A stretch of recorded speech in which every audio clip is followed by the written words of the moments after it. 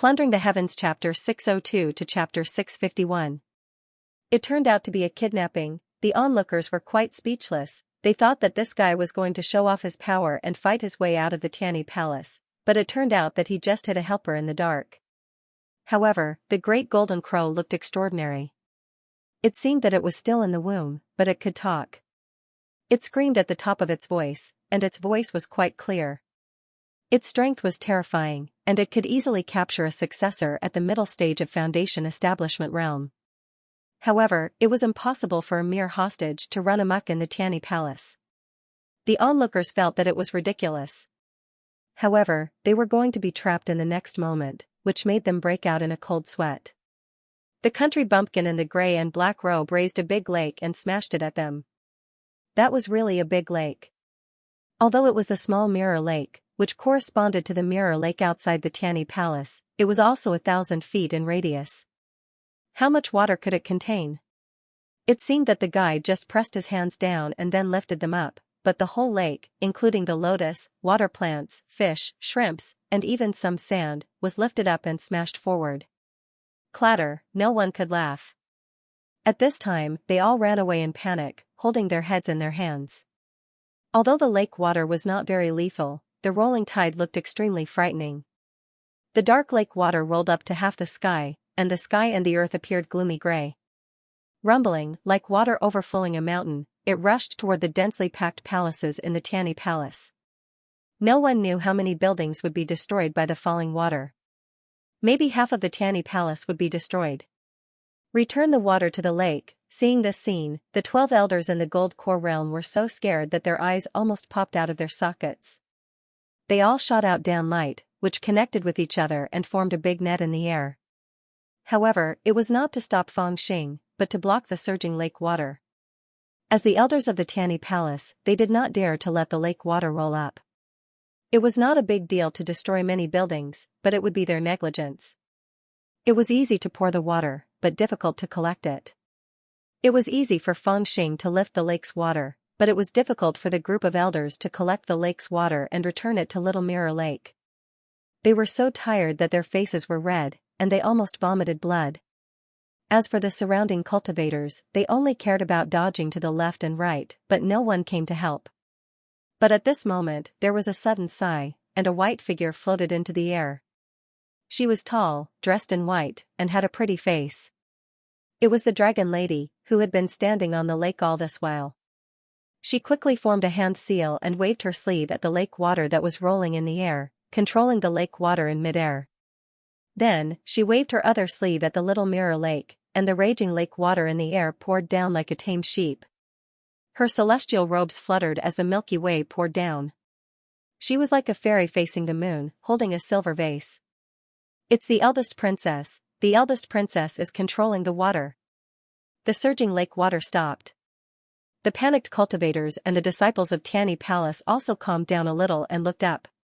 Even I have to rely on Tianyi and the 12 Jindan stage elders to control the flow of water to draw the water into the lake. That little bastard just pressed and lifted his hands, and the lake's water was lifted up. Is his water technique stronger than mine? The cultivators on the ground all looked up at the dragon lady in her fluttering white robe, who was guiding the water into the lake. Their eyes were full of respect and admiration. The dragon lady, on the other hand, looked up at the west of the Tani Palace with a solemn expression. She frowned and said worriedly, "How dare they flood the Tani Palace?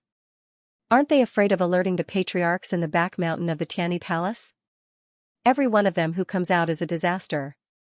Before she finished her thought, she heard a voice shouting in the air not far away, "You bastards, listen. Dragon Lady is my wife, and my child is 4 years old. Whoever dares to hurt my child's mother, I will kill him." Swish, the dragon lady was stunned, and so were the cultivators. After a while, the angry voice of the dragon lady rang out, "Who can kill him for me?" Boom! Countless beams of spiritual light shot up to the sky and chased after Feng Xing. "He's over there. Don't let him get away. Kill him, we must kill him.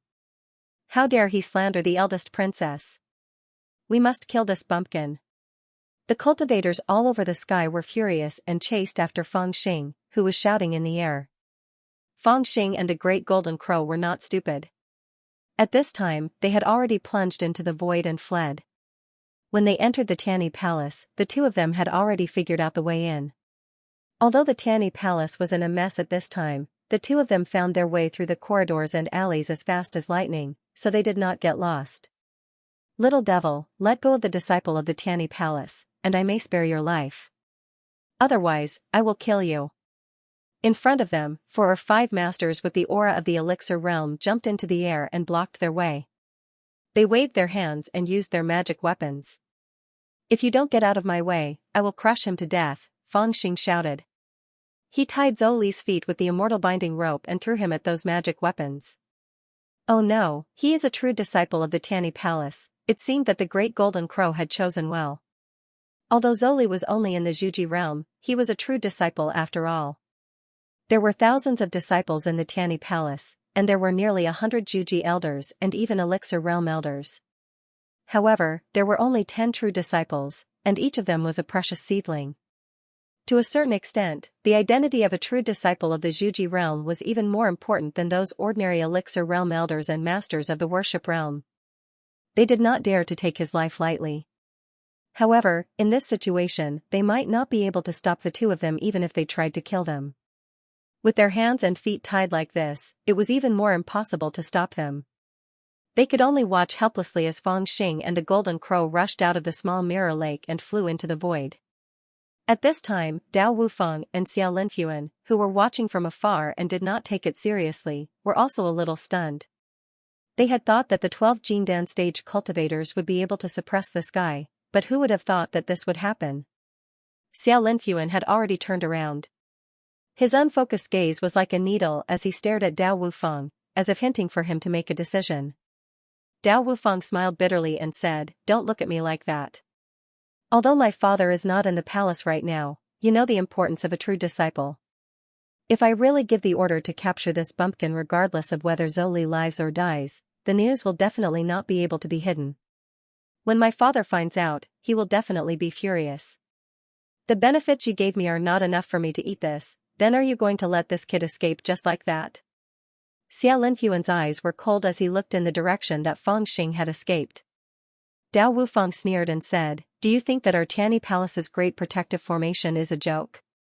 Once the Great Formation opens 99 times, even Yuanying would find it difficult to move an inch. I don't believe that he can escape. Furthermore, although my father is not here, the few elders who are in seclusion at the back of the mountain probably already know about what happened here. When necessary, they will make a move." Hearing his words, Xiao Linfuan stopped talking. Although the cultivator from Nanzhan had made him feel that the situation was out of his control, when he thought about it carefully, he didn't think that he could escape from the Tanny Palace with such a method. Otherwise, the Tanny Palace's Great Protective Formation would really become a decoration. Of course, he didn't know if the Great Protective Formation was a decoration or not, but in front of Fang Xing, it was no different from a decoration. Focusing his mind, Fang Xing's eyes revealed runes, and he saw the formless formation as a wall, a checkpoint. As his cultivation increased, his soul became stronger, and the effect of the yin-yang god and demon mirror also increased. In the past, it would take him a bit of effort to see the formation door, but now, it was clear at a glance. At the same time, he focused his mind and directly transmitted all the formation doors he saw to the great golden crow with his divine will. Then, he let this fellow calculate it, which was many times faster than using his mouth to communicate before. However, this great golden crow was being chased by countless people behind it. In front of it, invisible chi either descended from the sky, rose from the ground, or was as sharp as sword chi, or as complicated as a cage. However, it was moving at a very fast speed, nimbly bypassing them like a butterfly. Its body passed through the flowers, and not a single leaf touched its body. It could be said that it was walking leisurely in this great formation. Every time someone blocked the way, they would rush over, or use Zhou Li as a weapon. Those people who blocked the way really didn't dare to take the life of a successor disciple seriously. Since they didn't dare to cut the successor disciple who was smashing over like a meteor hammer in half, they could only retreat to the side in anger and annoyance.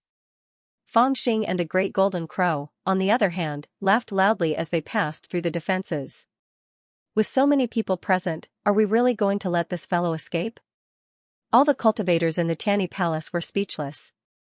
If you dare to capture me, the elders of the Tanny Palace will definitely tear you to pieces. Zhou, who had been swung around by Fang Xing like a meteor hammer for a long time, was already dizzy and shouted hysterically. Break my leg. Fang Xing waved his hand and slapped Zhou, making him dizzy and bleeding from his mouth and nose. I'm waiting for your old man to make a move. As he spoke, he sneered and glanced around. At this moment, he had already spread out his divine sense. Even if it was a Yuanying master, it would be impossible for him to get close to him without being noticed. Zhou was so angry that he didn't dare to say anything. He was also a little surprised. This person doesn't seem to be joking. Is he really not afraid of the Great Elder? Alas, so many people can't take down a young man. Since when does the Tanny Palace allow anyone to trespass? Just as Fang Xing and the Great Golden Crow rushed to the gate of the Tanny Palace and were about to plunge into the forest, a voice finally rang out. The voice seemed to come from the back of the mountain of the Tanny Palace. But in an instant, it was in front of them. At this moment, Fang Xing grabbed the small white tower hanging on his waist. Then, he suddenly turned his head and saw an old man in a blue robe. The old man was very close to him, almost within arm's reach. He was treading in the void, but he didn't look like he was walking in the air. Instead, he followed the fast-flying Great Golden Crow and didn't fall an inch. He's so fast. Fang Xing was also startled by the scene. He reached out and grabbed the small ivory tower hanging on his waist. Kid, whose disciple are you? The old man who followed them quietly did not attack immediately. He just followed behind Fang Xing and the Great Golden Crow lightly. His clothes fluttered like a snake. No matter how fast the Great Golden Crow flew, he could not get rid of the Great Golden Crow at all. Even his speed of flying forward slowed down, as if he was tied to the Great Golden Crow by an invisible force and was being pulled forward by it. Anyway, it's not yours. Fang Xing was a bold person. He was fearless and shouted at the old man with a smile. However, his knuckles that were holding the small tower had turned white. He had poured his spiritual power into it and was ready to activate the small tower. However, the old man's next words stunned him. For years ago, I went to Nanzhan, and I know that there's a lawless junior who's as bold as a dog. He's done a lot of evil things and has a notorious record. He even killed the Daoist child that the Huangfu clan had painstakingly cultivated for decades. Later, he even robbed my niece, Aozhen's treasure vault in the South Sea's Glass Palace, destroying her decades of hard work. Kid, do you know Fang Xing? Fang Xing was stunned for a moment. Even the big golden crow, who was silently flying forward, could not help but look back. I'm so famous now, how come even the Yuanying cultivators in China know me? I don't know you. Fang Xing reacted very quickly. He immediately denied it and poured his spiritual power into the small tower. Since you're here, stay for a few more days. The old man's attack was obviously much faster than his. When Fang Xing did not move, the old man did not move either. However, when Fang Xing's divine thoughts moved, the old man's hand, which was as thick as white jade, pressed down on Fang Xing and the big golden crow's head. With a palm that could overturn the universe, the old man wanted to capture Fang Xing and the big golden crow. The old man's palm was so powerful that the wind whistled. Fang Xing even felt that his face was scratched by the wind. However, he was in the middle stage of the Gold Core realm and was an outstanding figure in this realm. Therefore, he did not panic under the old man's palm. He directly took off the white ivory tower from his waist and held it tightly in his hand. The next moment, he was ready to activate it to fight with the Yuanying bastard from the Tanny Palace. Unexpectedly, the old man's palm didn't fall at all. Halfway through, he accidentally glanced at something. Suddenly, as if he had seen a ghost, he withdrew his palm, widened his eyes, and shouted, "What's your relationship with the Yuan family?" Eh? In Fang Xing's spiritual power, he only felt that the old man's murderous intent receded like a tide, and he even had a trace of fear for himself. It was also because of this strange change that he didn't crush the small tower. Instead, he looked down subconsciously. His grey robe was torn open by the strong wind from the old man's palm, revealing a small jade pendant. This jade pendant was strung with a red string and hung on his neck. It hadn't been long since he wore it. He stopped because of this thing? Fang Xing was shocked and looked at the old man suspiciously. What he wore on his neck was not a jade pendant, but 10 wives. When Bai Qianzhong taught him for 3 years, he gave him this jade pendant when they parted. According to Bai Qianzhong, this jade pendant was a keepsake, which could bring him 10 wives in the future. Of course, he also knew that this sentence was mostly a joke, but it must have some special meaning, so he kept it. He was afraid that he would lose it, so he didn't wear it, and only took it out when he entered China. He didn't think much of it, and only wore it when he entered China according to Bai Qianzhong's instructions. Who would have thought that it would have such a miraculous effect, scaring a Yuanying old man like a grandson? I'm the little ancestor of the Yuan family, are you afraid? He still didn't know what the Yuan family was, but when he saw the old man being so scared, he subconsciously called out. No matter what he said, there was no harm in agreeing if he could scare him like this. The old man didn't expect him to agree so easily, and choked for a while. His eyes darkened, and he looked at Fang Xing from head to toe, and said slowly, why don't you have the aura of the Yuan family's Taoist incantation? Besides, if you are really a member of the Yuan family, why do you have a Nanzhan accent? With your age and cultivation, if you are really a member of the Yuan family, you can't be a nobody. Why haven't I heard of you before? The series of questions and answers made Fang Xing a little unable to answer. How would he know what the Yuan family was, but he had a different answer. He thought for a while, and said in a low voice, why don't you guess? Tianyi Palace's elder Hu Jun suddenly became furious, and he raised his palm directly. Fang Xing was also shocked, and he squeezed the small ivory tower again. However, Elder Hu Jun's palm didn't really hit him. In a flash, Fang Xing's mischievous character made him think of a possibility. Connecting this young man's Nanzhan accent, the jade pendant on his neck, and his skills, his heart moved slightly, and his expression became strange. 700 years ago, someone betrayed the Yuan family, and later was found by Fuyao Palace in Nanzhan. Could it be? For a moment, all kinds of thoughts played in his mind, and this dignified Yuanying old man was in a dilemma. At this time, the great golden crow had also stopped, hanging in the air, and stared at the Yuanying cultivator 30 feet away with Fang Xing, wondering why this old man was like a chameleon. The great golden crow thought it was better to be careful, and hinted that Fang Xing should use his own way to escape, but Fang Xing thought it was better to use that way every time, and he was not in a hurry. Let's see if he could fool this old man first. Humph, I don't care who you are, I will treat you equally. Since you have come to Tianyi Palace to find a son-in-law, why don't you follow our rules? It was a long story, but in fact, Elder Hu Jun had already made a decision after thinking for a while. He pulled a long face and scolded, this can't happen again. If you dare to make trouble again, don't blame me for being merciless and driving you out. Quack, Fang Xing was stunned. Not driving me out? The great golden crow also opened his round eyes wide. First Elder, Zoli, who was hiding in Fang Xing's hand, was also surprised and cried out involuntarily. However, Fang Xing gave him a slap in the face. Hold your *SS, Elder Hu Jun was furious, how rude. Let go of the disciple of Tianyi Palace. Fang Xing smiled, looked up and asked, you won't kill me? Elder Hu Jun flicked his sleeves and said, don't talk nonsense. There is no hatred between us. Why would I kill you? The old man got rid of him so easily, which shocked Fang Xing. Then why did you chase me just now? Elder Hu Jun said indifferently, you made trouble in Tianyi Palace, and you even captured the inherited disciple of Tianyi Palace. How could I not chase you? Now Fang Xing was speechless. He pointed at Tianyi Palace carefully and asked, then can I still go back? Elder Hu Jun laughed directly, Tianyi Palace is not a devil's den. Why can't you go back?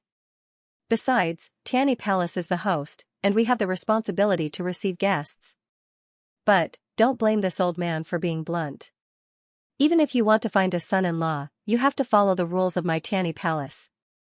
If you dare to make trouble, this old man will definitely kick you out without any consideration. Well. Okay, I won't make trouble, Fang Xing felt as if he had been struck by lightning, and he quickly agreed without hesitation. This old man changed his attitude so fast. Fang Xing felt that something good was about to happen. You really want to go back? Seeing that Fang Xing really wanted to go back, the great golden crow hurriedly asked him secretly. If I can go back, of course. My wife is inside. Won't it be troublesome if I go back? Forget it. I already know that she is not interested in you at all, you know nothing. She is a woman. The more boring she is, the more interesting she is. According to you, what if she is interesting? Are you stupid? She is interesting, why don't you carry her home? His words made the great golden crow speechless. It secretly regretted arguing with this little bastard. Wasn't it asking for trouble? Although it was careful, it was only compared with Feng Xing. In fact, it was not timid. It also vaguely felt that the elder of Tianyi Palace did not seem to be hypocritical. Besides, as a Yuanying, there was no need for him to be hypocritical. Thinking of this, it did not reject Feng Xing. It just muttered a few words. One could imagine how shocked the disciples and guests of the Tianyi Palace were when they saw Feng Xing swaggering back with Elder Hu Jun. And when they heard Elder Hu Jun instructing them to treat him with courtesy and ordered the successor disciple Su Yun to arrange a small courtyard for him to stay in, their mouths were so wide open that 3 eggs could be stuffed in. They faintly felt as if they had been struck by lightning. Elder, what happened just now? Even the fat Dao Wufeng couldn't help but ask what was going on. Elder Hu Jun pondered for a while. He glanced at the 8 men in the Zhuji realm and did not speak directly. He just sent a divine thought into Dao Wufeng's sea of consciousness. Dao Wufeng was also shocked. He hurriedly dismissed his attendants and said in surprise, I was wondering who in Nanzhan could be so capable. It turns out to be him. I heard that this person has snatched many opportunities in the Xian domain. Elder Hu Jun's face darkened. He thought for a while and said, don't be reckless. With his ability, he is qualified to be Zhener's husband. This, Dao Wufeng, on the other hand, was stunned when he heard this. His fat face had an undetectable dark look. Elder Hu Jun was thinking, but he did not pay attention to him. He said in a low voice, let him stay in Tianyi Palace. Treat him equally. Don't take too much care of him. But don't neglect him either. If he really succeeds, for Tianyi Palace, at this point, he didn't say anything else. With a flick of his sleeve, he flew toward the merry pavilion where the dragoness was. All he did was think to himself, it is said that that person has entered the Lingshan temple and used the secret arts of Buddhism to form his Dharma body. He is extremely powerful. Not long after he formed his nascent soul, he fought with the 4th patriarch of the Huangfu clan and won easily. If this kid is really his son, then, thinking of this, Elder Hu Jun already had a plan in mind. He pushed down the cloud and landed on Little Mirror Lake. Ao Zhen, niece, I have something to discuss with you. However, Elder Hu Jun did not expect that when he thought that he had seen through Feng Xing's secret, Dao Wufeng would have a bitter face. Sigh, I didn't expect that this little devil Nanzhan would actually come to search for a son-in-law, and Elder Hu Jun seems to value him quite a bit. Senior brother Xia, it seems like you have another competitor. This kid is not any weaker than the other 2 opponents. If it really comes down to the final battle, do you have the confidence to win against him? That one hand grabbing Hu Yutian, his ability is not weak. After returning to the cave, Dao Wuya, who was lying on a jade bed with a circumference of 10 feet, sighed and said. In front of him, Xiao Linfuan, who had a simple face, sat expressionlessly, while Qiao Xiaoyu, who had a face full of hidden bitterness, sat cross-legged about 3 feet away from him. His face was filled with grief, and he lowered his head in silence, as if he was extremely resentful, but he didn't dare to leave. Dao Wufeng, how is the sword embryo? Xiao Linfuan was silent for a long time before he spoke in a cold voice. Dao Wufeng was speechless. He let out a long sigh and said, even if you gave me a sword embryo and asked me to help you on this matter, you don't have to remind me all the time, right? Originally, my father would never allow me to interfere. Don't let slip and cause me to be punished. Xiao Linfuan sneered and did not speak. Dao Wufeng naturally understood his intentions and smiled bitterly. If I had known earlier, I wouldn't have accepted your things. Forget it, he's not someone I can't afford to offend anyway. Thinking back to the group of people that came from Nanzhan 4 years ago, although most of them were suppressed, weren't there a few who were doing well? In Junior Sister Cho's sect, there should be someone wearing a red robe, right? I heard that your In Spirit Dao elder is very fond of him. For this guy to be able to get Elder Hu Jun to spare him once, there must be a big shot protecting him, but it's nothing much. It's just that we can't be too direct, we have to beat around the bush and use some methods to make him lower his head. Humph, what are you going to do? There was still no smile on Xiao Linfuan's face. However, Dao Wufeng seemed to have thought of something interesting, and laughed until his stomach trembled. I'm going to invite him to a banquet. He can't. At this moment, in the pleasant pavilion, the dragon lady's expression changed drastically when she heard Elder Hu Jun's words. She shook her head repeatedly. Elder Hu Jun was slightly taken aback. He said in a low voice, Niseo Zhen, I was once enlightened by your father. Being able to cultivate this Yuanying body is inseparable from the 3 volumes of Taoist books that he gave me back then. Therefore, I treat you as my own nephew. I will not beat around the bush when I speak. This time, you intend to use yourself as a bargaining chip in exchange for a chance of survival for the Dragon Palace of the Canglan Sea. The bargaining chip has been thrown out, but there are not many who can take it. Now that the 1-year deadline is approaching, it seems like there are many juniors who are here for the selection of son-in-law. However, how many of them who have brought their own decree and whose family background is able to compete with the Canglan Sea? There are very few people from the ancient families and first-class sects, and all of them are collateral relatives with little sincerity. Xiao Linfuan from the northern 3 paths has come, but it seems a little. The dragon lady's face was also gloomy. She bit her lips and said, this time, Aozhen is shameless. She wants to use herself in exchange for a chance of survival for the Dragon Palace. Before the selection of son-in-law, it has already been determined. It doesn't matter who the son-in-law is, what cultivation base is, or whether his character is good or bad, it only depends on who can bring the family's decree and is willing to help me recover the Dragon Palace. It is called the selection of son-in-law, but in reality, it is an alliance. I am showing my sincerity for this alliance. That person's cultivation base is not weak, but he is alone. How can he resist the power of the Dragon Palace? Elder Hu Jun also sighed and said, if he really has something to do with the Lingshan Temple, it is not impossible. The dragon lady was lost in thought.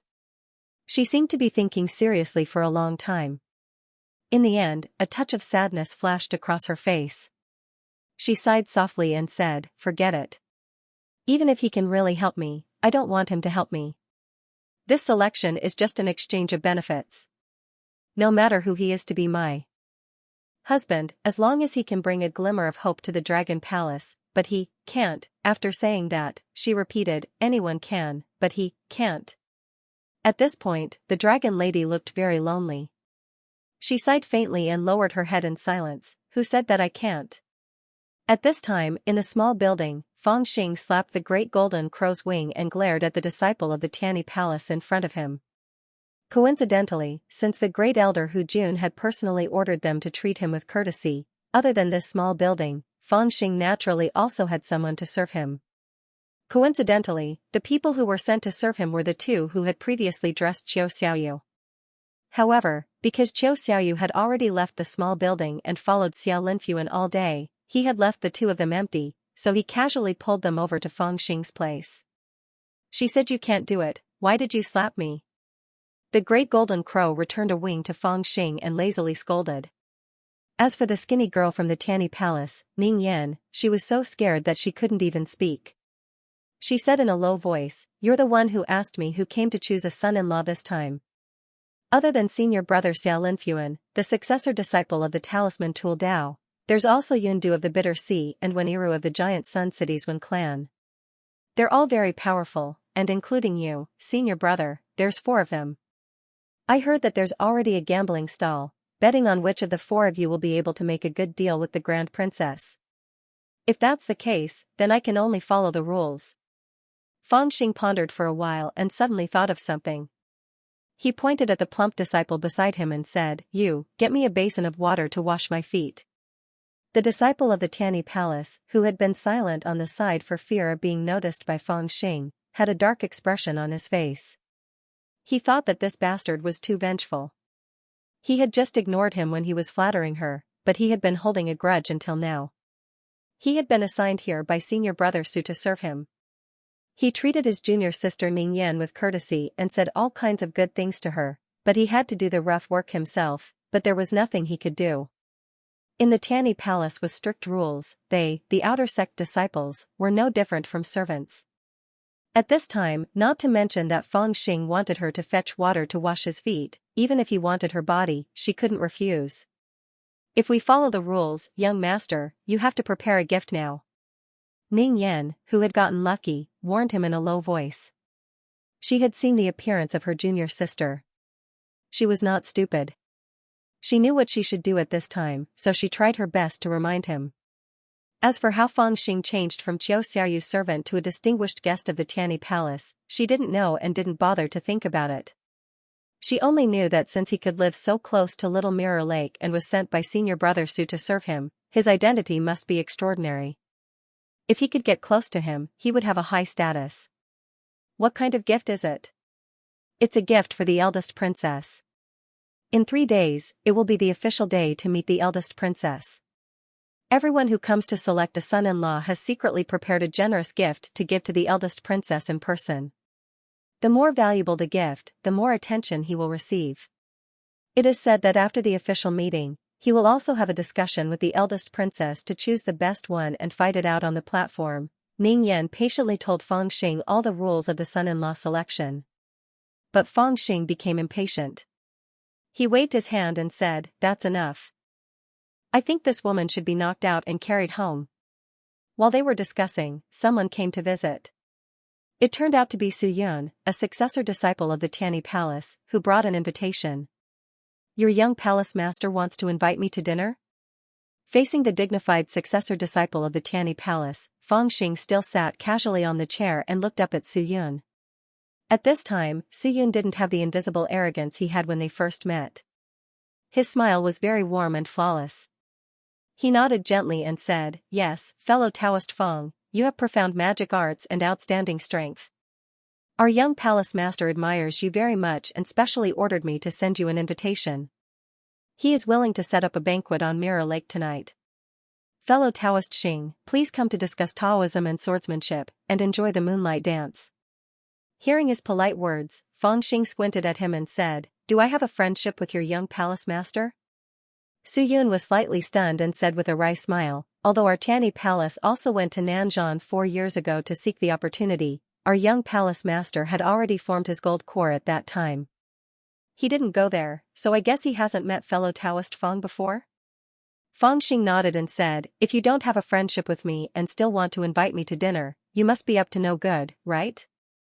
Su Yun's face suddenly became even more gloomy. He was stunned for a moment and then said with a wry smile, "Fellow Taoist Xing, you must be joking. In fact, every time there are fellow Taoists visiting our Tianyi Palace, our young palace master will set up a banquet to entertain them. This is the etiquette of the Tianyi Palace." Feng Xing looked at him disdainfully, picked his nose and said nothing. Su Yun was also a little embarrassed. He said with a smile, "Of course not everyone can afford this etiquette." Feng Xing said, "Will I get anything out of it?" Su Yun was speechless. "What benefits do I need to invite you to dinner? Can't a dignified golden core cultivator have some face?" But he still said with a wry smile, "Fellow Taoist Feng, if you have any requests, please state them. Our Tianyi Palace will be the host." Without waiting for him to speak, Feng Xing smiled and picked up a jade pendant from his waist. He said, "This thing is not bad." Su Yun was speechless. He made up his mind and said, "If fellow Taoist doesn't mind." Feng Xing grabbed it and said, "I don't mind." At night, when the moon rose, a ceremonial platform had already been set up on a jade platform on top of a 1,000-feet-high mountain beside the Mirror Lake. Beautiful waiters and strong men came back and forth like fish, bringing up jars of fine wine and spirit fruits and delicacies. There was also a velvet silk carpet that covered the entire platform. The main seat at the front was not high, it was at the same level as the guest seats, and there were more than 10 guest seats lined up on the side. There were no other peaks around them. Sitting on the platform, drinking wine and discussing the Tao, the stars in the sky above their heads and feet, naturally giving off a kind of immortal aura. When Feng Xing and the great golden crow lazily rushed over, on the platform, the fat young palace master of the Tanny Palace, Xianxia, a disciple of the Talisman Way, Xiaoxiaoyu, a disciple of the Yin Spirit Way, and several other famous cultivators had already arrived. Apart from Dao Wufeng, the young palace master of the Tanny Palace, who was a bit of an eyesore, the rest of the people were all the same. The men had fluttering sleeves, and the women were beautiful and elegant, with the demeanor of immortals. At this moment, they were sitting in their seats, talking and laughing, talking loudly and eloquently. When they saw Fang Xing coming from afar on a cloud, they stopped talking. Several servants in the realm of Foundation building flew into the air to welcome them. They said with a smile, "Young palace master, you've been waiting for a long time."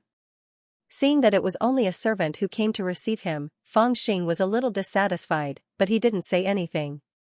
He pressed down on the cloud and saw that all the other seats were already occupied, except for one, which must have been reserved for him. It was on the left side of the young palace master of the Tanny Palace, Dao Wufeng, which was also a seat of honor.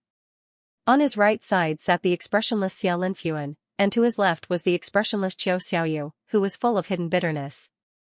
It could be seen that these two people were not of low status. "Fellow Fang, it was clearly written on the invitation letter that the banquet will start at 7 o'clock. You are late, so you will have to punish yourself with 3 cups of wine later." Seeing that Fang Xing had arrived, the plump young palace master Dao Wufeng raised his body. Given his size, it was already very strenuous for him to bow like this.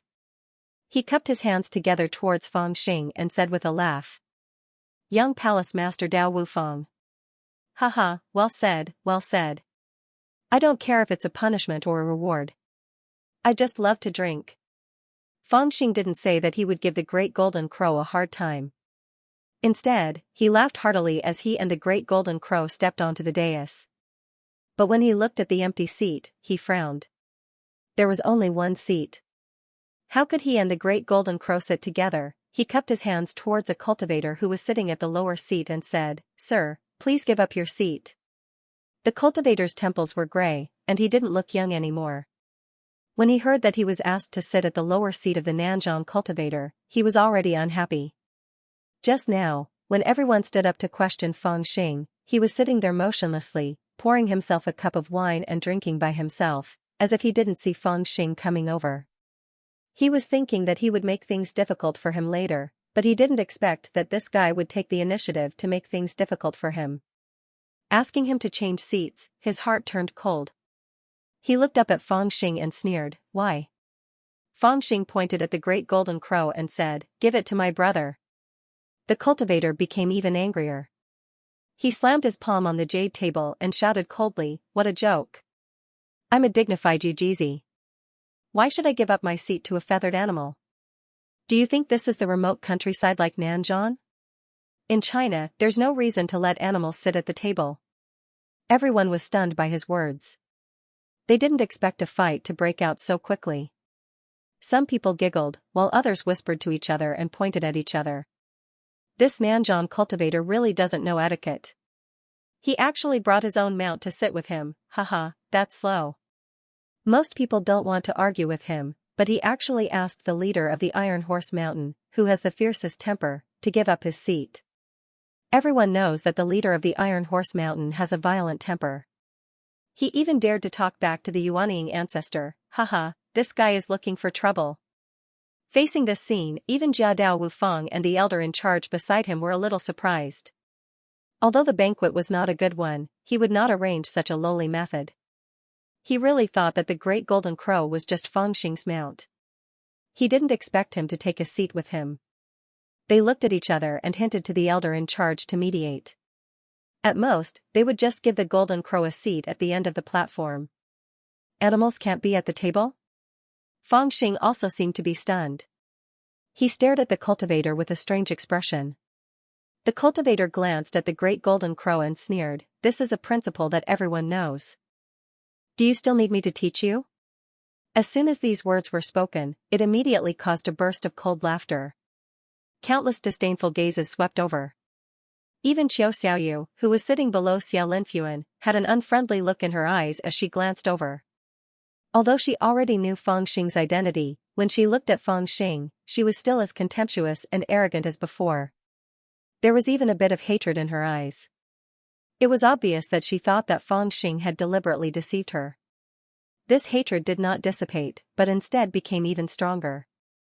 The leader of the Iron Cavalry Mountain was indeed a bit angry, but he only complained. In his mind, he didn't think that such a few sarcastic words would cause any trouble. When he said these words, he thought that if this cultivator Nan Zhan backed down, then he would give up his seat for the sake of the young palace master of the Tianyi Palace, Dao Wufang. In any case, he didn't want to sit with them. Unexpectedly, just as he said these words, he suddenly felt a strong wind blowing towards him. "Then why are you still sitting here, you animal?" "Pa!"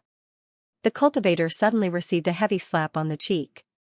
His entire body flew out as if he had fallen into the clouds. In front of Fang Xing, he could not tolerate the great golden crow being insulted. This slap was not hesitant at all. His attack was fast, the distance was close, and coupled with the fact that he was caught off guard, this cultivator, who was also at the middle stage of the Oris core stage, was unable to even block it and was directly sent flying by the slap. After a long while, a plop sound came from the distant mirror lake, causing a splash.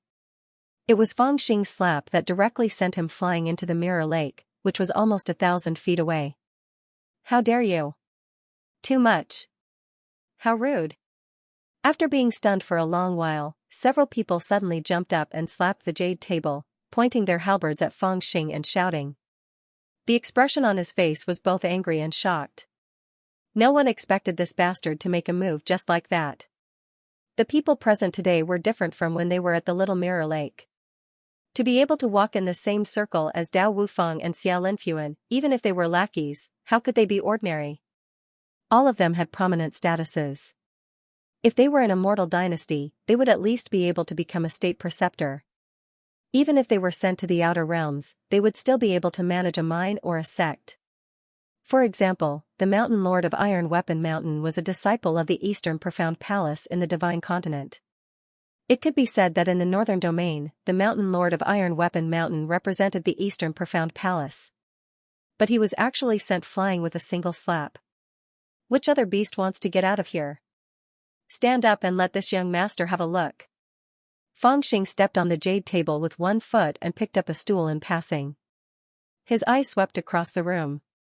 The great golden crow also flapped its wings and raised its head. Its pair of round eyes shot out in all directions, like a poisonous flame. For a moment, the two sides were like fire and water. Before they had even drunk a cup of wine, they were already at daggers drawn. Even Dao Wufang was a little surprised. With a wry smile, he ordered the elder deacon behind him to fish up the Mountain Lord of Iron Weapon Mountain who had fallen into the Mirror Lake, lest he drowned. Then, he clapped his fat hands and said in a low voice with a smile, "It's my fault for not being considerate enough. I forgot about this brother demon. Forget it. Fellow Taoists, please give me some face and take a step back to calm down." Those cultivators at the banquet all followed the lead of the young master of the Tianyi Palace. Originally, they had planned to take Fang Xing down a notch. However, they did not expect that they would be disrupted. Before they could do anything, Fang Xing had already taken them down a notch. Although they were a little angry, they knew what Dao Wufang was thinking. So, they had no choice but to sit down and look at Fang Xing with unkind eyes. If it were anyone else in this murderous banquet, they would really be sitting on pins and needles. However, Fang Xing and the Great Golden Crow were extremely daring. They did not take it seriously at all. They casually sat down at the table, raised their cups and ordered the attendants to pour wine. They even looked at Qiu Xiaoyu with a smile, and then looked at Xiao Linfuan beside her. Although this person did not show any intention of being close to Qiu Xiaoyu, from Qiu Xiaoyu's appearance, it was clear that he was the heartless person she had mentioned. When Qiu Xiaoyu saw Fang Xing, her eyes immediately revealed a faint sense of disgust. Although she already knew Fang Xing's identity, when she looked at Fang Xing, she was still as contemptuous and arrogant as before. This was not because she really looked down on Fang Xing, but because she felt fear in her heart. She subconsciously became more and more indifferent and proud, as if she was protecting herself, and subconsciously moved closer to Xiao Linfuan. "Haha, fellow Taoism Fang, although you were in South Zhan before, I've heard that you're a hero who has accomplished many great things at such a young age. You can be said to be a promising young man. I've wanted to make friends with you for a long time, but I've never had the chance. I didn't expect that you'd come to the Divine Land and settle down in Tianyi Palace. You're really glorious. I've specially prepared this humble wine to welcome you. Seeing that Fang Xing had poured the wine, the big fatty Dao Wufang raised the wine bottle and gestured from afar. Haha, no problem. Seeing that although this fatty was ugly, his words were pleasing to the ear, Fang Xing did not dislike him anymore, and smiled as he raised his cup. Hee, I have also heard of the reputation of the little devil Nanzhan, but unfortunately 100 rumors are not as good as seeing once. He is actually a villain who hides his head and shows his tail. The other cultivators had lost most of their arrogance after being slapped by Fang Xing. In addition, without Dao Wufang's signal, no one would immediately put pressure on Fang Xing. Moreover, Dao Wufang took the initiative to raise his cup and offer the wine. Just as the atmosphere was slightly relaxed, a cold voice was heard, causing the atmosphere to freeze again. Everyone turned to look, only to see that it was the disciple of the Yin Spirit Path, Xiaoyu. The more this woman looked at Fang Xing, the more she disliked him. Others were afraid of Dao Wufang, but she was not. She spoke in a cold voice. When Xiaoyu saw Fang Xing's gaze, she sneered and met his gaze. She did not hide the coldness in her eyes, but she did not believe that Fang Xing would dare to do anything to her on such an occasion. Furthermore, the impression that Fang Xing had left in her heart was that of a wild cultivator from the countryside. For someone as proud as her, once this impression was formed, it was deeply ingrained and would be difficult to change. The surrounding cultivators of the Divine Continent also had the intention to watch the show, and their faces were filled with mocking smiles. We have given the young palace master face, but this woman does not need it. She is a true disciple of the Yin Spirit Dao. Besides, if a man offends, go up and slap him. If a woman opens her mouth, what can you do? Fang Xing rolled his strange eyes and looked at Xiaoyu for a long time. However, he did not jump up and hit her, nor did he scold her back. Instead, he suddenly giggled, holding a wine cup in his hand. He turned to Xiao Linfuan and asked, "You are her senior brother Xie?" Xiao Linfuan, who had been silent the entire time, did not reply. He only coldly glanced at him. Xiaoyu was also slightly stunned. She vaguely remembered that she had never mentioned the name senior brother Xie in front of Fang Xing. She naturally did not know that when she was living in the small building, Fang Xing had already seen her drunken state with a sweep of his spiritual will. Haha, Fang Xing suddenly grinned and said to Xiao Linfuan, "Your junior sister asked me to pass on a message to you." As soon as these words were spoken, Xiaoyu's expression changed drastically. Xiao Linfuan's gaze moved as he glanced at Xiaoyu and said indifferently, "Oh?" Xiaoyu seemed to have already guessed what he was going to say and shouted, "You are not allowed to say it." She said she was a heartless bastard who took advantage of her when she was young and ignorant, tricked her into giving herself to him, and used sweet words to make her steal the jade marrow pills that her master had refined for 3 years for her own cultivation. She swore that when she formed her gold core, she would announce to the world that she would travel to the Yin Spirit Road on a colorful cloud to propose marriage to her. In the end, she ignored her as soon as she succeeded in her cultivation. She even came here when she was in closed-door meditation to look for a son-in-law. When she saw you, she couldn't wait to chop you into minced meat with a sword and feed it to a dog, then chop the dog into minced meat. After a long string of gibberish, Fang Xing took a deep breath and downed the wine in his cup in one gulp. "I am an honest and trustworthy person," he cleared his throat before explaining to Xiaoyu honestly. Everyone was dumbfounded. All the cultivators were surprised and couldn't help but look at Xiao Linfuan with a look of surprise.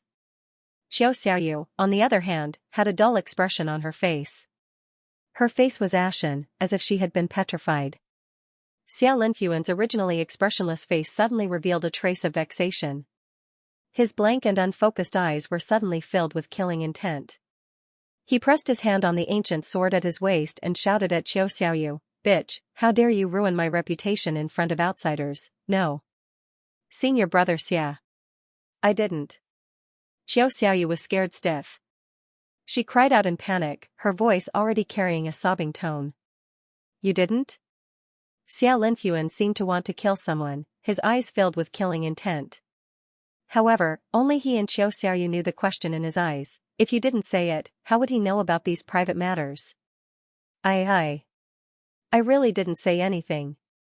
Even Xiaoxiaoyu couldn't explain it clearly. She opened her mouth, but didn't know what to say. She also felt extremely wronged. No matter how angry she was before, there was no reason for her to tell outsiders about these private matters. But how did that little devil know about these things? He was angry and anxious, but he was also afraid that senior brother Xia would really hate him. However, he couldn't explain this matter clearly even though he had a mouth on his face. Looking at Xiao Linfuan's murderous hands, he suddenly burst into tears. Sigh, it really wasn't her. At this moment, Fang Xing drank another cup of wine, shook his head and sighed. She drank too much and cursed upstairs. I heard it. Senior brother, listen, I really didn't speak carelessly of you in front of others. With these words, Qiu Xiaoyu seemed to have grabbed onto a life-saving straw as she pointed at Fang Xing and shouted. So you hate me so much? Xiao Linfuan's gaze was cold, and his voice did not turn ice at all. Then why are you looking for me? Go back to the Heavenly Yin Mountain. That was just a moment of anger. Qiu Xiaoyu cried out, but Xiao Linfuan only coldly snorted and did not look at her. I'll kill this bastard. Qiu Xiaoyu's heart was filled with fear, and she hated Fang Xing even more. She suddenly turned her head, pressed down on the jade table, and was about to rush over, but with a slight movement of her body, Xiao Linfuan had already pulled out the ancient sword from his waist, and pressed it down on her shoulder along with the sword sheath. The power of this sword seemed to have the weight of 10,000, but it immediately dissolved Qiu Xiaoyu's flying momentum, and firmly pressed her down on the jade table. Haven't you embarrassed yourself enough? Xiao Linfuan's voice was cold and gloomy, scaring Qiu Xiaoyu so much that her heart trembled. She didn't dare to reply. Let's talk about private matters in private. Today's banquet is to welcome fellow Daoist Fang. Dao Wufang was also speechless as he looked at the sudden change in the situation. Originally, every step had been well planned, but why did it feel so tiring to carry it out? Before he could even drink a cup of wine, there had already been 2 disturbances during the banquet. This made him, the dignified young palace master of the Tianyi Palace, feel a little helpless. He sighed and tried to persuade Xiao Linfuan. At the same time, he told Xiao Linfuan that the overall situation was more important. Xiao Linfuan slowly nodded and withdrew his ancient sword. He turned his head to look at Fang Xing and said indifferently, "Hello, you're very good." Qiu Xiaoyu was also frightened by Xiao Linfuan's anger, and did not dare to attack Fang Xing for a moment. However, his eyes were inevitably filled with hatred. Fang Xing, on the other hand, looked at the two of them with a smile. His carefree appearance was truly infuriating. Fellow Daoist Fang, senior brother Xia, junior sister Qiu, fellow Daoists, it's rare to see such a beautiful moon and cool breeze. There's no need to be angry. Come, let's drink a cup. On the other hand, Dao Wufang was straightforward and raised his cup to urge them to drink. Fang Xing stirred up trouble for a while. Seeing that Xiao Linfuan and Qiu Xiaoyu did not lose their composure, he was a little disappointed that he could not watch the fun. Helpless, he could only raise his cup and drink. He had to be patient and see what kind of good intentions this fatty had in inviting him to drink. Unexpectedly, the young palace master of the Tianyi Palace, Dao Wufang, seemed to have become a polite host. He only repeatedly urged them to drink and told them about the heroic deeds of Fang Xing that he had heard from others. Although the surrounding cultivators could not erase the complex emotions of fear and disdain towards Fang Xing, under the pressure of Dao Wufang, they could only raise their cups and drink together. However, the atmosphere was inevitably a little depressing. The cultivators had complicated thoughts. Only Fang Xing and the Great Golden Crow were able to relax. They ate and drank, and from time to time, they would touch one by themselves. They were quite happy. It had to be said that the banquet at the Tianyi Palace was much better than that of Nanzhan and the Demon Land. The 2 country bumpkins drank happily. Fellow Daoist Fang, I would like to ask a question. Did you come to the Divine Land to seek the Tao? Dao Wufang looked at Fang Xing with a smile and asked, what do you think? At this time, Fang Xing almost had a good impression of this fat man, so he no longer provoked him as soon as he opened his mouth. He said with a smile, nonsense. I only know how to rob people. This time I'm here to find my wife, the one who lives in your Tianyi Palace. Hearing this, Dao Wufang just smiled faintly, but Xiao Linfuan looked over with an unfriendly gaze. Dao Wufang smiled and said, "Fellow Daoist Fang, you sound so magnanimous. Could it be that you have known the eldest princess for a long time?" Fang Xing casually pointed at a cultivator and said, "That's right, the child is as old as him." The cultivator was immediately angered by Fang Xing, but he did not dare to say anything. "Haha, fellow Daoist Fang must be joking." Dao Wufang laughed amiably, he did not believe Fang Xing's words. Back then, the Dragon Lady had caused the Dragon Palace to be hunted down because of the appearance of the divine dragon chasing the moon, and the destruction of the Thousand Flowing Seas Glass Palace, which she had managed for many years, had already spread throughout the entire divine land. The reason why the proud and arrogant divine land treated the Dragon Lady differently was also because of her chastity, so she naturally did not believe Fang Xing's nonsense. Of course, the other reason was that Fang Xing's words were too unreliable, and the truth sounded like nonsense to others. As if he felt that it was about time, Dao Wufang chuckled and waved his hand. The servants, maids, and the cultivators who followed his lead all nodded their heads, then silently stood up and left the banquet. In a few breaths of time, only he, Xiao Linfuan, Qiu Xiaoyu, Fang Xing, and the Great Golden Crow were left on the large Dao platform. "Do you want to make a move?" Fang Xing and the Great Golden Crow looked at each other, not the slightest bit afraid. However, it seemed that they were thinking too much. Dao Wufang turned a blind eye to the departure of the crowd. He smiled and held a cup of wine, continuing, "We cultivators seek nothing more than fame, the Dao, and a place to establish ourselves. In terms of fame, fellow Daoist Fang is famous throughout Nanzhan, even the cultivators of the divine land have heard of you, and we admire you in our hearts. It can be said that you have come to the divine land to seek the Dao and a place to establish yourself. Coming to the divine land is nothing more than seeking Taoism and a place to establish oneself. As a cultivator, if you don't move forward, you will fall behind. All of us here are considered to be outstanding and have a little reputation. However, if the progress of cultivation stagnates, in just a few decades, you will fall into a disadvantageous position in the competition between the heavenly sons of the same generation.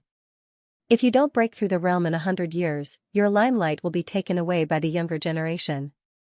If you don't break through the realm in a few hundred years, you will become mediocre and lose great luck.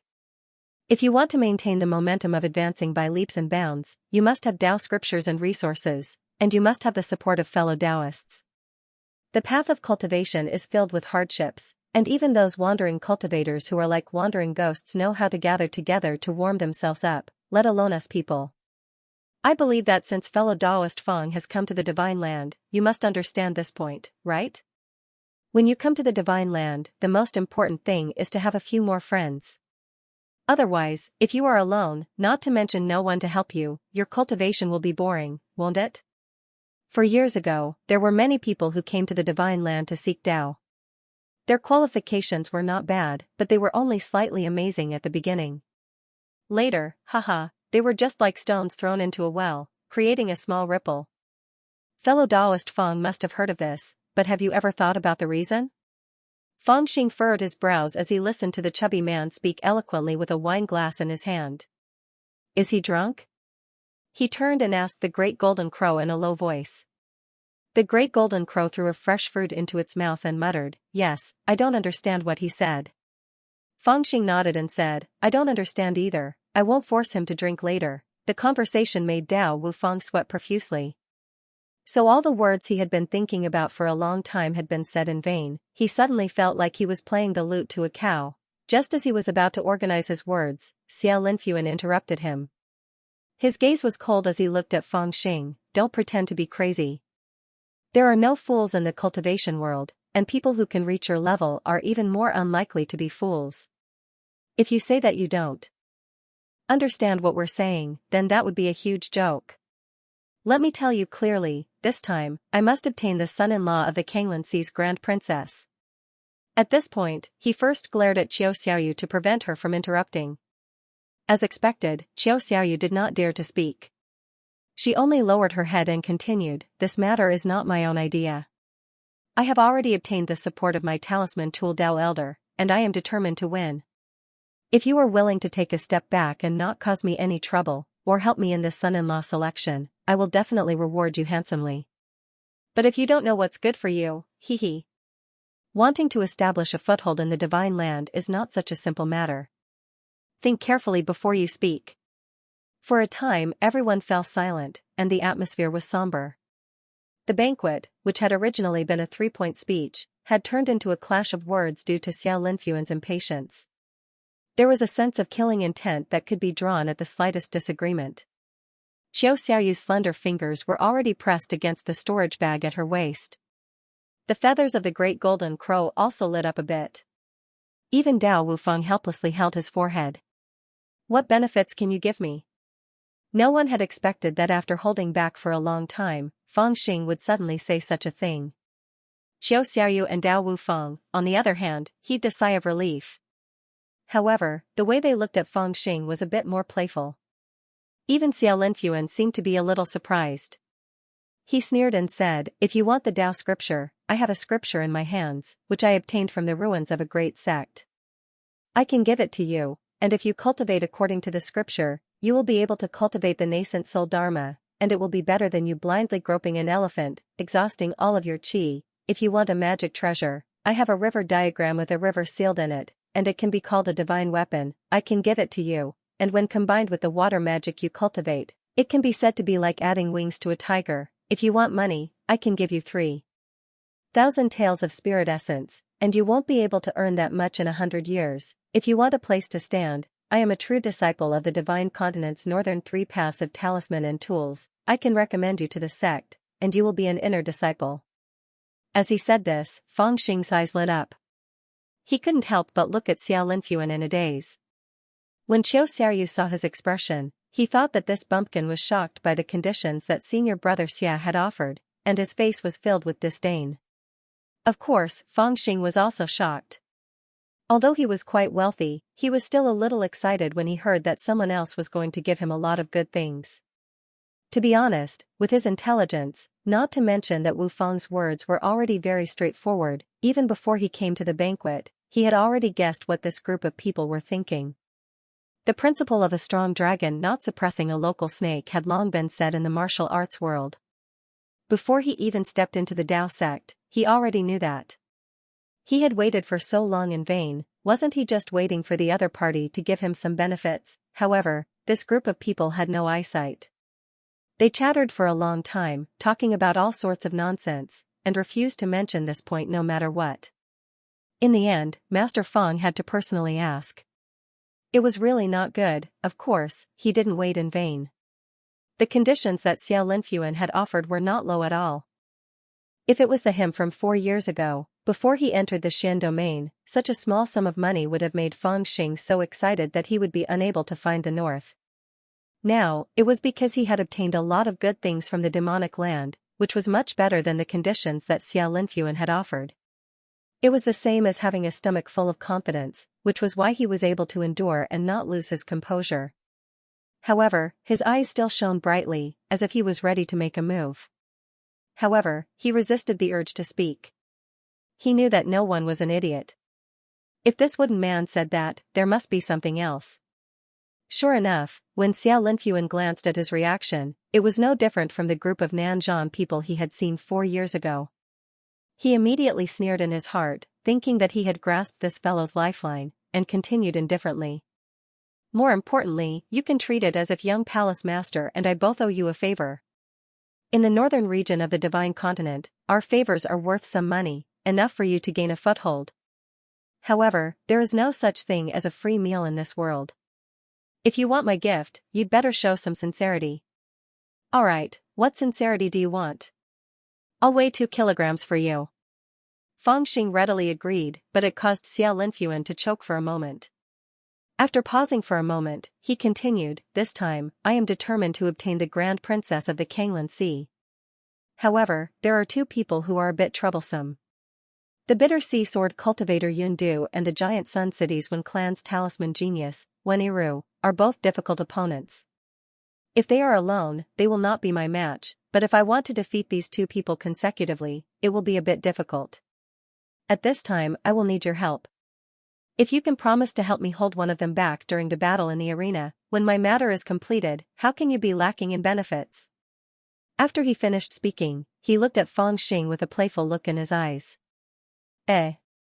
Not to mention taking half a step back, you actually want me to help him marry my wife? Fang Xing was stunned. He looked like he was in a difficult position. He didn't expect that this Xia fellow wasn't stupid and actually wanted his help. Even the great golden crow stared blankly at Fang Xing, looking as if he wanted to laugh but didn't want to laugh at the same time. It knew that Fang Xing had come with the intention of swindling people from the beginning, but now, he had shot himself in the foot. His eyes were already looking around, looking for a way out. If they were to fight, he would at least know what to do. However, even it did not expect that Fang Xing, who had been stunned for a long time, would actually say something like this, benefits. Can you give it to me first? Pfft, the great golden crow spat out a mouthful of wine. A cold smile appeared on Xia Linfuan's face as he released the hand that was pressing down on the ancient sword. Qiu Xiaoyu had a look of disdain on her face, while Dao Wufeng laughed heartily and drank a cup of wine with his head raised. Heh. Cultivator Nanzhan has a backbone. Xia Linfuan sneered in his heart and said indifferently, I can give you half first. Fang Xing slapped his thigh. Deal, do you want to sign a contract? When Xia Linfuan and the others heard this, the smiles on their faces became even wider. The great golden crow couldn't help but send a sound transmission to Fang Xing, little bandit, you really want to sell your wife? Fang Xing also replied via sound transmission, if you don't do anything after receiving the money, you won't be selling. This is called cheating. The great golden crow was speechless. Then why do you still want to sign a contract? Fang Xing said, he, this young master's contract is unique. The great golden crow was slightly startled, but he also remembered that this little bastard was said to have parasitized a fiend spirit when he was in the foundation establishment stage, so he had a unique innate ability, which was to deceive the other party when signing a contract and other things. It looked like he had signed a contract, but in reality, it was useless. It was completely fake. He had once used this method to trick a mysterious old stone turtle. Of course, Xia Linfuan and the others did not know about this. Seeing that he had taken the initiative to sign a contract, they believed him even more. They all felt that today's matter was going smoothly. This little devil Nanzhan's great reputation was actually not worth mentioning, so they relaxed. Xia Linfuan waved his hand and said that there was no need. In his heart, he thought that Fang Xing would not dare to lie to him. He threw a storage bag over on the spot, and Fang Xing accepted it with a smile. The atmosphere eased up quite a bit. Even Xia Linfuan revealed a faint smile and toasted Fang Xing with one hand. Zhu Xiao, who had deliberately left to give them space to discuss in private, had also returned.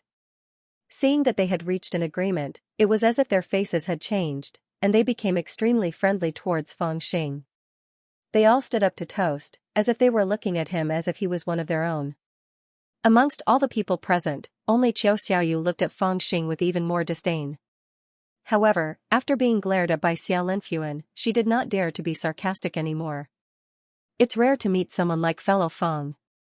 Today, we must drink until we're drunk. Dao Wufeng drank another cup, but he smiled and said, with this bright moon and cool breeze, fine wine and delicacies, and a good friend like fellow Fang, how could I not be happy? Haha, fellow Fang has given up a marriage opportunity, so I owe him. However, there's no need to guard against it. I'll compensate you with a few more beauties. Men, where's the song and dance? Fairy Miaoyin, please come out and cheer us up.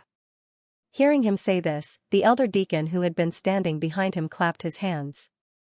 Immediately, he saw 2 rows of women holding musical instruments flying up from the foot of the mountain like fairies.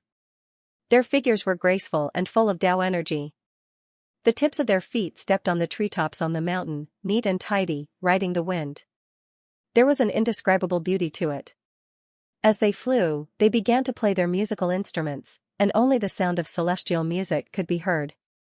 Io, you can sleep? Fang Xing's eyes opened wide and shone with a sneaky glow. He was extremely excited. When he was in the Ghost Smoke Valley, he dreamed of going to the brothel in the city and spending money like water. However, he was too young back then, and his ninth uncle refused to take him there. Later on, when he entered the path of cultivation, he was busy robbing and running away. Every day, he had no time to practice his martial arts, so he never had the chance to realize his dream. Now that he was in China, he had a chance to realize his dream. Haha, if fellow Fang likes it, you can have it in your room. Dao Wufang laughed. His eyes were full of mockery, but deep in his eyes, there seemed to be an undetectable trace of evil. However, Fang Xing did not have time to look at him. His eyes were fixed on the group of fairies, as if his wish had been fulfilled. There were a total of 8 of these fairies, and all of them had cultivation. Although their cultivation was not high, they seemed to be in the middle stage of foundation establishment, and they did not look very old either. In the ordinary sects of Nanjan, they could be said to be top-notch figures, but in the divine prefecture, they were just courtesans for people to enjoy. However, with their cultivation, they could play the zither and dance leisurely, which was an eye-opener for Fang Xing. There is a beauty in the north, isolated from the world. Just as Fang Xing was laughing happily, a graceful and quick-witted voice rang out from the foot of the mountain. Haha, Fairy Miaoyin is here. The most beautiful girl in the house of Hong Zhuang.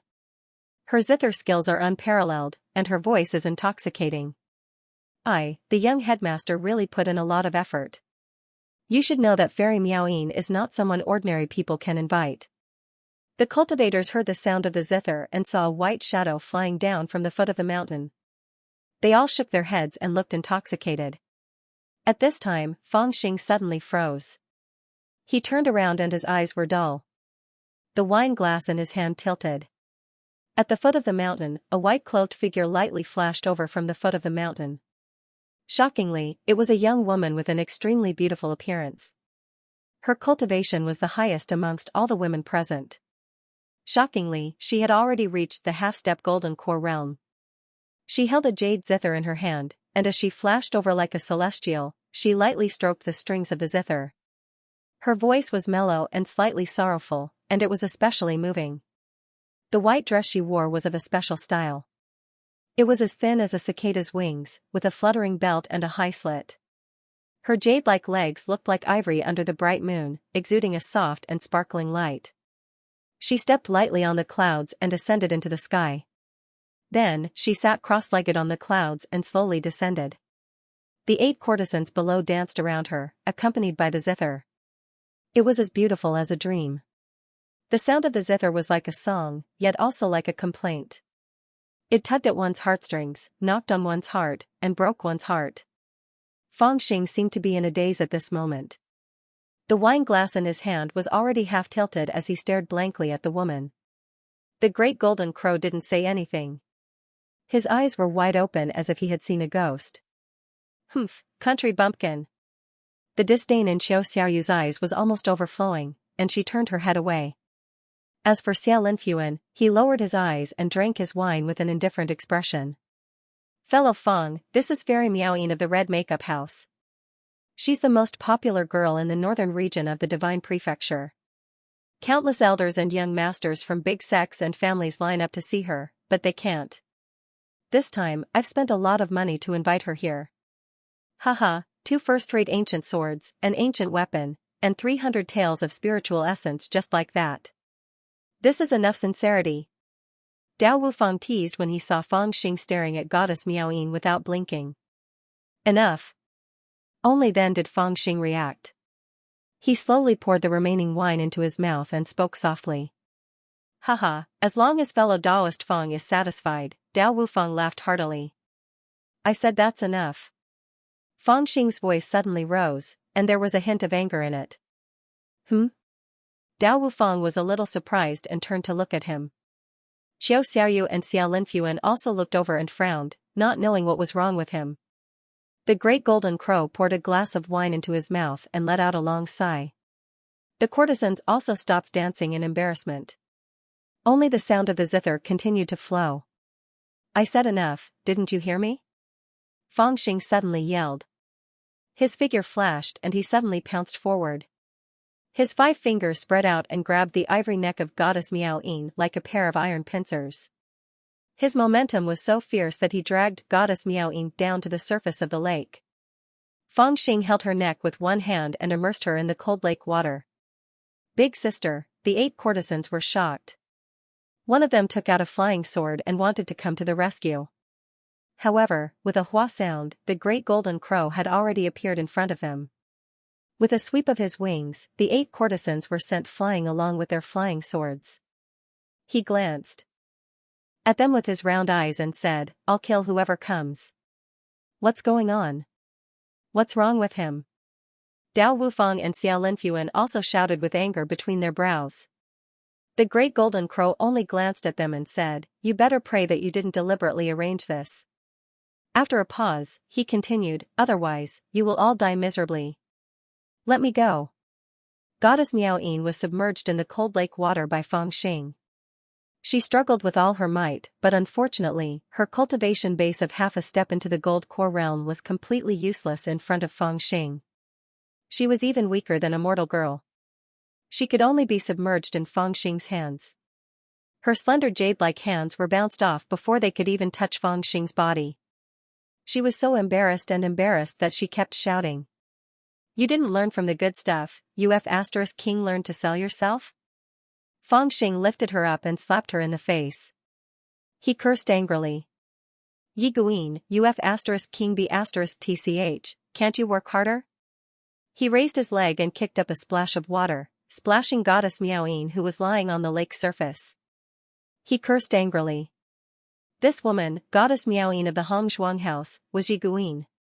She was once the proud daughter of the #1 sect in the Chu region, the Ice Sound Palace, the beloved disciple of the old man in Huqin, Yi Guin. She was once a proud woman who chased after Feng Xing for thousands of miles, and had the title of the #1 person under the foundation establishment stage in the Chu region. Later on, she followed the old man in Huqin into the Great Snowy Mountain and became one of the 5 disciples of the Great Snowy Mountain. When the profound domain opened, she competed with the other geniuses, and her performance was extraordinary. In the end, she obtained one of the few spots for the geniuses of Nanzhan to become a disciple of the divine continent. But now, she had met Feng Xing under such circumstances. Feng Xing felt an indescribable anger in his heart. If he heard that Yi Guin had died, he would not be sad at all. At most, he would sigh that it was a pity for her long legs. But now, here, at this moment, seeing her with such an identity, his heart was filled with anger, as if he wanted to kill someone. And after being soaked in the lake water for half a day, she was slapped hard again. After hearing his extremely angry words, Goddess Miaoyin, or rather, Yi Guin, did not speak. She panted heavily on the lake for a long time, then raised her head. It was hard to tell whether her face was tears or the lake water. Her expression was distorted, and she did not look like a fairy at all. Her gaze was indifferent, and she said fiercely, "What I do has nothing to do with you." "It has nothing to do with me, but I'm not used to seeing it." Feng Xing waved his hand in the air and slapped her again, sending her flying hundreds of feet away. "Why are you doing this? Why the hell are you doing this?" Feng Xing followed her out and pointed at Yi Guin, who had landed on the lake surface, and scolded, "Do you have any shame? You. Why are you so cheap? Don't you find it embarrassing? CKU, why are you wearing such a short skirt?" A series of curses jumped out from his mouth, but this time, he was very unhappy. Because Yi Guin did not seem to hear him at all. She only closed her eyes, and the 2 cheeks that were slapped by him were already red and swollen. Only when Feng Xing could not continue cursing, did she slowly open her eyes, but he could only see the emptiness and coldness in her eyes. "Why can't I do this? I need resources, I need scriptures, I need cultivation. This is not Nanzhan. But you can't do this. If you need resources, you can snatch." Such a simple sentence actually made Feng Xing unable to answer. He closed his mouth halfway and stared at Yi Guin. Suddenly, he seemed to have thought of something, and his expression changed drastically. He moved and grabbed Yi Guin in the air. With a trembling voice, he said word by word, "Tell me, if Xianxia also does this, I'll crush you to death." There was fear and shock in his voice, but the murderous aura was so strong. Meanwhile, Yi Guin also raised her head and looked at him. She was stunned for a while before she said softly, "She has a better life." Feng Xing heaved a sigh of relief and threw her down. However, Yi Guin's clothes were already drenched. She was already wearing very little, and it was already unsightly. Her white skirt had almost fallen to her thighs, and her thin shirt had also become translucent. Fang Xing swung his hand hatefully, reached out to take off the black cloak behind him, and threw it forcefully on her.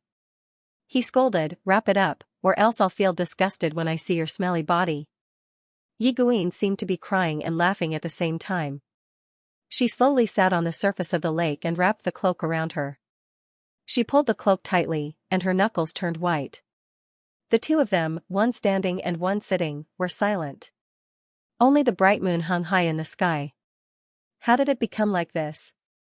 It can't be. After a long while, Fang Xing finally spoke. Even his tone seemed a little strange.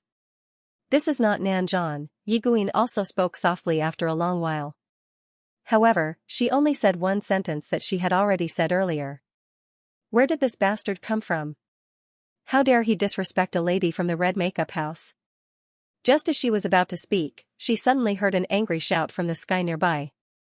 Two figures whizzed over like dragons. The enormous energy on their bodies seemed to have attracted the dark clouds in half the sky, and even covered the bright moon. The light in the world suddenly became dark and dim. Yi Guin's expression changed drastically, and she hurriedly shouted at Fang Xing, "Leave quickly, or else you'll be in trouble." "Who are they?" Fang Xing looked up, his face expressionless. They are.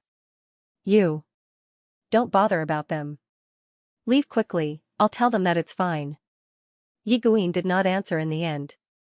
She looked anxious, and only urged Fang Xing to leave quickly. "I don't blame you for what happened today. When did your temper become so good?" Fang Xing did not have any intention of leaving. Instead, he suddenly lowered his head to look at Yi Guin and sneered. Yi Guin was stunned, but Fang Xing did not say anything else. He stretched out his hand and pressed into the void. The water of the endless mirror lake under his feet surged up, and it surged like an angry wave. Fang Xing stepped on the wave and rose into the sky. His figure grew taller and taller, and his gray robe was faintly discernible among the surging waves. He looked like an angry dragon hidden in the huge wave. His voice was mixed with hints of anger, and it reverberated between heaven and earth. "I'm the cultivator of Nanzhan, Fang Xing. I want to kill someone. Who's here to die? How dare you disrespect a lady from the red makeup house? No matter who you are, pay with your life." Two Golden Essence Realm cultivators came from the sky. Their chi was strong and murderous. One of them was a 5th Refinement Realm Golden Essence Realm and the other was a 6th Refinement Realm Golden Essence Realm. Both of them were servants of the red makeup house. Usually, when someone spent a lot of money to invite the ladies from the red makeup house to perform, these servants would go with them. One reason was for protection, and the other was for surveillance. Of course, normal ladies would not be able to invite these two to fight. Fortunately, Goddess Miaoyin was the most popular prostitute of the red makeup house. The big boss of the red makeup house wanted to sell her for a good price. He was afraid that she would be forcefully eaten by some unruly young master from a big clan. That was why the two of them were allowed to accompany her. Unexpectedly, they did not encounter a forcefully eaten person, but instead, they encountered a beating. With their identities, how could they allow someone to beat up Goddess Miaoyin? With the backing of the big boss of the red makeup house, they were very bold.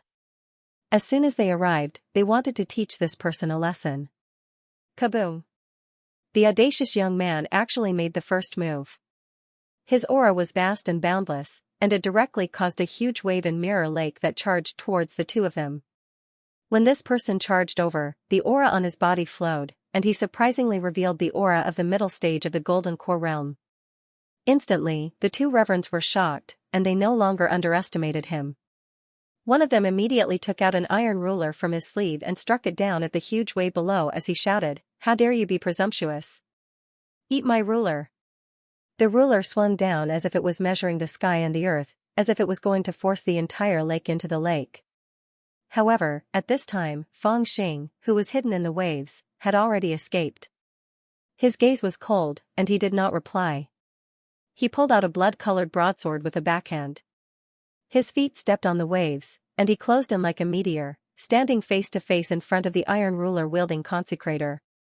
The consecrator was immediately shocked, and he desperately wanted to withdraw his iron ruler to protect himself. However, the shadow of Fang Xing's broadsword moved and brushed past him. In an instant, the servant who used the iron ruler became a headless body. His head appeared in Fang Xing's hand. In just one move, he had killed a person. The surrounding cultivators who witnessed this scene even exclaimed out loud. Even Dao Wufang and Xiao Linfuan's eyes turned cold as they sucked in a breath of cold air. They knew that Fang Xing's cultivation was not weak, or else he would not have been able to grab the water of Little Mirror Lake in the air. But they did not expect his combat ability to be so strong. After all, those who cultivated in water techniques were usually weaker in combat. This was because water was formless. Although it was powerful, it could not hurt people directly. In addition, Fang Xing had displayed a strong water will, but not any exquisite techniques. This caused them to slightly underestimate Fang Xing's ability. However, it wasn't until now that Fang Xing had deftly taken one of their heads that they realized a problem. This child's strength was even stronger than they had estimated. You! How dare you kill people from Red Makeup House? The other consecrator had already taken out a metal whip, but he didn't dare to rush over. He glared at them and shouted, "Return the head." A golden core cultivator's life force was strong. If he put the head back into the neck, there was still a chance of survival. However, Fang Xing only glanced at the head in his hand. He exerted force in his 5 fingers, and with a pu sound, it was as if he had crushed a watermelon. Only then did he raise his head and say, "I have no intention of returning this head after chopping it off. Now it's your turn. Do you know who my Red Makeup House is loyal to? Our master is the leader of the Dao Defense Alliance. You Nanzhan Wild Cultivator, you dare to make an enemy of us? You are courting death. Even the First Heaven Palace cannot protect you." The complexion of the Golden Core cultivator holding the iron whip had already changed from fright. With a furious shout, he swung the iron whip in his hand with a rumble, but it became as big as an iron tower in the air. Just the aura alone had already dispersed a patch of dark clouds in the sky, and it smashed towards Fang Xing in an overwhelming manner. In this attack, he had already used all the core light of a golden core cultivator, and its power was boundless. However, Fang Xing only raised one hand, and with a crack, he caught the iron whip. "I don't care who your boss is. From now on, he has offended me." Fang Xing grabbed the iron whip and took another step forward, and the shadow of the knife increased. With a chi sound, another head fell to the ground, and even the body was smashed into pieces. The pieces of the body fell into the water. "You actually killed them." Yi Guin raised her head, and looked at Fang Xing, who was descending from the sky, with a complicated expression on her face. "If I didn't kill them, how could I talk to you?" Fang Xing was expressionless. He picked up Yi Guin, spread his golden wings, and flew towards the bright moon in the sky. "Make him leave them here. Otherwise, if he offends the Dao Defense Alliance, it will be very troublesome." Seeing this, First Heaven Palace young palace master Dao Wufang suddenly sat up and said with a frown. Things had developed in a way that was not what he had expected. Although he was not afraid that Fang Xing would offend the Red Makeup House, he did not expect that Fang Xing would be so murderous that he would kill the moment he attacked. If it was just a fight, or even a serious injury, he was confident that he would be able to resolve this disaster.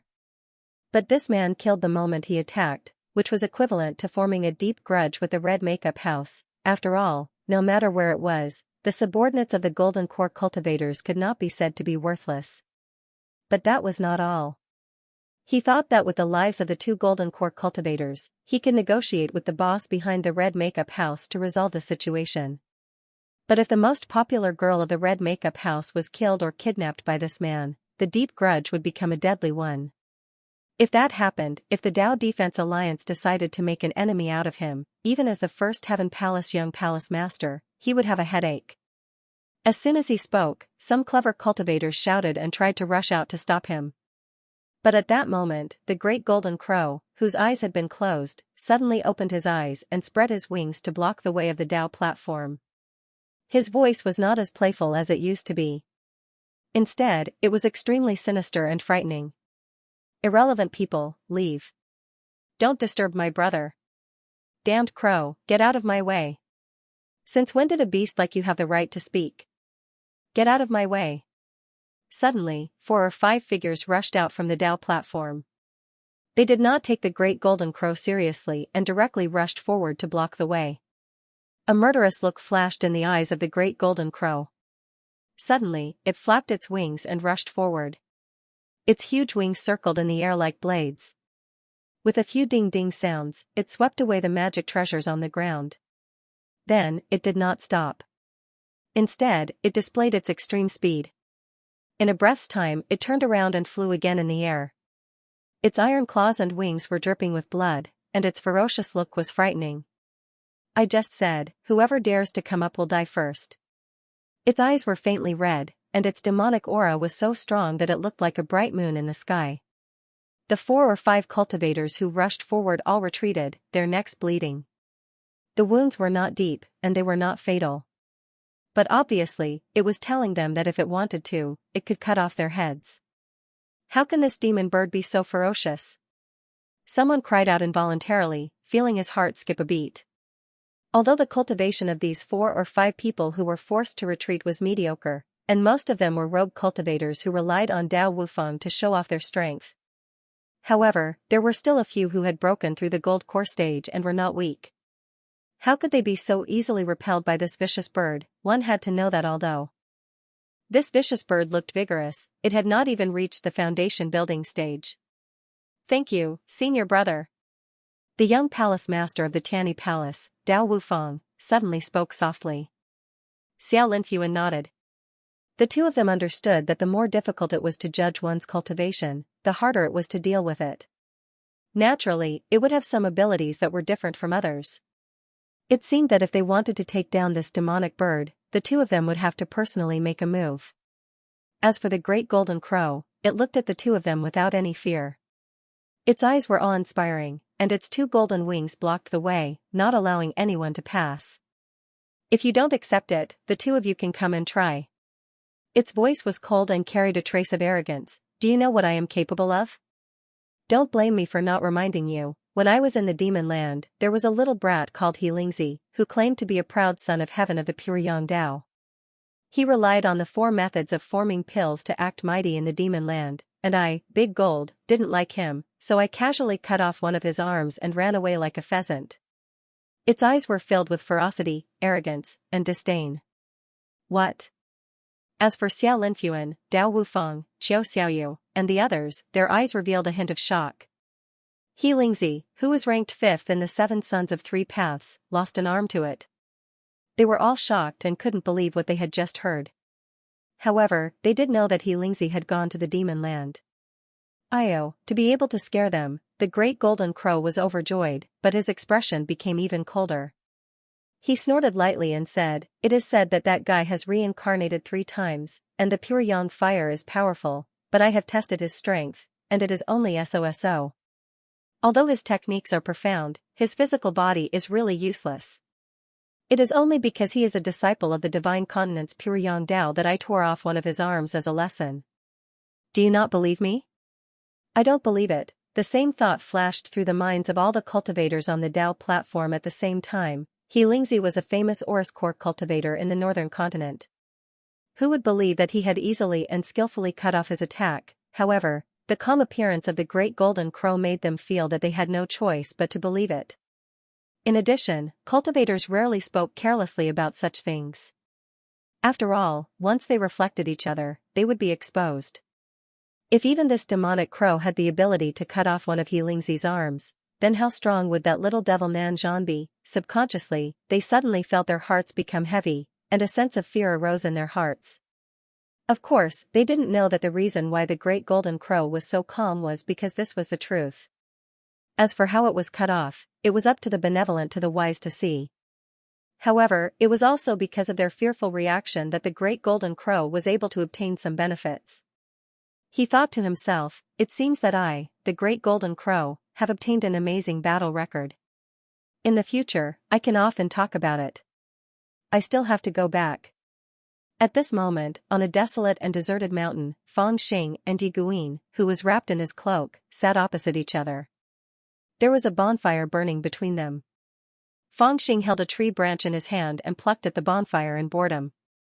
He did not speak for a long time, and no one knew what he was thinking about. After a long time, Yi Guin finally spoke softly. She looked at him tiredly and roguishly. Are you so cheap that you have to go back and become a prostitute? Fang Xing's words were unusually vulgar the moment he spoke, and his voice was mixed with anger. Where can I go if I don't go back? Yi Guin did not get angry. She only smiled coldly and said helplessly, my life lamp was left in the red makeup house, so I can't leave. Before I repay that huge debt, I can't leave at all. Moreover, Xiaoer is there too.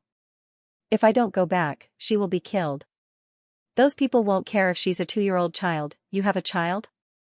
Fang Xing widened his eyes and looked at Yi Guin as if he had seen a ghost. Yi Guin was obviously a little speechless. She paused for a while before she said, I'm innocent. That child isn't mine.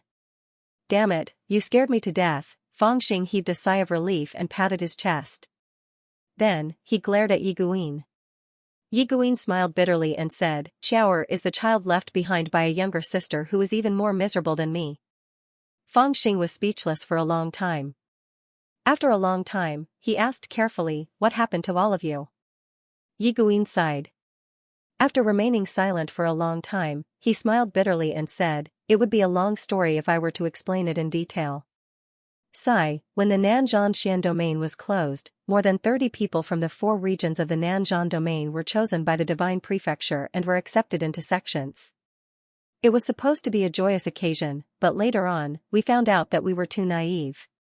In fact, among the 30 people who were lucky, other than the few who left their names on the Xian domain stone tablet and were accepted as disciples by the first-rate sects of the Divine Prefecture, the rest of them were accepted into the various forces of the Divine Prefecture's northern region. At that time, we always thought that being able to enter a sect of the Divine Prefecture was a great fortune. As long as we focused on cultivation, there would be a day when we would stand out. Later on, we realized how childish we were. The sects that made an exception to take us and didn't value our aptitude, nor did they hope that we could really grow up and hold up the facade for them. Haha, they had countless disciples with high aptitude and great potential, so why would they take a liking to people like us? They only took a liking to our opportunities. Hence, they took away everything that they could. Back then, when I was in the Nanzhan Xian domain, I also had some gains. But now, other than the unknown sword embryo that you gave me back then, all the other opportunities have been handed over to the sect. Even the frightening phoenix zither that my master passed down to me, was snatched away by the eldest daughter of the Talisman Wen clan.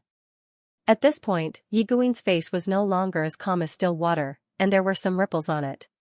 We were also unwilling to accept this, and we thought of all kinds of methods, but no matter how much we thought about it, what could we do? After all, our Nanzhan's foundation was too shallow. Even if we told our master and the others about this, it would only make them sad. Moreover, the journey was long, and even if we wanted to send a message back, we didn't have the ability to do so. Back then, more than 20 disciples of the northern divine region of the Nanzhan had also secretly contacted each other to come up with a countermeasure, but their plans were all disrupted, and they became even more dissatisfied with us, so they suppressed us even more fiercely. There was a younger sister called Fei Cordyceps who came to the northern divine region with me. She was originally a disciple of a small sect in the northern divine mountain of Nanzhan, but due to a coincidence, she gained the favor of a spiritual beast in the mysterious region and recognized it as her master. She amazed everyone with a single brilliant feat, and was once known as the luckiest girl in Nanzhan. She was also accepted as a disciple by the northern divine region's dexterous sect, but no one expected that her master was a wolf with wild ambitions. He simply coveted her spiritual beast, but it was difficult to change a spiritual beast's master, so he came up with a vicious plan. I don't know what method he used, but he cheated junior sister Fei of her body, and even made her pregnant. But when junior sister Fei was 9 months pregnant, his Taoist companion came to the door and hung junior sister Fei on the back of the mountain and beat her up. She was severely injured, and finally, after giving birth to the child, she vomited blood and died. Unfortunately, her master was cruel enough to extract the Taoist source from the child, and used the aura of the child's mother to gain the trust of the spiritual beast. Then, he gave the spiritual beast that had yet to mature to his own son. At this point, Yi Guin's eyes were already filled with hatred, and her expression was tense. When we found out about this, we were all furious, and decided to go to the sect leader of the Nimble Skill sect to seek justice, but we were too weak. The Nimble Skill sect only managed to invite a great talent from the Wen family, who was backing them, and defeated the few of us by himself. They even planned to kill that extremely pitiful child, and said that his Taoist source had been destroyed, and there was no longer any value in his life. Fortunately, senior sister Li Hongyi, who was in the ghost kingdom of Nanzhan, received the news and rushed over. She fought to a draw with the genius of the Wen family, Wen Yiru, and spared the child's life, and I raised him. Senior sister Li Hongyi could not stand to see the divine continent disciples bullying us. Unfortunately, although she was extremely talented and was protected by an elder of the spirit path, she was unable to ask her master to seek justice for us. Afterwards, she sent a letter to senior sister Xianxia, who was in the divine continent central region. Together with Han Ning, who was one of the 4 heroes of the western desert, and her younger brother, little ghost King Li, they arranged to fight at the cloud platform of the Bitter Sea. That was our only chance to seek justice, but we still lost. The cultivators of the divine continent were indeed very strong. In a row of 10 battles, we only won 1 battle, drew 1 battle, and lost the rest. We lost very badly, and suffered heavy casualties. Even senior sister Xiao. Her cultivation was destroyed by the great swordsman of the Bitter Sea, Yun Du. Afterwards, I heard that after she returned to the divine continent central region, because she could no longer cultivate the way of the sword, she was abandoned by the sect that she joined. After that, she went missing. Her fate is unknown, Xiao Shui. That female swordsman in white clothes, white socks, and white sword. She was destroyed? At this moment, even Fang Xing's eyes were wide open as he asked in a trembling voice. He still remembered this female swordsman who was also one of the Great Snow Mountain's 5 sons. When they first entered the Great Snow Mountain, Crown Prince Chu Huang had been pressuring him and Ying Qiao. It was she who had stood up for them and resolved the crisis. In that case, he really owed her a few favors. Her talent in swordsmanship was also rare, and her future was limitless. But she was destroyed, Yi Gui nodded. Tears were already rolling down her face. After a long time, she said, after that battle, we lost all hope. We no longer wanted to seek justice. But even if we lost all hope, the consequences were not over. At that time, on the cloud platform of the Sea of Bitterness, the disciples of the northern region who fought with us used the excuse that the Nanzhan cultivators were not worthy of cultivating the Great Tao with them. They took advantage of the situation and formed the Tao Defense Alliance to protect the orthodoxy of the Divine Prefecture from being tainted by inferior cultivators. Their goal was to suppress us. Not only that, they also wanted to suppress all the Nanzhan cultivators in the other major sects. Let's not talk about us. In their eyes, we were no longer a threat. At this moment, they even turned their attention to senior sister Li Hongyi, the only person in the 3 paths of the northern region of the Divine Prefecture. In order to protect her, senior sister Li Hongyi's master sent her to the northern demonic land on official business to temporarily avoid the limelight. As for me, I could only grit my teeth and live on. I raised junior sister Fei's child. I no longer fought with others, but they were still unwilling to let me go. A year ago, when this child was seriously ill, I could only beg for a panacea from my sect to save her.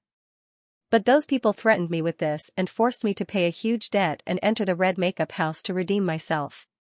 They even threatened to take my virginity one day. At this moment, Yi Guin was choking with sobs. She began to sob and sob. I've wronged you. You're actually not that despicable, Fang Xing sighed softly. He raised his hand gently and wanted to pat Yi Guin's head. But he put his hand down in the end. Can you help us? Yi Guin, who was almost in despair, suddenly raised her head and looked at Fang Xing. How can I help? Fang Xing didn't dare to look her in the eye. He lowered his head and poked at the fire. Yi Guin said, you're the only one who can help us. Senior sister Xiao Shui has been crippled and has gone missing. Senior sister Li Hongyi can't even take care of herself. The Northern Divine Mountain Daoist and the leader of the 4 heroes of the Western Desert, senior sister Wang Qiong, are not involved and are unwilling to help us. You're the only one who can help us. Before senior sister Xianxia went to the demonic land, she told me once that if there's anyone who can help us, it's only you. Nanzhan's pride, you're the leader. She said that she'll try her best to find out about you. If she finds you, actually, I've already seen her in the demonic land. Fangxing scratched his head and said with a strange expression, at that time, I was in the demonic land and met her. She also looked for me and said that she needed me to come to the divine prefecture. She said that the disciples of Nanzhan aren't doing well and are being bullied by others. She needs me to take up some responsibility. But I ignored her. I don't know most of these people, and I don't have any relations with them. Why did she drag me into this? Moreover, what can I do in this situation? They all have the support of the Yuanying patriarch. If you want me to deal with them, isn't that courting death? Besides, there are so many people who bully you. Do you really think I can just kill them all? Yi Guin stared at Fangxing blankly. Apparently, she hadn't expected him to say something like that. After a long moment, her expression grew anxious, and she said, it's not like that. The divine prefecture has its own rules. Under normal circumstances, the Yuanying patriarchs won't interfere. The disputes between the younger generation should be resolved by the younger generation. Furthermore, the oppression we're suffering has nothing to do with the Yuanying patriarchs. Given their status, they don't care about us at all. As long as you help us overthrow the Dao Defense League, we'll have a chance to live. As she spoke, her voice gradually turned cold and fierce, filled with hatred. She tightly grabbed onto Fangxing's sleeve and said in a cold voice, you don't know. You haven't seen it. You haven't seen junior sister Fei's appearance before her death. These people are all animals. They're cold-blooded monsters. They forced junior sister Fei to her death. Fangxing, you're also a member of Southern Zhan sect. Can you bear to see us? Enough? Fangxing had been quietly listening to her. He wanted to open his mouth a few times, but he couldn't get a word in. When Yi Guin reached the end of her speech, he finally felt a little embarrassed. He suddenly slapped the large green rock next to him, and said angrily, it's the same no matter where you are. You said that the cultivators of the divine prefecture bullied you. Didn't the Nanzhan Dao sect also behave the same way? The Dao sects in the world are all bandits' dens. They don't even have the humanity of our Ghost Smoke Valley. If the cultivators of the divine prefecture joined the Nanzhan Dao sect, do you dare to say that these things wouldn't happen? I also climbed up from the Nanzhan Dao sect, and I've seen many dirtier things. Who is cleaner than who? Besides. He suddenly smiled bitterly. Do you think I'll just ignore it just because you said so? I killed their children and grandchildren. Do you think those Yuanying patriarchs will let me go? Looking at Fangxing's back, Yi Guin was stunned. The world is so big. Everyone has their own way of doing things. You were bullied, so why do you want me to die? Fangxing turned around and muttered in a low voice. Yi Guin didn't know how to refute Fangxing's words. After a long silence, she slowly stood up. I was thinking too much. I'm going back to the red makeup tower, she said softly. She untied Fangxing's cloak and placed it on the rock. The master of the red makeup tower is Song Guichan, the first true disciple of the Pure Yang Dao sect. He's also the Daoist of the Song clan of the northern region.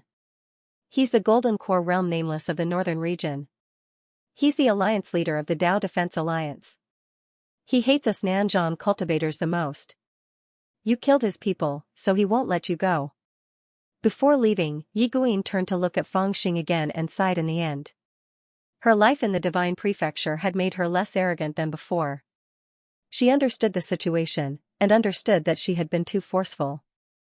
Fangxing's words were harsh, but they were also true. Human nature was evil, and cultivators were even more evil. The cultivators of Nanzhan were no better. Hadn't she also decided to kill him on a whim, and even chased him for a day and a night? At that time, she might not have been any better than the Heavenly Dao Alliance, which had been bullying the cultivators of Nanzhan. Moreover, Fangxing was very strong. In the hearts of all the cultivators of Nanzhan, he was very strong. This was especially true after Xiaoxue, the genius of the sword Dao, had been crippled, and the powerful Xianxia had been forced into a corner. Hanning had been ordered not to leave the sect as she pleased. Little Ghost King Li had been training in the ghost cave every day, swearing a death oath that he would not come out until he was defeated. The Taoist of the Northern Divine Mountain and the head of the 4 heroes of the Western Desert, Wang Qiong, had stayed out of the matter. They did not care about the lives and deaths of the Southern Divine Mountain's cultivators. They couldn't help but think of the once audacious little demon in Southern Divine Mountain. It was as if they were grasping at straws. But before the mess in the Divine Prefecture, who would have thought of him? At that time, everyone thought that the little devil should never appear again. It was a kind of jealousy. It was because survival was difficult, and they couldn't see any hope, that they thought of the little devil. In the worst-case scenario, Xianxia really did overthink things. The reason this little monster was called the Little Monster was because he had betrayed his sect and killed his own master. He was a selfish and vile person, so why would he stand up for them? Xianxia had seen him on the dais talking and laughing with the junior empress of the First Heaven Palace and the others, and it seemed like he was doing very well. Xianxia had been hoping that he would give up on his current position and take the initiative to provoke the Dao Defense League. She really was thinking too much. The bright moon shone brightly, and the mountains and rivers under the clouds were as beautiful as a painting. However, Yi Guin suddenly felt bitter in her heart, and the tears that she had not shed for a long time flowed out of her eyes again. But she quickly wiped away her tears with her sleeve, thinking that she had sworn not to cry a long time ago. For cultivators, even if they were women, it would be too shameful to cry. "Hey, wait a minute," a voice came from behind. Yi Guin's heart trembled, and she turned to look. Fang Xing was catching up on the cloud. When he got closer, he was embarrassed and didn't speak. After hesitating for a while, he took out a storage bag and threw it over. He whispered, "There are 3,000 taels of spiritual essence in here. That's all I have now. You can go back and pay your debt. Oh, there are also some spiritual herbs in here. They are all quite valuable. That girl called Xiaoer is weak, so she might need them." Yi Guin, who had just sworn not to shed tears again, suddenly burst into tears again as she held on to the storage bag. She lived in the Divine Prefecture, and she knew that 3,000 taels of spiritual essence was a very large number. Back in Nanzhan, even her sect, the Ice Sound Palace, had not been able to take out 3,000 taels of spiritual essence easily. But this little devil had given it to her so easily. Coupled with the spiritual herbs inside, Yi Guin suddenly had a very strange feeling, and her heart was filled with mixed emotions. She lowered her head to look at the storage bag, then suddenly raised her head and said, "Take me." "Huh?" Fang Xing was about to leave with his tail between his legs, but when he heard this, he was suddenly shocked. Yi Guin said calmly, "The Red Makeup House has already decided to use my body to earn a sum of money. Usually, whether I'm in or out of the house, there are always people watching me. They're afraid that I'll escape, and they're also afraid that I'll ruin myself so that they won't be able to earn a sum of money.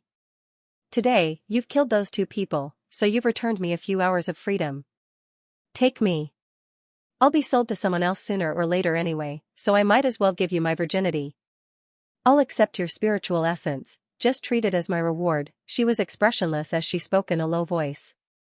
She leaned over on the cloud and connected with Fang Xing. She gently raised her hand and moved closer to Fang Xing. This reward is quite a lot," Fang Xing muttered softly. When he saw that Yi Guin was really leaning over, he moved back a little and smiled awkwardly. "You are too polite, but I can't. I still have a wife in Tianyi Palace that I haven't married yet. Let's talk about it after I marry her." "You are also going to marry a wife?" Yi Guin was slightly startled. After a long time, she forced a smile and said, "Congratulations." Fang Xing sighed and said, "I will congratulate her after she is willing to marry." Yi Guin choked for a moment. She felt that she still did not understand this little devil. He was also able to become the main guest of the Tianyi Palace's young palace master and the others in the Divine Land. He killed people and destroyed the place, and even big shots like the young palace master and Xia Linfuan did not dare to stop him. He was much stronger than them. Yi Guin smiled bitterly and did not say anything else. She leaped onto a cloud and flew into the distance. "If I die one day, don't tell my master that I am not doing well in the Divine Land," her voice came back and echoed in the mountains. It was soft and regretful, like the night wind blowing through the mountains. Fang Xing did not know what to say. He squatted on the cloud and silently poured wine into his mouth. Little bandit, what are you doing? Where are your long legs? A golden shadow flew over from afar. It was the great golden crow. Seeing that he had not returned for a long time, it came looking for him. The two of them had each other's Taoist seal on them, so they could sense each other within a certain distance. When he came to the sky, he saw Fang Xing lying on a cloud under a bright moon and lazily pouring wine into his mouth. He looked around and did not see Yi Guin beside him. He was a little curious and asked softly. After thinking for a long time, Fang Xing suddenly sighed and said, Jin Liuzi, I feel a little uncomfortable. Why aren't you comfortable? The great golden crow was a little scared. Under normal circumstances, if a little bandit felt uncomfortable, then others would definitely not feel comfortable. Fang Xing did not answer directly. After a long time, he said, Jin Liuzi, do I look like a hero? The great golden crow said without hesitation, no. Fang Xing was silent for a moment and said, then why would anyone treat me as a hero who saved their lives? The great golden crow was a little speechless and said, how blind would that person be? Fang Xing rolled his eyes at the great golden crow. He did not scold him, because the great golden crow's words could not be more honest. The man and the crow stared at each other and could not continue the conversation. Fang Xing suddenly slapped his thigh and said, let's go. The great golden crow was stunned for a moment and said, where to? Fang Xing said, I gave away all my money just now, so I feel uncomfortable. Let's find a few fat sheep and do it. This is the gift you prepared for him? At this time on the Dao platform, Fang Xing did not return for a long time. The demon crow that was said to have easily taken off one of He Lingzi's arms had also left. There was a moment of silence. After sitting quietly for a long time, seeing that Fang Xing would not return for a while, the group of demon cultivators stood up and said their goodbyes. Xia Linfuan waved a group of servants away, leaving only him, Qiao Xiaoyu, and Dao Wufeng on the Dao platform. After there were no outsiders, Xia Linfuan suddenly turned around and looked at Dao Wufeng with a complicated gaze. The young master of the Tianyi Palace, who was as fat as a hill, giggled. His eyes were sinister as he said in a low voice, this boy is unruly and unruly. I think he must have played a trick since he agreed to your conditions so easily. But there is one thing I am sure of. This boy has some skills. If we can tame him, he can also be of use to us. His way of managing people is similar to that of Ao Ying. For such an unruly person, it's useless to just give him benefits. We have to let him know what kind of honor we have given him, so you arranged this? Xia Linfuan said in a low voice, aren't you afraid that he will go crazy and end up making a fool of himself? Right now, he was looking at Dao Wufeng in a very unfriendly way. He was even a little disgusted. After all, to him, tonight's matter had been resolved unexpectedly smoothly. Not only had he gotten rid of a potentially dangerous opponent, but he had also made him his ally. Although he had paid a price, it was worth it. In his heart, he felt that Fang Xing was a very good person. It was also because of this that he felt a little unhappy in his heart. He was afraid that Dao Wufeng would cause trouble for him. Dao Wufeng laughed in a low voice, this was arranged a long time ago. I originally wanted to summon him after he rejected our good intentions and let him see the fate of these unruly Nanzhan cultivators. It can also be considered a warning bell, but he readily agreed, but there is nothing we can do about it. If he is tactful, we can discuss with the Hongzhuang house and ask for this red card as a big gift to him, but if he is tactful, the Hongzhuang house is not easy to get along with. The eldest disciple of the Pure Yang sect, Song Guichan, has gathered a group of henchmen to protect the divine continent's orthodoxy.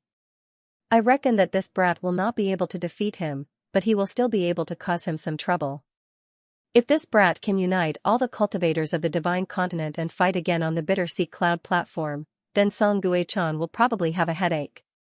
So that's what you're planning, Xia Linfuan slowly nodded and said, provoke the cultivators of the divine continent to fight with Song Guichan so that we can reap the benefits? That's not a bad idea. If it goes well, Song Guichan's reputation as the #1 cultivator in the northern divine continent will be shaken, and the hidden fortune of the Nanzhan cultivators will also fall into our hands. But what if it ruins my plan to choose a son-in-law? Dao Wufeng shook his head and chuckled helplessly. Elder brother Xia, that little rascal is too busy fighting the Dao Defense League. It's only natural that he'll help you deal with Cloud Dugu, the sorrowful sea swordsman. In fact, Weniru from the Wen clan might even get dragged into the mess. Hee, go back and prepare a big gift. The dragon lady is already yours. Xia Linfuan was slightly stunned, then overjoyed. A rare smile appeared on his face, and he raised his cup to thank Dao Wufang.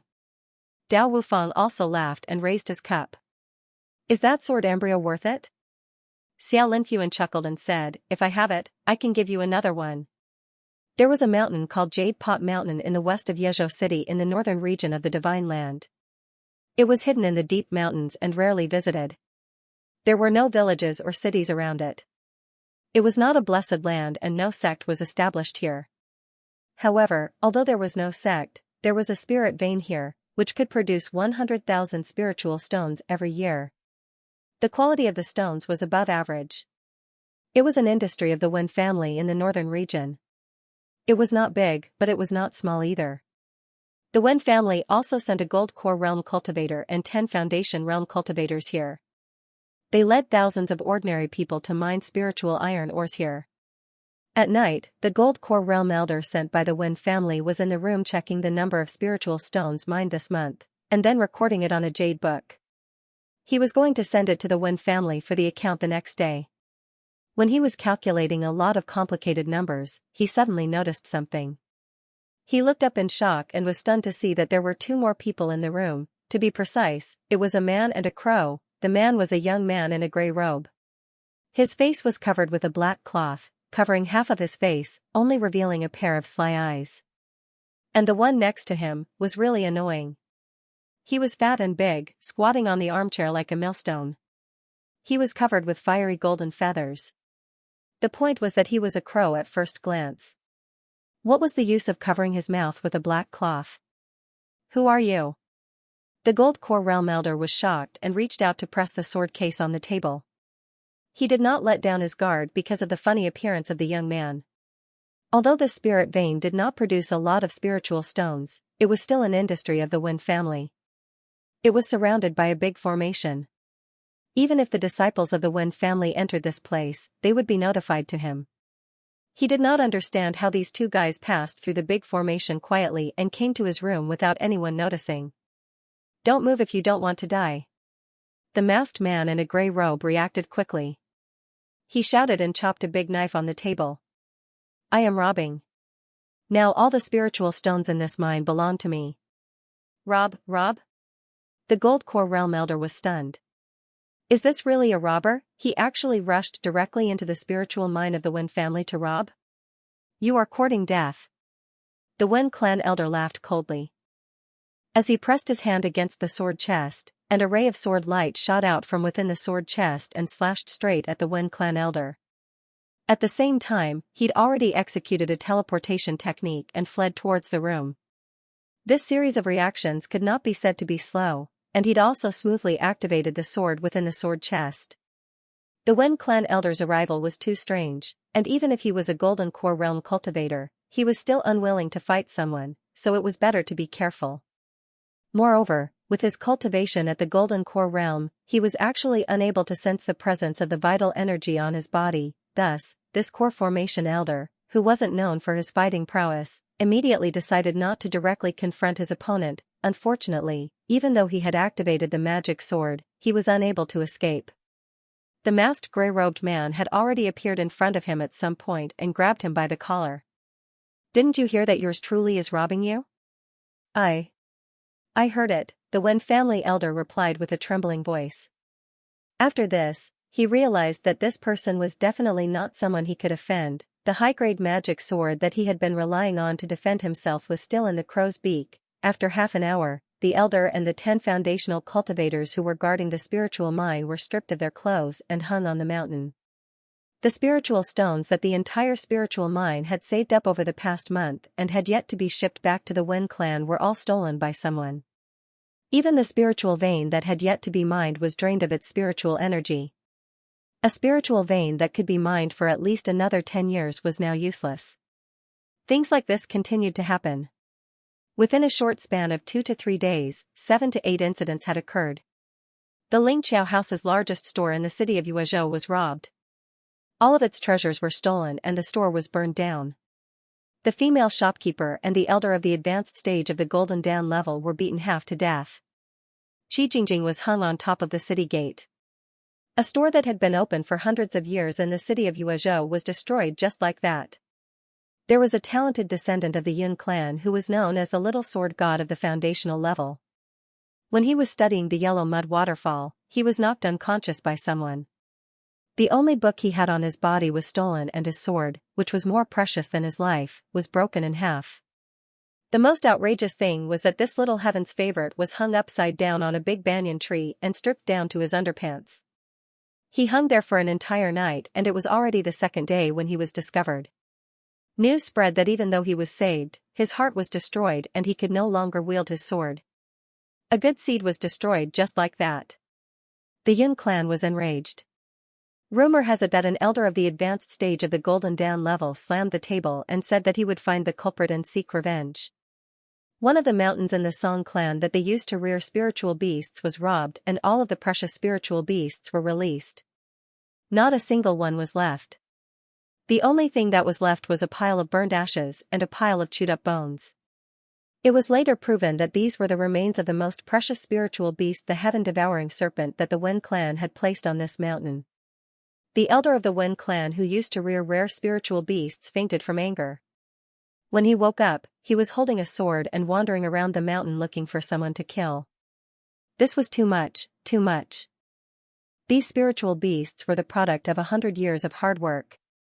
They were all gone. Other than that, there was also the Song clan's pill store, the Pure Yang sect's talisman temple, the Ichi sect's spirit medicine nursery. Some losses were harmless, but some were so painful that it made people want to die. The elder of the Wen clan who specialized in raising spiritual beasts was still lying in bed. He was a Golden Dawn level cultivator, but he was so angry that he became seriously ill. He vomited 3 liters of blood and could not get up. All kinds of bad things happened one after another. In just a few days, the people in the northern region of China were in a state of panic. Every shop was carefully operated, and they would close their shops at the slightest sign of trouble. Their business was greatly affected.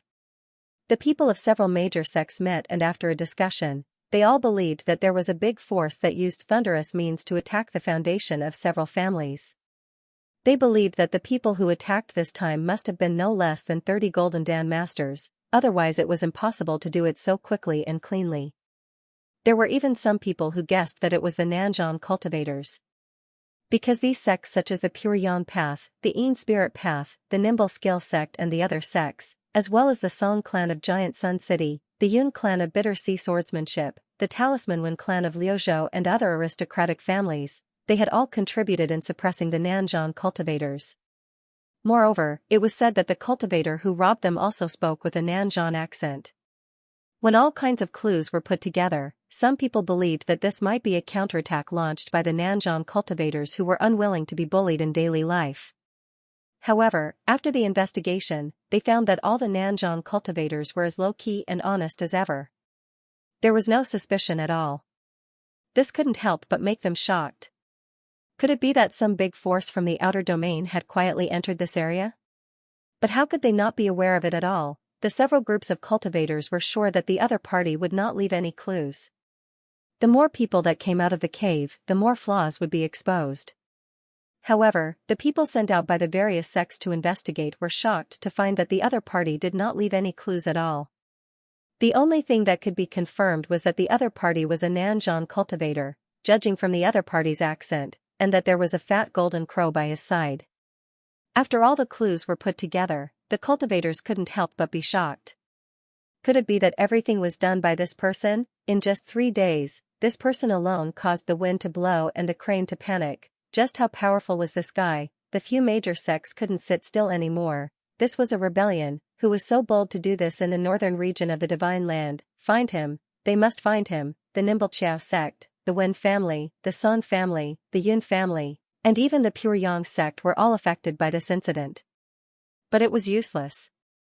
This guy came and went like the wind, appearing and disappearing unpredictably.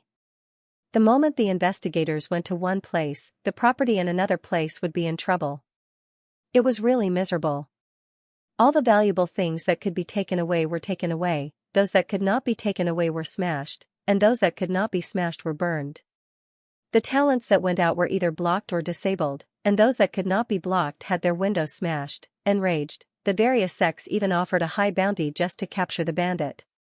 With such a high reward, it was really like a stone striking 1,000 ripples. Countless rogue cultivators came out of their caves and squatted beside the properties of the major families in the city day and night, waiting for the rabbit to come to them. The major sects and families also sent out their capable people to various properties, preparing to catch the evil bandit once he showed up. But no one expected that the evil bandit would really make a move again, but it was a little different from what everyone had expected. The last time he showed up, he was robbing the Red Makeup House. The Red Makeup House was a famous brothel in the northern region. But although it was a brothel, it was after all a cultivator's property, so it had an extraordinary atmosphere. The building was built on the Jade Maiden Peak in the Boundless Mountains, facing the White Snake River, and behind it was the Purple Cloud Ridge. It was also a paradise. The Red Makeup House, although called a house, was actually a group of palaces. It was located at the bottom of the Jade Maiden Peak, and it was not inferior to the mountain gates of the small sections. When it was first built, it was said that the Song family's divine son, Song Guichan, had spent a lot of money. And the strength of this house was not something that a small sect could compare with. It was said that there were 7 golden core cultivators in the back of the mountain. They never showed their faces in public, but if anyone made trouble, they would be thrown into the White Snake River by these 7 cultivators. Speaking of this house, it was not something that a small sect could compare with.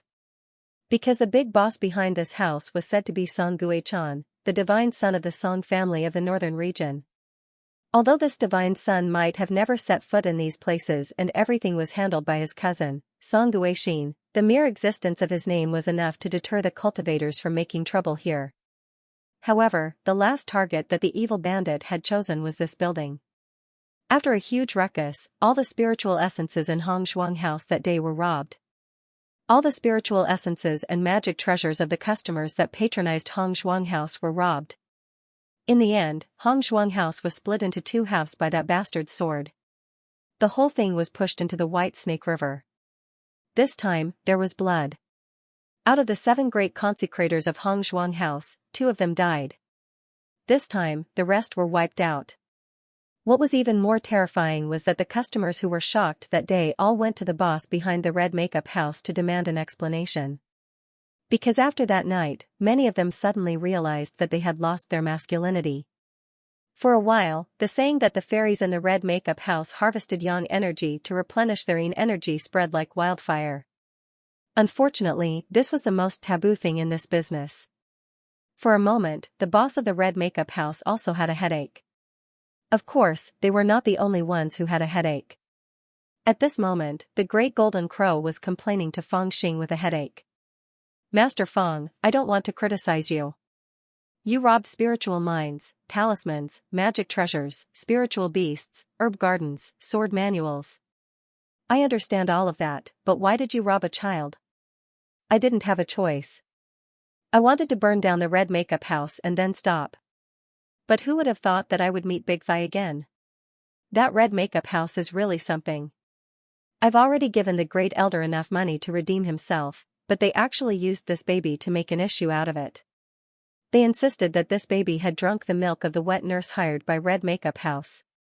Even if he's from Red Makeup House, he has to pay a ransom if he wants to take him away. Isn't that 2F** King ridiculous? I couldn't take it anymore, so I snatched him away." Squatting on the cloud, Feng Xing looked at the baby who was smiling sweetly in the swaddling clothes. He felt helpless. "You. So what if you snatched her away? Why can't you give her back to Big Thigh?" The Great Golden Crow was speechless. Feng Xing said helplessly, "Are you stupid? What if she gets snatched back?" The Great Golden Crow didn't know what to say. He knew that Feng Xing was telling the truth. She couldn't return the baby.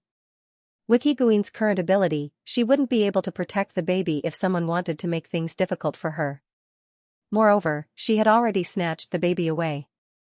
If she gave the baby back to Yiguin, it would be equivalent to telling everyone that Yiguin was related to the criminal who committed so many crimes. A man and a crow squatted on the cloud and looked at the little thing that was learning how to talk. Hee hee, this is quite fun. Fangxing stretched out a finger to touch the little thing's belly, but her little hand caught his finger. The little hand was just a little gentle and warm, and a strange feeling rose in his heart. He immediately laughed mischievously and stretched out his other hand to pull her face. It was soft and long, like a sticky cake. Then, he pinched her little belly, pulled her little feet, pinched her chin, and so on, just like pinching a soft candy cake. The little thing did not cry, but even grinned at Fangxing. She's more than 1 year old, but she looks like a featherless mouse. As he teased her, Fangxing sighed softly. The great golden crow was also curious.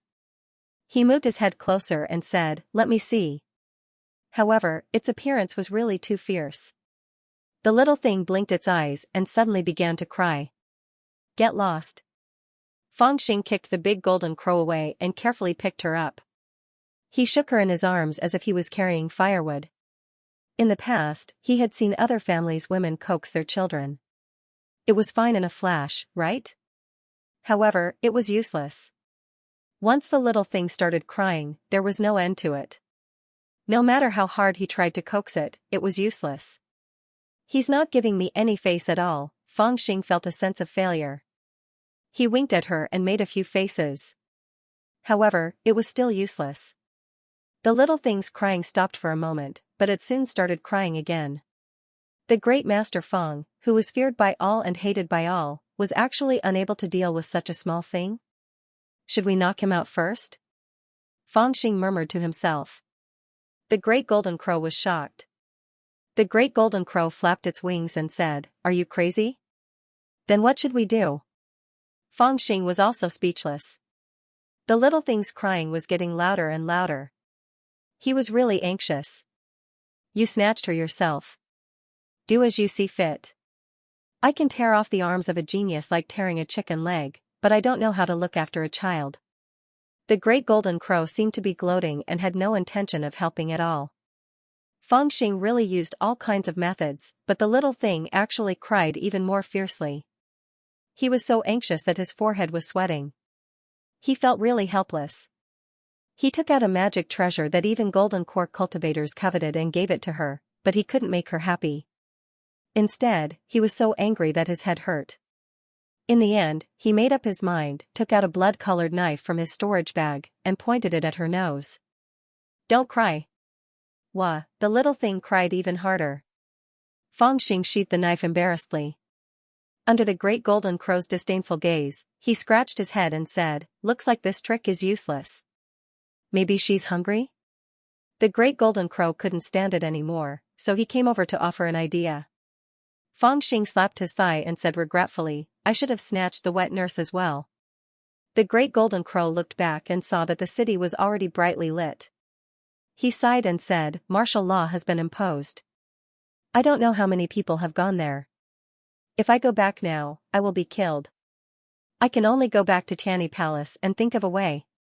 Fangxing had no choice but to first block the space with his spiritual power to prevent the little things crying from spreading. Then, he hurried back to Tianyi Palace. In that independent small building, the 2 female disciples who had been arranged by Tianyi Palace were still there. However, they were still the same. Every time they went out, they would be knocked unconscious. They didn't know what Fangxing and the great golden crow were doing. "Which one of you has milk?" After waking the 2 of them up, Fangxing asked solemnly. The 2 female disciples, one plump and one thin, were startled and subconsciously covered their chests. "It's not me, it's her." Fangxing had no choice but to carry the little thing over for them to see. When the 2 female disciples saw this fiendish little devil carrying a child out, they were immediately startled and didn't dare to approach. Fangxing had no choice but to use his old trick and directly poured out a small pile of spirit essence. There was no less than 100 taels of spirit essence. The 2 female disciples were immediately stunned. After a long while, it was the slightly fatter female disciple who seized the opportunity and reached out to carry the little thing. "Very good. Take care of this little bastard." I won't treat you badly. Fangxing pushed the spiritual essence in front of her and said with a smile, feed her first. This was the nature of a woman. After holding the little thing in her arms, the female disciple's expression softened a little. However, after hearing Fangxing's words, she was shocked. She hurriedly shook her head and said, I can coax her, and take care of her is no problem. However, I can't feed her. Her cheeks blushed slightly as she rolled her eyes at Fangxing and said, I'm still a virgin girl. Where would I get anything to feed her? You women are so troublesome. Fangxing was very helpless. He took out the wine gourd and said, do you want to drink some wine first? The plump female disciple subconsciously protected the little thing in her arms. If you want to kill her, just say it. Fangxing had to drink a mouthful and rolled his eyes at the female disciple, thinking that this woman was still so unlikable. However, the thinner female disciple interrupted and said, why don't we hire a nanny? But I haven't heard of anyone in Tianyi Palace taking care of a child now. I think we have to go to the city to hire one. It's night now, so we have to go tomorrow. If it doesn't work, we can go to the mountains to catch some wild beasts. You can always find some with cubs. I heard that the milk of a beast can be eaten. In our Tianyi Palace, there used to be a disciple who was raised by wild beasts in the wild. He was very talented and his cultivation speed was amazing. This was not a problem. Fangxing then drove the great golden crow out to catch wild beasts. The great golden crow was efficient. Although it was full of complaints when it went out, when it came back, the two female disciples of Tianyi Palace and Fangxing were all startled. Fangxing asked the great golden crow to catch one, but it actually caught a group of them with magic weapons. Then, it showed off in the room and said with a smile, now it's no problem. A lion, a mother, a wolf, a leopard, a wild horse, an antelope. They're all caught. Look, there's even a toad, it's so fat. Fangxing was speechless. Toad, why did you catch it? Forget it, roast it and eat it. In front of cultivators, ordinary beasts, no matter what, were no different from sheep. If these beasts were placed in the mountains, as long as there was nothing with demonic nature around them, they could be regarded as the kings of the forest. But in the small building of Tianyi Palace, any one of the two female disciples could easily subdue them, so the little fellow would not be hungry. Looking at her rosy little face after eating, Fangxing and the great golden crow did not speak. The little fellow had already fallen asleep. She pouted, closed her eyes tightly, and trembled unconsciously. After a long while, the great golden crow suddenly lifted its wings, and a trace of blood slid down from the tip of its wings and seeped into its little mouth. The plump female disciple wanted to stop it, but Fangxing waved his hand to stop her. The female disciple also realized that although the young man in front of her seemed to be the same age as her, his cultivation was not something she could imagine. Even the demonic crow seemed to be in the spiritual movement realm, but its qi and blood were so vigorous that even some gold core realm elders in Tianyi Palace could not compare to it. There must be a deeper meaning behind this move. The blood seeped into the little fellow's mouth. She pursed her lips, and the unhealthy rosy color on her face gradually faded, and her little feet no longer trembled. It seemed that she slept more peacefully. Fangxing and the great golden crow did not speak again, and both left the room. I am now cultivating the immortality Tao passed down by Uncle General. That strand of blood essence contained at least 100 years of life force of an ordinary person.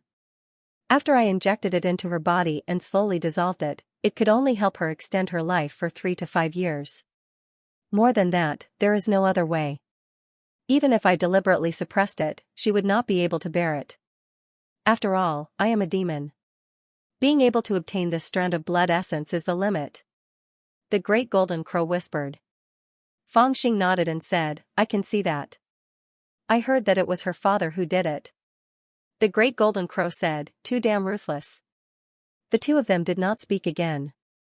After a long time, they sighed and took out the wine gourds to drink. At first glance, she looked like a healthy little fellow. But in reality, with their cultivation, even if they did not directly examine her, they could feel that there was a big problem with this little fellow. Most of her Taoist source had been taken away, which meant that she had lost the foundation of her little life. If there were no accidents, she would be weak and sickly in 3 years, and within 10 years, she would definitely lose her life. Once the Taoist source was taken away, the talisman would have no runes, and the ritual implement would have no Taoist source. It was an extremely serious matter. Such a small person, and most of her Taoist source has been taken away. She is already very lucky to be alive. To cure her is very difficult, even more difficult than a cultivator's cultivation being destroyed. With her long legs carrying her, there is no way to cure her. She can only live as long as she wants. She will only be a burden to others. If it is me, it is better. If necessary, I will help her to reincarnate. Although, with her current state, even if she reincarnates, at least she will not have to live such a tiring life for the rest of her life. Fangxing said nonchalantly. At dawn, the entire Tianyi Palace was already bustling with activities. Inside the Tianyi Palace, the airband was specially activated. In the past, only the elders and successors at the Foundation building realm and above could fly in the air. The rest of the disciples could only walk. That was because if ordinary disciples flew in the air, it would be disrespectful to the elders and others in the cave residence below. But on this day, the airband was lifted. All the disciples, dressed in brand new Taoist robes, landed in front of the small buildings where the guests lived and handed over the red invitation cards with a smile. In the Hall of Tao, where the palace master of the Tianyi Palace usually gave a lecture once a year, a string of red lanterns was hung up, adding a hint of joy. As for the rest of the people, the ceremonial music, the solemn Taoist officials, and the others were all prepared. They opened the door of the Hall of Tao early in the morning, waiting for the guests to enter. These guests were the ones who had received the invitation to the selection of a son-in-law. This time, the Dragon Lady's search for a son-in-law was simply too big, attracting too many small immortals from various sects who wanted to ascend to the heavens in a single step. In addition to those who were here to watch the fun, there were probably no less than a few thousand immortals. In addition to the protectors and servants that some people had brought, there were probably tens of thousands of people. With so many people, it was naturally impossible for all of them to enter. Therefore, the Tianyi Palace had already selected a few dozen people with sufficient qualifications and sincerity to enter the Hall of Tao of the Tianyi Palace and officially meet with the main character of this selection, the Dragon Lady. And those who were able to enter the Hall of Tao of the Tianyi Palace all received red invitations, while those who did not receive them were politely invited by the disciples of the Tianyi Palace to the mountain beside the Hall of Tao to watch the ceremony. If you don't have the ability, you can just watch the show. Fangxing also got one, and it was even sent over by the successor disciple of the Tianyi Palace, Su Yun. The treatment was not low. Fangxing grabbed it and glanced at it, then threw it to the side and went back to sleep. This time, in order to obtain this invitation, there were a lot of people who had put in a lot of effort, but he did not even ask. After the banquet that day, he knew that the young palace master of the Tianyi Palace and Xia Linfuan would definitely give him such an invitation. After all, the two of them were still counting on him to contribute in the future, so he naturally had to pass the first test. Uncle Fang, have you prepared the gifts I reminded you to prepare? Among the two female disciples of Tianyi Palace serving Fangxing, Ziyuan, the thinner one, came over to remind him in a low voice. I'm marrying my own wife, why would I need any gifts? Fangxing lazily lay on the couch. He had been busy robbing for the past few days, so he hadn't had a good night's sleep. He was too lazy to move. Ziyuan was speechless. According to common sense, outer sect disciples with low statuses like them did not have the right to say too much, so they obediently sent these distinguished guests away. However, they had received a lot of rewards from Fangxing, so they naturally felt a bit more friendly in their hearts. In addition, although this Oris Core Stage Senior was fierce and domineering, after a few days of interaction, they realized that he was a person who did not put on any airs. They were not afraid of him, so they softly advised, "Today is the first time I've officially met with the Grand Princess, how can I not formally pay my respects? I heard that those few people have prepared rare items, especially the great swordsman Yundu of the Yun family of the Bitter Sea. He even brought a part of the flowing cloud water sword scripture from the Yun family's patriarch as a gift. Damn it, seducing my wife, I'll kill him sooner or later." Fangxing was so angry that he cursed. With this anger, he couldn't sleep anymore and lazily sat up. He squatted at the door and teased the little thing. At this time, the plump female disciple, Peony, finally grasped the opportunity given by Fangxing. She decided to fish up all the spirit essence. Taking care of such a little person could be said to be doing her best. Even the swaddling clothes were changed into magical clothes embroidered with runes and spirit-gathering arrays. She also hugged the little thing and didn't want to let go. She even had a feeling of doting on it. Of course, if it was any other spiritual movement realm disciple, for the sake of a few hundred pieces of spirit essence, they would treat this little person like a little ancestor. Looking after the child for a few days would earn a fortune that they couldn't earn for decades. Who wouldn't know how to calculate this? Seeing that it was about time, he instructed the 2 servant girls and headed towards the Hall of Tao of the First Heaven Palace with the Great Golden Crow. It was located on the most beautiful mountain peak of the First Heaven Palace. Although it was simple and unadorned, it was filled with the ancient fragrance of Tao. It was extremely solemn. Inside and outside the Hall of Tao, there were already inner sect disciples of the First Heaven Palace standing solemnly at the side. Direct disciple Su Yun was at the entrance of the Hall of Tao to welcome the guests. On both sides of the mountain peaks, and even near the Hall of Tao, there were already some loose cultivators gathered together to watch the show. They were pointing and discussing. Look, the most outstanding sword cultivator of the Yun family in the past few hundred years, Yun Du, is here. His strength is publicly recognized as not losing to the 7 sons of the 3 Daos. The direct disciple of the Nimble Technique sect, Ma Haising, is also here. I didn't hear that he was also preparing to find a son-in-law. The great talisman master of the Wen family, Weniru, is here. People say that one talisman can subdue millions of masters. How could he look so elegant? In the midst of the discussion, the tone was full of jealousy and envy. In the minds of these onlookers, although they had come to the First Heaven Palace under the guise of finding a son-in-law, they actually did not think that they could really stand out. They were just here to join in the fun. Even in their minds, they also felt that the eldest princess of the Kanglan Sea should at least be matched by the 7 sons of the 3 Daos and the great talisman master Weniru, those who could pass the first round of screening and get the invitation letter to enter the Hall of Tao of the First Heaven Palace were not ordinary people. Although they did not make friends with the world, they had also made a name for themselves. There were admirers, and some were even worshipped by the female disciples of the First Heaven Palace as gods. Every time they appeared, there would be a burst of discussion. Some praised them, some felt sorry for them, and some were jealous of them. But when Feng Xing showed up, this group of people suddenly shut their mouths. Everyone looked at Feng Xing with a little bit of unkindness in their eyes, mixed with a little fear and dread. For a moment, no one talked about it. Instead, they moved a little to the back.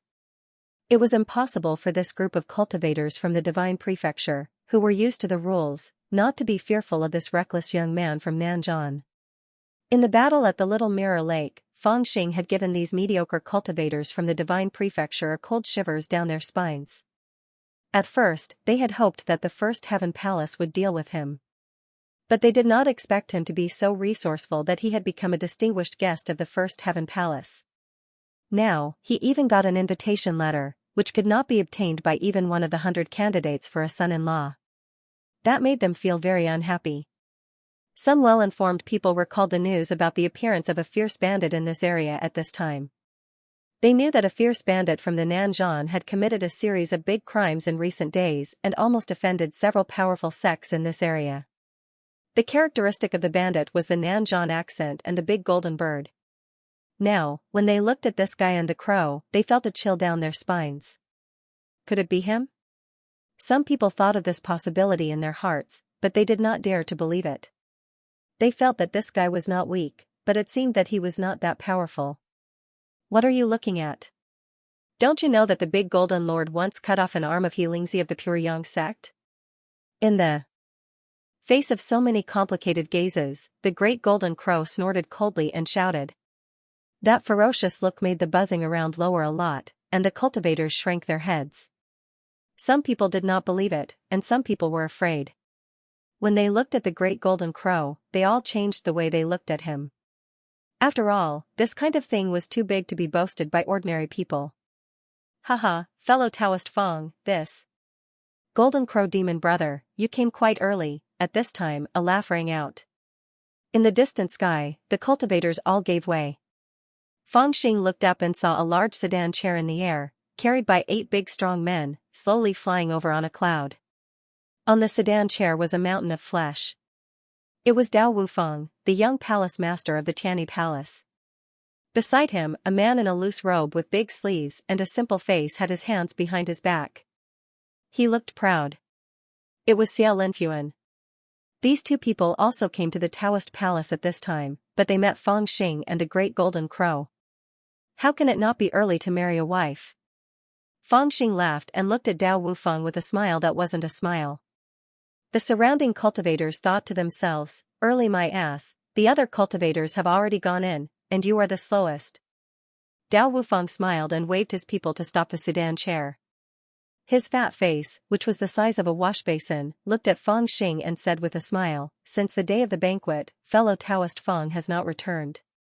I have been very worried about you. These days, I have sent people to invite you several times, but I have not been able to invite you.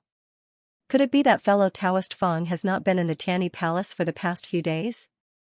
Feng Xing knew there was more to this fat man's words.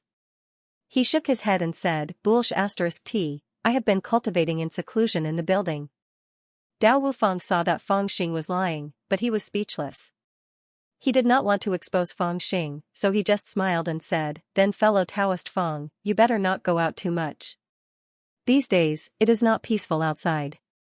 There is a bold thief from Nanzhan who has been causing trouble in several big cities.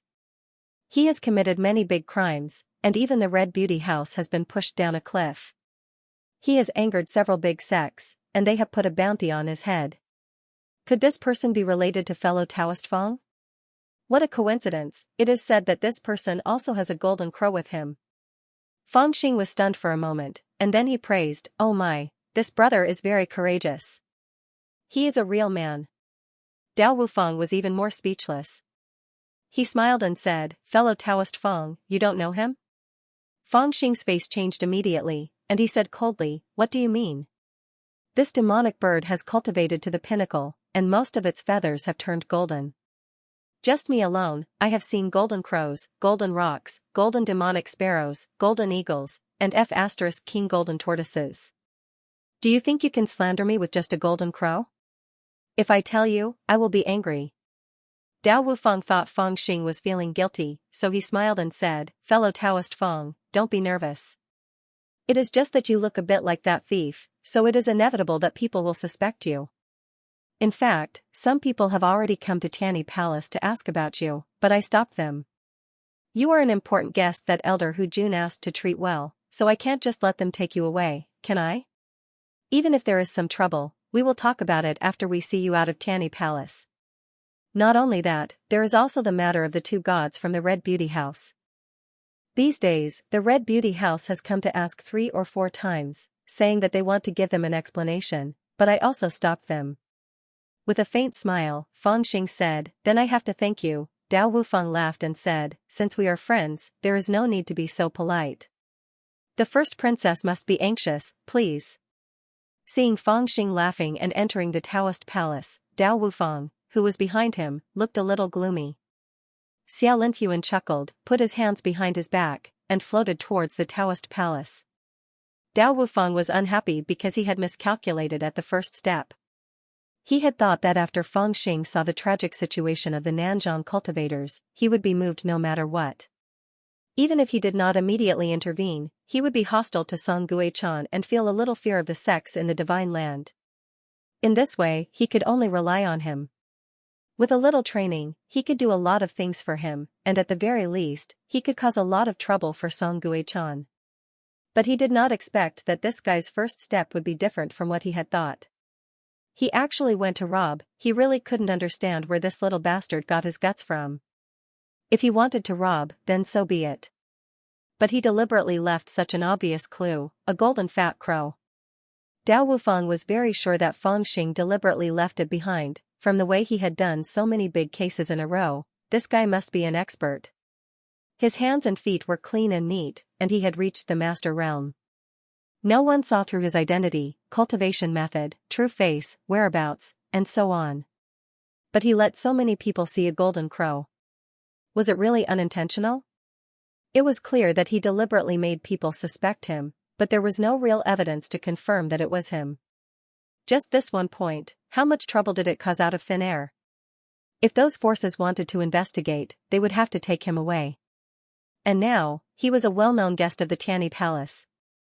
If he was taken away just like that, where would the face of the Tianyi Palace be? This guy was personally welcomed by Elder Hu Jun. Face, in the divine land where everything was done according to rules, the most important thing was undoubtedly face, the relationship between the Tianyi Palace, the Pure Yang sect, the Spirit of Yin sect, and the Talisman and Instrument Doctrine, the Song family, the Yun family, and the Wen family, as well as the weaker sects such as the Nimble Chiao sect and the Yi Qi sect, was a mess. On the surface, there was still some balance, but the internal strife was really deep. If the Tianyi Palace casually handed over Fengxing, although it would not suffer any loss, it would inevitably cause some gossip. That would be a huge blow to the reputation of the Tianyi Palace, invisible but fatal. In addition, Fengxing still had some value, or at least a lot of value. He was not willing to hand him over. As a result, the Tianyi Palace was under great pressure. The matter of the two great ministers of the Red Makeup House was suppressed. But fortunately, Dao Wufeng was not so helpless. Just now, what he meant was that he had something on Fengxing, so he wanted Fengxing to listen to him, and warned Fengxing that if he lost the protection of the Tianyi Palace, he was afraid that he would immediately be in big trouble. He thought that through this, if he could subdue Fengxing, or use this handle to force him to do something, it would be a good deal. As for Xiao Linfuan's happiness, it was even simpler. At the very least, the greater the trouble in front of Fengxing, the easier it was to control it. In the meantime, the cultivators did not know, but they were secretly guessing whether Fengxing was the legendary thief. Inside the Hall of Tao, it was more than 100 feet wide, extremely spacious and elegant. All the cultivators who entered the hall sat cross-legged in 2 rows. In the middle of the hall, there was a veil hanging down. Behind the veil, a tall and beautiful woman sat cross-legged, surrounded by burning sandalwood. Wisps of delicate fragrance came from behind the veil, making people's hearts tremble. It was the protagonist of this selection, the Kanglinsi eldest princess, Dragon Lady.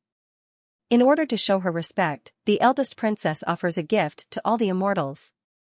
In the Hall of Tao, after everyone sat down, an old cultivator in the Gold Core realm standing in front of the veil said in a low voice. Immediately, from both sides of the Hall of Tao, 2 rows of female disciples of the Tianyi Palace came out, holding a tray in their hands, which was covered with a green veil. They placed the tray in front of each person. There was also a tray in front of Fengxing. He reached out and opened it, only to see a bead the size of a baby's fist. It was dark green, cool to the touch, and contained rich water vapor, surrounded by mist. Sea bead? Fengxing praised in his heart, and then felt a little heartache. The sea bead was a kind of treasure of the 4 seas, equivalent to the spirit stones produced in the spirit veins. It contained strong water vapor, and was the most precious treasure for cultivating the water method. Moreover, this bead had all kinds of mysteries. For example, if an ordinary person brought this bead into the desert and stayed there for 10 years, he would not have to worry about dying of thirst. Moreover, when some cultivators went into closed-door meditation, they would often bring this sea bead into their cave, so that there would be water vapor to replenish their body, and the time of closed-door meditation would be extended for a long time. The rarest thing was that resources like the sea bead had always been controlled by the Sea clan led by the Dragon Palace of the Sea of the Azure Sea. It was rare to find a bead in other places. Even if the cultivators spent money, they might not be able to buy it. Now, the Dragon Lady took out so many of them, one for each of the dozens of immortals who entered the Hall of Tao. This was really a big gift, full of sincerity. I have always wanted a sea bead, and I once offered a few thousand spiritual essences, but to no avail. The eldest princess's generous gift, I, Muyang Ling, am very grateful. I have also prepared a small gift. It is just a 3,000-year-old precious medicine, but it is not enough to show my respect. I hope the eldest princess will accept it. I am not here to choose a son-in-law, but to pay my respects to the eldest princess on behalf of my father, Muyang Ling. I will be satisfied with this gift. After receiving the Dragon Lady's sea bead, it was Zhu Xiu's turn to offer his gift. It was a young man sitting next to the Dragon Lady who spoke first. He took out a purple box and a jade slip, handed them to the maid of Tianyi Palace beside him, and walked toward the dragon lady. The cultivators heard that he took out a precious medicine, and they were shocked. This was a big gift. The dragon lady behind the veil took the purple box and carefully looked at the divine thoughts stored in the jade slip. Then, she said softly, "Junior brother Mu, I am very grateful. Please tell immortal Zhang of Muyangling that dragon lady understands his kindness, and I am very grateful." Muyangling nodded slightly and said, "I understand." This was a good start. The cultivators all took out their gifts and handed them over. They are all so generous? Fang Xing, who was in the crowd, was stunned. He sighed at the divine prefecture. These inconspicuous little brats brought out amazing things one after another. Some used precious medicines as gifts, some used divine talismans, some used divine weapons, and there was even a sword embryo that came out of nowhere as a gift. It was just that it seemed a little inconspicuous. The most amazing thing was the flowing clouds and water sword presented by the great sword cultivator of Bitter Sea, Yundu. He was also very arrogant. "Eldest princess, my ancestor, the venerable immortal of Bitter Sea, has given me a decree. This flowing clouds and water sword scripture is the foundation of the Bitter Sea swordsmanship. I present it to you, eldest princess, and you will be the mistress of the Bitter Sea Yun family. The 800 sword cultivators of the Yun family will be at your disposal." Although all the cultivators knew the true purpose of this son-in-law selection, there weren't many who spoke so bluntly. Xia Linfuan, who had been silent all this time, also opened his mouth at this moment. He offered up a small fiery red pill furnace and said indifferently, "This furnace was forged by my master using the geocentric true flame for 300 years. When used to refine pills, the quality of the pills can be increased by 40%, and the success rate of the pills can be increased by 30%.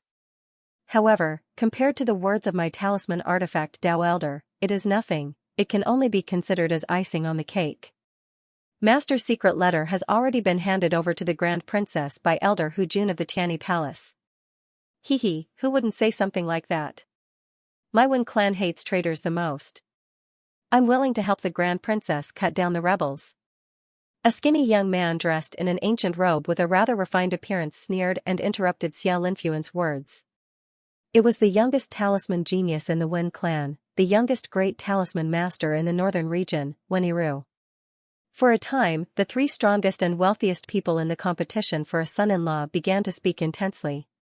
What are they talking about? It feels like there's a meaning to their words. The great golden crow listened for a while and carefully said to Fang Xing. Fang Xing also widened his eyes. "I don't know either, but it sounds pretty scary. Hee. Does fellow Daoist Fang have any gifts to offer?" At this moment, the fatty Dao Wu Feng, who had been standing to the side and seemed to be watching the show, suddenly asked with a smile. His voice was neither light nor heavy, but it attracted everyone's attention. The somber atmosphere in the field eased up. Countless pairs of eyes looked towards Fang Xing, including the eyes behind the veil. There was ridicule, disdain, and fear, as if a fox had sneaked into a pack of wolves, or a wolf that didn't know what was going on in a pack of whispering foxes. In fact, that was indeed the case.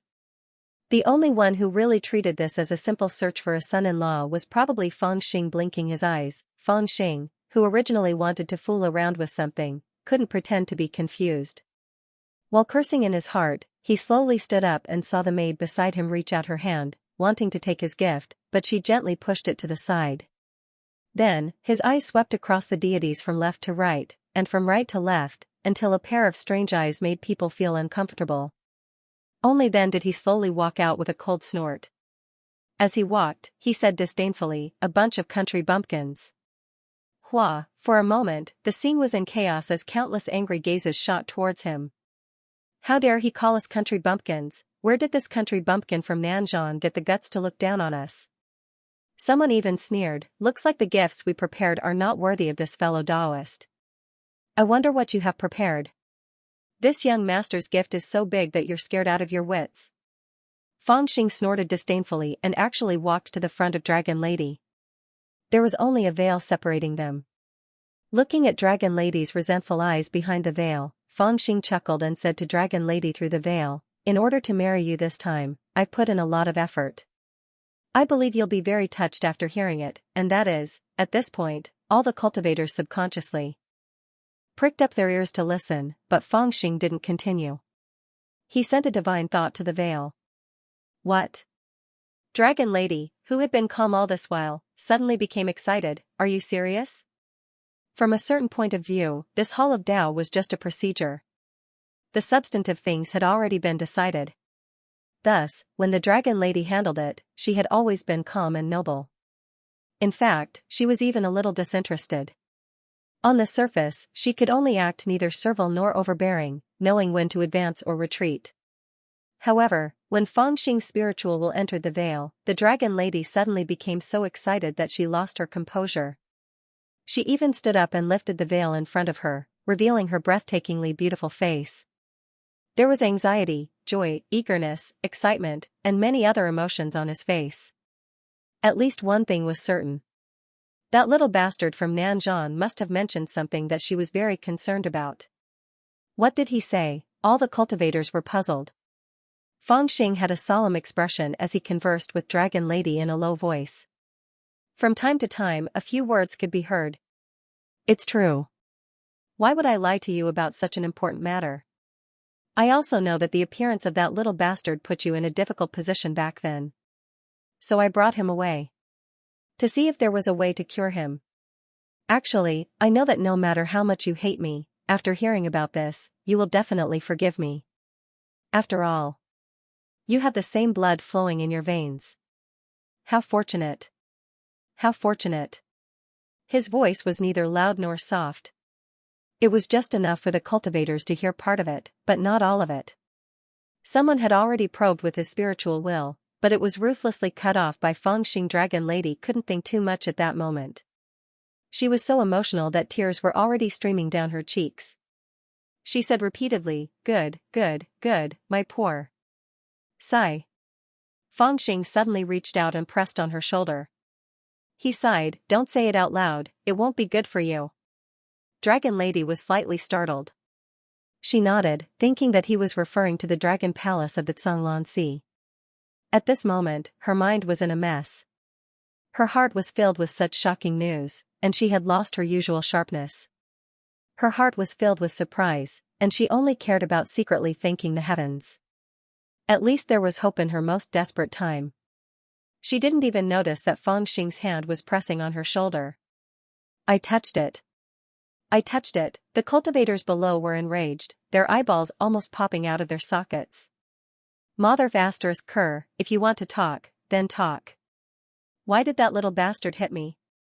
That was the Dragon Palace's royal princess, and the little bastard actually reached out to touch her shoulder. All the cultivators were so annoyed that they couldn't wait to slap Fangxing a few times and chop off his claws. Fangxing also seemed to notice the cultivator's eyes, which were itching to turn him into a beehive. He chuckled and gently stroked Dragon Lady's hair. Unexpectedly, Dragon Lady didn't notice such an intimate action, and she didn't get slapped. She just looked so happy that she seemed to be immersed in the great joy and forgot about her feelings for a moment. But it seemed that she was used to this kind of intimacy. Fortunately, Fangxing had already withdrawn his hand. He asked Dragon Lady with a smile, "What do you think of this gift?" Dragon Lady was still a little excited. She lowered the veil, and her figure could be vaguely seen. She took out a silk handkerchief to wipe the tear stains on her face. After a moment of silence, she calmed down and said, "Very good, when can I go and see him?" Anyone could hear the excitement in Dragon Lady's seemingly calm words. But Fangxing said with a smile, "Any time is fine. You are his." Speaking of this, he stopped, laughed, and walked back with his hands clasped behind his back. He glanced at the cultivators in the hall one by one, rolled his eyes, and pointed his nose at them, showing off. What on earth did this little bastard say to the royal princess? The hearts of the surrounding cultivators were extremely stifled. When other people paid their respects, they would openly take them out. Half of the reason was to let others see how sincere they were. But when it came to this fellow, why did he hide his head and show his tail? Yet, he had really moved the dragon girl to the point of tears. That true friendship could not be faked at all. What exactly was it? Could it be, someone had already thought of something, and his eyes widened at once. Even Dragon Lady behind the veil, although she was excited for a moment, she was not stupid. She had already realized something. Thinking about it, when she was about to say something to erase the misunderstanding, a person suddenly broke into the Taoist palace. It was a plump woman in the outer disciple robe of Tianyi Palace, holding a small swaddle in her arms. She rushed into the Taoist palace in a hurry. She glanced around and saw Fangxing. She hurried over and handed the swaddle in her arms to Fangxing. Fangxing also took it, gave the plump female disciple a few purple crystals, and then waved his hand to let her leave. He held the swaddle in his arms and rocked it slowly, with a tender look on his face. He also looked up at Dragon Lady and sighed softly. "Child," suddenly, a cultivator shouted. He was so surprised that he jumped up directly, dumbfounded.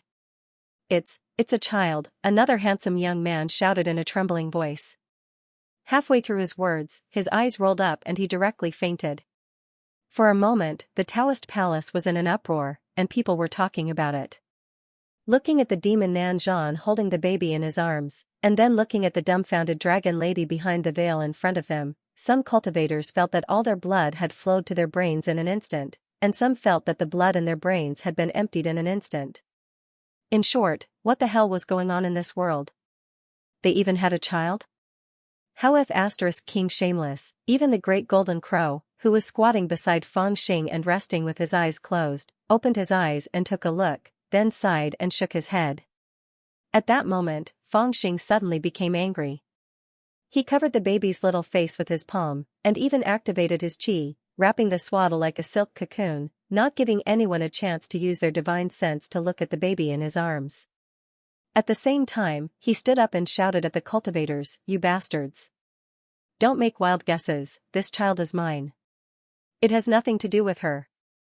The cultivators had already guessed about 40 to 50%, but now they suddenly believed it a little more. How is this possible? How is this possible? I don't believe it. I don't believe it. Some of them beat their chest and stamped their feet, feeling that their goddess had been tarnished. Some of them secretly rejoiced that their own sect was only prepared to join the Four Seas Alliance, and did not plan to let them marry this bodhisattva. This was a blatant lie. "We haven't even asked anything, and you're already trying to deny it." The cultivators were even more furious and shocked, and their chests were about to explode. The group of young cultivators who saw the Dragon Lady as an unreachable goddess almost fainted at that moment. They looked at the veil in shock, all wanting to hear the Dragon Lady deny it, but there was no sign of life. At that moment, the Dragon Lady actually fell silent. With a boom, it was a complete mess. Countless people started buzzing with discussion, just like an erupting volcano. In such a hubbub, the Dragon Lady finally reacted, or rather, she was reminded by someone. However, she was completely unaware of what Fangxing had done. At this moment, she was still immersed in the shock of what had just happened. When she saw that there was suddenly an infant in Fangxing's arms, she hesitated and said, This child is." Fangxing suddenly turned to her and said seriously, "Wife." "Ah no, Princess Royal, you don't have to say it anymore. It's my fault. I originally wanted to secretly take you to see it, but the child's disease acted up when she was born. I had to quickly treat her, and that's why I accidentally let the cat out of the bag. But don't worry, I won't admit it. This child has nothing to do with you." What he said was righteous, but it was simply despicable to the extreme. All the cultivators around were angry. How could he still say that it had nothing to do with him? "Do you think we are fools?" The Dragon Lady was also stunned. When she heard the news just now, she was very grateful to Fangxing, and all the resentment in the past melted like ice and snow. She treated Fangxing as a great benefactor from the bottom of her heart. But now, when she changed the topic, she realized that she had been fooled by this little bastard, and she was so anxious that her heart was burning. "Don't talk nonsense, I don't even know this child." In panic, the Dragon Lady's voice had become abnormally pale. But there were also some attentive people who found that something was wrong, and they looked at the Dragon Lady. But Fangxing soon attracted their attention. He roared, "Bitch, how can you be so heartless? Just now, you said that God blessed our child, and you said that you wanted to see her, but now you are in front of us, and you are not willing to admit it? You are too much. Back then, who was the one who saved you when you were being hunted by the Dragon Palace of the Azure Sea? Who was the one who lived with you for 3 years and treated your wounds? Who was the one who couldn't help but give birth to this crystallization of love? Oh my God, the great golden crow couldn't bear it anymore. He raised his wings and covered his ears. What the eyes didn't see, the ears didn't hear. Meanwhile, the dragon lady tore down the veil and looked at Fangxing angrily. You still dare to say that? Fangxing covered his face with his hands and let out a long sigh. It's a pity that you hadn't recovered from your injuries at that time and implicated this child. She was born with a weak constitution and was about to lose her life. As a father, I couldn't bear to see you sad, so I quietly took the child and left. As a mother, you were filled with guilt and finally left without saying goodbye. It was a pity that I was alone and took her everywhere to search for elixirs to treat her injuries. Finally, by chance, I managed to save her life and hurriedly brought her to find you. I wanted you to see her and tell you that the child is fine. When he spoke up to this point, it could truly be said to be so touching that even ghosts and gods would shed tears. But who knew that you, Fangxing pointed at the dragon lady, looking so angry that he couldn't speak. In the end, he didn't continue. He just hugged the child gently and sighed, I am a man, how could it be easy for me to raise a child alone? Boom, Fangxing's acting skills were probably too good. In an instant, the entire hall of Dao was buzzing with discussion. Everyone's gaze swept from him to the swaddle in his arms, then to the dragon lady whose face was flushed red and whose eyes were moist. In the eyes of the crowd, this was undoubtedly because she had seen her own child and was unable to control her emotions. In their hearts, they instantly believed in Fangxing's words. Ugh, the sound of sobbing was heard. It was a female disciple of the Tianyi Palace. She was actually crying because of Fangxing's words. She covered her mouth with a handkerchief. Fangxing glanced at the female disciple and thought to himself, which girl is so stupid to believe this? As for the surrounding cultivators, they weren't as sympathetic. All they felt was endless shock. As everyone knows, the eldest princess did disappear for a full 3 years after being chased in the South Sea. Later, when she reappeared, she came directly to the Tianyi Palace. Some people also asked her, but she never mentioned where she went during those 3 years. Could it be that she was with this kid for those 3 years? Look at the eldest princess's expression. Her true feelings are revealed. How can it be fake? My eldest princess. How could this be?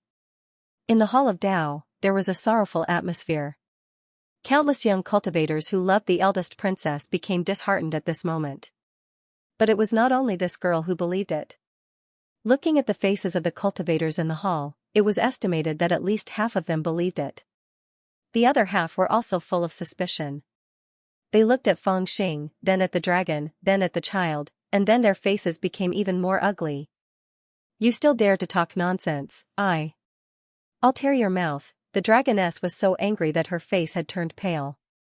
She had a steady temperament. Although she bore a blood feud, she was usually indifferent and elegant. She could not get angry even once in a year, but once she met Fangxing, she would easily get angry. Moreover, this anger was especially fast and could not be suppressed. She cursed. The dignified Sun Lanxi's eldest princess was actually flustered and exasperated amidst such solemn and respectful voices. She lifted her skirt and smacked the little bastard who spoke without thinking. Oh, how dare you hit me? We might as well both die in your hands. Fangxing was not afraid at all. He rushed over with the child in his arms. Dragon Lady hit him with her palm, but the child in his arms was the first to bear the brunt. After all, she was not cruel enough to hurt a baby, so she had to withdraw her palm and shouted at Fangxing, Are you crazy now? Aren't you afraid of hurting the child? Fangxing shouted, Now you know how to feel sorry for me? Feel sorry your head. Dragon Lady hit him directly. Hey, why are you scolding me? Fangxing blocked the Dragon Lady's palm and kicked her butt. It was a mess, a complete mess. Such a dignified and solemn occasion was abruptly turned into a mess. Dragon Lady was angry and wanted to slap Fangxing. Fangxing was also dishonest. He fought back and said a series of words about the deep love between mother and son, which made Dragon Lady even more angry. Her hands and feet trembled and she started to hit him. The search for a son-in-law was completely messed up. As for the surrounding cultivators, they were originally here to search for a son-in-law, but they were automatically demoted to spectators. They stared at each other and blinked, but no one came out to speak. However, the old cultivator in the elixir realm of the Tianyi Palace couldn't stand it anymore. He braced himself and stood in the middle, saying to Dragon Lady, "Your Highness, please calm down. How can you make trouble in this occasion? Control your anger, control your anger.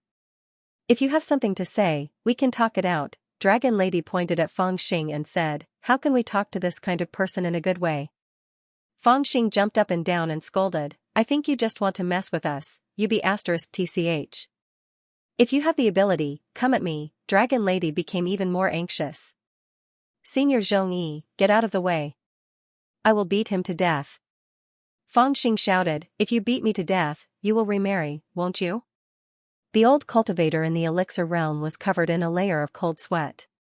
Although he was older and his cultivation was also in the elixir realm, he knew that with his cultivation, it was still very dangerous for him to stand in the middle of these two juniors. If one of them made him angry and attacked him, he wouldn't be able to resist. But since he had stepped forward, he could only smile bitterly and say, "Alas, why do you have to do this? Can't a couple talk it out?" As soon as he said this, both Feng Xing and Dragon Lady were stunned. Feng Xing was the first to come to his senses. He sighed softly and said, "Senior is right. How can a couple hate each other overnight?" By the time Dragon Lady came to her senses, blue veins were already bulging on her forehead. She shouted angrily, "I will kill you." Feng Xing patted his thigh and hid behind the old man, shouting, "See, I told you, this woman has to be beaten." The old man in the elixir realm also wanted to slap his mouth. How could he have said it subconsciously? Thinking about it, it was not his fault. Looking at the eyes of the people around him, he knew that many people had the same idea as him. Seeing that things were getting out of hand and the chaos was getting out of hand, many cultivators who came to select a son-in-law had secretly decided that they could sign the Four Seas Alliance led by Tianyi Palace and established in the name of Dragon Lady by several sects in the northern region of the Divine Land. But they would forget about marrying Dragon Lady. Now that things had come to this, it would be really difficult for Dragon Lady to get married. But at this time an unexpected voice rang out, "Wait." This person shouted sternly and used his spiritual power. His voice was like muffled thunder, rolling back and forth in the Hall of Tao, but for a moment, it attracted everyone's attention. But they saw that the person was tall, wearing a tight robe and had a rough face. At this time, his eyes were fixed on the child in Feng Xing's arms. He frowned tightly, as if he was sensing something. After a long while, his eyes lit up and he sneered at Feng Xing in a low voice, "Fellow Taoist, forgive me for being rude, but may I ask you, whose child is this?" Feng Xing glared at him and said, "Who are you talking about?" "Of course it's mine." The man snorted coldly and pressed forward step by step, "Really? Then tell me, what is her name?" His way of asking immediately made Zhu Xiu in the hall restless, and he began to make guesses. "It's Xianxia, the inherited disciple of the Lingqiao sect. He originally came to sign the contract on behalf of the Lingqiao sect and didn't really intend to marry the eldest princess." "Why did he stand out?" "You're from the Lingqiao sect?" Feng Xing also heard the discussion of the crowd and looked at the large man with a smile that wasn't a smile. "That's right, I'm the inherited disciple of the Lingqiao sect, Xianxia. A few days ago, a baby from my Lingqiao sect was kidnapped from the Red Makeup House. His whereabouts are unknown, and the entire Lingqiao sect is currently trying to find him. May I ask if this fellow Taoist," he seemed to have already guessed something, and his tone was aggressive. His eyes flashed with excitement. Feng Xing rolled his eyes and hugged the child in his arms even tighter, saying, "Why are you asking me about a lost child?" The large man from the Lingqiao sect sneered and stepped forward, "Nothing else, I just feel that this child is somewhat familiar." As he spoke, he suddenly stepped forward and stretched out his hand to pull the swaddling cloth in Feng Xing's arms. As long as he tore off a corner, even if he couldn't see the face, he would be able to sense the person's aura and confirm his identity. However, at this moment, the great golden crow suddenly moved and rushed in front of him. Then, it flapped its wings and swept out like a spear that contained the power of a golden core. It forcefully hit the chest of the large man from the Lingqiao sect and actually sent him flying. With a pung sound, he crashed into the wall of the Hall of Tao. Who knew how many ribs were broken, and he spat out a mouthful of blood. If your eyeballs were to be dug out, would you still be familiar? When the great golden crow opened its eyes, it was filled with ferocity and madness. Even Fangxing looked at the large man with a smile that wasn't a smile. How dare you injure someone? How dare you, demonic bird, are you rebelling? You don't even know where you are and you dare to injure someone. Where did you get the courage from?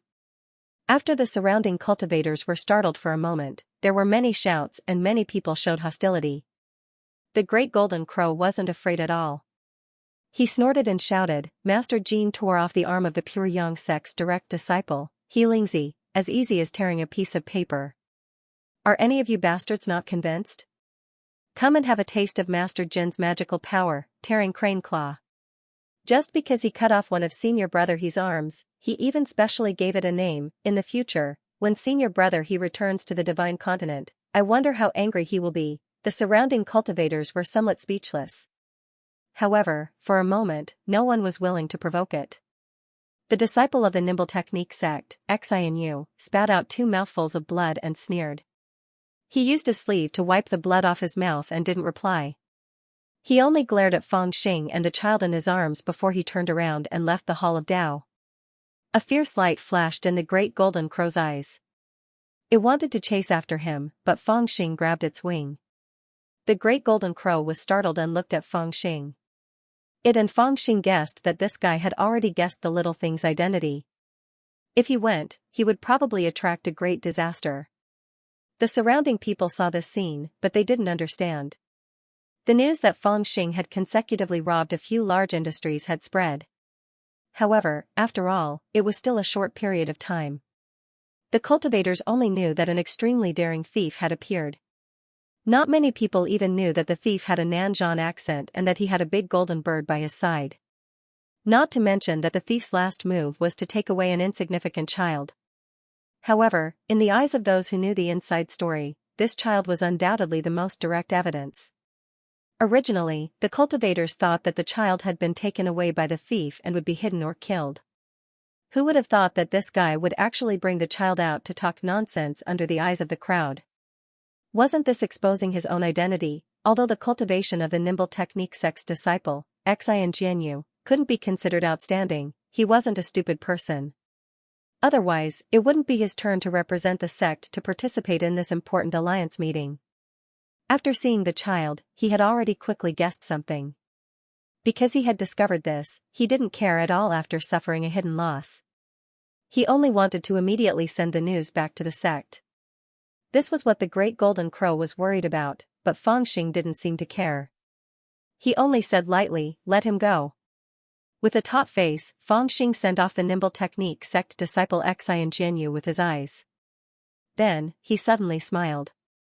Carrying the child, he looked at Dragon Girl again. At this moment, Dragon Girl actually had a feeling of fear and trepidation.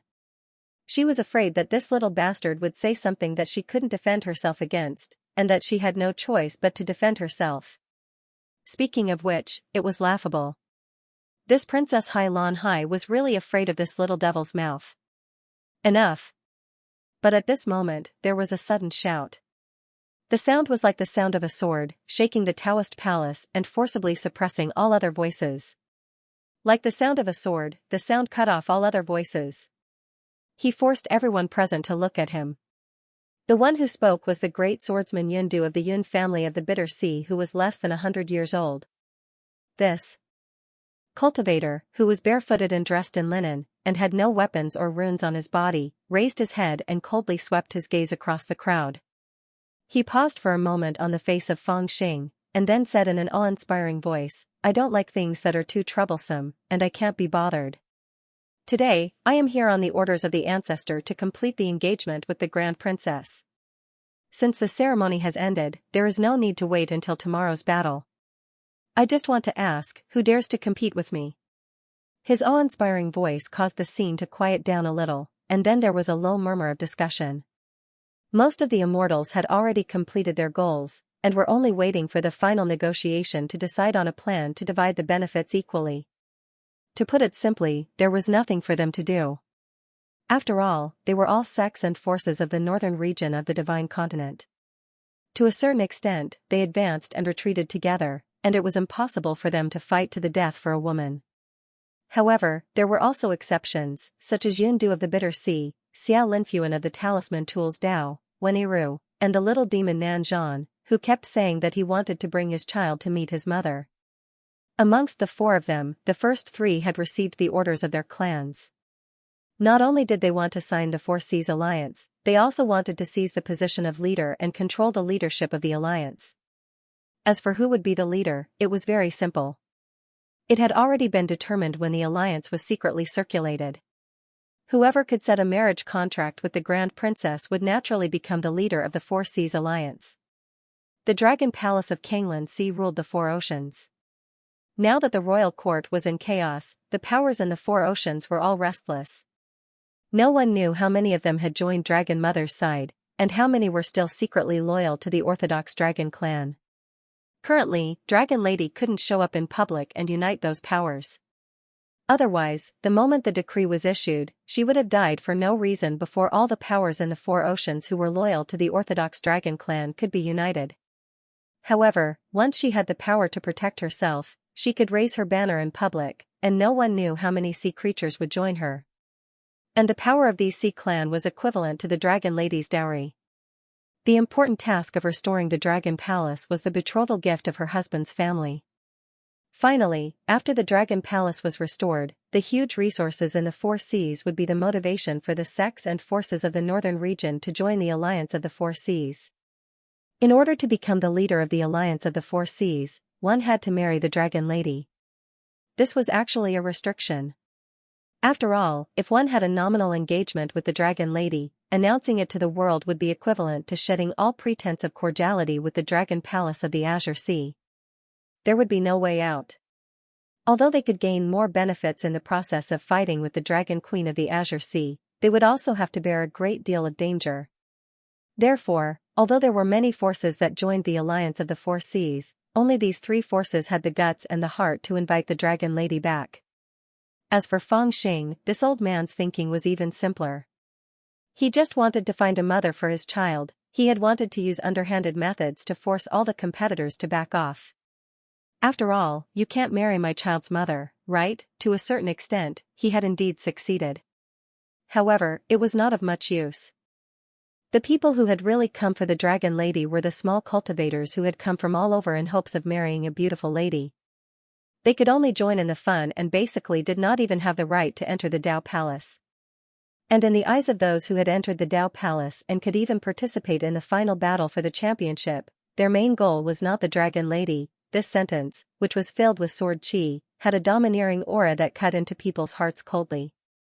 For a moment, no one in the Hall of Dao spoke. Even the Talisman Tool's path successor disciple Xiaolinfuan, who was publicly acknowledged to have a fierce battle with Ku Hai Yundu, as well as the Wen clan's youngest great talisman master Weniru, did not jump out to oppose Ku Hai Yundu at this moment, let alone the other unknown cultivators. Yundu is a sword genius of the Yun family of the Bitter Sea Sword Principle. He once killed a golden core with his sword when he was at the foundation establishment stage. After that, his cultivation advanced and he formed a golden core. However, he only secluded himself to understand the Tao of the sword and rarely used his sword. It was only 2 years ago that he sparred with Xiaoxia, a sword genius from the Nanzhan. He defeated her easily and even destroyed her meridians and sword's resolve. That lady is also extraordinary. She once left her name on the Xian domain stone tablet of the Nanzhan and was later taken in as a direct disciple by the Severing Emotions sect. She has a bright future and is one of the few disciples who came to the Divine Continent 4 years ago. Even in the Divine Continent, she is one of the few sword geniuses. It is a pity that she fought with Yundu when she was at the peak of the foundation establishment stage and ended up being a cripple. She is not strong enough and forced herself to stand out. Who else would be unlucky if not her? Ku Haiyun cultivates the slaughter sword Dao alone, and he loves to slay other sword Dao geniuses of the same kind to sharpen his sword. That Nanzhan's so-called genius is just courting death. For a moment, whispers could be heard and the cultivators looked at Yundu with uncertainty. Amidst the discussions, Feng Xing carried his child and looked at Yundu with a gloomy gaze. At this moment, Yundu also looked over with a cold gaze. I've heard of your name. Back then, that woman was defeated by me. I asked her if my sword could overturn the sword Dao of the Divine Prefecture, but she refused to admit it. She said that if the true number one person among the younger generation of Nanzhan were here, I wouldn't even have the chance to use my sword. Because of this, I decided to cripple her. Since you're here today, do you dare to take my sword? Fang Xing's expression was strange, but he didn't have the cheeky smile he had just now. He looked at Yundu from top to bottom, and then from bottom to top.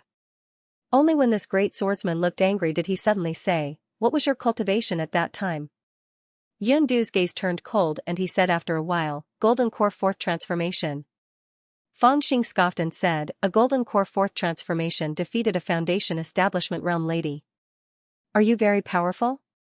Annoyance flashed in Yundu's eyes and he was filled with killing intent. He shouted coldly, "I cultivate the sword and respect my opponent. As long as I pull my sword out of the sheath, be it Lingdong or Yuanying, or even Tribulation Transcendence, I will give it my all. It doesn't matter if she is at Foundation Establishment or Golden Core. As long as she is standing in front of me, she has to have the resolve to take my sword." Fang Xing smiled and nodded. "But you don't have to cripple her, do you?" Yundu's eyes turned cold. "You lost the bet. What else is there to say?" Fang Xing scoffed and said, "In other words, you will accept it if someone uses their cultivation level to suppress you?"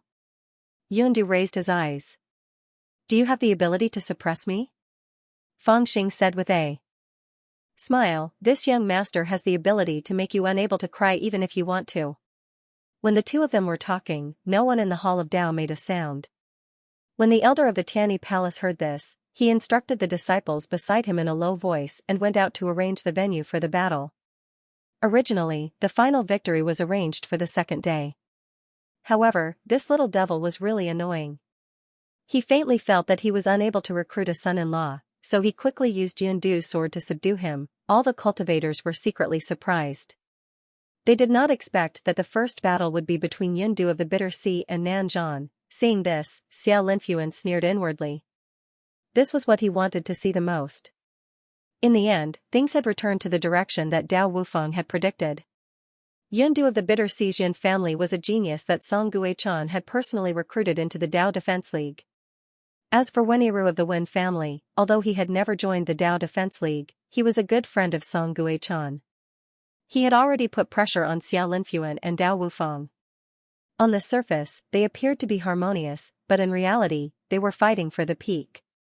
Although the overall strength of the two sides was difficult to determine, and because they were both in the northern domain, it was impossible to determine who was stronger. However, in the confrontation between the younger generation, he and Dao Wufeng, who represented the younger generation, were at a disadvantage. This time, the selection of a son-in-law for the Dragon Lady was actually a process of them fighting. Simply put, the Yuanying cultivators had already retreated behind the scenes. They were only thinking about how to transcend the tribulation, or how to plan for the bigger picture. Normally, they would not participate in this kind of open and secret struggle. Occasionally, they would give some pointers, but it was only to prevent the overall situation from collapsing too much. On the surface, they had long since been handed over to the younger generation of the Golden Core realm. Even the positions of clan leader and sect leader were mostly held by Golden Core realm cultivators. This kind of phenomenon was similar in the four regions, and it was not unique to the Divine Continent. Although Xiao Linfuan and the others were not very old, usually under 300 years old, they already represented a power. In this kind of situation, even if they lost in the battle, the Yuanying behind them would only pinch their noses and accept it. It was precisely because he was at a disadvantage that he had joined forces with Dao Wufeng to take control of the Four Seas Alliance.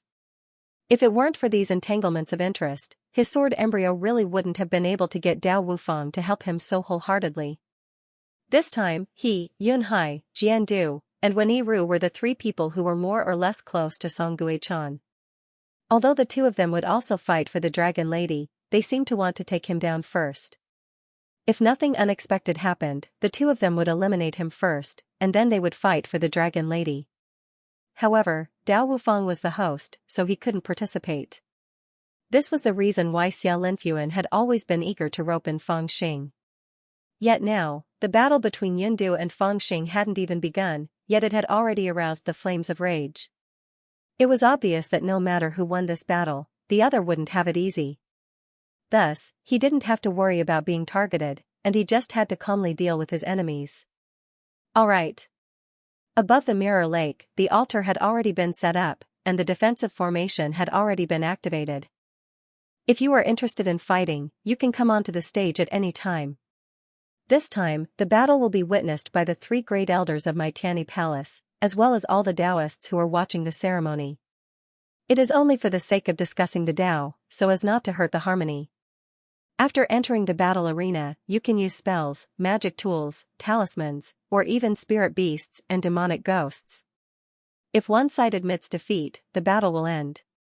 I hope that all of you will not be in a hurry, and not be ruthless. Seeing that Fang Xing and Yun Du were already filled with killing intent, Elder Zhongyi of the Tianyi Palace did not stand on ceremony and allowed them to fight. The final battle had been discussed a long time ago.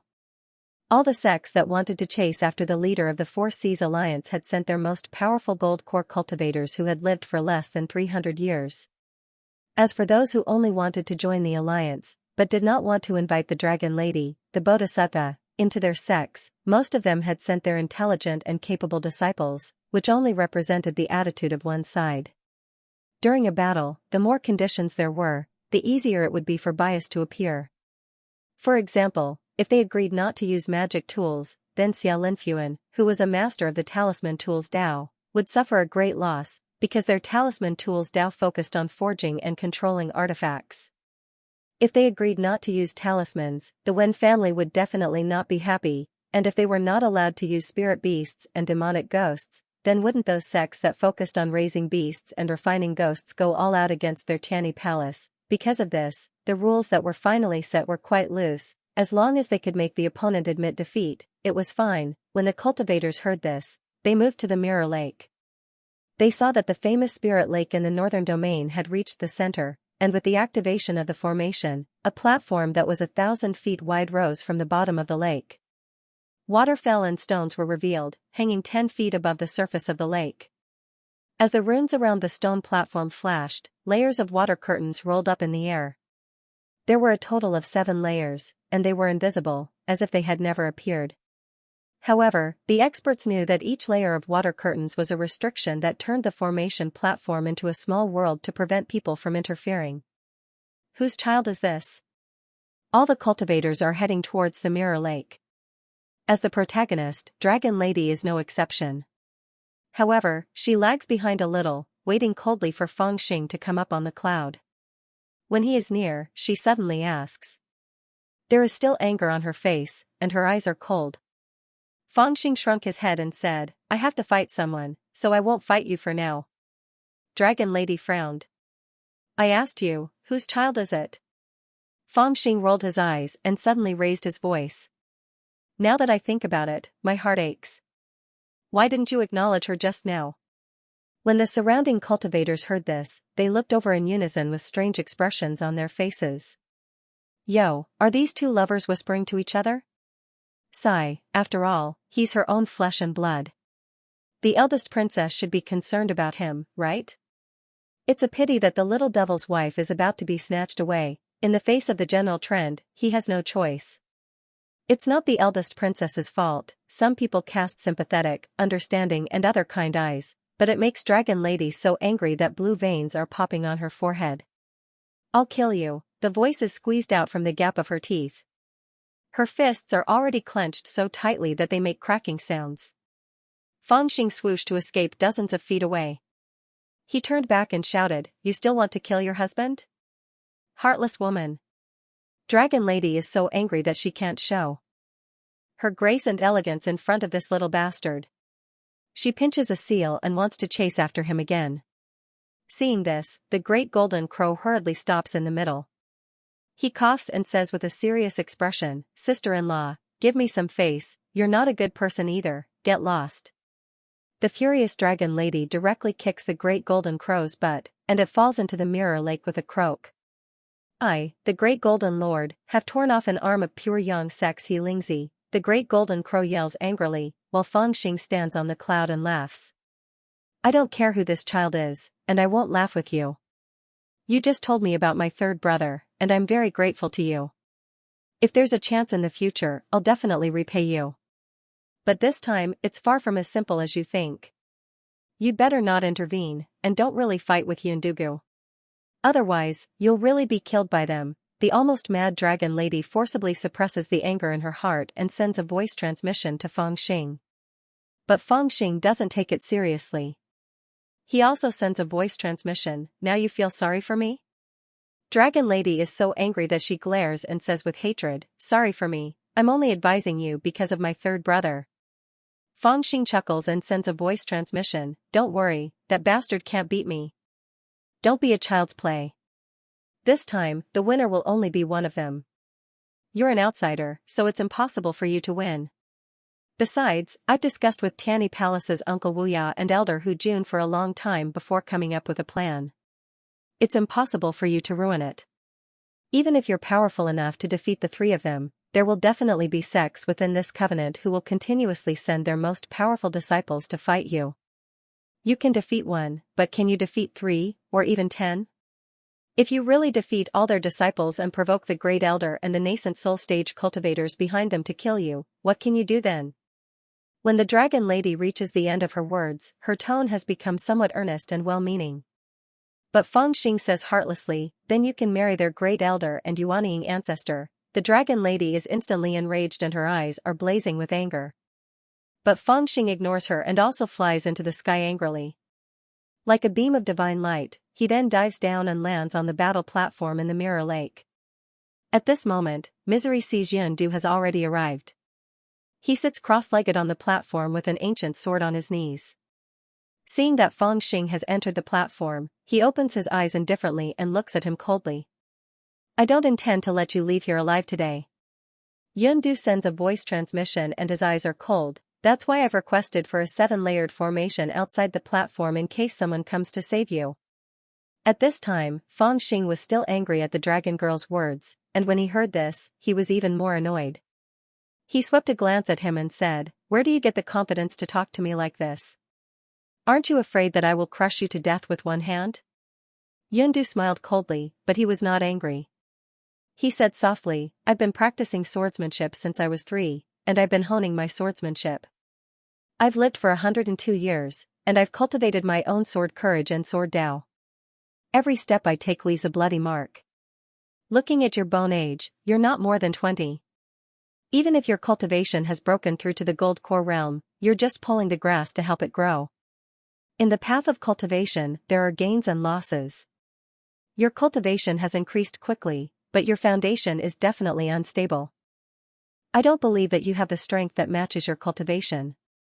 At the end of his sentence, the sword on his knees suddenly makes a long cry, "Under my sword, you will die without a rival." Fangxing laughs coldly and says, "Have you forgotten that senior sister Xiaoxue said that I have the ability to make you unable to even draw your sword?" Yundu's eyes turn cold and he says sternly, "Even Yuanying doesn't dare to say such nonsense in front of me." With a wing sound, the white sword on his knees floated in midair. Sword chi overflowed in all directions. Apparently, he had already activated his killing intent and was ready to attack at any time.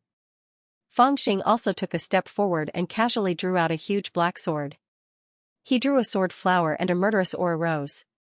Seeing this sword flower, Yundu's eyes were stunned and revealed a tinge of excitement. He was an expert in using the sword, so naturally, he could see that the sword flower that Fangxing casually drew was filled with demonic intent. However, there was a hidden profoundness in it. It was obvious that the number 1 little demon of Nanzhan had also cultivated in the way of the sword and was rather extraordinary. Although this also indicated that there would be some danger in the battle, Yundu was originally a sword maniac. He only felt excited when he saw it, just like a wine lover who saw a fine wine. They are going to attack. The surrounding people of Zhuxiu had not arrived yet. When they saw the murderous aura on the battle stage, they were instantly shocked. After all, it was not a competition between the disciples of the sect, nor was it a battle of magical powers. There needed to be witnesses. The two masters would not wait for everyone to arrive and announce the start of the battle. From the moment they stepped onto the battle stage, they could attack at any time. The only thing that mattered was who would win or lose. However, there were also people who were surprised. "That bastard is still carrying the child. just when the sword intent was about to rise to the peak, Fangxing suddenly dropped his sword light. He looked down at his chest and smiled. I was so angry with that B*TCH just now that I forgot to carry such a little thing. Wait a minute. As he said this, he shouted into the distance, Jin Liuzi, hurry up and carry this little bastard away before he is crushed by the sword qi. The great golden crow had just climbed out of the water and was lying on the green rock to dry his feathers. Hearing this, he had no choice but to fly over. When he reached the battle stage, the great golden crow stopped. Seeing this, the elder on the shore hesitated. He could not really let the little devil carry the child and fight with others, could he? Then, he activated the big formation next to the battle stage layer by layer. While waiting, the great golden crow was still angry. He scolded and muttered, "You just remembered? I thought you were going to beat him while carrying the child." Yundu snorted coldly. He forcibly restrained the sword intent that was growing recklessly and did not want to kill the crow with the dirty mouth. "I want to beat him while carrying the child, but I need to have the ability to do so." Fangxing laughed and said something that Yundu liked. As he said this, he took a few steps forward and was about to throw the baby out. The great golden crow, who had just flown onto the battle stage, was shocked and shouted, "Be careful, do you want to throw her to death?" As he shouted, he flapped his wings and pounced, as if he was afraid that Fangxing would really throw the child out and rushed to catch him. Everything seemed normal, but at this moment, the white sword on Yundu's knee suddenly roared. Oh no! Yundu suddenly turned around and saw a golden claw grabbing at the back of his head like lightning. "This damned crow dares to sneak an attack on me?" Yundu was enraged. At that moment, the great golden crow was only around 30 meters away from him after entering the ritual platform. 2A. Golden Core Cultivator, 30 meters was no different from standing close to him. With a quick movement, its sharp claws slashed down fiercely. Yundu did not even have the time to draw his sword. However, he was a great swordsman from the Yun family of misery after all. He had been training his sword Dao since young. Facing such a sudden change, his 100 years of cultivation was completely displayed at that moment. Sword Qi moved according to his will and turned into an invisible sharp sword that slashed out. Buzz, the sword gleam formed a white ray and slashed towards the great golden crow's sharp claws. Yundu was confident that even if the sword gleam could not slay the crow directly, it could cripple its claws. If he was so easily sneak attacked, wouldn't his 100 years of hard work in the sword Dao become a joke? Ka, the great golden crow clearly knew how powerful it was. It quickly retracted its claws in fear and cried out at the same time. Sword Qi also spewed out from the crow's beak as if it would spit out at any time. Sword embryo? Yundu was shocked in his heart. As a sword cultivator, it was naturally impossible for him to be unaware of the ancient flying sword technique of legend. In fact, he'd once obtained a sword base from the female cultivator from the southern site sect, Xiaoshui. However, he felt that the sword base wasn't compatible with his sword Dao, so he casually gifted it to a junior of his Yun clan. Because of this action, he'd gained quite a good reputation and was highly respected by everyone. However, although he had never obtained the sword embryo, he did not dare to underestimate the sword gleam in the crow's beak. With a thought, the sword gleam around him flourished once again. It surged unsteadily like waves and blocked layer after layer of attacks in front of him. It was abnormally terrifying. Ka, the crow suddenly closed its beak. It opened its beak wide and revealed the sharp glow of the sword embryo. However, it only sneezed in the end. At that moment, even Yundu felt a little empty in his heart. It was as if he had punched into cotton. "You dare to trick me?" After the disappointment, what followed was endless anger. Sword Qi gushed out from his body and was about to switch from defense to offense and tear this demonic crow into pieces. As a great swordsman rarely seen in 100 years in the Yun clan of misery, Yundu was proud, eccentric, and perverse. How could he allow a demonic crow to toy with him? At that moment, Sword Qi gushed out, and the great golden crow retreated with a strange cry. However, at this moment, Yundu suddenly felt a chill in his heart, and his heart skipped a beat. He did not even have the time to use his spiritual force to scan the area. Instead, he subconsciously turned his head. When he turned his head, he saw a black shadow. A huge sword that was more than a foot wide slammed down like a big stick. However, the huge sword contained an indescribably terrifying power. There were even several green bolts of lightning circling around the body of the sword. As it slammed down, it swept up a terrifying whirlwind. There was even a faint black crack in the void that was forming. Usually, Yundu did not dare to underestimate this power. He could only concentrate all his strength to block it or simply use his movement technique to dodge it. Moreover, he was now distracted and all his sword chi was gathered behind him. He was prepared to release it towards the demonic crow that had played with him. Actually, everything happened in the blink of an eye. Under the constraints of various factors, this great swordsman of the Yun clan of misery was hit in the head. His head immediately shook. A great swordsman of the golden elixir with a mind of steel was also hit by this sword and he fainted. This was not strange. This was because this sword had the power to smash his head into pieces. However, the person controlling the sword was already being merciful by only knocking him out. Yundu of the Bitter Sea looked over. However, he only felt his vision blur. His brain seemed to have turned into paste and he could not think for a moment. As for his sword chi that was gathered like a tide, it dissipated like smoke because of this sword attack. At this moment, only the white sword that was connected to his mind and even had a spirit of its own flew over naturally. With a clang, it was about to be unsheathed. Even if he was hit until he fainted, the white sword would automatically be unsheathed and slashed when it was affected by the enemy. As a great swordsman, he naturally would not be so easily ambushed.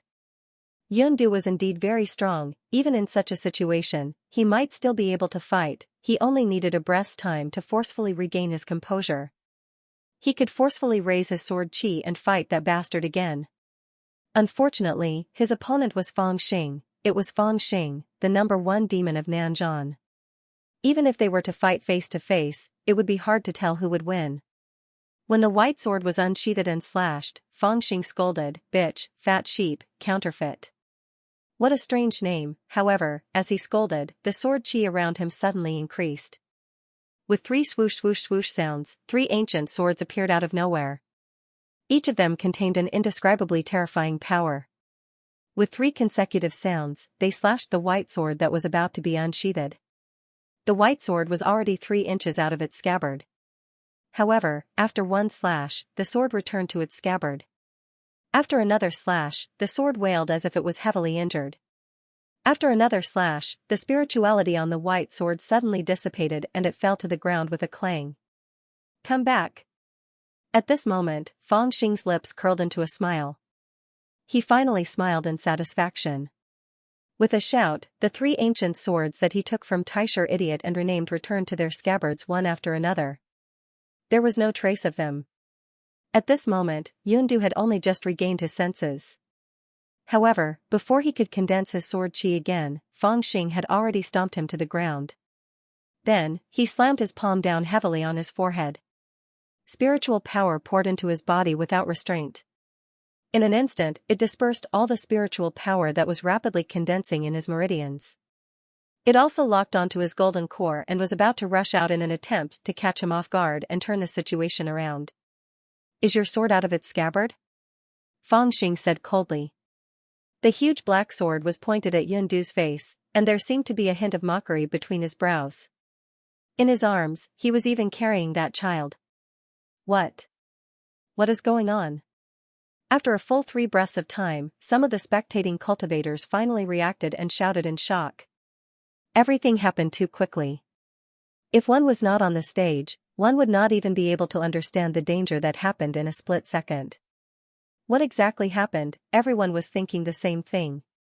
Even the dragon lady was no exception.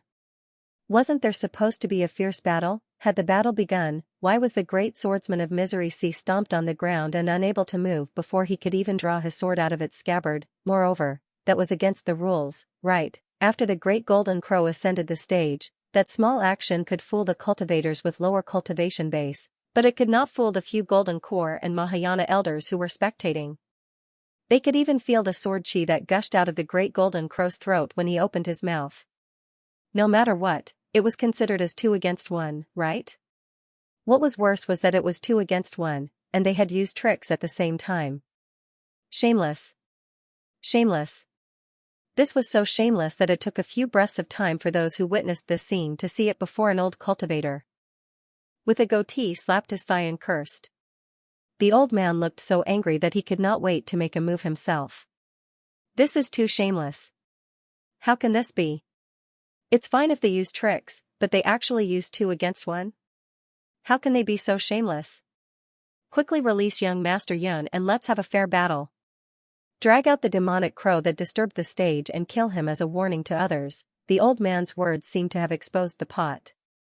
For a moment, there was endless cursing. Everyone was furious. This was really challenging the limits of people's minds. You actually used such a trick? Even Yundu's face was filled with rage after he woke up, and he roared out repeatedly. Even though his spiritual power and core light were sealed, he still tried his best to stand up and fight with Fangxing. He did not think that he had lost at all. However, Fangxing had his foot on his chest and had no intention of moving away. With his spiritual power sealed, it was even more impossible for him to struggle under the foot that weighed thousands of kilograms.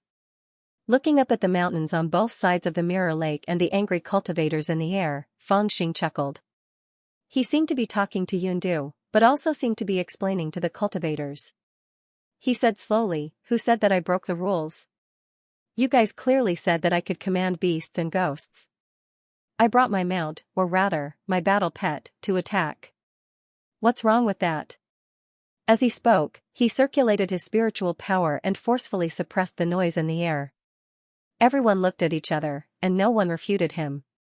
Instead, when the great golden crow heard the 2 words battle pet, it rolled its eyes at Fangxing unhappily. Besides, my mount hasn't even made a move yet. It's just a sneeze, and this brat is already scared. Other than blaming himself for being too cowardly, who else can he blame? Fangxing spoke eloquently and confidently. Moreover, didn't I say that cheating is not allowed before? On the battle stage, it only depends on ability, not methods. Now that he's under my feet, you dare to say that it's not fair? The noise in the surroundings subsided. The cultivators who were originally shouting in anger felt that they could not refute him. Yes, it seemed like this little devil did not break the rules, but was this fair? Even a blind person could see that this was not fair. Fangxing did not intend to argue with them. He only lowered his head to look at Yundu and chuckled. He patted his face with a huge black sword and said with a smile, "You don't have to complain. In your opinion, it's not unfair for a golden core cultivator to fight against a foundation-building female who is younger than you by more than 80 years. In my eyes, no matter what methods I use to step on you, it's also fair." His gaze suddenly turned cold. "So you lost. In a situation where I was carrying a child, you didn't even draw your sword.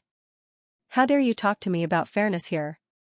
At this moment, a murderous aura really filled the air between his brows.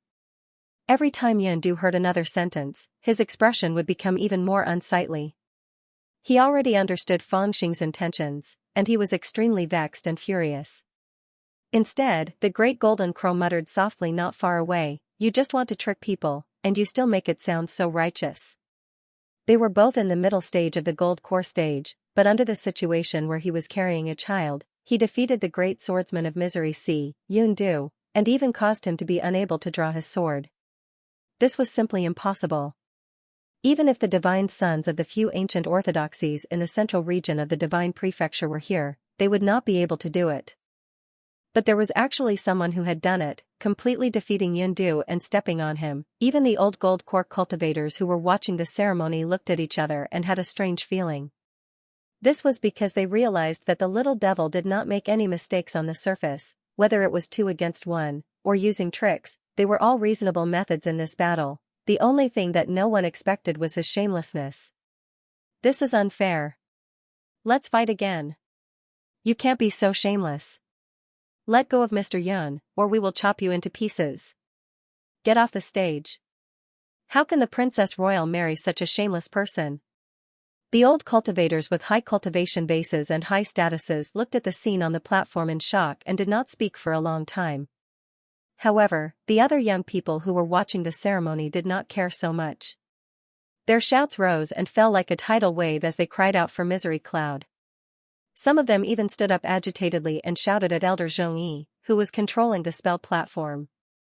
They wanted him to open the spell platform so that they could rush up and save the great swordsman. At the same time, they wanted to kick that annoying brat into the mirror lake to teach him a lesson. However, the gold core elder of Tianyi Palace sat on the cattail hassock obediently. He held a jade slip in his hand and slowly went through all the rules that he had just said. Then, he ignored the shouts of the others. So you are here to take revenge for your female cultivator Nanzhan. Yundu's eyes were filled with murderous intent. His usually cold and pale face was flushed, as if his blood had flowed into his brain due to his anger. His voice seemed to come from the bottom of his heart. I gave you a chance to take revenge, but you used such a trick. What kind of ability is that? Even if you win this battle by trickery, what's the use?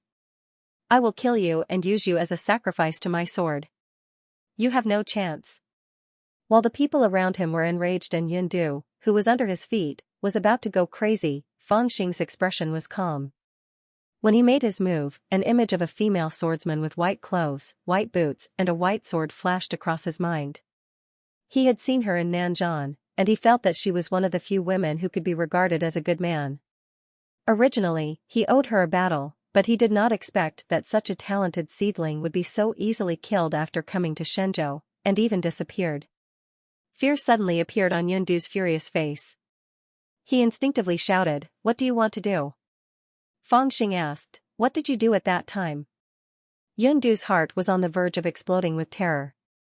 He suddenly shouted, "How dare you?" Fangxing chuckled and said, "If you knew me earlier, you wouldn't think that I don't dare."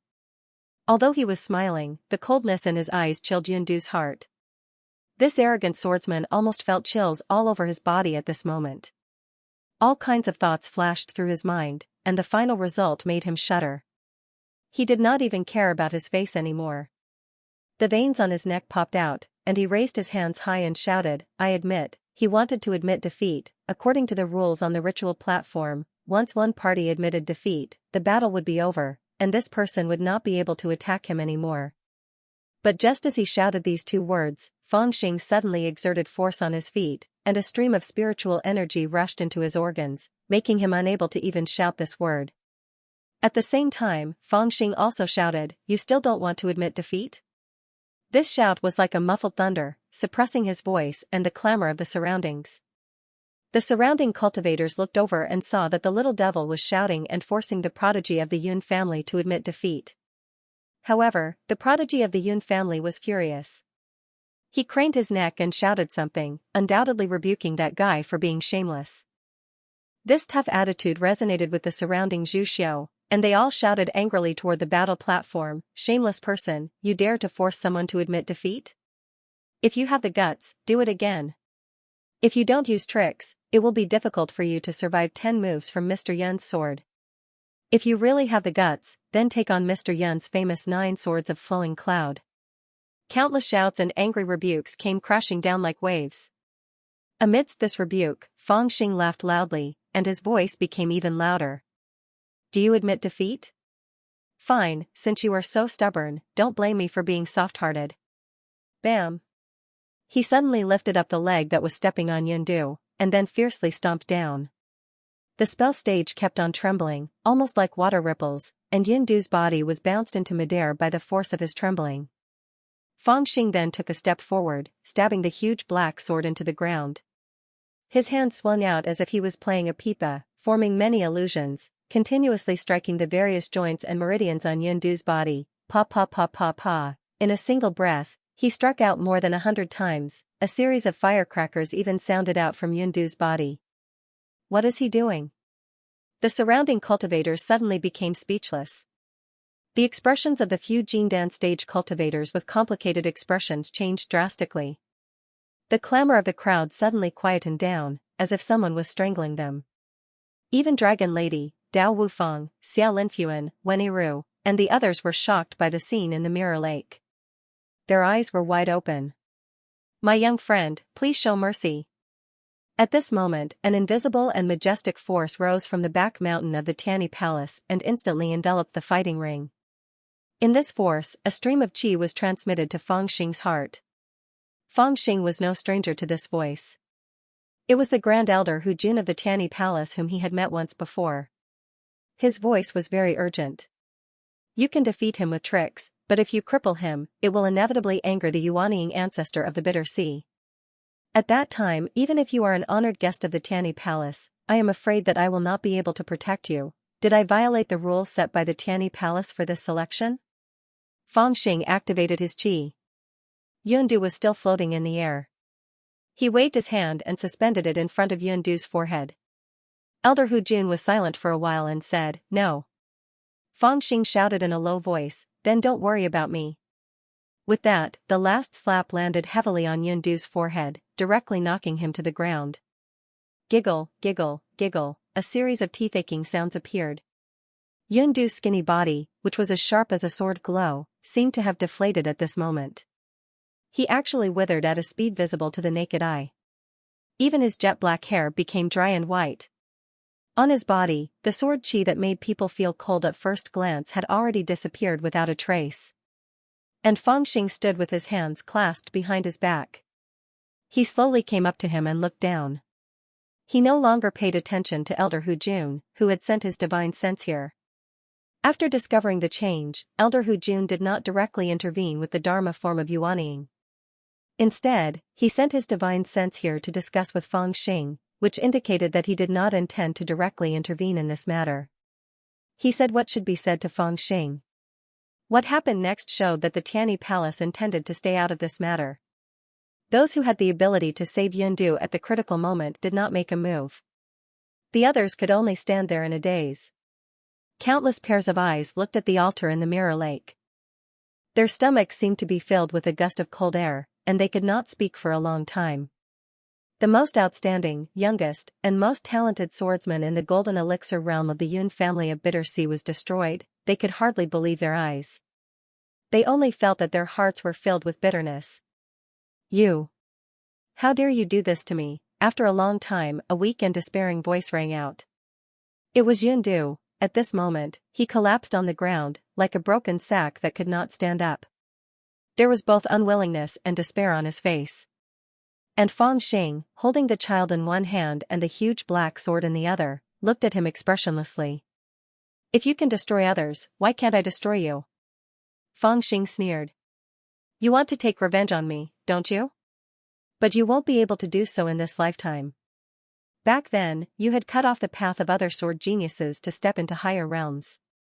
Yours truly had also cut off your path and let you have a taste of that. Don't you feel indignant? Do you think it's unfair because I didn't defeat you with the way of the sword? Hee, I'll tell you clearly. If I defeat you with the way of the sword, I might be able to do it, but I won't use this method to defeat you.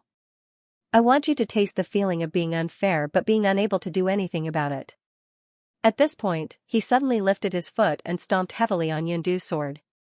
With a clang, a sword turned into dozens of pieces, shattering in front of Yundu's eyes.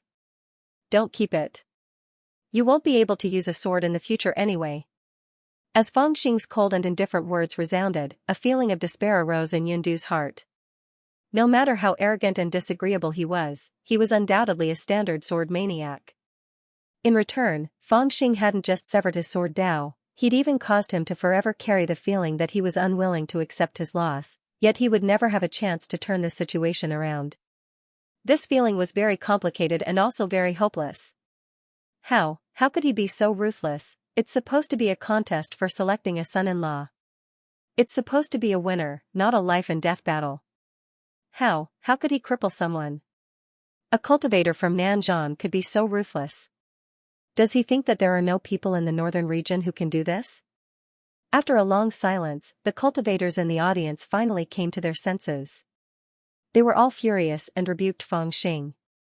The scene of Yundu being crippled was undoubtedly a stab in their eyes. If Feng Xing had really suppressed Yundu with his own swordsmanship, or even killed him directly, it would be easier for the divine prefecture, which valued strength above all else, to accept it psychologically. However, he had used a trick and was so ruthless, this was no longer a matter of winning or losing. It even had the nature of a humiliation. Because of this, it immediately aroused the anger of the cultivators in the divine land.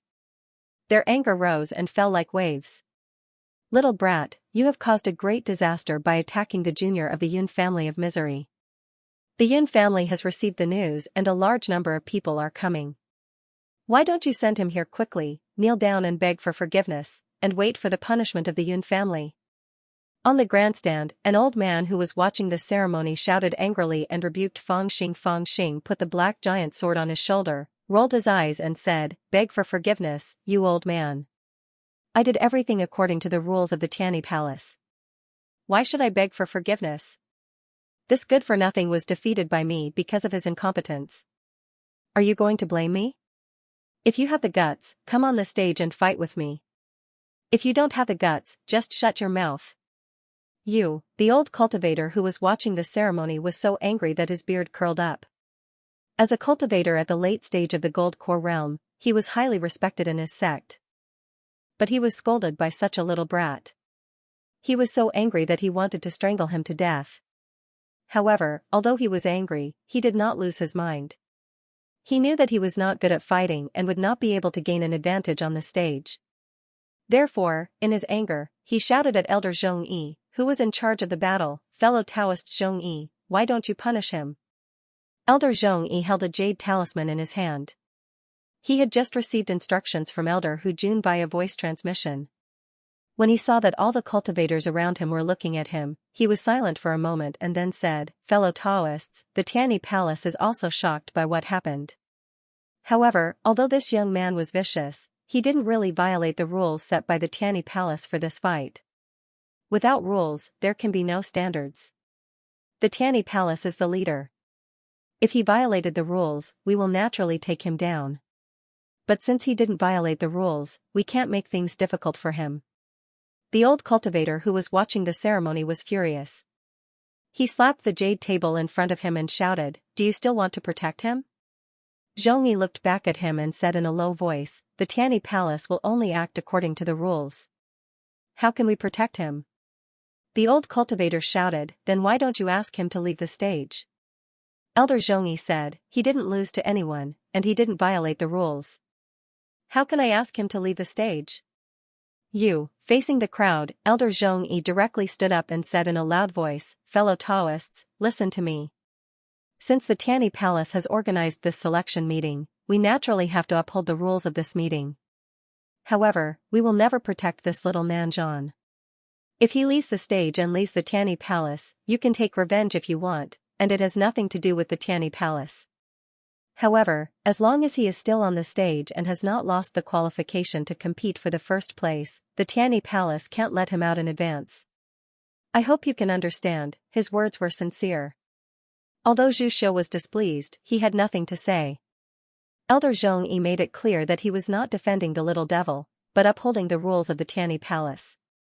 Fine, let him be convinced of his defeat. Who wants to beat this guy off the stage? Someone shouted loudly.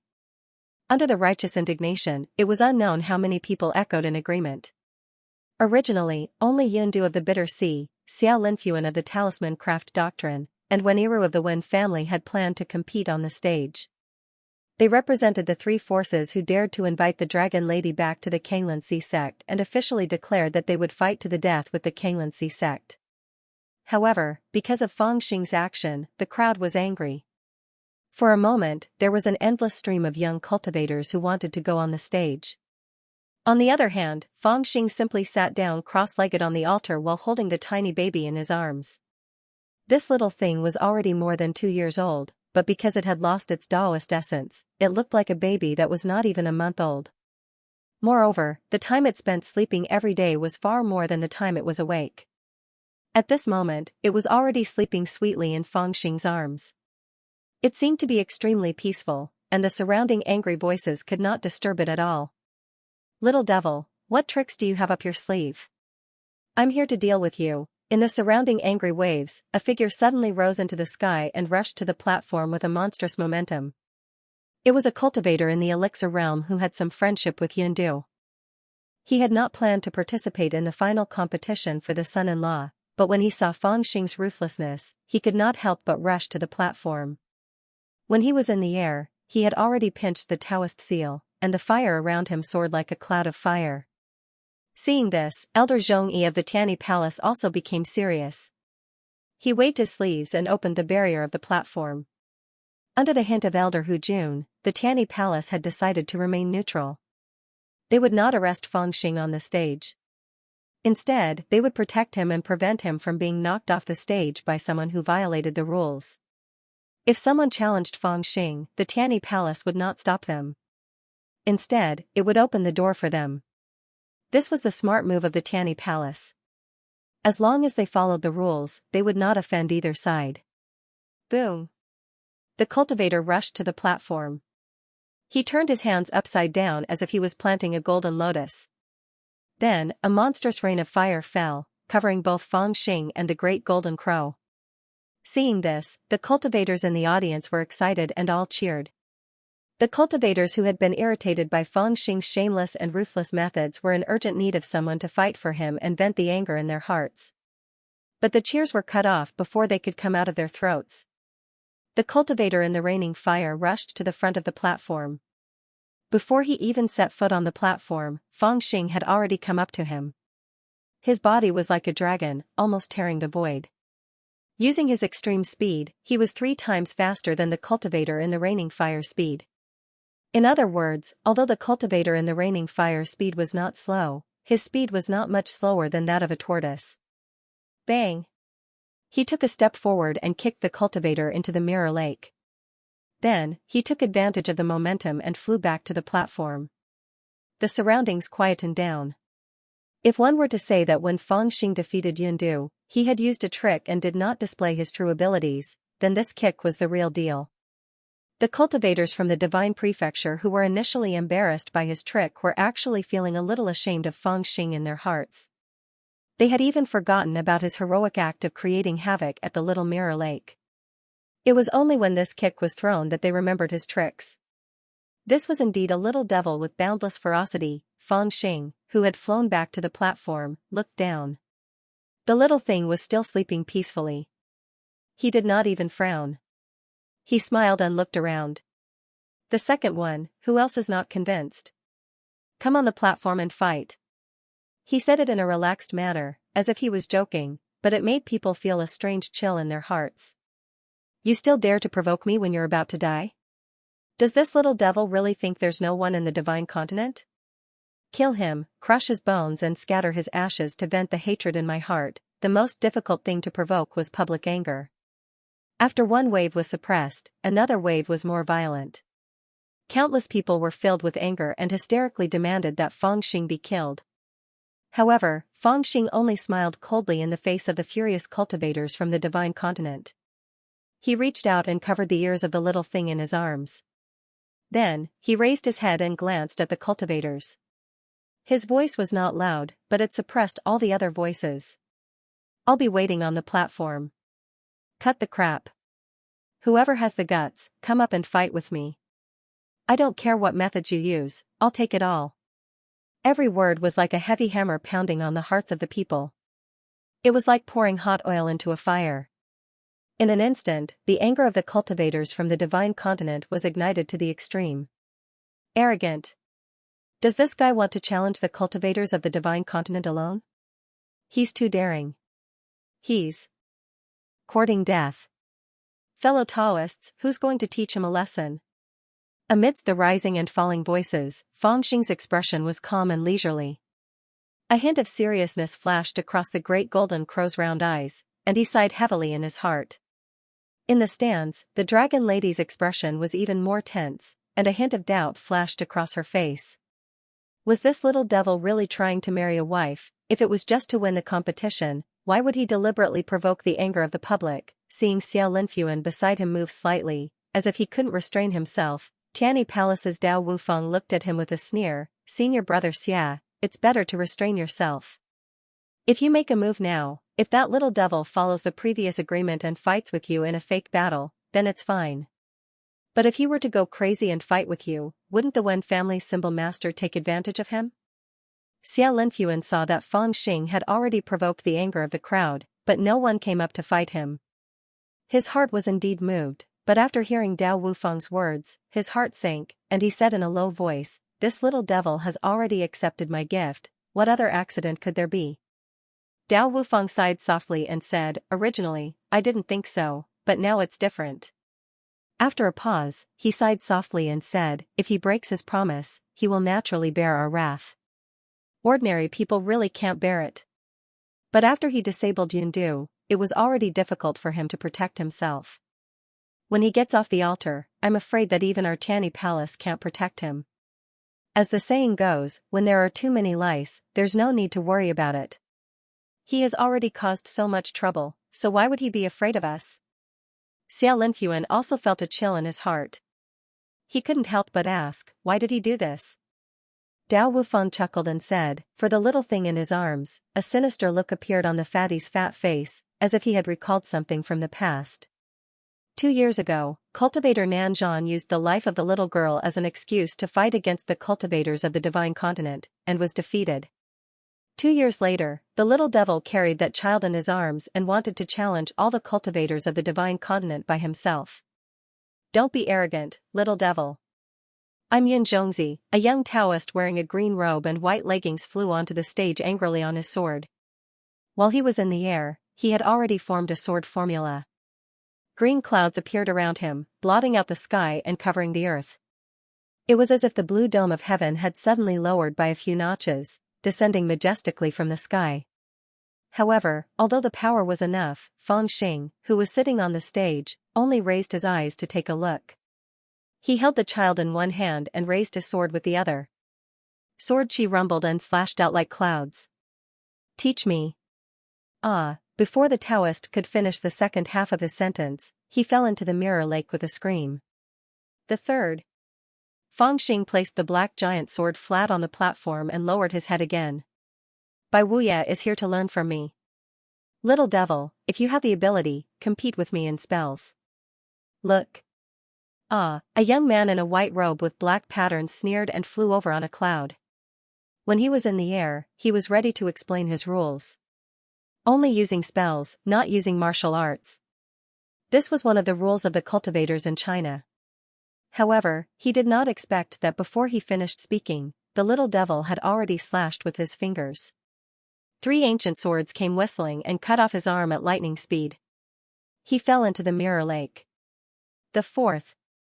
Fang Xing did not raise his head, but counted seriously. How insolent. I'm Taoist Qing Hao, the leader of Qingyang Temple. I'm here to learn from you. Watch me tear the crane with my claws, F***CK. Damn crow sneaked up on me, another person fell into the lake. This Taoist was also wronged. His strength was indeed extraordinary. He was fully focused and managed to step onto the altar. In the end, he was too concerned about the little devil and focused all his attention on him. In the end, before he could use his skills, the golden crow, who had sneaked up behind him, tore his Taoist robe apart with its claws. Then, it slapped its wings and fell into the clouds in the lake.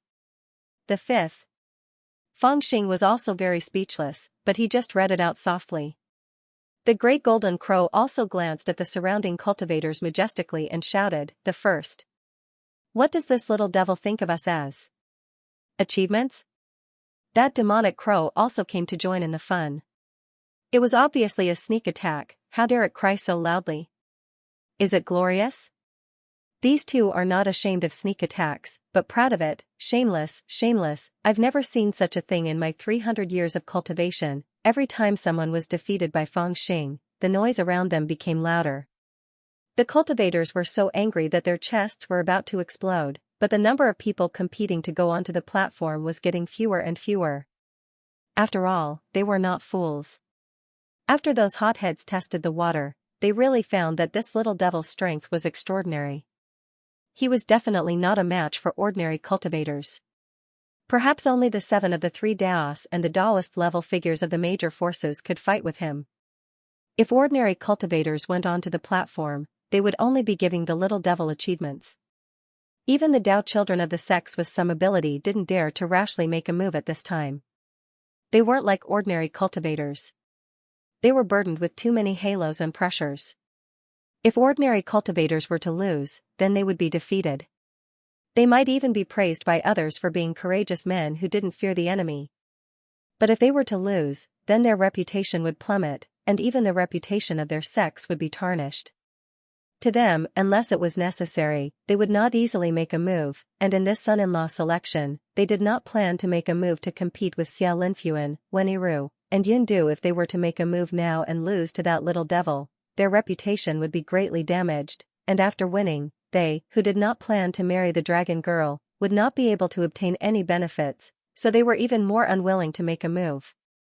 While they were considering this, the gazes of the crowd were focused on Xia Linfuan and Wenyiru.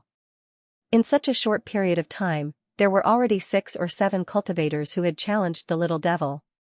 Although they had lost, they had still caused people to feel a surge of passion. However, these 2 people who had originally planned to make a move were now silent and speechless for a long time. The gazes of the crowd were filled with dissatisfaction as they looked at the 2 of them. Xia Linfuan and Wenyiru clearly understood this point as well.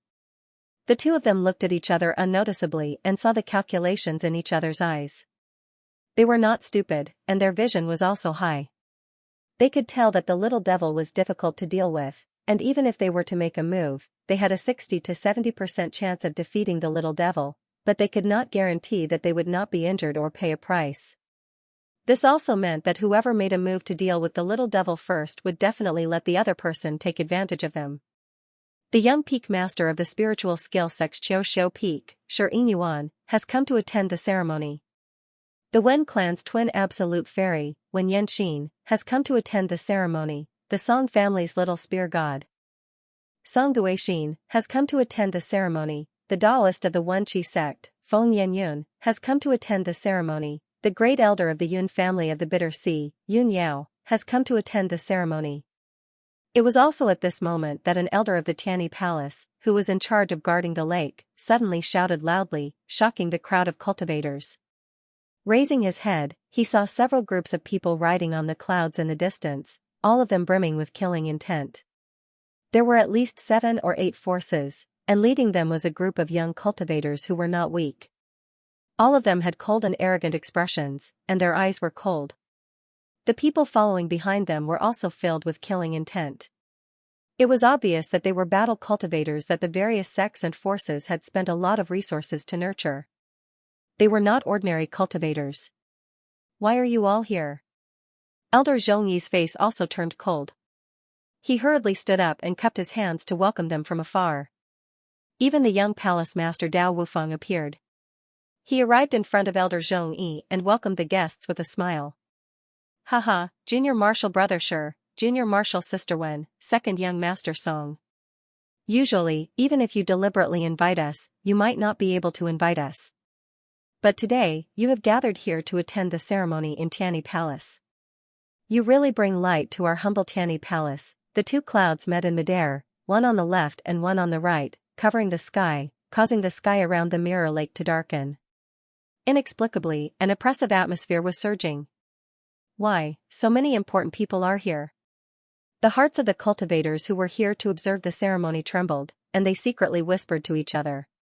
Although the group of people who had come were not very old, each of them was more distinguished than the other. It would not be an exaggeration to say that they were the future leaders of their sects, and all of them were like the 3 Daos and 7 masters. Unexpectedly, at this moment, they came hand in hand to meet at the Tianyi Palace's son-in-law selection ceremony. Although Zhu Xiu knew that they did not come for him, he could not help but feel a chill in his heart. Dao Defense League, the Dao Defense League, formed by the Northern Domain's chosen Daoists, is here. This is a gathering of the Northern Domain's first-rate chosen Daoists. Whispers came from all directions. Some people were secretly delighted, some were afraid, and some were expectant. I heard that the kidnapped child of our nimble skill sect has appeared. I came to see her. Where is she? The first to speak was the young master of the mystical beauty peak of the nimble skill sect. He looked to be in his 20s, wearing a white robe embroidered with spirit cranes and black tortoises. His face was as white as jade, and his body was as slender as a willow. However, he was not riding on a cloud, but riding on a 10-meter-tall black tiger. In his arms, he was holding a small, snow-white beast the size of a pillow, with a pair of wings on its back. It was sleeping. Seeing the little beast, even Elder Zhongyi and Dao Wufeng could not help but raise their eyebrows. They could even vaguely feel an invisible aura sweeping over from the back mountain of the Tianyi Palace. It was Elder Hu Jun, quietly observing the little beast. Although the cultivators had never seen it before, they knew that the little beast in his arms was rare and precious. The flying serpent, it was a rare beast that had appeared in the profound region of Nanzhan. A disciple of a small sect in the northern divine mountain of Nanzhan, cordyceps grass, had accidentally found it, shocking the entire world. Later, cordyceps grass was accepted into the nimble skill sect, but for some reason, she became pregnant and died during childbirth. The rare beast fell into the hands of the young master of the mystical beauty peak of the nimble skill sect, Xianxia. As the young master of the mystical beauty peak, one of the 3 peaks of the nimble skill sect, Xianxia had become one of the candidates for the position of Taoist. No one doubted that once the little beast grew up, Xianxia would become the next sect leader of the nimble skill sect. "Where is I, the Tao child of the bitter sea, Yun Duan?" A murderous old cultivator of the Golden Core realm, carrying a sword on his back, shouted. His eyes were full of murderous intent. He was the great elder of the bitter sea, Yun Duan. Seeing Yun Du, who was carried up like a pile of mud, a trace of malice flashed in his eyes. He used his divine thought to make sure that the once-in-a-lifetime sword genius of the Yun family had really been crippled and that even Ancestor Yuanying could not cure him. He let out a long sigh and waved his hand to ask people to carry him back to the bitter sea for the ancestor to examine. Then he turned to Elder Zhongyi and asked, "Where is the murderer?" "Haha, I heard that the Nanzhan bandit who stirred up a storm has appeared. Why hasn't he been taken down yet?" When Yanxin, the daughter of the Wen family, who was wearing a green dress but had a Confucian elegance and carried a huge zither on her back, said softly. She looked at the Grand Talisman Master Weniru in the distance and quickly communicated with him through divine thought. "Fellow Taoists, the Tianyi Palace also has its own difficulties." Elder Zhongyi of the Tianyi Palace looked solemn. He waved his big sleeve and a cloud covered the figures of the cultivators. He secretly sighed. "Haha. Elder Zhongyi thinks too much." After a while, there was a burst of laughter from the cloud. The laughter was like the wind and dispersed the cloud, revealing the figures of the cultivators. The young peak leader of the mystical peak of the Nimble sect, Xianxia, who was wearing a big white robe, had a smile on his face and said loudly, "It's not that we haven't killed cultivators of the Nanzhan. He has some skills, but can he really suppress the cultivators of the divine continent? He only used a trick to harm senior brother Yun Du and invited a crow of the Demon King level to be his mount. It's only 2 against 1. How can such a simple trick be put on the table? Since Elder Zhongyi wants us to act according to the rules, then let's do it. How can we really teach him to rebel?" As he spoke, he slowly walked towards the altar and said loudly, "I'm not talented, but I'll use this to make a name for myself." "Xianxia is going to fight?" He's only at the foundation establishment stage." Seeing this scene, the crowd of cultivators did not have any expectations. Instead, they were surprised. Xianxia, who was at the foundation establishment stage, wanted to borrow the little devil of the Oris Core stage to make a name for himself. Under the astonished gazes of the crowd, Xianxia's sleeves fluttered as he carried the flying serpent beast in his arms. He stepped into the air and stood in the air. His wide robe welcomed the strong wind in the air and immediately fluttered in the wind, making him look like an immortal. He paused for a moment, then turned around to look at Xiaolinfuan and Weniru. He smiled and said, "Fellow Taoists, you two owe me a big favor." When Xiaolinfuan and Weniru heard this, they both smiled lightly. In their hearts, they also had some questions. Before this Xianxia obtained this rare little beast, he was only an ordinary successor disciple of the Nimble sect. Now that he had obtained this strange beast, before it grew up, it would not be of much help to him, but that little devil was a powerful figure that everyone could see. Even if they wanted to take him down, they would have to think twice. Where did this Xianxia's confidence come from? At this moment, Xianxia had already turned around to look at Fangxing, who was on the platform below, and his gaze especially stopped on the swaddling Fangxing's arms as a trace of a smile arose on his face, and he said in a light voice, "Fellow Taoist Nanzhan, whose child is the little girl in your arms?" For some reason, when his gaze fell on the little thing in Fangxing's arms, it was suddenly startled and began to cry with a wah. Fangxing reached out and patted the little thing's body. He raised his head to look at Xianxia and said with a smile, "Mine." Xianxia seemed to find it extremely laughable, and sneered, "Oh, then what's your name?" Fangxing chuckled and said softly, "She doesn't have a father in her official name or a mother in her pet name, but she has a nickname like Uncle." At this moment, the great golden crow added, "There are two great masters in the Dharma name." The little thing seemed to have sensed something. Its cries quieted down and it opened its two round eyes. On the other hand, Xianxia who stood in midair laughed coldly instead and said, "Fellow Taoist Nanzhan, you've already committed a crime worthy of death, so I won't say some nice words to deceive you. I only have to tell you that so long as you give me this little girl that should have died a long time ago, then I'll promise to have a grave for you after you die. How about it?" "Oh, right, looking at the great elder of the Yun family's anger, I reckon that your soul will not be able to stay, and it will be very difficult for you to become a ghost. However, if you hand her over, you will be able to fight to your heart's content before you die, right?" Fangxing looked at him, and after a while, he said, "You haven't asked?" Xianxia chuckled and said proudly, "Xianxia, the son of Xianxia of the spirit skill sect's mystical peak." Fangxing said, "Oh, you're that Xianxia who hasn't done anything good in his 8 lifetimes, who has sores on his head and pus on his feet, whose ancestors have been animals for 8 generations, who should have been struck by lightning but couldn't be struck by lightning." Xianxia, who was born to Xianxia, who was simple-minded since he was young and loved to watch his mother bathe, fight with his father for a woman's affections, and even discuss how to kill his own sister. This string of words caused the surroundings to fall silent for a few breaths of time. They were all stunned. He had seen devils and experts, and he had also seen people who were good at preaching and discussing the Tao.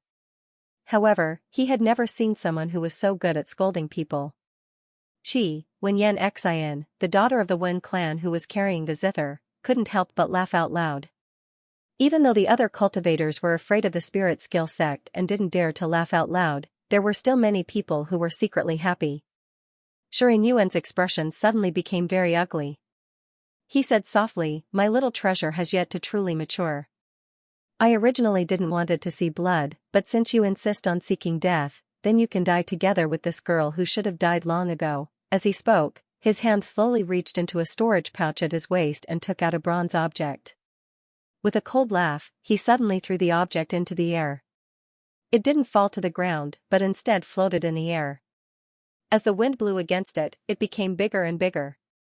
Impressively, it turned into a 10-zhang tall bronze door. This door was eerie and strange, simple and shabby. It floated in the air above the spell platform and emitted waves of a cold aura. Xianxia gently stroked the head of the soaring serpent in his bosom, waking it up. After that, he lowered his head and whispered something into its ear.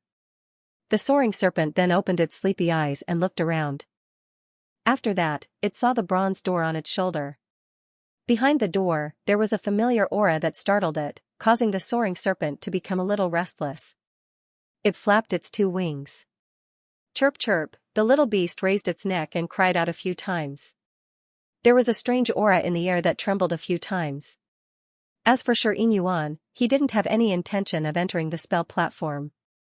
He only laughed softly. Then, he used his finger to cut the tip of the little beast's tail and extracted a drop of crystal clear blood. Then, he chanted a secret incantation and flicked his finger toward the bronze door that was floating in the air. Boom! The bronze door was stained with the beast's blood. Immediately, it rumbled, and even the air trembled. After a while, the bronze door suddenly opened, revealing a dark and gloomy passageway behind it. Then, there were a few angry roars that caused people's hearts to palpitate. A claw the size of a millstone suddenly reached out from behind the door. Then, a huge head appeared.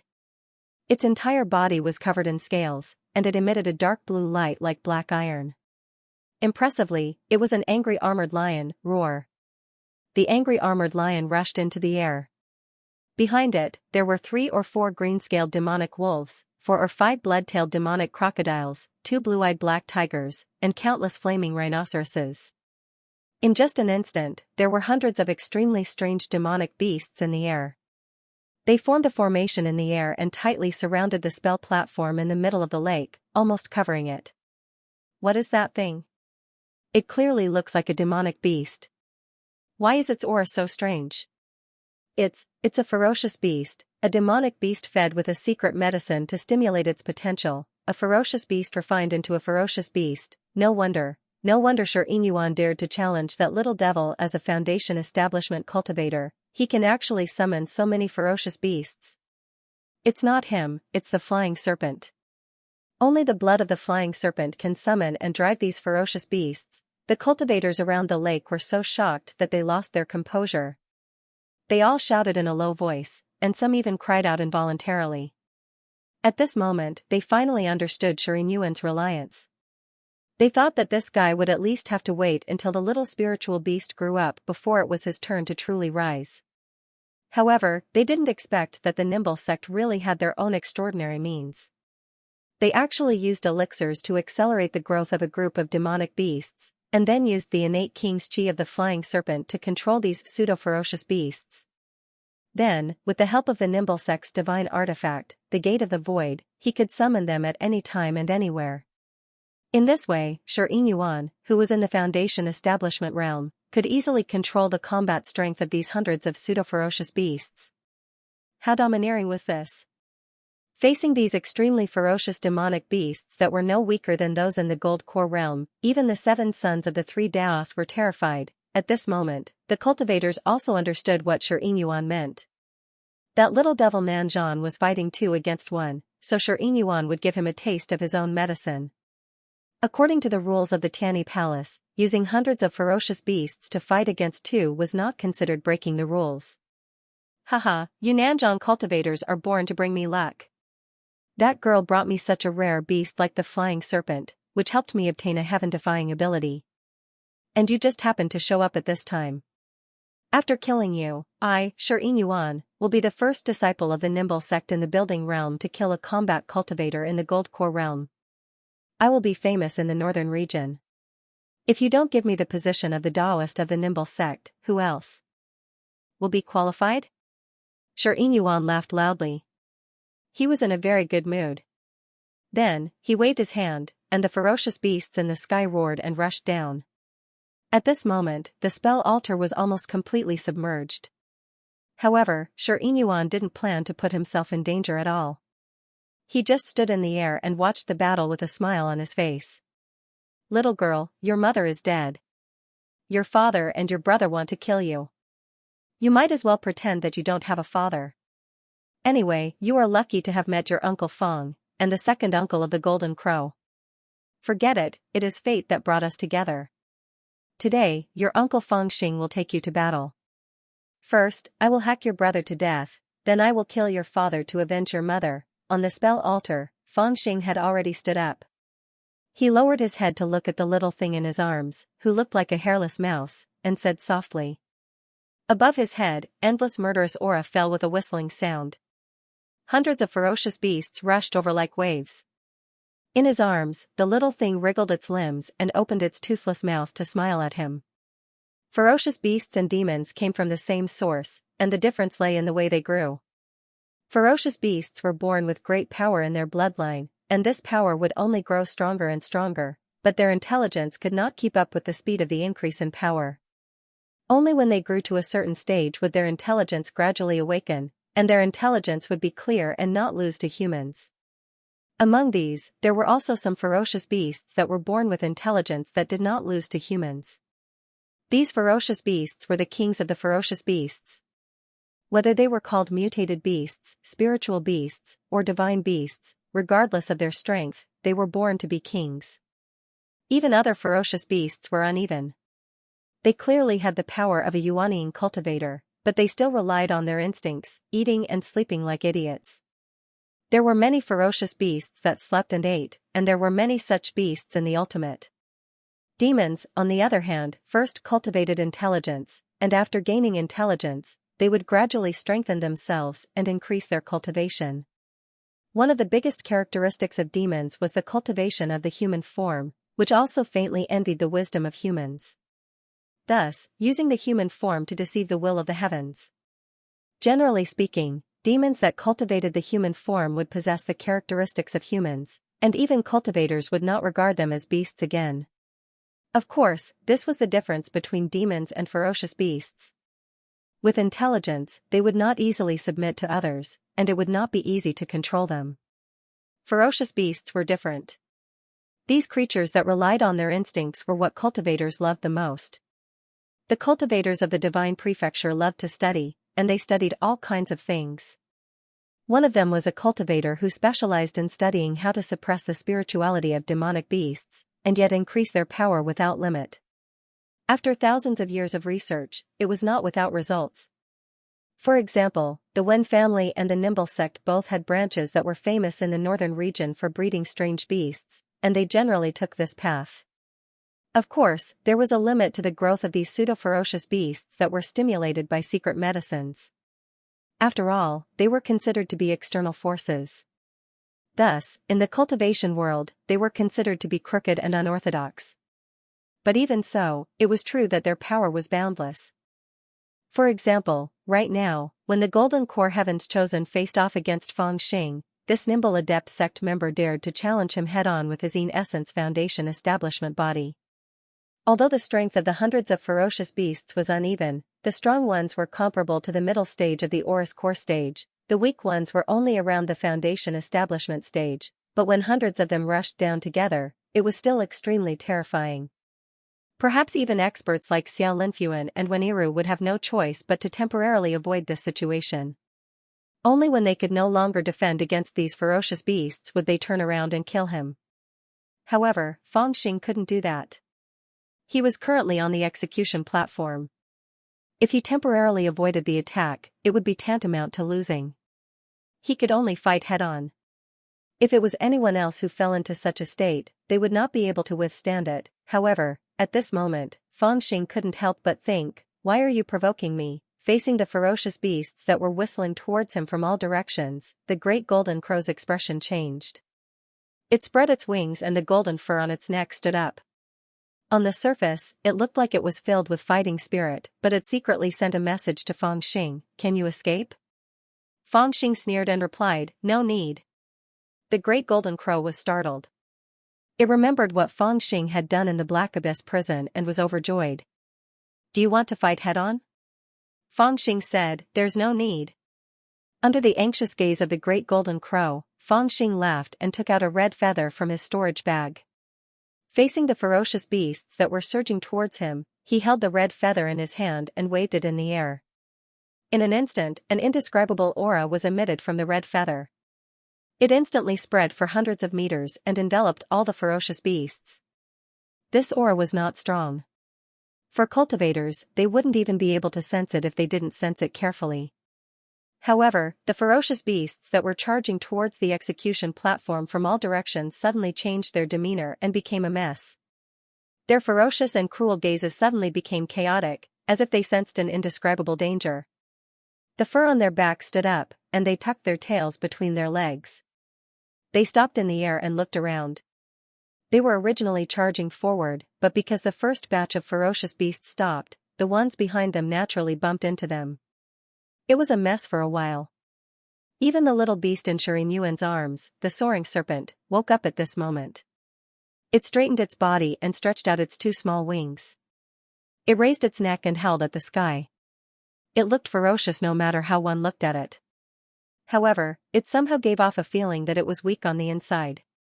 No matter how ferocious it pretended to be, its trembling tail showed that it was afraid at this moment. Originally, the group of ferocious beasts in the air listened to Shirin Yuan's order and charged towards the execution platform because of the deterrence of the little beast's aura. Now that the little beast was afraid, its aura immediately became chaotic. On the other hand, the pseudo-ferocious beasts in the air were naturally less restrained. In addition, the aura emitted from the execution platform that they were charging towards was even more terrifying than that of the soaring serpent. After a moment of confusion, they suddenly held in unison and rushed in all directions. Rumble, it had to be admitted that the scene of hundreds of ferocious beasts rushing in all directions was very beautiful, as if a pot had been boiled. However, the surrounding cultivators who were watching the ceremony were in big trouble. A disaster suddenly fell from the sky. Looking at the ferocious beasts that were running towards them cunningly, the smarter ones turned around and ran.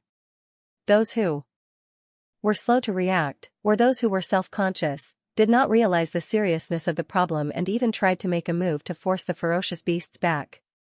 They always thought that no matter how bastard Xianxia was, he could not command these ferocious beasts to attack them. Unfortunately, they forgot that these ferocious beasts were not controlled by Xianxia at all. These ferocious beasts had weak intelligence and could not distinguish between friend and foe. When they saw someone blocking their way, they roared and bit him. With a loud rumble, they rolled into the crowd like a meat grinder. No one knew how much flesh and blood were splashed and how many screams were mixed. The magnificent mirror lake of the Tani Palace was like a hell for a moment. Oh no, the ferocious beasts have gone mad.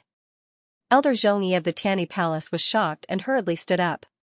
Although the identity of these cultivators who came to watch the ceremony was complicated, they were nominally guests of the Tani Palace.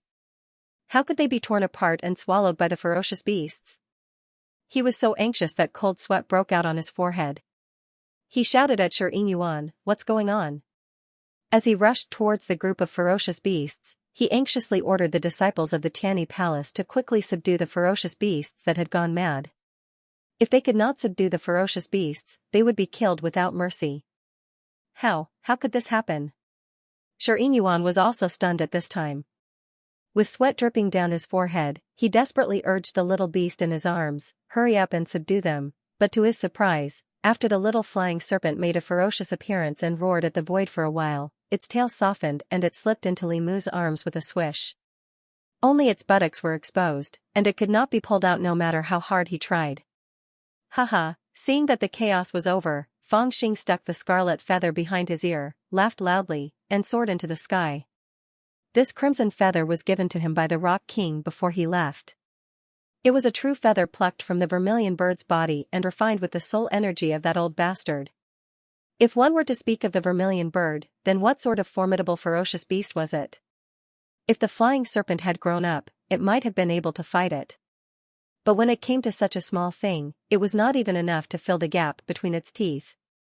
Moreover, the old evil had refined it with spiritual power no weaker than Yuanying's, so its aura was even more terrifying. Once it was taken out, even the little beast felt afraid, let alone the other pseudo-ferocious beasts. The flying serpent could control other pseudo-ferocious beasts by relying on the noble aura in its bloodline and the secret method of the nimble skill sect. Now that it was frightened by the aura of the vermilion bird on the scarlet feather, it immediately lost control of the other ferocious beasts. Naturally, this method was broken. And Fangxing also took advantage of this chaos. With a cold look in his eyes, he flew into the sky with a swoosh, he charged towards the bronze gate floating in the air. What a good item. When it came to picking treasures, if Master Fang claimed to be second among his peers, no one would dare claim to be first. When the bronze gate appeared, the others were only shocked by the horror of this secret method, but Fangxing was the first to notice it. It was obviously an amazing transportation artifact. This kind of treasure had endless uses and could only be found by chance. Since he had come across it, there was no reason for him to let it go. Although Xianxia was despicable, he had to wait until he got his hands on the bronze gate. With a swoosh, Fangxing jumped into the air, squatted on the bronze gate, and pressed his palm down. The power of his palm was so strong that it could even tear down a mountain gate. But unexpectedly, when his palm pressed down, it did not budge at all. The bronze gate seemed to have taken root in the air. Fangxing was stunned. He casually threw the little thing in his arms to the great golden crow who had caught up to him.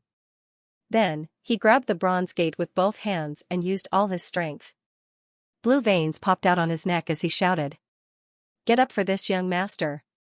Crack crack, cracks appeared in the air where the bronze gate stood, and it shook a few times, as if a crystal had been shattered. "Oh no, let go of my nimble sex artifact." In the distant sky, Xianxia, who was sweating anxiously and unable to do anything to the little beast in his bosom, also noticed this scene. His eyes immediately turned red from anxiety, and he rushed over with all his might. This bronze door didn't belong to him, but rather, it was their nimble sex sect guarding treasure. His father had specially borrowed it for him so that he could use this opportunity to become famous in one fell swoop. He had to return it after using it. Only when he became a Taoist of the nimble sect would he have the qualifications to officially use it. But who would have thought that this foolproof plan would lead to this situation, and that little devil was too ruthless. He actually forcefully moved the bronze gate in the air, In his panic, Xianxia roared with all his might and shot out 3 flying swords at Fangxing, who was crouching on the bronze gate. But unfortunately, those 3 flying swords were directly swatted away by the great golden crow's wings. Fangxing was not disturbed at all. At this moment, he had already regarded the bronze gate as his own. He truly used all his strength to pull it out. His little face was completely red as he cried out strangely and pulled the bronze gate up, breaking the invisible connection between the gate and the air. Ha ha ha ha, Fangxing raised the bronze gate and laughed wildly. He was extremely proud of himself. Once a divine weapon like the bronze door was summoned out, it would sit in the void. The power of the runes would be like tentacles, or the roots of a large tree, penetrating deep into the void, locking itself in place and opening the teleportation door. It was extremely mysterious and difficult to move, but with Fangxing's brute force, he was able to forcibly pull out the door. The difficulty was similar to that of a mortal pulling out a weeping willow, or even more. This scene was truly shocking. The cultivators who had noticed this scene, as well as Xianxia who was rushing over to stop it, were all stunned. Bastard, return my sex divine weapon. Xianxia seemed to have gone mad. He shouted with all his might, took out his own weapon, and smashed it towards Fangxing. And after Fangxing pulled out the bronze door, he was also overjoyed. Seeing someone chasing him, he subconsciously broke into a run. Xianxia was also frantic. He actually waved a fire dragon whip and chased after him. But one was running, and the other was chasing. They didn't run far before they came back to their senses. Fangxing turned his head to look at Xianxia who was chasing him. He slapped his thigh, thinking that he was used to being a thief. After stealing something, he wanted to run. The key was that it was different now. That guy was only a foundation establishment cultivator. Why would I run? I'll go back and deal with him. And when Xianxia saw that Fangxing was no longer running and was chasing him, his heart suddenly jumped. He turned around and ran. I'll come back, I'll return this door to you. Fangxing's speed was actually much faster than Xianxia's. It was just that when he had turned around and fled, he had fled a little too quickly and had pulled away from Xianxia. If he chased after Xianxia now, it would be a little troublesome. However, a pair of golden wings appeared on his back. After he pulled out the bronze gate, the power of the runes on it dissipated. His body also became smaller and lighter, which saved him a lot of strength. His speed became faster and faster, and he chased after Xianxia like a bolt of lightning. Little devil, you dare to steal my spirit sex treasure. The sect master will definitely not forgive you. Xianxia did not forget to loudly threaten him. Clearly, he was still worried about the fate of this divine weapon. Then I'll slap you to death first and make it an ownerless object, Fangxing sneered. He stepped on the void and doubled his speed. In a split second, he charged at Xianxia. As he waved his fingers in the air, the 3 ancient swords, Biaozi, Fat Antelope, and Xianxia, flew out one after another and slashed at Xianxia who was 300 meters away. Save me, Xianxia was scared out of his wits and screamed for help. However, at this time, the ominous beasts that he had summoned had just caused chaos in the surroundings. The cultivators were either guarding their minds to avoid being hurt by the ominous beasts that had gone berserk, or hiding far away, or flying in the air like the elders of the Tianyi Palace, desperately controlling the evil beasts to prevent them from rushing into the Tianyi Palace and destroying the mountain gate. For a moment, no one paid any attention to him. Seeing that he was about to be killed by the ancient sword, Xianxia opened his mouth and shouted, I admit defeat. Fangxing, who was chasing after him, was stunned and shouted, What did you say? At the same time, he exerted the incantation, and the 3 ancient swords rushed even faster. Xianxia felt bitter. He dared to challenge the little devil because he relied on the hundreds of ominous beasts controlled by the exotic flying serpent and the rules of the selection meeting of the son-in-law of the Tianyi Palace. To put it bluntly, in this situation, not to mention the little devil, he even dared to challenge the cultivators in the elixir realm or the Mahayana realm. After all, he did not need to get close to the altar at all. He could casually order the ominous beasts to fight. If the little devil really broke out of the encirclement and rushed to him, he could directly admit defeat without any danger. Anyway, he was just in the building of foundation. If he won this battle, he would become famous. If he lost, his reputation would not be damaged. But he never expected that things would develop to this point. He had no choice but to shout to admit defeat, but the little devil pretended not to hear him, which was really shameless. "Little devil, why do you have to kill me? Come and fight with me." Suddenly, a giant man with a body like an iron tower rushed out from the side. He was at least twice as tall as Fangxing, and he was wearing a black iron armor. Even his face was covered, revealing only a pair of cold lantern-like eyes. He held a broadsword that was similar to the black giant sword in his hands. He swung it and knocked away 3 ancient swords, saving Xianxia. Then, he rushed towards Fangxing Feng Yanyun. Fangxing had already inquired about this person and knew his background. He was Feng Yanyun, the Taoist of the Yiqi sect, a famous figure in the Tao Defense League. In the past, the cultivators of the Nanzhan had fought 10 battles with the cultivators of the Divine Continent, and this person was one of them. He fought with his sworn brother, Han Ning, for hundreds of rounds, but in the end, it ended in a draw. However, this person's armor was the most precious treasure of the One Qi sect, forged from the 9 Serenities cold steel. Divine weapons and sharp weapons could not harm it, and neither wind, thunder, fire, or wind could do anything to it. It could be said to be a divine armor. Therefore, the draw between him and Han Ning back then was really exaggerated. In that battle, Han Ying's arm was chopped off by him, and in the end, he used his other arm to execute the reverse kill spear technique and pointed it at his chest, relying on the vibration of the spear body to injure his internal organs. "I'm definitely going to kill him today. Let's see who dares to stand in my way." Fangxing roared and charged head-on with him. Both of them brandished their weapons at the same time. Feng Yanyun's weapon was the black greatsword she held with both hands, and Fangxing's weapon was the door. The bronze gate, which was already in his hand and had not yet been put into the storage pouch, could expand or shrink, so it could be used as a weapon. Although Fangxing was not as fast as the Golden Crow, he had cultivated the secret skills of the Rock Clan and had a strong body. His body movement was amazing, so he managed to dodge Feng Yanyun's sword strike, which almost tore the void apart. Then, he leaped to the top of Feng Yanyun's head and roared. The bronze gate in his hand had already expanded to the size of a millstone, and he swung it with both hands at Feng Yanyun's head. Bam! Feng Yanyun was not weak. In such a short period of time, he was still able to retrieve his giant sword to block the attack. But unfortunately, if it was any other weapon, it would definitely be blocked by him or directly sent flying. But the weapon in Fangxing's hand was really rare, and he couldn't dodge it, and its strength was heavy. Although he used his sword to block it and didn't get directly slapped on his head, this slap that contained Fangxing's monstrous strength still heavily transmitted onto his body, and his entire body instantly fell down like a boulder weighing 10,000 kilograms. Bam! The mirror-like surface of the lake splashed up a few dozen feet high, and Brother Feng disappeared without a trace.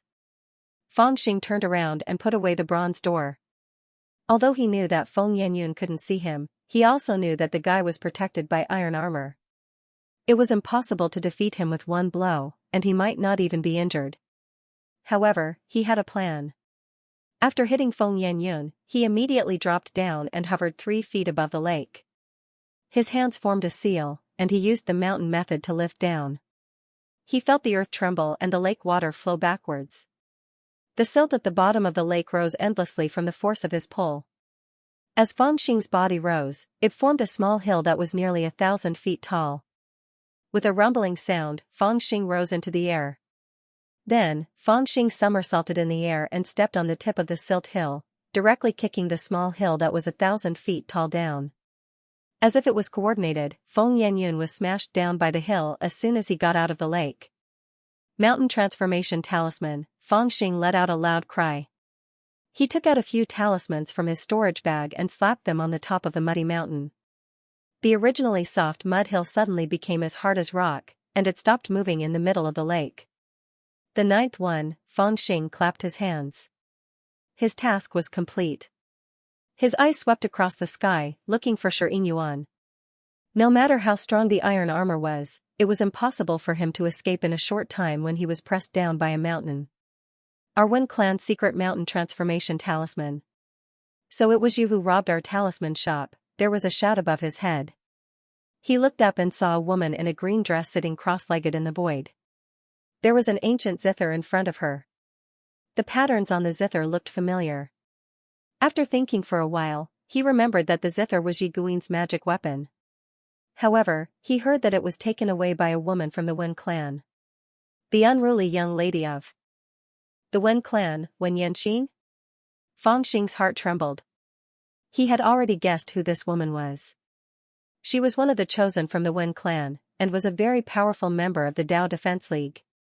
2 years ago, she had personally killed a cultivator from the South Reverence sect who had been cursing Dao child Song Guichan from the Pure Yang Society.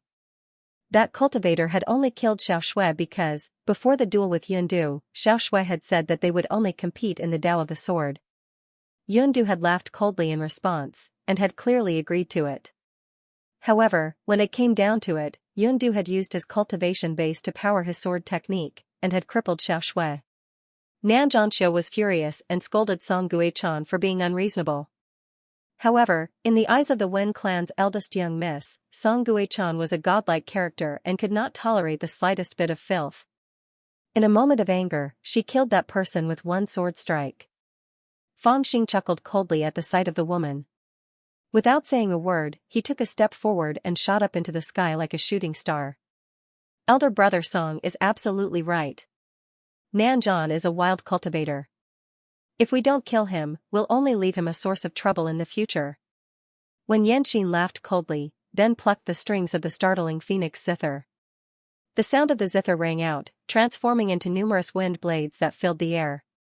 Compared to the startling phoenix zither that Yi Guin had used in the state of Bohai, this one was even more powerful. The wind blades filled the air, making it seem as if they were unavoidable.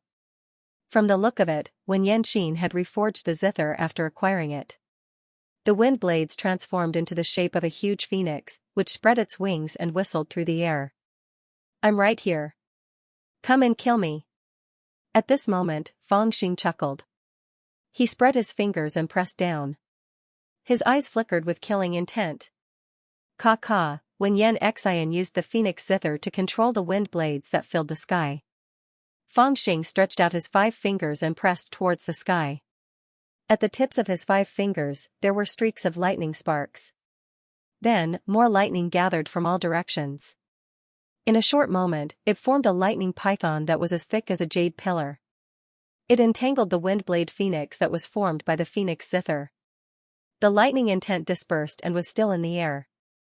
The wind blades were also messed up and swept towards the surrounding air. It was unknown if these 2 attacks affected the chi of heaven and earth. Around the mirror lake, there was a light drizzle. He actually mastered the thunder technique? Wen Yanxia was also shocked.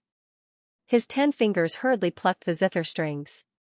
But just as his 10 fingers fell, before he could pluck the strings, a hand appeared out of nowhere and pressed heavily on the strings. The sound of the zither stopped abruptly. The surroundings were dead silent. When Xianxia raised his head and saw the little devil's face right in front of him, he heard his words. With your little abilities, where did you get the guts to fight with me?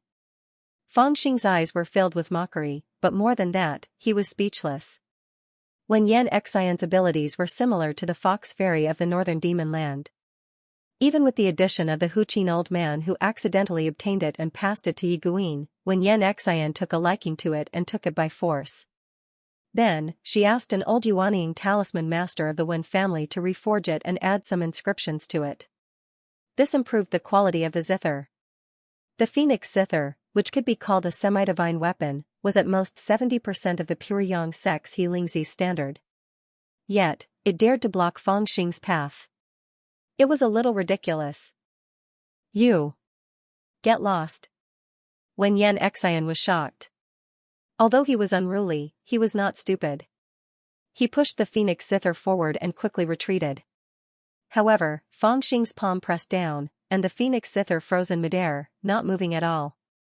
His hand reached out and grabbed Wen Yanxia's collar and pulled him over. With a smile that wasn't a smile on his face, he teasingly asked, "You say that I stole something, where did you get your zither? Filthy wild cultivator, quickly let go of me, or else I'll make you die a graveless death." Wen Yanxia was originally a proud person. She was not afraid of falling into Fangxing's hands. Instead, she was enraged, and her beautiful face became ashen. What if I don't? Fangxing grinned and took out the huge black sword. Kill me if you have the ability. When Xianxia angrily shouted, her face full of disgust. All right. Fangxing agreed. The huge black sword in his hand moved forward and pierced through the stomach of this unruly young miss. When Xianxia only felt a chill in his abdomen.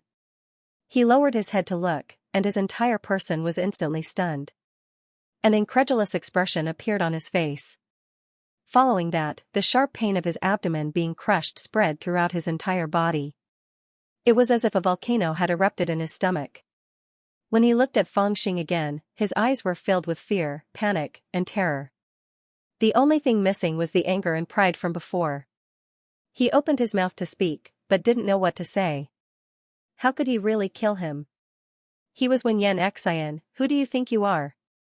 You dare to act like a young miss in front of me, Fangxing coldly smiled. The huge black sword shook and released an invisible force. He was about to slash horizontally. This murderous aura scared Wen Xianxia and shocked the surrounding cultivators. That is the young miss of the Wen clan, Wen Xianxia. Other than Wen Yiru, she is the most outstanding cultivator of the younger generation. That little devil really doesn't have the slightest bit of tenderness for the fairer sex. He actually dared to kill a girl.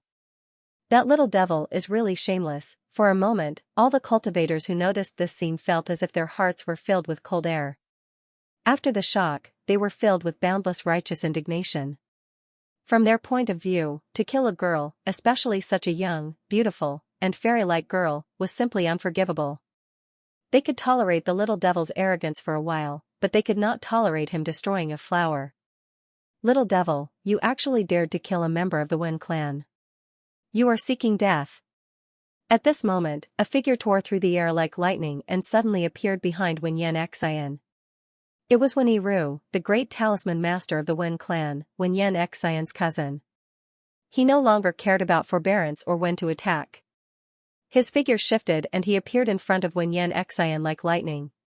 He stuck a talisman on her back and injected a large amount of qi into her body. At the same time, he grabbed her collar and pulled her down from Fangxing's sword. Blood spurted out and a large hole appeared in her abdomen. Wen Yiru's refined face was filled with anger. He waved his sleeve and a light yellow talisman floated out. The talisman was light as a feather, but it flew toward Fangxing's face as fast as lightning. Fangxing suddenly raised his eyebrows and immediately waved his sword. Sword chi crisscrossed and destroyed the talisman from 300 feet away. Rumble, the talisman was destroyed, but a terrifying bolt of lightning exploded from within and suddenly appeared in the void. This was the power contained in the talisman. One talisman was equivalent to a spell. Is this all you've got? Not much. Fangxing shouted and waved his huge black sword as he charged forward. A cold smile appeared on Wen Yiru's face. With a wave of his sleeve, he gently sent Wen Xianxia to the elders of the Wen family who were coming up to greet them. At this moment, Wen Xianxia's face was pale and she looked like she was about to faint. She looked extremely weak, but it was not because of her injuries. With her golden elixir realm cultivation, no matter how serious her injuries were, she could still hold on for a while. Her current appearance was actually caused by fear, and her eyes were filled with anxiety. Cousin, she opened her mouth and wanted to say something, but her tongue was tied and she could not speak. Xian, don't worry. I will help you vent your anger. A knot appeared on Wen Yiru's brows, and he suddenly turned around and flew out. His figure stretched out, and his feet moved with the astral steps. His fingers formed seals, and numerous talismans appeared. They were like flying swords or magical treasures, and they blotted out the heavens and the earth as they enveloped down towards Fangxing. Every single talisman was connected by vital energy, and they formed a huge net that blotted out the sky. They were like catkins in spring, or a vast expanse of snow in winter as they swept towards Fangxing. At this moment, there were thousands of talismans flying in the sky and sweeping towards Fangxing. As the talismans flew, even Fangxing's figure was covered. Little devil, what's the point of attacking a woman? Come and see how many talismans you can take from me. Wen Yiru stood with his hands behind his back and looked at Feng Xing as if he was looking at a dead man. The Wen clan's great talisman master Wen Yiru has made his move. The little devil will definitely lose. In a battle of attrition, no one can defeat a talisman master. Kill this cruel and merciless little devil and avenge the Wen family's fairy. Kill this lad as a warning to others. He was the youngest talisman master in the north region of the Divine Continent. A single talisman could be sold for 20 superior-grade spirit stones, or a connate talisman that he crafted meticulously could be sold for 100 taels of spirit essence. How was this a battle?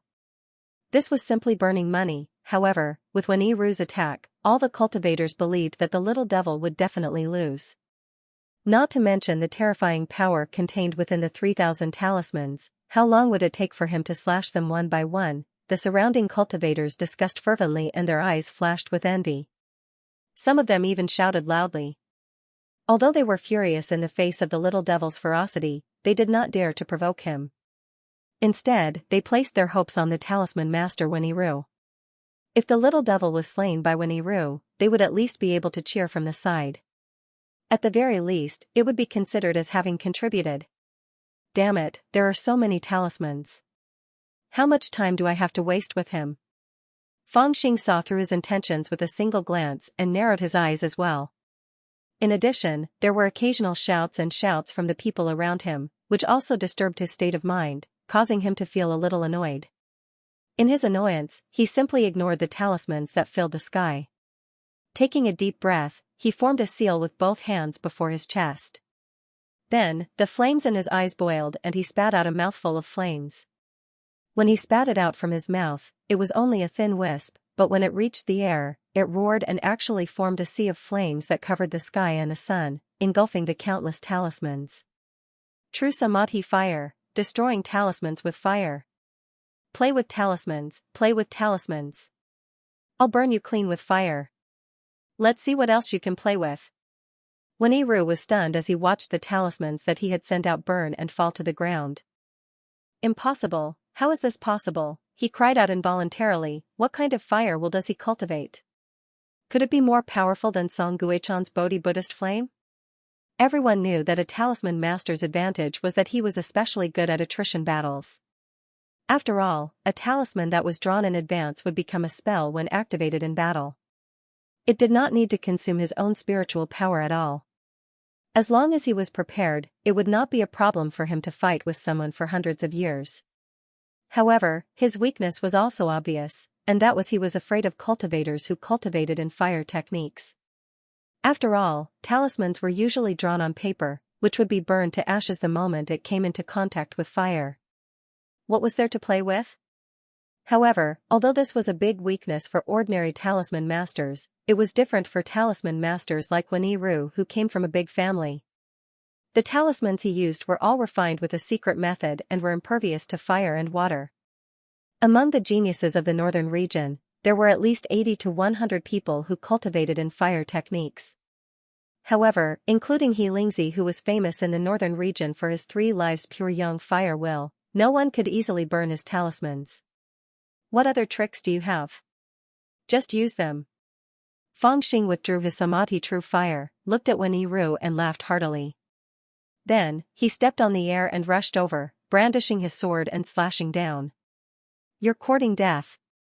Wen Yiru's 3 years of painstaking effort had been burned away in that fire, but it had also caused the great talisman master to roar hysterically. Coupled with the anger and humiliation of losing, a rare look of ruthlessness appeared in his eyes. He slapped the air and 3 purple gold talismans appeared out of thin air behind him. Their terrifying auras seemed to pierce through the air and draw upon the auras of heaven and earth. As soon as these talismans appeared, their auras instantly tripled. Little devil, I used 3 innate divine talismans to defeat you. Even if you lose, you can accept it. Wen Yiru gritted his teeth and muttered. When he attacked, he seemed to be a little reluctant. These 3 talismans were originally used to deal with Xia Linfuan, but now that they were used, it was extremely disadvantageous to him. However, since he was already facing Feng Xing head-on, there was naturally no reason for him to retreat. He could only focus on what was in front of him.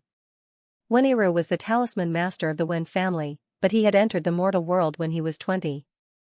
He took the imperial exam, entered the court, led an army to fight in the barbarian world, ruled the world, and finally stole the true intent of a country, turning it into 3 connate talismans. His body wasn't strong, so it wasn't unusual for him to have 2 core formation techniques. However, with these 3 talismans, he could be considered a top divine prince in the northern region.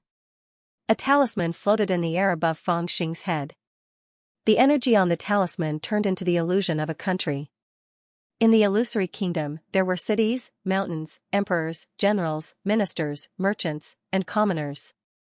State talisman, it was truly a vivid and lifelike country, and it also carried the weight of a country. When this talisman descended, it felt like the weight of a country was pressing down on a person's head, turning Fang Xing into a mortal within the country. The second talisman turned into a battlefield. The battlefield was boundless, and the slaughter was intense. Blood qi surged into the heavens and blotted out the sun. Meanwhile, Fang Xing was trapped within. A battle formation talisman. The third talisman turned into a bodhisattva with a kind face. It sat in the air and made people want to kneel down. A bodhisattva talisman. A talisman to suppress cultivation. A talisman to imprison the body. A talisman to transcend the soul. A grand talisman master showed his true power. Are these kids so difficult to deal with? Fang Xing's eyes turned cold when he saw the 3 talismans. He didn't underestimate them at all. Intuitively sensing the terrifying aura of these 3 divine talismans, he did not rashly resist the suppressive force. Instead, he closed his eyes slightly and calmed his breath. After a long while, his eyes suddenly opened again. He put away the giant black sword, stepped into the void, and made a seal with both hands. So what if I bring the entire world here, let alone a country? I'll mess up the world and the world. With a thunderous roar, he placed one hand above and the other below. One forward and one backward, he slowly drew a circle. Around him, a wisp of yin qi and a wisp of yang qi circulated, becoming stronger and stronger. In the end, it surprisingly transformed into a yin-yang grindstone. It was lofty like 2 mountains, and it crushed down upon space as it revolved slowly. Millstone of yin-yang. Reversing the yin and yang of heaven and earth, even disrupting the life forms within the 3 divine talismans. The benevolent bodhisattva rolled up his sleeves and jumped into the battlefield, waving his big knife to cut off heads. The people of the common people entered the temple, fighting for incense, scheming and plotting against each other. It was a mess. The baleful aura of the battlefield reached the human world. You kill me, I kill you. Blood filled the sky. A good country, a good human world, was suddenly in a mess of qi dynamics. There was no clear and bright atmosphere, it was a living hell. How did it become like this, when Iru's mind was connected to the 3 divine talismans? When the divine talismans were disrupted, his mind was also thrown into chaos. He staggered backward with a strange expression on his face. You're a traitor, a bandit, a scourge, Looking at Fang Xing, his eyes were filled with terror and monstrous hatred. He pointed at Fang Xing and cursed. It's your Uncle Fang. Fang Xing sneered. He scurried out from between the 3 divine talismans that revealed a slight gap in the qi dynamics. His body was like a shadow as he stomped towards Weniru. Fortunately, Weniru was a talisman master. He finally reacted at the last moment, and his finger drew a talisman in the air. Fang Xing's lightning-like foot was stopped in midair. He only stepped on the talisman in the air in front of Weniru. Although his foot was not firm, the force was too strong. When he stepped on the talisman, even the space around Weniru trembled. This great talisman master was also affected by the shaking of the void. He spat out a mouthful of blood and fell into the lake like a paper kite. With a splash, he fell into the lake like a paper kite. After a long time, there was no sound for a long time. Ha ha ha ha, the 10th one. Fang Xing laughed heartily. His figure soared into the sky and floated high above the mirror lake. Just as he was about to say a few words with a smile, he suddenly heard the sound of a child crying in his ears. He was a little startled and hurriedly looked over. Suddenly, he was startled and his eyes exploded with anger. Capture that demonic crow, capture that damned little thing on its back for me. While Fang Xing and Weniru were fighting fiercely, Shi Yuan was not in the mood to watch the battle at all. At this time, he was standing on the top of the mountain, shouting crazily and ordering his minions to surround and block the great golden crow. He was so anxious that he jumped up and down. However, the great golden crow was so angry that it kept croaking and running away like a grandson. However, there was a little baby on its back that could not stand. He could only use his spiritual power to bind the baby so that she would not fall off. This made the great golden crow unable to fight freely. It could only run away while cursing, "Damn, when I have time, I'll let you have a taste of my shredding crane claw." Wah! Although the little thing on its back was protected by the great golden crow's spiritual power, under such a dangerous situation, it was so scared that it began to cry. "You must capture it. Capture the little bastard on its back for me." Xianxia was almost in despair. He screamed until his throat was hoarse. Right now, he truly had no other choice. The sect guarding treasure that he had brought from the Nimble sect had already been snatched away by the little demon. To him, no matter what, he had to snatch it back. Furthermore, he had to rely on his own strength to do so. Otherwise, even if someone else were to kill the little demon and take back the door, it would be an extremely troublesome matter for the Nimble sect to take it back. Moreover, if the treasure was returned to the Nimble sect through someone else's hands, regardless of whether the Nimble sect paid a great price or not, he would never be able to touch the treasure again. It was precisely because of this that he thought of the only remaining method, and that was to take advantage of the fact that Feng Xing and Wenyiru were engaged in a battle and couldn't be separated, to instruct his lackeys to capture the demonic crow or Xiaoqiao, and then redeem the treasure from that little devil. This was the only way for him to deal with Feng Xing. However, he didn't expect that the fierce battle between Feng Xing and Wenyiru would end so quickly. As for Feng Xing, who just happened to see this scene, the flames of anger in his heart rose and a murderous aura filled his face. "You really are useless. This young master is following the rules and fighting with you here, yet you still want to play this kind of trick?" Feng Xing let out a low roar and immediately used his teleportation technique. His figure flashed as he jumped onto the back of the golden crow. He picked up the little creature with one hand and brandished his saber with the other. A blood-red saber aura that seemed to have a substance appeared in the air, but it was not released. The cultivators of the Nimble Adept sect, who were whistling as they chased after him, were intimidated by his baleful aura. One after another, they pressed down on the clouds, causing them to be thrown into a complete mess. "Little devil, this is the divine land. How can you act violently here?" There was a loud shout from the side and a dense sword aura enveloped the area. A sword cultivator who had been born in a bitter world blocked in front of Feng Xing. "Don't think that you can be arrogant just because you won against senior brother Wen. It's just that our cultivation methods are restrained." A young man with a pale face and red lips rushed over with a silver spear in his hand and blocked in front of Feng Xing impressively. He was the disciple of the Song family's Daoist and the pure Yang sect's divine son, Song Guixin. He was also a Heaven's Pride figure who was famous in the northern region. He had just arrived and was eager to fight. "Fellow Daoist from Nanzhan, how dare you kill people indiscriminately? You've really crossed the line." A man with a simple and unadorned face and a loose robe floated through the void. He was 10 meters tall with each step, and as he approached, he floated over. One of the 7 sons of the 3 Daos, Xia Linfuan, who was a master of the Tao of talismans and tools, had also arrived. Figures could be seen in the surrounding void, and it was obvious that there were many people who had arrived silently. In the blink of an eye, more than 10 young cultivators with extraordinary auras appeared in front of Feng Xing. Although they were silent, their killing intent was oppressive. "Is everyone from the Tao Defense League here?" Feng Xing said coldly, his face expressionless as he glanced at the cultivators. None of the surrounding cultivators spoke. Their gazes were faint.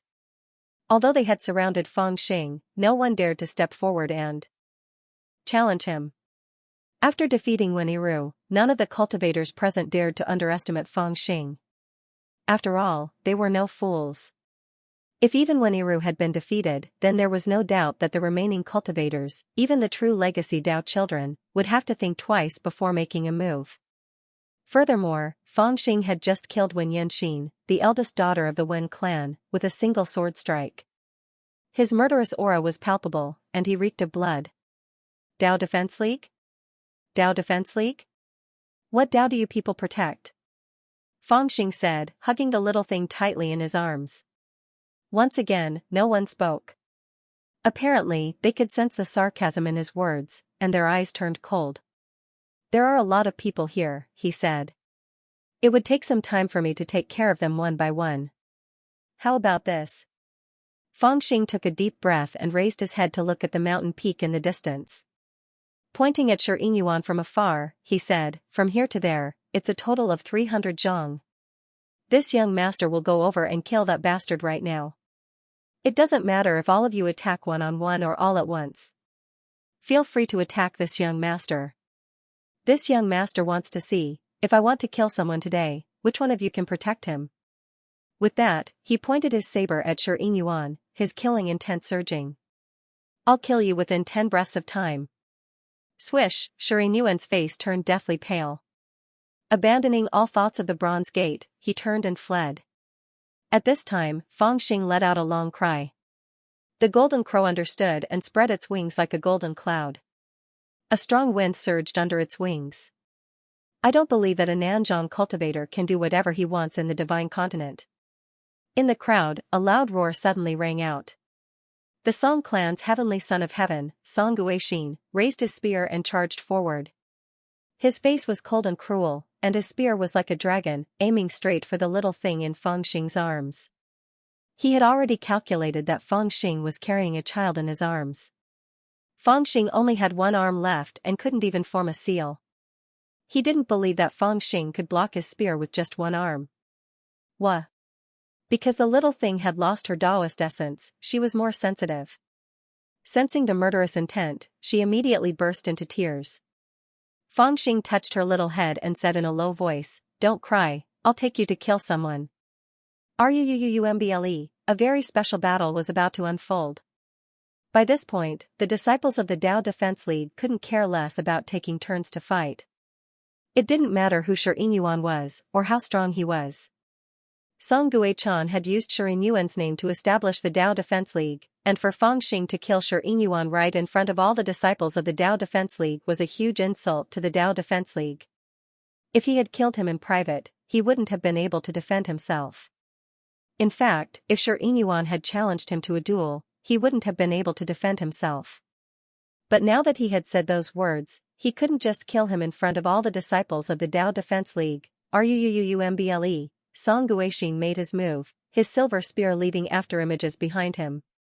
The sword cultivators of the Yun clan, the battle cultivators of the myriad Daos, and one of the 7 masters, Xia Linfuan, also attacked.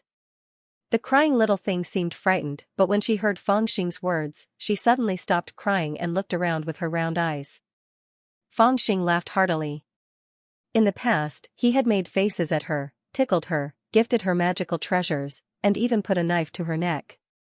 None of those things had been able to stop her crying. But now, he was very pleased that she finally knew how to coax a child. The 3 of us are going to die. Fangxing laughed heartily, his eyes cold as he looked forward. Song Guixin's spear was already stabbing forward like a bolt of lightning. Bang! With one hand holding the child in his arms, Fangxing clenched his other hand into a fist and slammed it into the shaft of the spear. Song Guixin suddenly felt like he couldn't hold on to the spear any longer. Howling, he took advantage of the momentum to roll away from the spear and stab it toward Fangxing's back. He refused to believe that Fangxing would have any other way to block his attack. However, the spear had already been stabbed forward, and then stopped. Monstrous devil energy rolled off of Fangxing, completely concealing his figure. When the demonic aura dissipated, Song Guixin gasped in shock. Who said that the little monster didn't have hands to make hand seals? Who said that the little monster didn't have hands to wield weapons? Who said that the little devil didn't have hands to defend? At this moment, the little devil had already transformed into 3 heads and 6 arms. One of her hands was holding on to Song Guixin's silver spear, the other was swinging the huge black sword, and 2 of her hands were forming hand seals. Finally, she even hugged the child with one hand and covered the child's eyes with the other, afraid of scaring her. Such a scene caused Song Guixin's heart to tremble. The surrounding cultivators also cried out involuntarily. 3 heads and 6 arms? It's actually a demon form, a human body demon form. Is this little devil from the demon abyss? Countless cultivators in the surroundings cried out loudly. Even Elder Zhongyi, who was sitting on the Dao platform and watching this group of young people fight in silence, and the Grand Elder of the Misery Xijun clan who was forcefully stopped by him and had no choice but to endure a bellyful of anger were shocked at this moment. They looked at each other and saw the terror in each other's eyes. 3 heads and 6 arms, a human body and a devil body. Where did this junior Nanzhan learn this from? While the cultivators were still in shock, Fangxing didn't smile. He intertwined his 2 hands that were forming hand seals, and his fingers were like a blooming lotus flower. He pointed forward, and the sword chi and demonic intent surged. In an instant, it split the clouds in the air, and a sword chi stabbed toward Song Guixing's chest. Fox core sword, with a chi sound, Song Guixing was hit by the sword chi and retreated in panic. Stay where you are, little devil. The great golden crow shot forward at top speed, but a green-robed cultivator appeared in front of him. Shockingly, it was none other than one of the famous members of the Dao Defense League. Splaying his hands out in front of him, he sent more than 100 evil ghosts flying toward Fangxing from all directions. In the blink of an eye, Fangxing was surrounded by screaming ghosts, and the stench of blood and gore assailed his nostrils.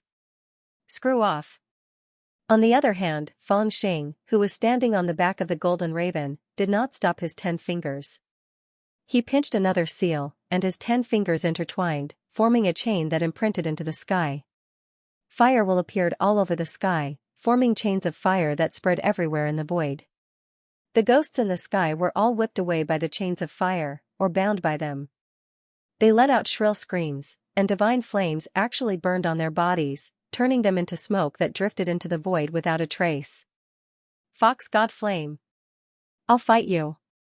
Another roar rang out. It was Feng Yanyun, the Taoist of the One Qi sect, who had been suppressed in the lake, who had finally shattered the small mountain and rushed out from the bottom of the lake. Filled with hatred, she let out a loud roar and flew up into the air. Her iron armor suddenly lit up with runes that looked like lava. The smoke from the runes floated up into the air and turned into a pair of terrifying eyes that suddenly opened. Even a Mahayana gold core cultivator would feel as if they were stuck in a quagmire if they were caught in the gaze of those eyes. Feng Yanyun was famous for his armor, but who could have guessed that his true trump card was the heart-severing technique? However, now that he had used his trump card, the little devil no longer had any intention of hiding his strength. Looking up at the devilish eyes, Fangxing's expression didn't change. His hands moved like lightning as he performed the final 3 incantations of the green fox ghost face. As soon as the incantations were complete, his eyes began to shine brightly, as if they were 2 vortexes. Heart seal, using techniques to break techniques, using techniques to break techniques. The pair of devilish eyes silently collapsed, and the sky became clear. As for the stunned Feng Yanyun, he was swatted back into the lake by the great golden crow with a casual flap of his wings. In the blink of an eye, he performed 3 techniques consecutively and defeated 3 people, all of which he learned from the green fox ghost face. Under Uncle Jen's guidance, Fangxing used the shortest amount of time to comprehend the 9 incantations of the green fox ghost face when he was in the demonic land. Although the purpose was to rescue those who were trapped in the demonic emperor pavilion, comprehending the 9 incantations also greatly benefited Fangxing's techniques. The most direct result was that Fangxing had a basic grasp of the fox core sword, the fox god's fire, and the heart seal. These 3 techniques were learned from the green fox ghost face and were passed down from demonic immortals. They were immortal techniques. They shared the same name as the secret divine technique of the Green Hill Foxes, and even shared the same principle. However, they were much more profound and powerful. This was the first time Fangxing had used it to defend against an enemy after learning the 9 seals' 3 arts, and it revealed its divine might. Along the way, countless enemies were killed. All of his secret techniques were used, and he was defeated. Nanzhan, Fangxing, you still owe me a battle. Try me, the one-armed devil puppet. Xia Linfuan stood in front of him and took out a broken weapon. It was a stone statue with a broken arm. It opened its eyes faintly in the air and let out a silent roar, pouncing straight towards Fangxing wherever its body passed. Even the void was shaken by it. It was formed by the refraction of light from the void that was on the verge of shattering, signifying that its speed was already close to the edge of shattering the void. It was extremely terrifying. Get out of my way. In Fangxing's palm, the huge black sword danced, unleashing the nameless technique passed down by the demon sword embryo. At this moment, it was activated to the extreme, the demonic chi was dense, whistling and sweeping out, rays of black light swept out in a radius of several dozen zhang in front of him. In the blink of an eye, he had fought with the broken arm demon for nearly 100 moves. In the end, the broken arm demon let out a mournful and angry howl, the spiritual energy on its body dissipated, and it flew back into Xiao Linfuan's hands. Get out of my way! Fangxing stomped down, and Xiao Linfuan hugged the golem as he roared and fell. Stop him, stop him! Xianxia was already running away with all his might, but he discovered that the little devil behind him was actually rushing towards him with unstoppable force. It was unknown how many experts had rushed forward, but they couldn't even stop him for a moment. That golden cloud, as well as the little devil on top of the cloud, had already caught up to him at lightning speed. He was so scared that his body and mind were trembling, and he cried out with all his might. The strange beast in his arms, the soaring serpent, was also so scared that it tightly burrowed into his arms. However, he didn't know who to burrow into, so he could only desperately let the minions of the spirit Xiao sect block in front of him. He raised his cloud and ran with all his might. This group of minions of the spirit Xiao sect that had followed him here could be considered to be in deep trouble, but at this point, they could only brace themselves and come forward to stop him, forming a formation. 108,000 swords. Fangxing growled as his sword wings fluttered around him.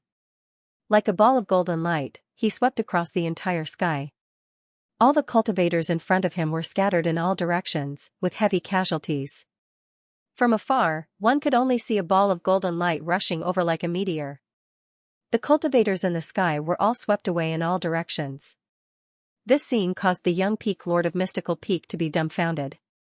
By the time he reacted, the ball of golden light had already arrived in front of him, and the strong wind caused him to be unable to open his eyes. Don't kill me. I'll return this strange beast to you, Xianxia screamed in fear. He had already clearly felt Fangxing's killing intent, and he also knew that under this kind of ferocious might, it was impossible for him to escape. He was so scared that his hands trembled, and he even offered up the strange beast in his arms, the soaring serpent. He knew why Fangxing wanted to kill him. Everything was because of this strange beast. If it was any other time, he would naturally treasure it like his own life, but at this moment, he only wanted to hand it over in exchange for his life. You don't need to return it. Can't I just rob you? Fangxing paid no attention to him, and with a loud roar of rage, he grabbed the soaring serpent in his hand before slapping out with his palm. Your father can even disregard the life of his own daughter for the sake of a beast, then this young master might as well help you end your line of descendants. Don't kill, dong. This slap landed directly on Xianxuan's head, causing the young Peak Lord of Mystical Peak to swallow the words of begging for mercy back into his stomach. This Foundation Establishment realm prodigy of the Nimble sect was directly slapped to the ground, and both his knees were crushed. Xianxuan's face was distorted, and blood spurted out of his 5 senses. His little bit of spiritual consciousness gradually disappeared. At this moment, the surrounding space also gradually quieted down, and there was not a single sound to be heard. He really killed him. The crowd of cultivators felt as if their hearts had been smashed by a giant hammer. It was as if the panicked roars of the ferocious beasts around them had become much quieter. Just now, every single one of them had used all their strength to stop him, and even used their ultimate techniques. However, it was useless. They really couldn't stop him. Screech, the soaring serpent in Fangxing's hand sensed its master's death, and it screeched anxiously. It stretched out its mouth and bit the back of Fangxing's hand. Fangxing looked at it coldly. You beast, when your previous master was harmed, why didn't you bite them? He grabbed the soaring serpent's tail and whipped it towards the rock at the side. With a paw sound, the mighty strange beast was thrown into disarray by the slap. It was unknown how many bones in its small body were broken. However, Fangxing still hadn't vented his anger. He threw it to the ground heavily, and then stepped on it. There was a squeak sound, and when he raised his foot again, it was already deflated. Some people subconsciously trembled. That was the mighty strange beast, the soaring serpent. How could he be so ruthless as if he was stepping on a mouse? As for Fangxing, he looked down and saw that the soaring serpent's little claws were trembling. It was actually not dead yet. He thought to himself that this shell-less little bastard's life was really tough, so he grabbed its tail and stuffed it into his belt. He would deal with it later. Then, with a wave of his hand, he plucked Xianxia's head off his shoulder, then slowly turned around. The three-headed, six-armed devil projection had vanished, leaving Fangxing with the head in his left hand and the child in his right. Smiling coldly, he looked up at the cultivators of the Divine Prefecture from the northern domain, who had tried so hard to stop him, but hadn't been able to stop him in his tracks. Or perhaps it was more accurate to say that he was looking at the so-called chosen from the Dao Defense League. His voice wasn't loud, but it was clear as day. "You think you can protect me?" On the peak of the mountain, Fangxing held a child in one hand and a head in the other. A flying serpent was hanging from his waist, and a huge golden raven was standing by his side. His gray robe billowed in the cool breeze from the mirror, and his murderous aura filled the air. He looked up at the sky full of Divine Prefecture geniuses and shouted in a majestic voice, "Aren't you the Dao Defense League? Who do you think you can protect in front of me?" There were countless cultivators in the sky, including countless experts. They were all famous figures no matter where they went, but none of them answered. Some were angry, and some were filled with murderous aura. But everyone had to admit that no one could stop the little devil when he charged in all directions. The dozens of geniuses present had taken turns to stop this little demon, but who could make him stop even half a step? "Is there anyone else who wants to fight with me?" Fangxing sneered. He threw Xianxu's head to the ground, stepped on it, and shouted into the sky. His murderous aura was piercingly cold, and a fierce wind was blowing in all directions. Who in the Divine Prefecture dared to fight him? He's too arrogant. Who can come up and teach him a lesson for the cultivators of the Divine Prefecture? Some people trembled in anger and cried out in grief. It's too bad that senior brother Song is in secluded cultivation, and most of the 7 disciples of the 3 Daos are not here.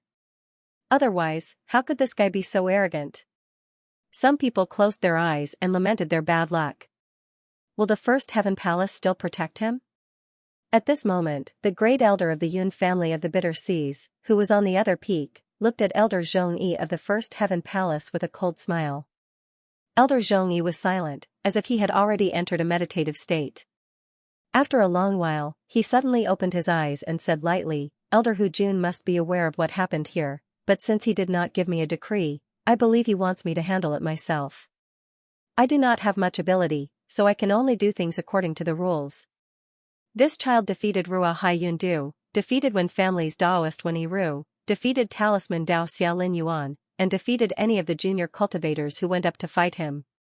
If no one comes to challenge him, then this engagement. At this point, he paused for a moment, but in the end, he did not make this decision. He directly skipped this topic and said, "But he came out of the execution platform to kill people. This is a private matter between him and the Lingqiao sect. I don't want to avenge the juniors of the Lingqiao sect, but if the ancestors of the Lingqiao sect come to find him, the First Heaven Palace will not protect him. Besides, after all, he is no longer in the execution platform. If you have a personal grudge against him, the First Heaven Palace will not interfere. When your private matters are settled, the selection ceremony will continue." After saying this, the old man closed his eyes again, but his meaning was very clear. The First Heaven Palace really knows how to clean up. Elder Yinyao sneered and did not waste time talking to Elder Zhongyi.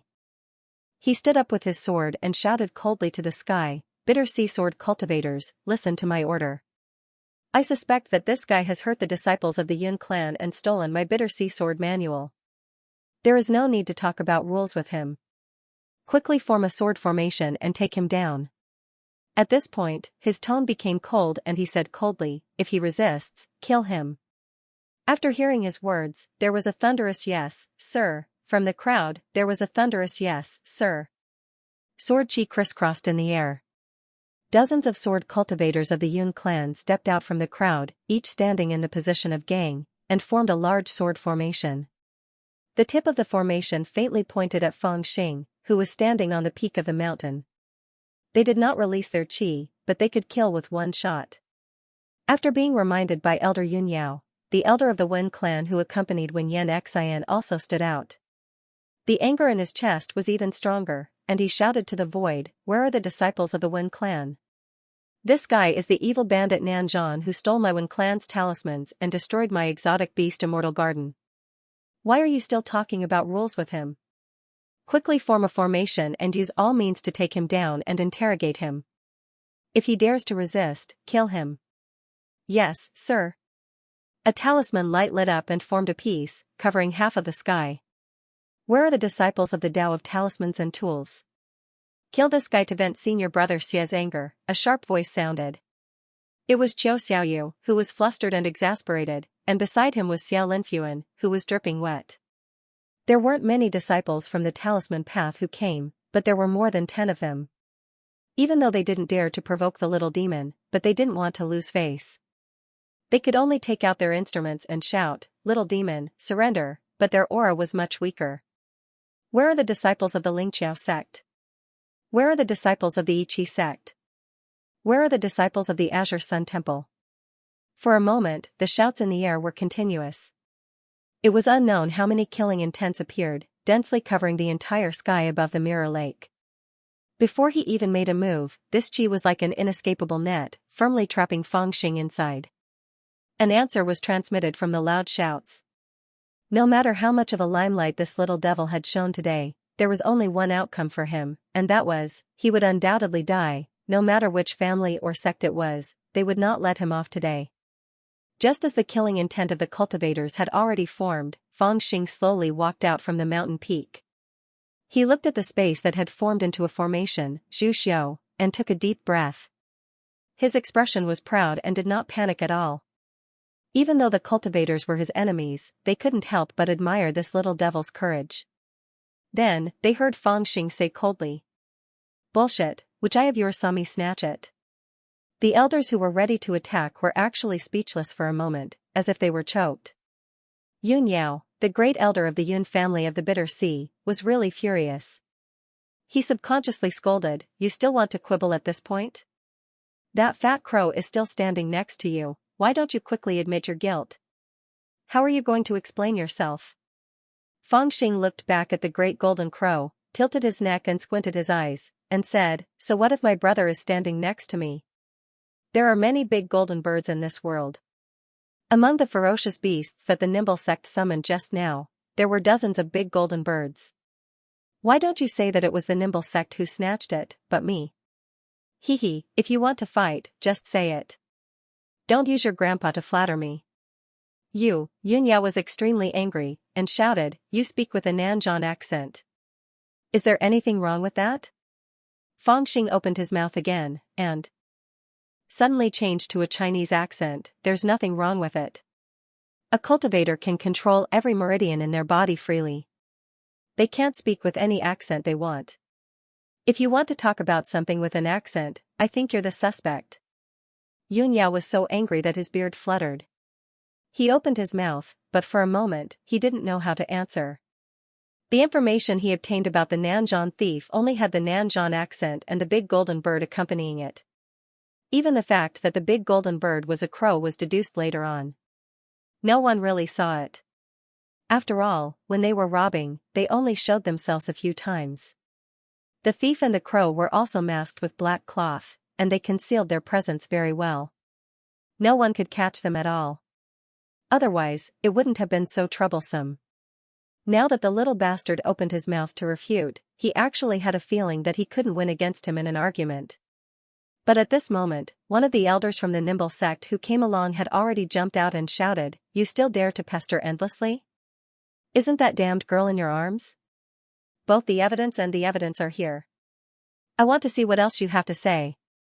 All the cultivators' gazes immediately focused on Fangxing. This was something that he couldn't explain even if he had 10 mouths. All the cultivators were ready to take action. But Fangxing didn't have the slightest bit of hesitation in his reply. He opened his mouth and said, "I'm the child of me and my wife." "Old bastard, stop talking nonsense." The elder from the Nimble sect was furious. He shouted angrily, "Bullsh*t. Who's your wife?" Fangxing rolled his eyes. "Who do you think?" Before the elder from the Nimble sect could reply, a considerable number of people in the sky looked towards Dragon Lady. It made Dragon Lady gnash her teeth in hatred. With a chi sound, she pulled down the gauze curtain in front of her. What the eye doesn't see, the heart doesn't grieve over. The elder from the nimble sect was about to open his mouth to refute. He was even about to say that he wanted to use a drop of blood to verify the little girl's identity. But just as the words were about to come out of his mouth, he suddenly caught a glimpse of Fangxing's sneering expression. His heart immediately shivered. After all, although there were many people who knew about the little girl's background, they had all guessed it themselves or secretly spread it. The nimble sect had never admitted it on the surface. After all, this was related to the face of a peak lord. If they publicly admitted it, wouldn't that be bad? Wouldn't the nimble sect become a crooked sect? This time, he was so shocked that he broke out in a cold sweat. He finally understood the little devil's sinister intentions. He rejoiced in his heart. Luckily, he stopped himself at the last moment. Otherwise, the nimble sect might not even tolerate him. The great elder of the Yun family of the Bitter Sea, Yun Yao, also saw the awkwardness of the nimble sect. In addition, he was really impatient. He kept shouting, "Why are you wasting words with this little devil? Just based on the fact that you crippled our Yun family's disciple and killed the successor disciple of the nimble sect, the divine prefecture will not tolerate you. Disciples, listen to my command. Immediately take down this little devil. Those who can capture him alive will be rewarded with 3,000 spirit essences. Those who can kill him will be rewarded with 2,000. The disciples in the sky were already prepared. Once they heard the command, they immediately shouted in unison and prepared to rush down. But at this time, suddenly, in a jade carriage with a gauze curtain hanging from the side of the mountain, the white-clothed dragon lady lifted the curtain and flew down like a fairy. In the air, she said coldly, "Wait."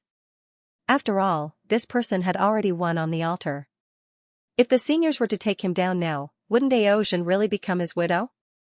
Where would I be placed? The eldest princess of the Zhonglan actually showed up at this time. This made Zhu Xiu stunned and temporarily restrained his momentum of rushing up. Even Yun Yao, as well as the elders of the nimble sect and the other major sects, were slightly stunned and raised their heads to look at her. When Fangxing heard this, he was a little excited. He shouted, "You are finally willing to follow me?" The dragon lady's face was cold. She said coldly, "Even if you defeat Zhu Xiu, it won't be considered as standing out. You still have to defeat one more person." When Fangxing heard this, he raised his eyebrows. "Who?" The dragon lady said faintly, "Me." Fangxing was stunned. Before he could answer, the dragon lady's figure suddenly turned into a stream of light and rushed straight to him. Her momentum was very fast. Like a white lightning, she arrived in an instant. Her slender and fair palm pressed down on Fangxing, but Fangxing was shocked. He subconsciously stretched out his hand and collided with the dragon lady. But the dragon lady's attack was too heavy, and he flew backward from the impact. "Bitch, are you done?" Fangxing was flustered and exasperated. It was obvious that he wanted to fall out with her. But at this time, the dragon lady's low voice was heard, "Take this jade talisman and leave quickly. There is a teleportation altar in Tianyi Palace, and the location is in the jade talisman. I have already ordered someone to open the altar. You go according to the location marked in the jade talisman, and you can leave through the altar. This is all I can help you. I hope this can repay you for your kindness to my third brother." "Huh?" Fangxing was stunned. Looking at the jade talisman that the dragon lady stuffed into his hand, he was a little touched. "My wife is not bad." Dragon lady stuffed the jade talisman into Fangxing's hands, but she couldn't tell what she was thinking. When she saw the little devil showing off his power on the execution platform, she had a strange feeling. Later, she summoned the maidservant arranged by Tianyi Palace and asked her some questions. She learned a little about what had happened in the northern region of the Divine Land during this period and had a general idea of what was going on. Although she found that the little devil did not act so ruthlessly on the execution platform just for her sake, she was still touched when she saw him fighting with a baby in his arms. Strictly speaking, except for the unbearable past in the South Sea, this was the first time she had learned about Fangxing. She couldn't put her feelings into words. Coupled with the matter about her third brother, Dragon Lady finally made up her mind. After all, she couldn't just watch the little bastard die here, so she arranged a way for him to live. As for how much pressure she would have to bear after that, she didn't think about it for the time being. However, she had never expected that the little bastard would keep the jade talisman carefully after receiving it. He let out a long sigh and looked rather touched. He held her hand tightly and said in a resolute voice, "I'm not leaving." "You won't go?" Dragon Lady was stunned and looked at Fangxing in surprise. Fangxing said seriously, "I can marry you officially." "How can I go?" "Marry you, my foot." Dragon Lady was so angry that she slapped him with her palm. She was really exasperated that he didn't live up to her expectations. Why is he still talking nonsense at this moment? "Oh, my God, why are you hitting me again?" Fangxing was so scared that he jumped into the air and shouted, "I won't go if I can't get a wife." When the dragoness heard this, she felt a chill in her heart.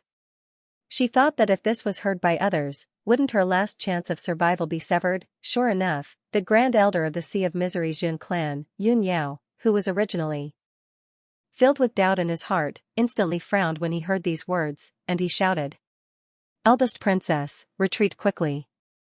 Because this bastard Nan Zhan sneaked into the selection, it can't be counted. We'll compete again after I capture him. If there's any disrespect, then my Sea of Misery's Yun clan will naturally compensate you in the future." Disciples of the Yun clan, quickly attack. With a roar, he operated his spiritual power, which shook the field. Although he was listening to the swordsman of the Yun family, he was also hinting to others. Zhu Xiu was not a fool, so he naturally understood the meaning of Yun Yao's words.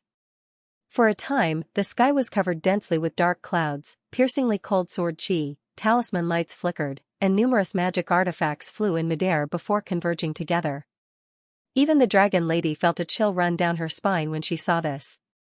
She wanted to help Fangxing just now, hoping to send Zhu Xiu into the Tianyi Palace when he was unprepared.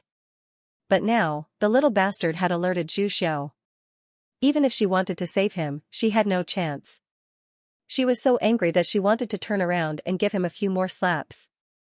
"Haha, you want to take me down with such a small force?" At this moment, Fangxing also let out a loud roar filled with disdain. He allowed the golden crow to bring him straight up into the sky. Then, he took out a storage bag with one hand and looked coldly at the cultivators in the sky. He shouted, "Do you think I don't have any of your ferocious beasts?" Holding the picture of 100 villains in his hand, he unfolded it in the air, then bit his thumb and drew a long line on the picture. "You played with magic tools, do you think I don't have them?" With a shake of the storage bag, a large number of broken magic tools were shaken into the air, all of which were gloomy and weird. "You played with talismans, do you think I don't have them?" Dozens of golden talismans flew out of the storage bag, shining brightly in the air, emitting a terrible aura. At the end of his words, Fangxing glanced at the storage bag, put it away, and said, "I'll show you the rest next time." However, no one listened to his last sentence. Everyone was dumbfounded. What was going on? Dozens of fierce beasts, each of which was more powerful than the one Shi Yingyuan summoned, and the strongest one was comparable to the great vehicle of Gold Core Realm. This was a rare 5th-rank fierce beast, and there were only 3 of them in the entire Lingqiao sect. After all, the physique of demon beasts was limited, and they could not grow up by feeding them secret medicines. When they grew to a certain extent, they would stop growing and even retreat.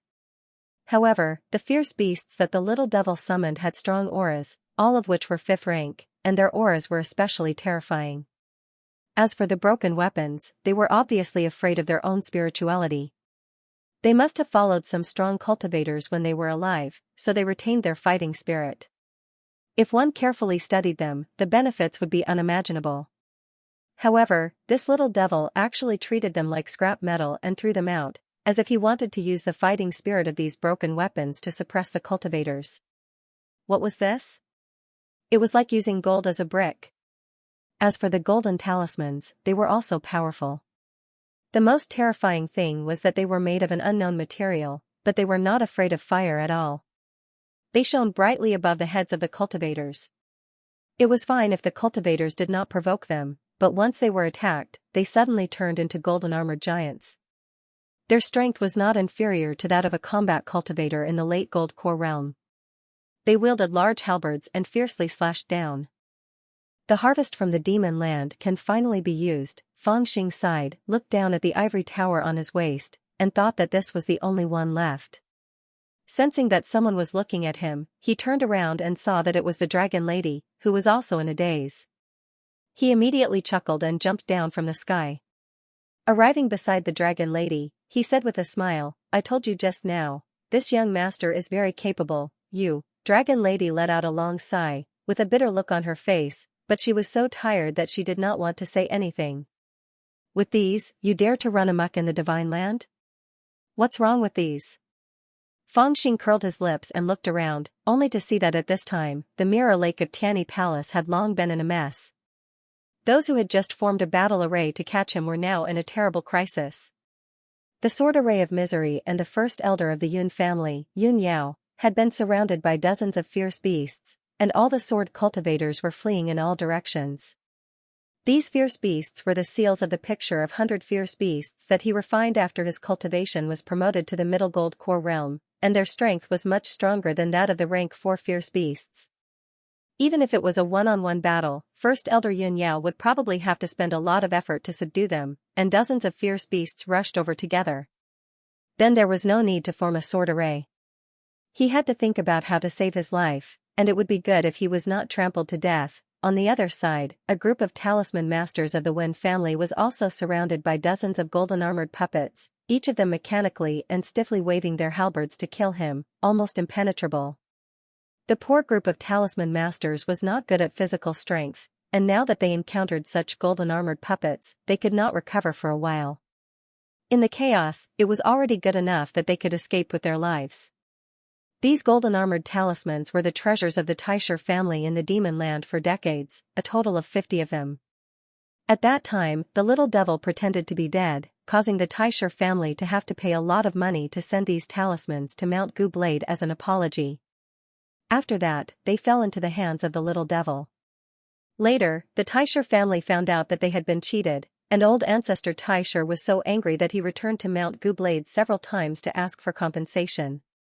But under the protection of the arrogant and shameless Yuanying elders of Mount Gu Blade and Uncle Zhen, who began to become deaf whenever he encountered something he did not like, old ancestor Taisher fought with the ancestors of Mount Gu Blade and Mount Fu for a few months, and spent a lot of effort, but in the end, he only got back 3 talismans. Of the remaining 47, 10 were left in Mount Gu Blade, 10 in Mount Fu, and the rest were all in the hands of the little devil. As for the remnants of the weapons, they were Fang Xing's harvest from the Demon Emperor Pavilion, and they were all extraordinary. At this moment, a dark mass descended on the heads of the cultivators, and the killing intent was oppressive. To the cultivators, it was as if a knife was placed on their necks. All the magic tools that were summoned in the air were pulled by the killing intent, and they were all drawn to the remnants of the weapons, unable to be pulled back no matter how hard they tried. Not to mention Yun Yao and the others, even the elders of the Tianyi Palace were dumbfounded for a moment. However, looking at the chaotic scene in front of him, Fang Xing laughed out loud. The dragon lady, on the other hand, looked worried and sighed softly. "What you are doing is tantamount to courting death." She turned her head, angry, hateful, and helpless. She wanted to say something, but she was not willing to. "Do you think you can kill me with these things?" Fang Xing was a little disdainful, and it seemed that he did not take it seriously. The dragon lady did not turn around, but looked into the distance, where there seemed to be a faint powerful breath whistling over. "Do you really think those Yuanying ancestors will let you mess around here and not do anything?" Fang Xing opened his eyes and said, "According to the rules, they won't do anything, right? I know that when the Nanzhan opened the Xian realm, 9 sages made a covenant of the 9 heavens, in which there was an agreement that the Yuanying old monsters could not easily interfere with the fate of the younger generation when they were in seclusion. It was equivalent to using the world as a chessboard, and the Yuanying old monsters were not part of the game, and only the gold core realm could make the move. That is to say, unless I ran into their sects and set them on fire, or killed the Taoist of one of their sects, it would not be so easy to invite them to fight. Although Shi Yuan, who was killed by me, was one of the candidates for the Taoist of the Nimble sect, I'm afraid he would not be able to invite the Yuanying ancestors, right?" Seeing that he said it so lightly, the dragon lady smiled bitterly. there is such a saying in the covenant of the 9 heavens, but it is a convention among the major forces. You are alone, and you came to the divine continent. Where do you have the confidence to make people abide by this rule? Fangxing rolled his eyes, and said, Who said I don't have it? The dragon lady let out a long sigh, and was already unwilling to speak again. In the eastern sky, patches of dark clouds were suddenly torn apart, and an indistinct Dharma idol descended from the sky, sitting cross-legged in the void. With a wave of its big sleeve, a vigorous aura shook the void, causing the fierce beasts summoned by Fangxing to howl endlessly and fall to the ground one by one.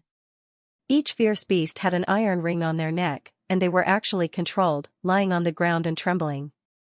Rumble, another Dharma idol descended from another direction, and with a point of its finger, the golden light of dozens of golden-armored puppets in the sky also dissipated, and they turned back into talismans, fluttering to the ground. The Dharma idol waved its big sleeve, and dozens of talismans flew into its sleeve.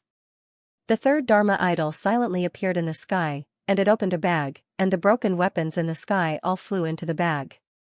Old bastard, give me back my treasures. Fangxing was shocked at first, and then he was furious, and he shouted at the sky.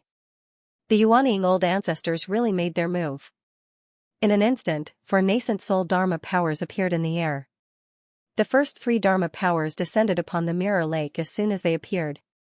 One of them subdued the ferocious beast that Fangxing had summoned, another took his golden armor talisman, and the third took his broken weapons. The Dharma treasures that Fangxing had summoned, which had frightened all the cultivators into trembling, were all taken away by the 3 nascent soul Dharma powers in the blink of an eye, leaving nothing behind. Among the 4 nascent soul Dharma powers, only the 4th Dharma power did not make a move. It only sighed softly from a distant mountain peak. That Dharma power was Elder Hu Jun of the Tianyi Palace. He quietly looked at the other Yuanying old ancestors in the sky. When the dragon lady saw this, she sighed and looked at Fangxing with a complicated expression. When Fangxing saw this, he could only curse angrily. After staying with Uncle Jen on Mount Fusang for 3 months, he had heard a secret. It was about the alliance of the 9 heavens. He knew that there was an agreement among the Yuanying old ancestors. In order to avoid messing up the fortune of heaven and earth, the Yuanying old ancestors had to go into closed-door cultivation to guard against the impending doom. They could only operate their chi outside the chessboard, but they could not directly interfere with the juniors fighting for the fortune. He had made a scene in the Tianyi Palace. If Elder Hu Jun wanted to suppress him, it would be reasonable. After all, even if the Yuanying old ancestors did not make a move, they would not allow juniors to make trouble in their territory.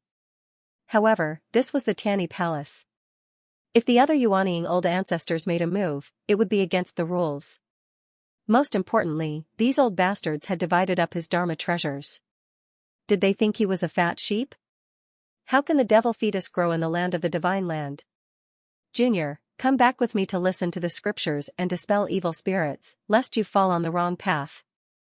The Yuanying old ancestor who had subdued the ferocious beast did not speak, but his voice shook the void and reached everyone's heart. When he spoke, his big hand directly pressed down, as if he wanted to take Fangxing away. At that moment, the expressions of the great golden crow, dragon lady, and the others changed drastically. The little thing even burst into tears. As for Zhu Xiu, a cruel smile appeared on his face. This little devil, did he really think that no one would take him down just because he could jump around in the divine land, even if his strength was enough to defeat all the Jingdan present? So what if he was really powerful enough to compete with a divine prince? The divine continent was indeed the divine continent. It had a deep foundation and countless masters. For the people of the divine continent, the intertwining forces behind each other formed a kind of general trend that was close to fairness. Even if a small sect sent a heaven's chosen one to defeat the Taoist of a big sect, that big sect would often not be petty enough to retaliate. At most, they would secretly train their own juniors and let them win another round. But this kind of fairness did not include Fangxing. You're just a little devil who popped out of nowhere. Who can tolerate you when you're in someone else's territory? As a matter of fact, when the treasure was robbed, even the person would be taken away. As for whether he would really listen to the Taoist preach, imprison him, or directly kill him after being taken away, who knew? Everyone had already regarded Fangxing as a dead man. This little devil from Nanzhan could at most be counted as a short-lived existence in this tiny palace and would soon disappear without a trace. Only Fangxing didn't think so. Seeing a big hand that blotted out the sky and the sun grabbing at him, he was not afraid at all. Instead, he flew toward the big hand. He didn't even take out the small ivory tower that the great golden crow had been waiting for. Instead, he just rushed up and shouted at the Dharma form in the air, "Old B****, you can't hold back anymore, can you? I'm right here. Come and get me." As he spoke, he tore open his collar, just like a ruffian who was about to fight with his life. All the cultivators felt a little ridiculous. In the face of Yuanying, some were devout, and some were in awe. When had they ever seen such a rascal? However, a scene that they didn't expect happened. The large hand that was grabbing towards Fangxing suddenly seemed to have seen something terrifying, and the large hand retracted with a whoosh. On the surface of the blurry Dharma idol, there were even two rays of light that were like lightning that directly swept out, staring closely at Fangxing's neck. After that, it said in astonishment, "Junior, didn't you come from Nanzhan? Where did you get this token? It works." Fangxing was secretly delighted. He rushed to the front of the 300-foot-tall Dharma form of Yuanying, looked up at it, and shouted, "Who told you that I'm from Nanzhan? Besides, what does it matter if I'm from Nanzhan? In the covenant, the Yuanying is forbidden to attack at will. You old guys can't sit still anymore? Catch me if you can. Let's see what the ancestors of the Yuan family have to say." The ancestors of the Yuan family? The great golden crow almost tripped. Since when did this little bastard have the ancestors of the Yuan family? Hearing the words Yuan family, the Yuanying in the sky was also shocked. He shouted, "Your surname is Yuan?" Fangxing said, "My surname is Fang." The Yuanying was furious. "Then you," Fangxing directly interrupted him. "It's none of your business. Take a look and see if it's real or not." He didn't need to remind them. The Yuanying and the other two Yuanying in the sky had already swept over with their divine senses like cold lightning. They all saw the jade pendant on Fangxing's neck. With one look, they were extremely shocked. It was as if a huge rock was pressing down on their hearts. They looked at each other in fear. The Yuanying in front of Fangxing shouted, "No one dares to fake something from an ancient family. But even if it's real, where did you get it from? How come I've never heard of a junior like you in the Yuan family?" This series of reactions was similar to Elder Hu Jun's. However, at that time, Fangxing wasn't prepared, so he couldn't answer. Elder Hu Jun saw through him. Naturally, it was different now. He had confidence in his heart. He opened his mouth and couldn't say anything. "Do we have to report to you if something happens to our Yuan family? Do we have to report to you who sleeps with who at night?" The elder from the One Chi sect was instantly speechless. He looked at the little brat in front of him, then looked at the jade pendant on his neck, hesitating. Meanwhile, Fangxing sneered. He looked at Lingzi to see what this Yuanying was going to do. Although he already knew the contents of the Alliance of the Nine Heavens, Fangxing would never pin his hopes on others consciously abiding by it. Naturally, he didn't expect others to pinch their noses and bear with it when he went to the Divine Prefecture, waiting for their juniors or practitioners in the Gold Core realm to wrestle with him. In fact, before he went around robbing the businesses of these major sects, he had already made preparations. At that time, he planned to escape from the Tani Palace, and Elder Hu Jun also planned to capture him. However, after seeing this jade pendant, he immediately turned a big problem into a small one, and a small one into nothing. Fangxing immediately paid attention to this jade pendant. This jade pendant was given to him by Qianzhong, Uncle 11. Although he didn't explain it clearly to him at that time, Fangxing had already guessed that this jade pendant was extraordinary.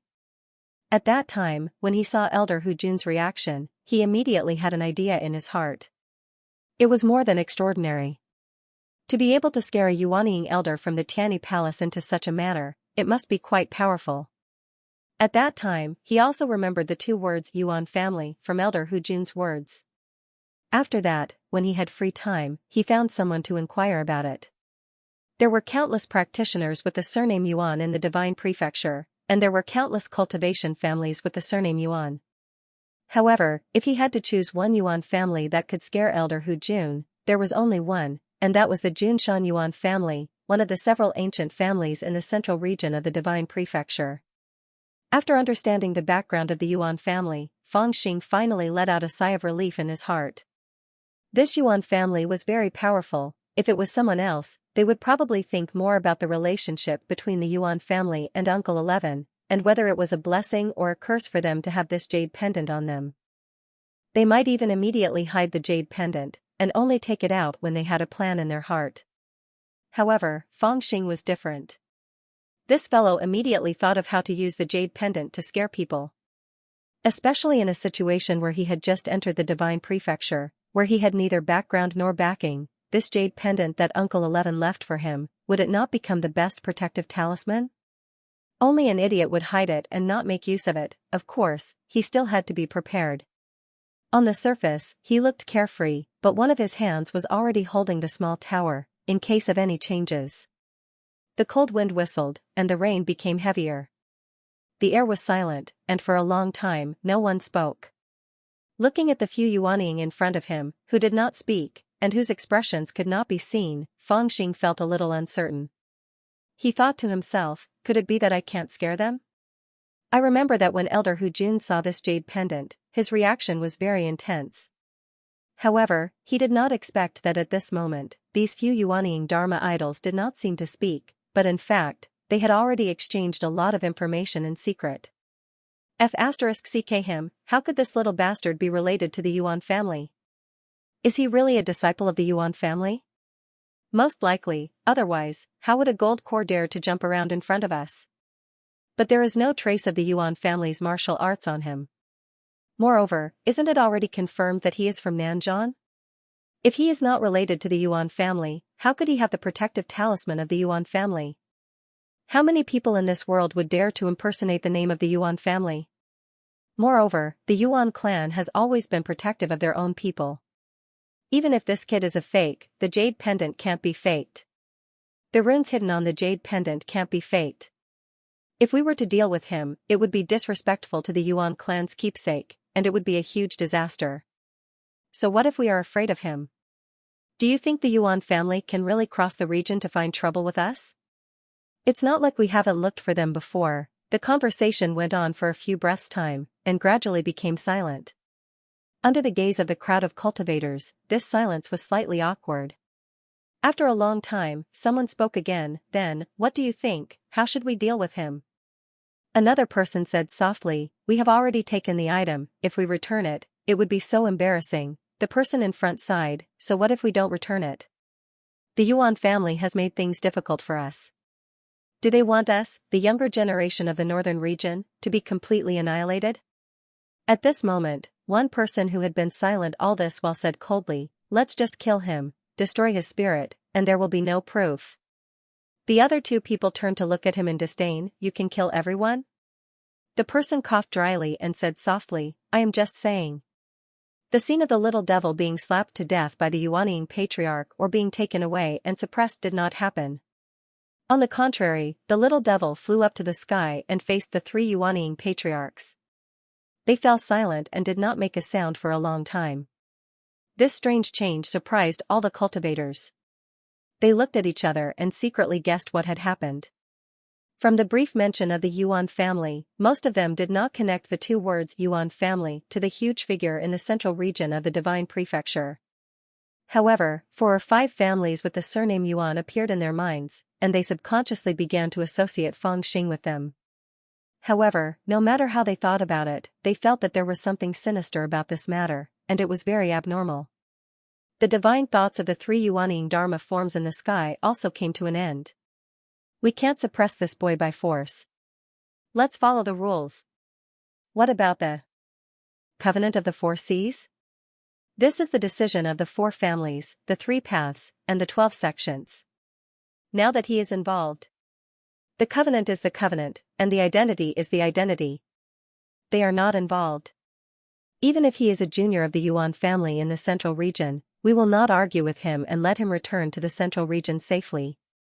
How can we let him mess up such a big matter as the Covenant of the 4 Seas? What do you mean? These things were decided by the juniors of the Gold Core realm. We just need to observe the ceremony, Haha, I understand. The juniors naturally have their own way of doing things. We are here to observe the ceremony. The three nascent soul realm cultivators came to a conclusion after their discussion, and they all calmed down. The eyes of the nascent soul realm ancestor, who was about to slap Fangxing away, finally lit up with a cold light again. He said to Fangxing in a low voice, "Little brat, you're quite bold. I don't care where you're from or whose family you're a descendant of. Since you dare to cause trouble in the northern region of the Divine Land, I'll definitely teach you a lesson on behalf of your elders." His words were harsh, but inexplicably, it made people feel that it was less murderous. Fangxing rolled his eyes, secretly delighted, but on the surface he still put on an unconvinced look. "How am I fooling around?" he shouted. "How am I fooling around? It is clearly a selection ceremony. Who did I offend by coming to marry a wife?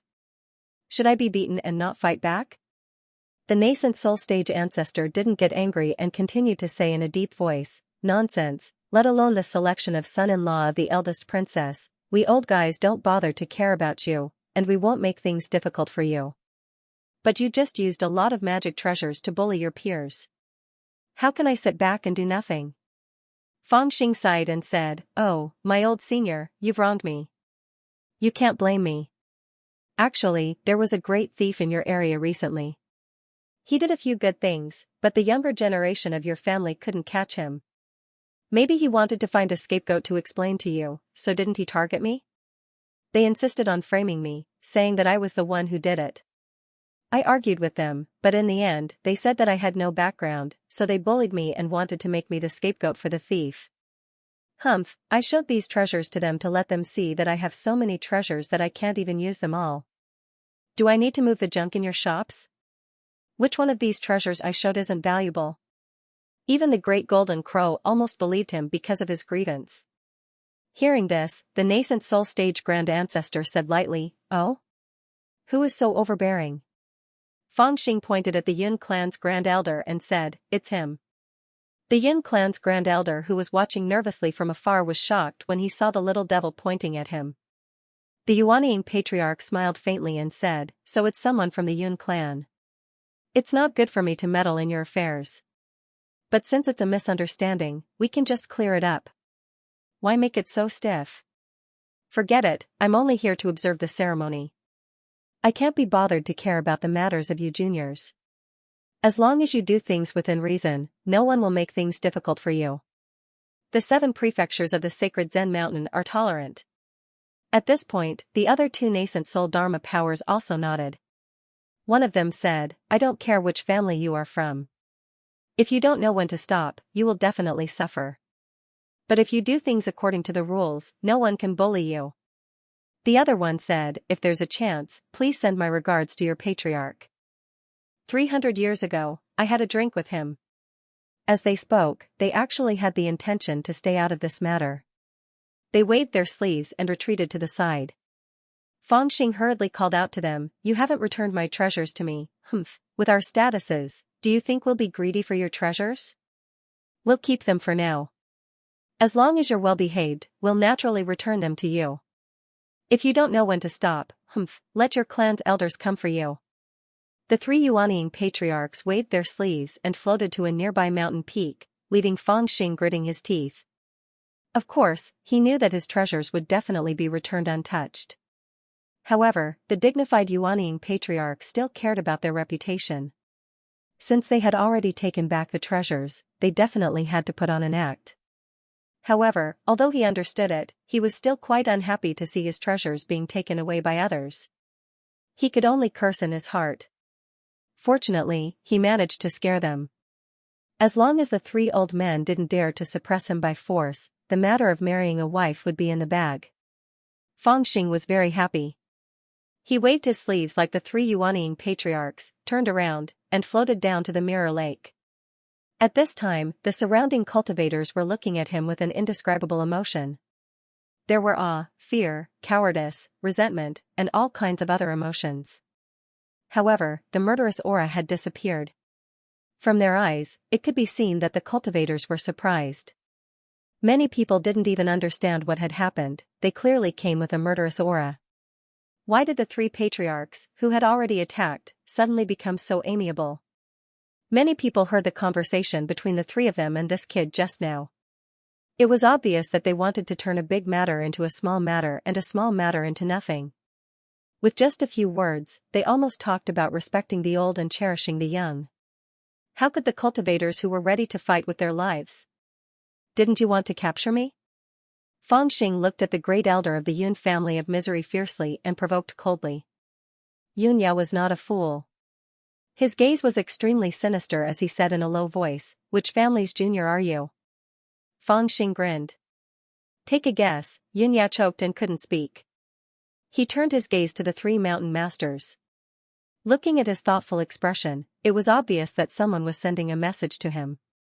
The great elder of the Yun family, Yun Yao, also had a complicated expression on his face.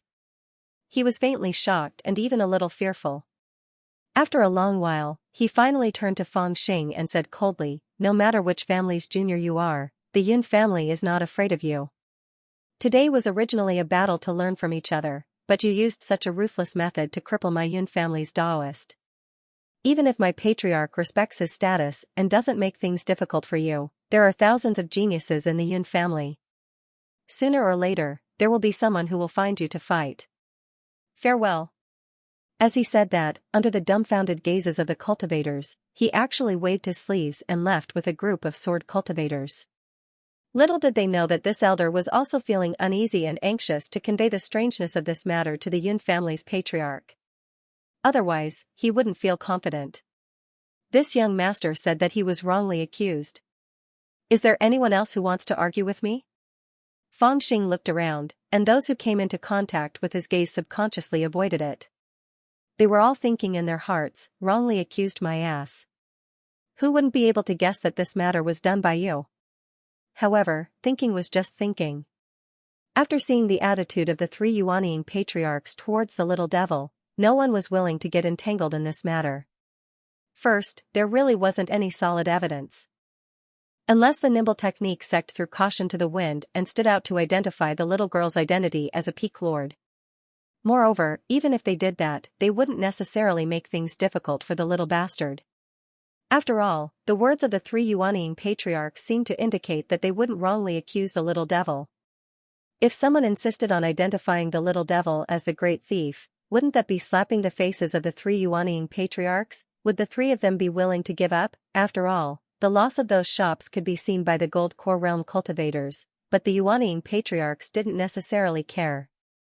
What they cared about was the flow of fate, the assurance of passing the tribulations, and their reputation. Seeing that all the cultivators were speechless, Fangxing smiled and looked at Dragon Lady. Everything was said in silence. Dragon Lady didn't have the slightest smile on her face. She said softly, "You're definitely not a member of the Yuan family."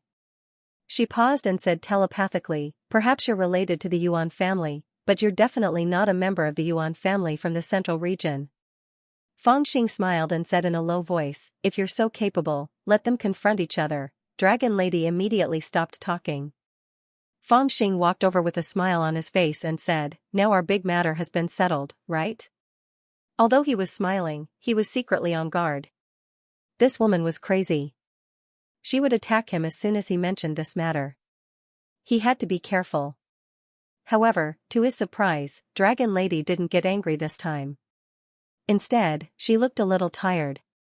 She turned around and walked toward a mountain under the bright moon. She said calmly, "Come with me." "Okay." Fangxing quickly gave the little thing to the Great Golden Crow and quickly chased after her. The Great Golden Crow stayed where he was. Seeing that the people around him were looking at him strangely, he stared at them with his round eyes and said rudely, "You're not satisfied? I'm the little demon ancestor of the Yuan family. Who wants to have a taste of my shredding crane claw?" The people around him were angry but didn't dare to say anything. They snorted and turned their heads in disdain. Elder Hu Jun, who had been observing silently from the sky, let out a soft sigh. He looked at the old cultivators who were sitting still on the three mountains in the distance. He had already understood what they meant. A helpless smile appeared on his face as he muttered to himself, "Once this brat appeared, the situation became chaotic. It's just a pity that my niece, Ao Zhen, Is her life really so bitter? In fact, this is only the second time I've met you, right? But you're fine, you're not as bad as others say. The way you held that little girl made me not hate you anymore. What's more, there's also the matter of my third brother. Actually, in my heart, I am still very grateful to you. You and I both know that what happened that time was just an accident. When you first appeared in front of me, I thought that you were mocking me. But now, I already believe half of it. Moreover, to be honest, you are also very powerful. If you were given enough time, perhaps you will also grow into a famous big shot. Behind the mountain peak, Dragon Lady looked at Feng Xing and said softly. At this moment, the anger on her face had disappeared. The way she looked at Feng Xing was much more complicated, and there was even a gentle smile on her face. The human heart was made of flesh, and the dragon clan was loyal by nature. During this period of time, the little devil had been pestering her, and in addition to him fighting the cultivators of the northern region of the Divine Prefecture alone, the dragon girl seemed to be touched. Hearing her praise him, Feng Xing's face turned red. He laughed and said, "Why do you only believe half of it?" Dragon Lady lowered her head, smiled and said, "I think I can only believe half of what you say." Feng Xing laughed and did not refute. His eyes lit up and he said, "No matter how much I believe, you should follow me, right?" Seeing the Dragon Lady's gentleness, he felt that he was 70% to 80% confident. He smiled and thought to himself, "Uncle Jiao, that bastard, didn't he say that I can't marry a princess?" Unexpectedly, when Dragon Lady heard this, she smiled bitterly and shook her head gently. She said, "No." Feng Xing was stunned for a moment, then he became angry and shouted, "You've gone too far. I've come all the way here to find you, and now I've said all the good things I've said, and I've also lost. I've even fought my way through this damn son-in-law selection ceremony step by step according to the rules. Now that I'm talking about human feelings and rules, aren't you going to follow me? But now you're telling me this, do you really think I don't have a temper?" The more he thought about it, the angrier he became. But surprisingly, the Dragon Lady did not talk back. Instead, she moved closer to Feng Xing. Feng Xing immediately closed his mouth vigilantly and raised his hands in a defensive posture. However, when the Dragon Lady came over, she just pressed his shoulders and hugged him gently. Then, she rubbed his head and floated backward. She looked at Feng Xing and smiled softly. She transmitted her voice to him, "I understand your intentions and I know how rare you are. In the future, you may become a very powerful person that even I have to look up to, but now." The Dragon Lady fell silent and sighed faintly, "It's just that this shoulder is still too thin to bear my karma." Feng Xing raised his head, only to see Dragon Lady looking exhausted. She turned her gaze to the side. Following the Dragon Lady's gaze, he found that she was looking down at a group of cultivators who had gathered around the mirror lake to discuss. Vaguely, he also felt that something was wrong in his heart. The rain in the sky became heavier. The Dragon Lady naturally avoided water. The rain slid down around her, hazy like a halo. "Fellow cultivator Feng, you are a young hero with outstanding strength. It's really admirable. Unfortunately, among the talents in the northern region of the Divine Land, Song Guichan, the divine son of the pure Tao, Little Wine Fairy, Zhao Chenghe, the divine son of the talisman Tao, has gone to Punlai to participate in the Celestial of Alchemy meeting. The goddess of the Path of Yin, TT Fairy, has gone to the North Sea to collect ghost energy. Several other heavenly sons of the other sex are also not in their sections. The remaining heavenly sons are not strong enough, or their cultivation is not stable, or they are too old, so it's unfair for them to fight. However, no one can accompany you to discuss Tao. You have already won this selection ceremony. I wish you and the Princess Royal 100 years of happiness and happiness. Now that the matter is over, I have to resign." The group of old cultivators by the lake seemed to have come to a conclusion. A group of old men with big sleeves fluttered over. Somewhat unexpectedly, Feng Xing thought that this group of old guys was discussing how to deal with him. However, he only saw Feng Xing, who was at the front of them. An old man wearing a light yellow robe with crane patterns, greeted him with a smile and said such words to him. "What do you want to say?" Although it was good words, Feng Xing's face was cold and his heart was already on guard. The old man in the crane robe was an elder of the talisman tool Dao and also had a high position of power. After the great elder of the Yun family of the Bitter Sea, Yun Yao, left in anger, Zhu Xiu, who was watching the ceremony, respected him. At this moment, the old man smiled kindly and said, "That's all I wanted to say. Just now, the 3 Yuanying elders have already warned us.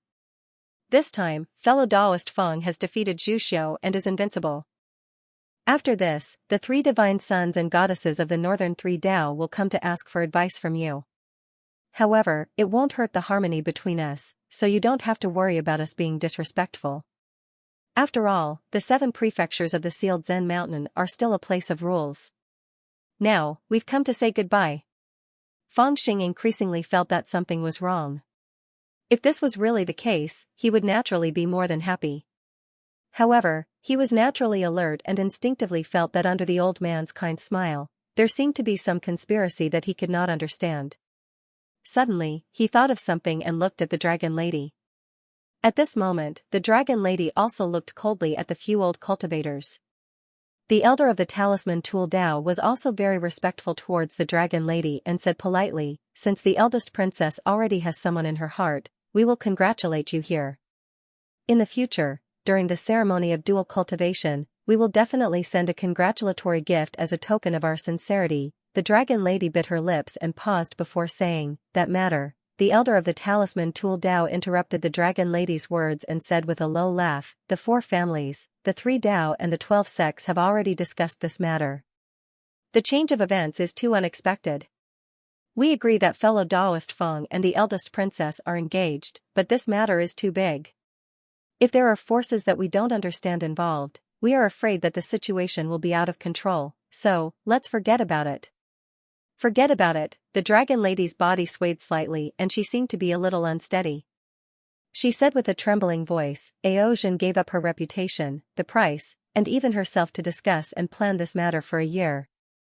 How can we forget about it just like that?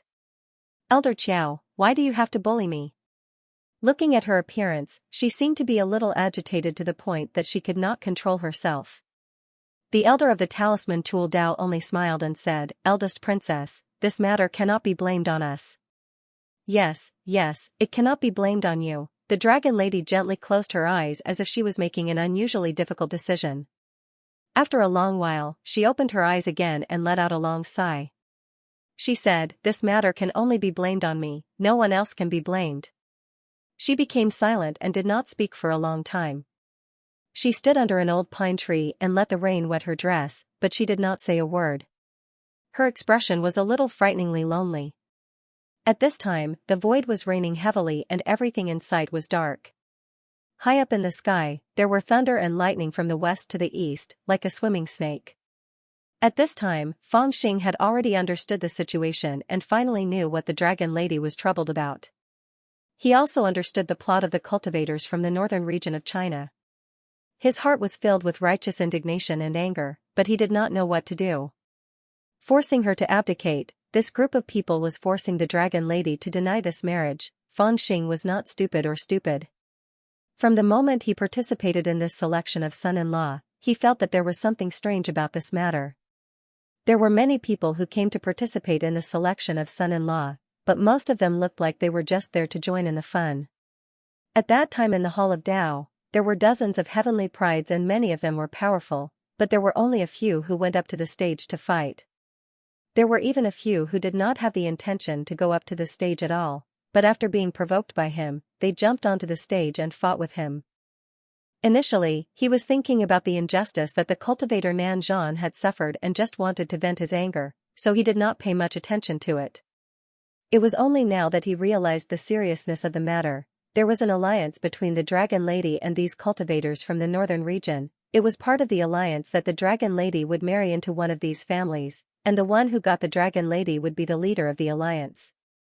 Only when the Dragon Lady put herself in this alliance would they be at ease to act according to the rules of the alliance. The previous agreement did not specify that the Dragon Lady could only marry into one of these families. After all, they did not expect that he would appear in the middle of the alliance, and that he had the ability to defeat all the promising juniors in the alliance and become the champion of this selection of son-in-law. But even if he won, they did not trust him and wanted to tear up the alliance. In other words, they were threatening to tear up the alliance to hint the Dragon Lady to make the next decision. She could either exclude him and start the selection of son-in-law again, or tear up the alliance and go their separate ways. This group of old B***stards could not defeat him, suppress him, or scare him, but they started to put pressure on the Dragon Lady. No wonder the Dragon Lady's attitude towards him had changed greatly, but she did not feel happy at all.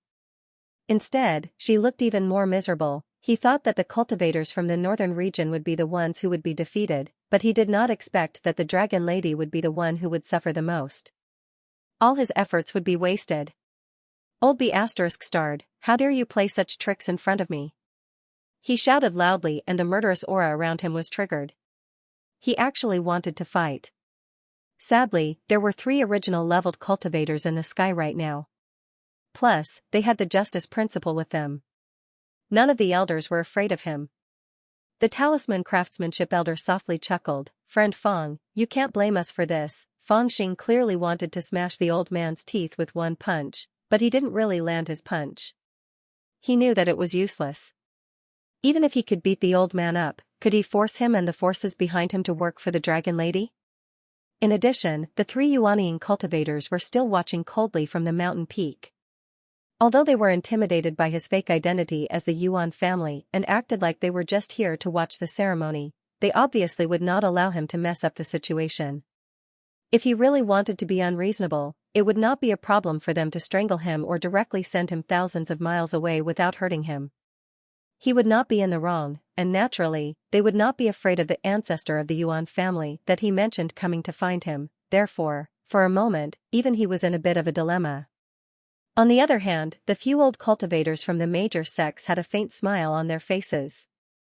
It was not so easy to mess up the situation in China. In the world of cultivation, there was a tradition.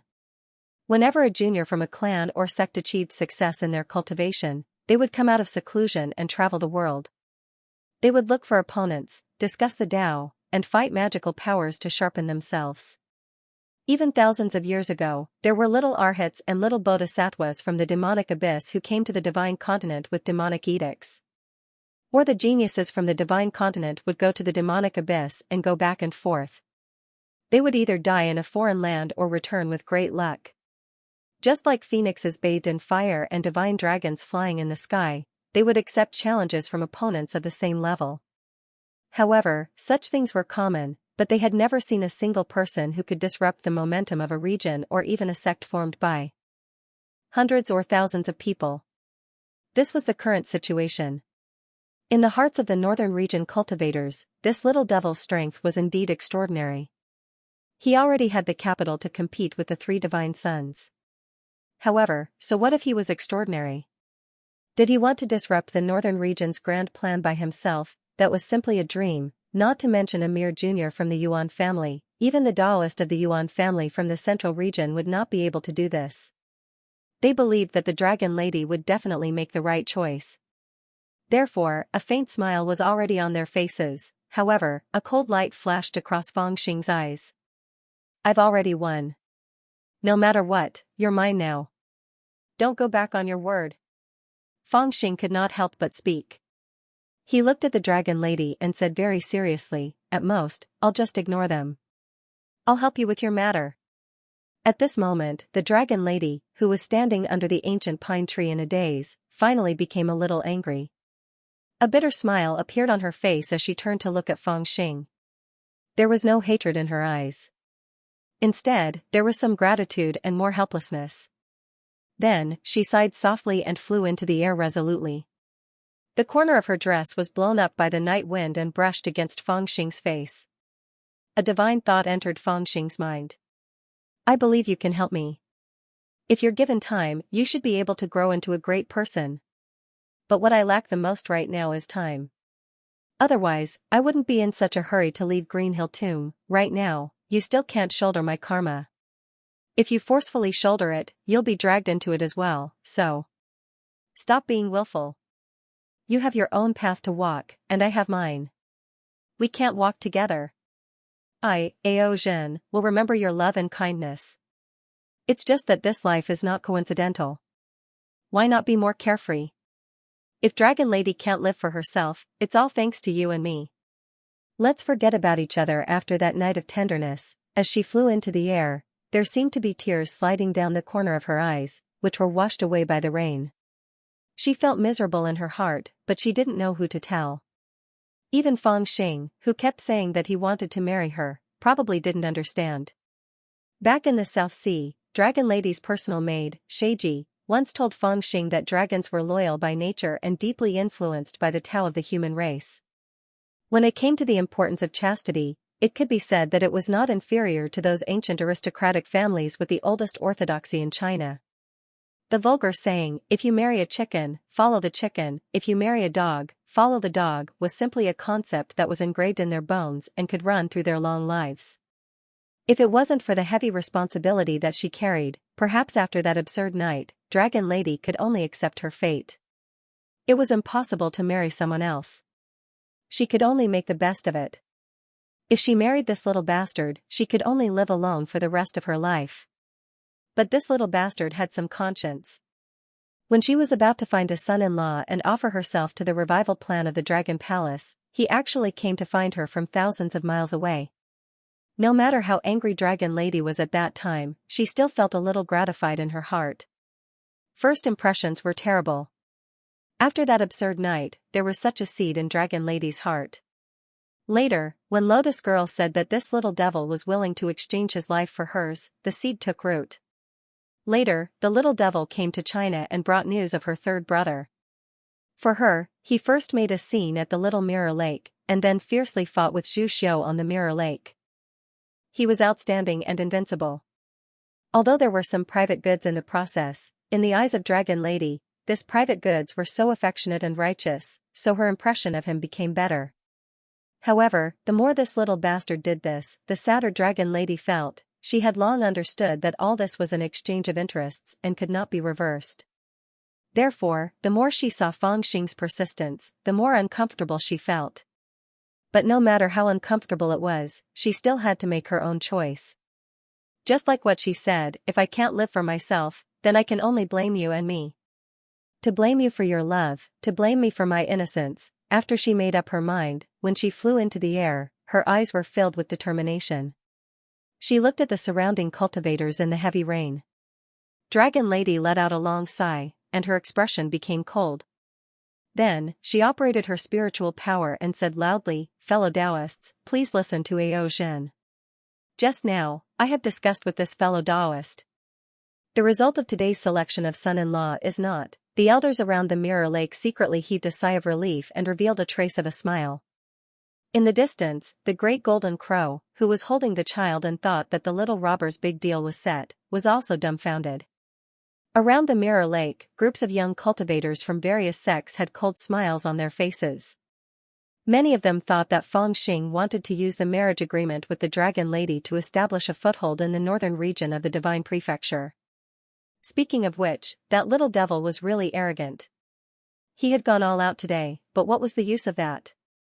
Didn't he end up empty-handed and become a laughingstock? On the contrary, because of today's matter, he made enemies with the Yun family and Lingqiao sect. This was really a loss that did not make up for the gain. Amidst such gloating thoughts, there were even people who cheered loudly. Then, a faint laughter sounded. The great golden crow was so angry that he looked around with his big eyes. Why can't this little bastard even deal with a woman? He began to complain in his heart. However, the laughter of the surrounding cultivators did not last for too long, and the great golden crow had not finished his thought. Then, they were suddenly shocked. When the Dragon Lady, who had flown up to the sky, announced her decision with a cold but bitter expression, before she finished her words, a black shadow rose behind her, holding a black stick in his hand. He jumped behind the Dragon Lady silently but quickly, and then swung the stick down. This was really fast and fierce, and the Dragon Lady, with her cultivation, was completely defenseless. Bang! Before the Dragon Lady could finish her words, she was knocked out, and the black shadow hugged her waist. What are you talking about?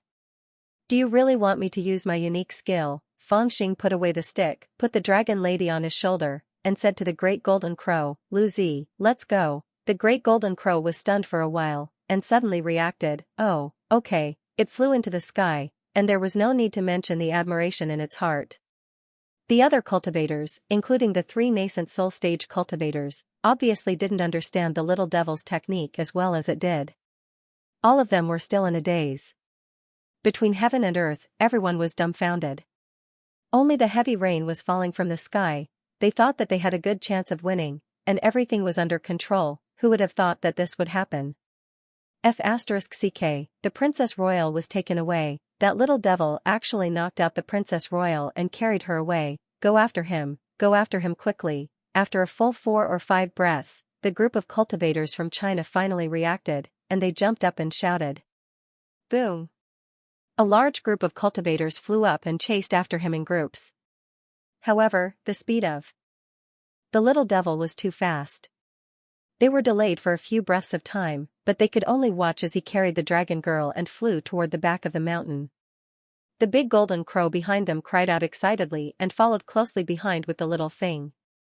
They could only watch helplessly as they were about to escape and couldn't catch up with them.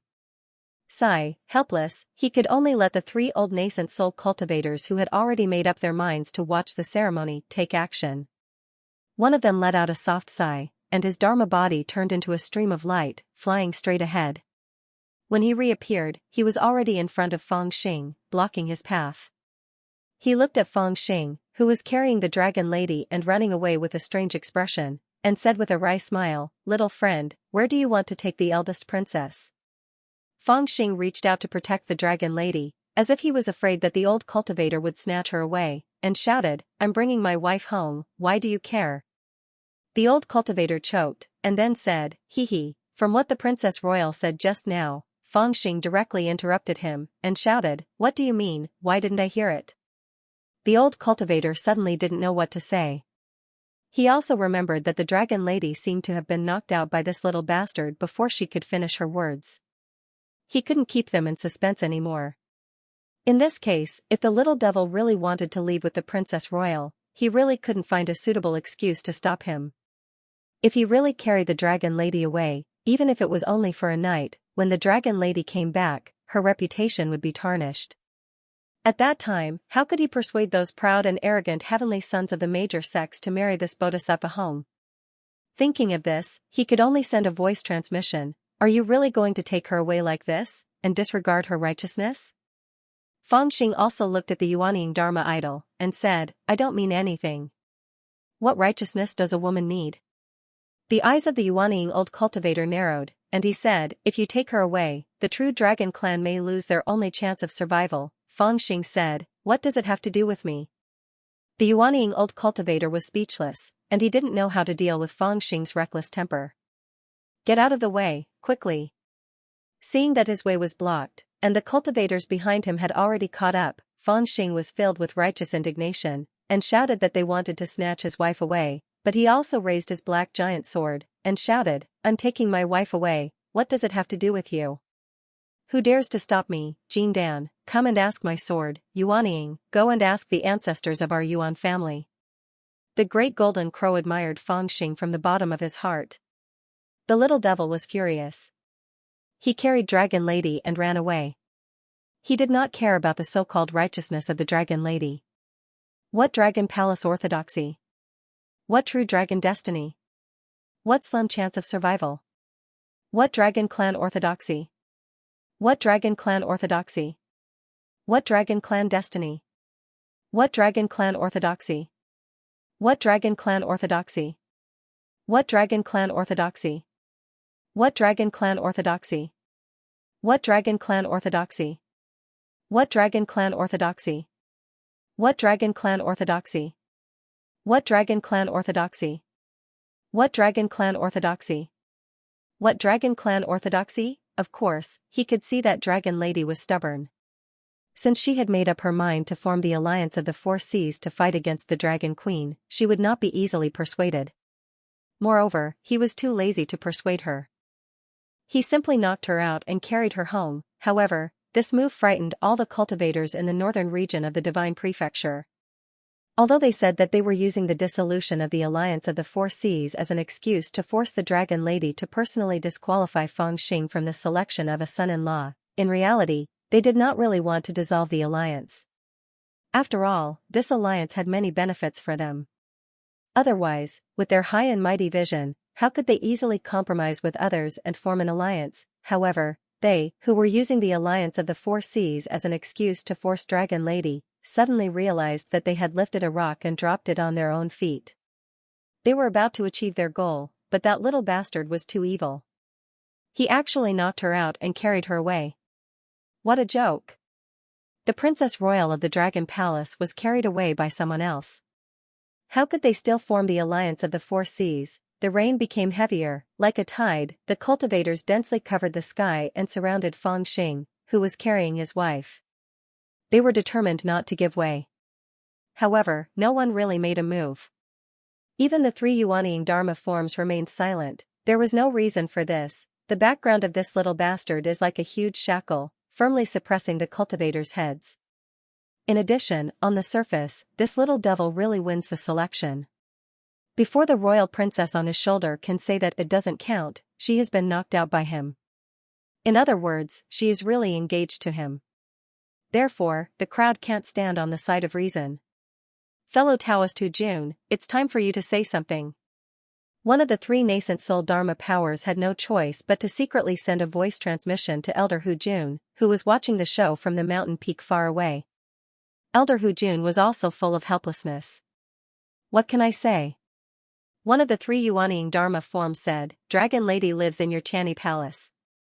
You can be regarded as half a master, and you are also her elder. Of course, you have the right to ask Dragon Lady to stay. At least you have to force him to wait until Dragon Lady wakes up before he can leave the palace. By then, this little devil will be out of control. Humph, Elder Hu Jun, you clearly knew that this guy has the token of the Yuan family, but you didn't inform us in advance. You made us lose face, and we haven't settled the score with you yet. You can't shirk this matter. Elder Hu Jun replied with a bitter smile, when the three of you fled here, this old man had already advised you to do things according to the rules. It was you who thought that I wanted to monopolize that brat's transcendent artifact, so you rushed to divide up the good stuff. How can you blame me? The three Yuanying Dharma forms stopped talking. They were too embarrassed to answer. However, Elder Hu Jun sighed. It was inappropriate for him to sit still. Now that Tanny Palace Lord Dao Wuyao was not in the palace, he entrusted the matter of Dragon Lady to him before he left. He had the responsibility to make sure that the selection ceremony, on the surface, and the Treaty of Four Seas would proceed smoothly. Although he had thought of making this little devil and Dragon Lady a couple, and introducing the power behind him to the Treaty of Four Seas, from the current situation, it was impossible to realize this idea.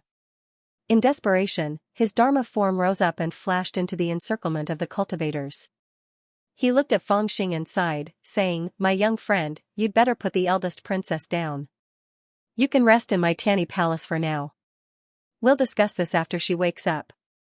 Fang Xing frowned and shouted, If she wakes up, she can still go with me. What do you mean, old man?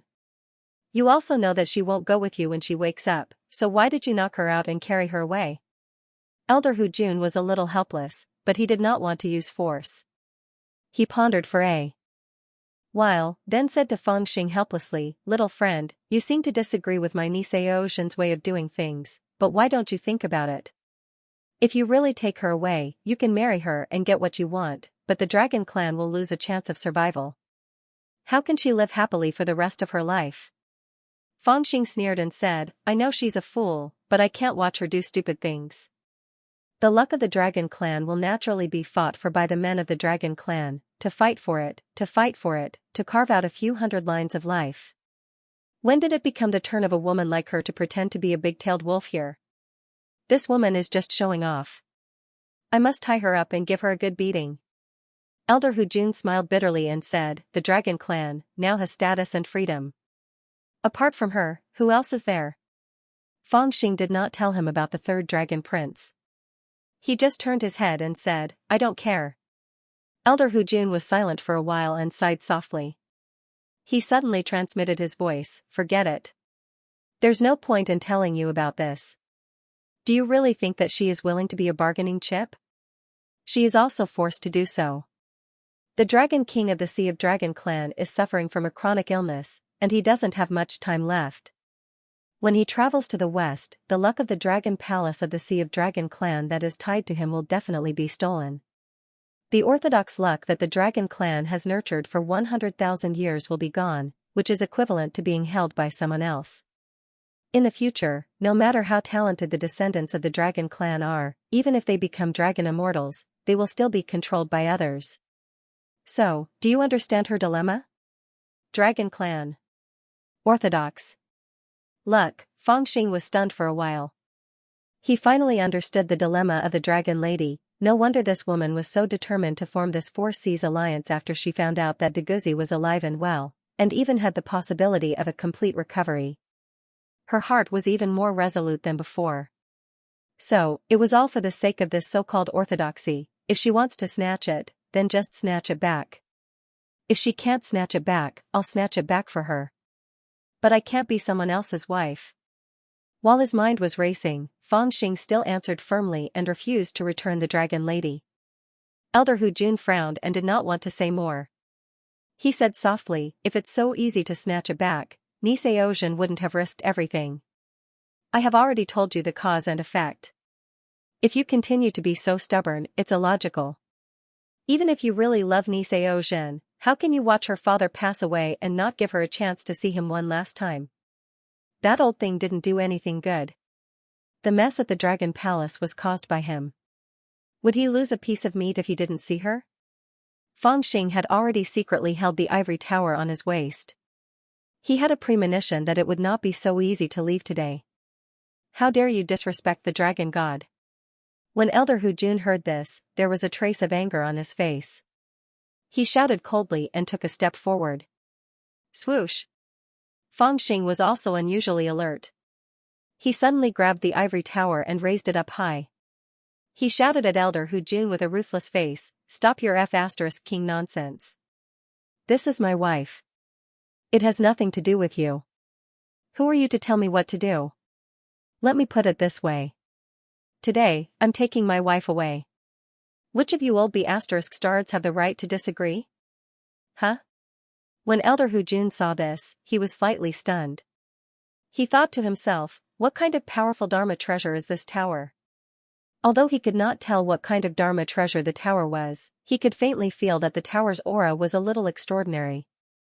When the golden crow saw the little devil take out the tower, its expression immediately changed. With a swoosh, it flew to the side of the little devil and stood there, as if it was very afraid. This made Elder Hu Jun feel that something was wrong. He subconsciously retreated a little and did not make a move. The other Zhuxiu were also secretly shocked. They all retreated. They had seen the power of the little devil's Dharma treasure. When the other three Yuanying Dharma characteristics saw this, because they did not know the background, they were also a little afraid. For a moment, no one replied. I don't agree. It was also at this moment that a deep shout suddenly rang out from the void in the west. F***CKU. Which B***start are you? Fangxing cursed back subconsciously. He turned his head to look in that direction and was slightly stunned. The rain was getting heavier and heavier. It was almost like the Milky Way was overturning and was about to destroy the world. Between the heavens and the earth were layers of bead curtains. There was not a trace of light in the sky and the void was dark. However, an old man wearing a tall hat and a loose robe could be faintly seen walking in the void. He did not walk very fast, and the aura on his body did not seem very forceful and domineering. However, when he appeared, he immediately attracted everyone's attention. He even attracted the heavy rain that was rarely seen in the world in 100 years. The rain became more and more like a river, and the lightning dragons flew everywhere. Bang! Bang! Bang! Bang! The figure walked all the way through the air, his aura whistled, and a few Dharma powers jumped out in the air. They all looked at the figure with bewilderment. These Dharma powers were the nascent soul patriarchs of some other major sections. They had rushed over with their Dharma powers, but they were hidden in the void and did not show themselves. However, because the aura of the figure was too strong, all of them were shaken out along the way. As the figure got closer, his appearance was revealed. Surprisingly, it was a middle-aged man whose actual age could not be determined. He was wearing a rainrobe made of cloud cloth with long sleeves and a glazed crown on his head. His face was thin, and he walked over with his hands behind his back. The closer he got, the more majestic the heavy rain became. The water that had almost formed basins was now shallow, and even the raindrops could not be seen. In front of him, all the cultivators who surrounded Fangxing uncontrollably moved to the sides as if they were pushed to the sides by an invisible hand. Even one of the three Yuanying Dharma characteristics was no exception. He could not control his body at all. The man walked slowly toward Fangxing and looked indifferently at the dragon lady on his shoulder. "I'm her father." "What?" Fangxing, who had been fearless, suddenly froze and stared at the man in front of him with his eyes wide open. However, after the man sized him up, he didn't look at him anymore and didn't say anything. His gaze fell on the dragon lady, who was being carried on Fangxing's shoulder. There seemed to be something extremely complicated in his gaze. After a long time, he sighed softly and a bitter smile appeared on his face. He then nodded his head and muttered to himself, "Girl, it's been hard on you." At this moment, the surrounding cultivators were all stunned, or it could be said that they were stunned by the man's aura. The three Yuanying Dharma powers and the other Yuanying Dharma powers that were shaken by the man's aura were all hiding far away. No one dared to approach him. Elder Hu Jun, who was the closest to him, stared blankly at the man. After a long time, he seemed to have confirmed something. The man smiled and turned to look at Elder Hu Jun. He scolded with a smile, "Qing Hu, you're still so useless. After so many years, you're still at the beginner level of Yuanying. It seems that the 3 scrolls of Taoist books that I spent back then were all for naught." Qing Hu. Pay my respects to Brother Dragon God." When Elder Hu Jun heard this, he was shocked at first, then overjoyed. He forcefully suppressed his excitement and knelt down on one knee to pay his respects. Seeing this scene, the surrounding Zhuxiu were all shocked. They were stunned at first, then immediately became chaotic. There were many discussions and their expressions were complicated. "It's actually the Dragon God. Didn't he already? How did he get here? How did he get here? We don't even know. Look at him now. He doesn't look like he's suffering from a chronic illness. His aura is actually so terrifying." There were also a few Yuanying Dharma powers that were shocked and whispered to each other, He should have arrived long ago. This rain was brought by him, could it be that the news is wrong? Not only does the Dragon God not have any chronic illness, but his cultivation base is also very high. All sorts of speculations arose in their hearts. To them, the current situation was truly embarrassing. Why were all the cultivators gathered here? It was none other than to make use of the Dragon Lady's name to reap some benefits while the Kanglan Sea was unstable. Although on the surface it was to help the Dragon Lady protect the last bit of providence of the Dragon Palace, in reality, anyone with a bit of sense was well aware of their true intentions. For this purpose, they even secretly forced the Dragon Lady to marry into their sects in order to establish the Four Seas Alliance. Until just now, they had been stopping Fangxing from leaving with Dragon Lady, but who would have thought, the Dragon God is here, the Dragon God, who was supposed to be lying on the jade couch waiting for his death, had actually come. Even if this Dragon Monarch was the most useless of all the legendary Dragon Monarchs, he was still a Dragon Monarch, the dignified master of Azure Billow Sea, one of the world's top legacies. Even the weakest Dragon Monarch was definitely not someone ordinary. People could afford to offend. Moreover, although this person had not shown any supernatural power since he appeared, his aura was overbearing and the rain was pouring. Every detail showed that he was definitely not a weakling. These Yuanying Dharma powers from small sects did not even dare to speak carelessly. Just now, when the Dragon Monarch appeared, he had forced them out. His aura was already weak. I scolded my father-in-law? Fangxing was a little confused. He stared blankly at the man in front of him and even forgot to put down the small pagoda in his hand. He was already cursing crazily in his heart. Isn't father-in-law supposed to be an old man? Isn't he supposed to be an old man on his last breath? Why the F***ck is he even more energetic than me? This is big trouble. Before this bastard showed up, I already scolded him for not being a good person. I didn't even intend to let his daughter see him before he died.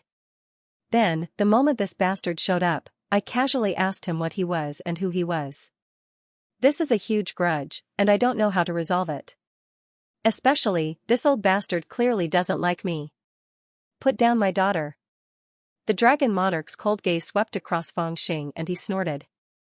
Then, he looked at the small ivory pagoda in his hand and sneered, keep that treasure of yours. It belongs to that old sage, right? He left it for you to protect your life. It can only be used once, so don't keep thinking about using it. With me here, I believe your elders will not make things difficult for you. Heh, that's true. Fangxing came back to his senses and giggled.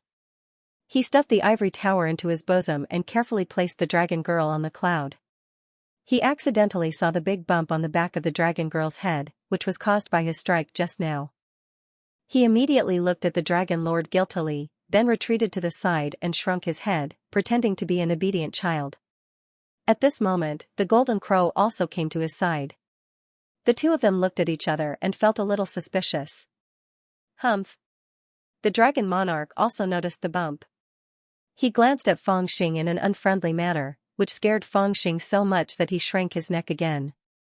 However, the dragon monarch did not seem to want to hit the dragon lady back. Instead, he waved his hand and the dragon lady floated up. He held her with both hands and walked into the Tianyi palace. The cultivators in front of him immediately stepped aside and made a path for him. In front of the gate of the Tianyi palace, a man as thin as a spear stood in the wind. He was wearing a robe with flowing clouds. The cultivators were shocked to see him. It was the palace lord of the Tianyi palace, Dao Wuya, who had not been in the Tianyi palace recently. At this time, he appeared with the dragon monarch. Could it be that he had been with the dragon monarch when he was not in the Tianyi palace? The cultivators were even more confused. They were full of surprise, but no one dared to step forward and ask. You, come with me. The dragon monarch walked in the direction of the Tianyi palace. After a few steps, he stopped and turned back to shout at Fangxing. Fangxing saw that the old bastard who did not look very old had an unfriendly look on his face. He hurriedly laughed and said, I still have something to do. The dragon monarch said, I saw you bully my daughter. I saw you pester her. I even heard you say that I am not a good person. When we met, you even called me uncle. Do you think you will come with me, or do you think I will personally carry you in? Fangxing had no choice but to follow behind the dragon monarch dejectedly. Haha, greetings, dragon monarch. I am the Grand Supreme Elder of the Yiqi sect, Han Yuanzi. At this time, a Yuanying Dharma idol stepped forward with a smile. The other Yuanying Dharma idol also wanted to come over. However, these old guys felt that they were, after all, Yuanying cultivators and Grand Supreme Elders of a sect. It was not good for them to be ignored by the dragon monarch. After a secret discussion, they decided to let Han Yuanzi of the Yiqi sect come forward and greet him with a smile. You are from the Yiqi sect? The dragon monarch stopped and looked at Han Yuanzi, the Grand Supreme Elder of the Yiqi sect. A faint smile appeared on his face. I remember that 100 years ago, the sect leader of your Yiqi sect borrowed a wisp of fire from the eye of the seabed to supplement the cultivation method of your sect. I found it troublesome to borrow it, so I gave him a fire seed. Now you have taken root in the Yiqi sect, right? Are you using it well? The Yiqi sect elder was slightly stunned. He smiled bitterly and said, thanks to the dragon monarch's generous gift, the Yiqi sect has benefited a lot. The dragon god nodded his head and smiled, it's just a seed of fire, it's nothing. As cultivators, even though there are battles for fate, we shouldn't be so petty. It's only right for us to help each other. But this time, in order to save this useless father of mine, my daughter has bowed and begged you for help. She has made many promises, but you guys are still so greedy that you have to drag her into this. Han Yuanzi suddenly could not smile anymore. His eyes narrowed a little. The dragon monarch did not stop. His gaze swept across the few Yuanying cultivators and he named them one by one. Elders of the Bright Dawn Cave, your sect is known to have 3 great divine techniques that determine the universe. One of them should be a gift from the Dragon Palace, right? Old man from the Song clan, you haven't returned the Dao scripture that you borrowed from the Dragon Palace, right? And the talisman Dao and artifact Dao. Have you forgotten how your Grand Supreme Elder was chased by the demon King Jiao for 30,000 miles and fled to my Dragon Palace? And Then there's the Wen clan, the Netherworld Dao, the Ying clan. Every time he named a force, a Yuanying cultivator's eyes flickered and he was too embarrassed to speak. Almost every sect and family owed a favor to the Dragon Palace of the Zhanglan Sea. Firstly, the northern region of the Divine Prefecture and the Zhanglan Sea were relatively close. Cultivators from both sides often interacted with each other. Moreover, the Dragon Palace of the Zhanglan Sea was rich in resources and generous in its spending. Almost every sect would agree to any request. After tens of thousands of years, almost every sect owed the Dragon Palace a favor. Back then, Dragon Lady and Aozhen did not go elsewhere but came to the northern region of the Divine Prefecture to ask for help. They hoped that they would be mindful of their past relationship. But in the end, they could only exchange benefits. There was no need to go into details. The dragon god spoke slowly with a gentle expression. After pointing out a few old things, he smiled and stopped talking. He looked at the Yuanying old cultivators and smiled. Forget it. Let's not talk about the past. Otherwise, I'll seem petty. This time, my daughter asked for help and you guys agreed to help. Speaking of which, the Zhanglan Sea owes you guys a favor. At this point, he seemed to find it funny too. He chuckled and shook his head. This is what we should do. Han Yuanzi and the other old cultivators were a little embarrassed. Hearing the dragon god's words, they nodded and smiled. But at this moment, the dragon monarch smiled and continued, so when I saw my daughter being bullied like this, I wanted to kill all of you to vent my anger.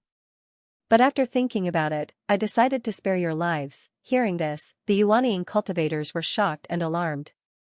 At this moment, the dragon god's expression changed and he shouted, all of you, scram. With his shout, the world suddenly darkened. Then, there was a loud bang and a bright light shone. Countless lightning bolts fell from the sky. With the Dragon King's shout, countless purple thunderbolts as thick as a man's waist fell from the sky and struck in front of the old Yuanying cultivators. It was like a divine punishment. The old Yuanying cultivators appeared in the form of their Dharma Laksana, and they could fly thousands of miles away in a flash. But at this time, they couldn't escape the thunderbolts. They were struck by the thunderbolts and wailed loudly, and their Dharma Laksana dimmed. Thunder snakes swam in the sky, and the atmosphere was terrifying. Not to mention being struck directly, even watching from the side was enough to make people tremble with fear and feel their blood run cold. Those old Yuanying cultivators were thrown out one by one, and they looked miserable.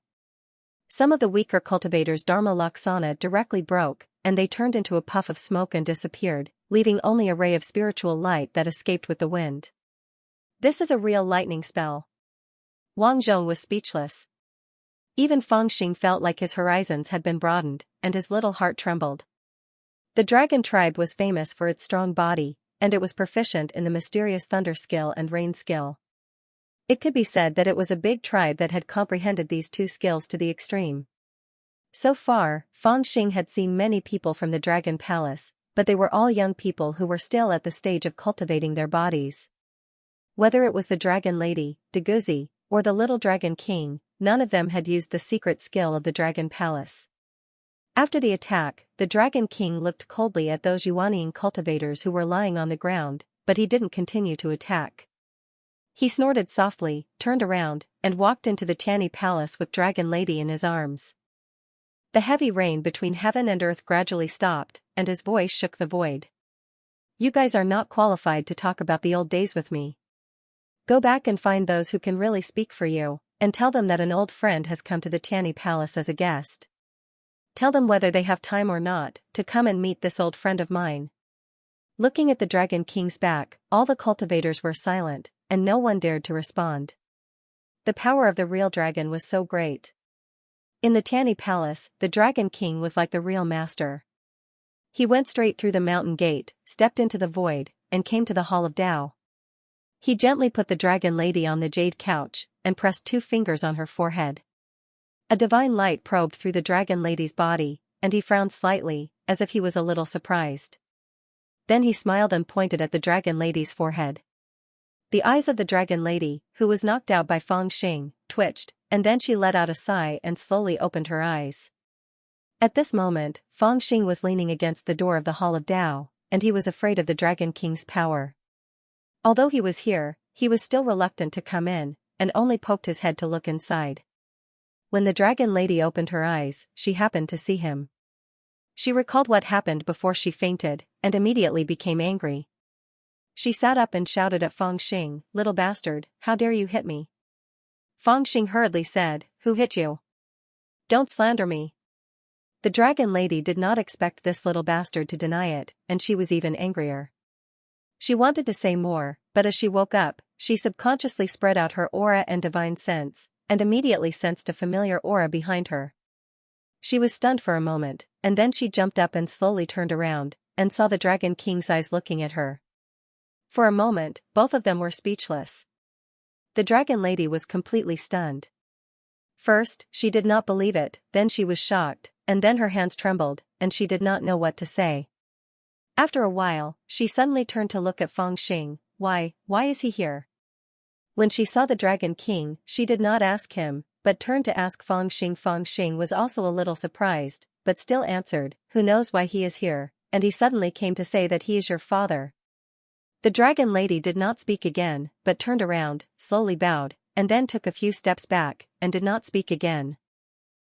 This is not how I expected him to look like." Fangxing felt that it was a little strange, and he muttered to himself.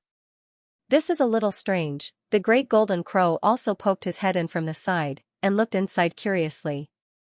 When the Dragon King saw the dragon lady's reaction, he seemed to be a little disappointed, but everything was as expected. The disappointment only lasted for a moment, and then he let out a long sigh, and said with a smile, "It seems that you are still angry at me." The dragon lady did not say anything, and she stood in front of her father like a stubborn daughter who had made a mistake.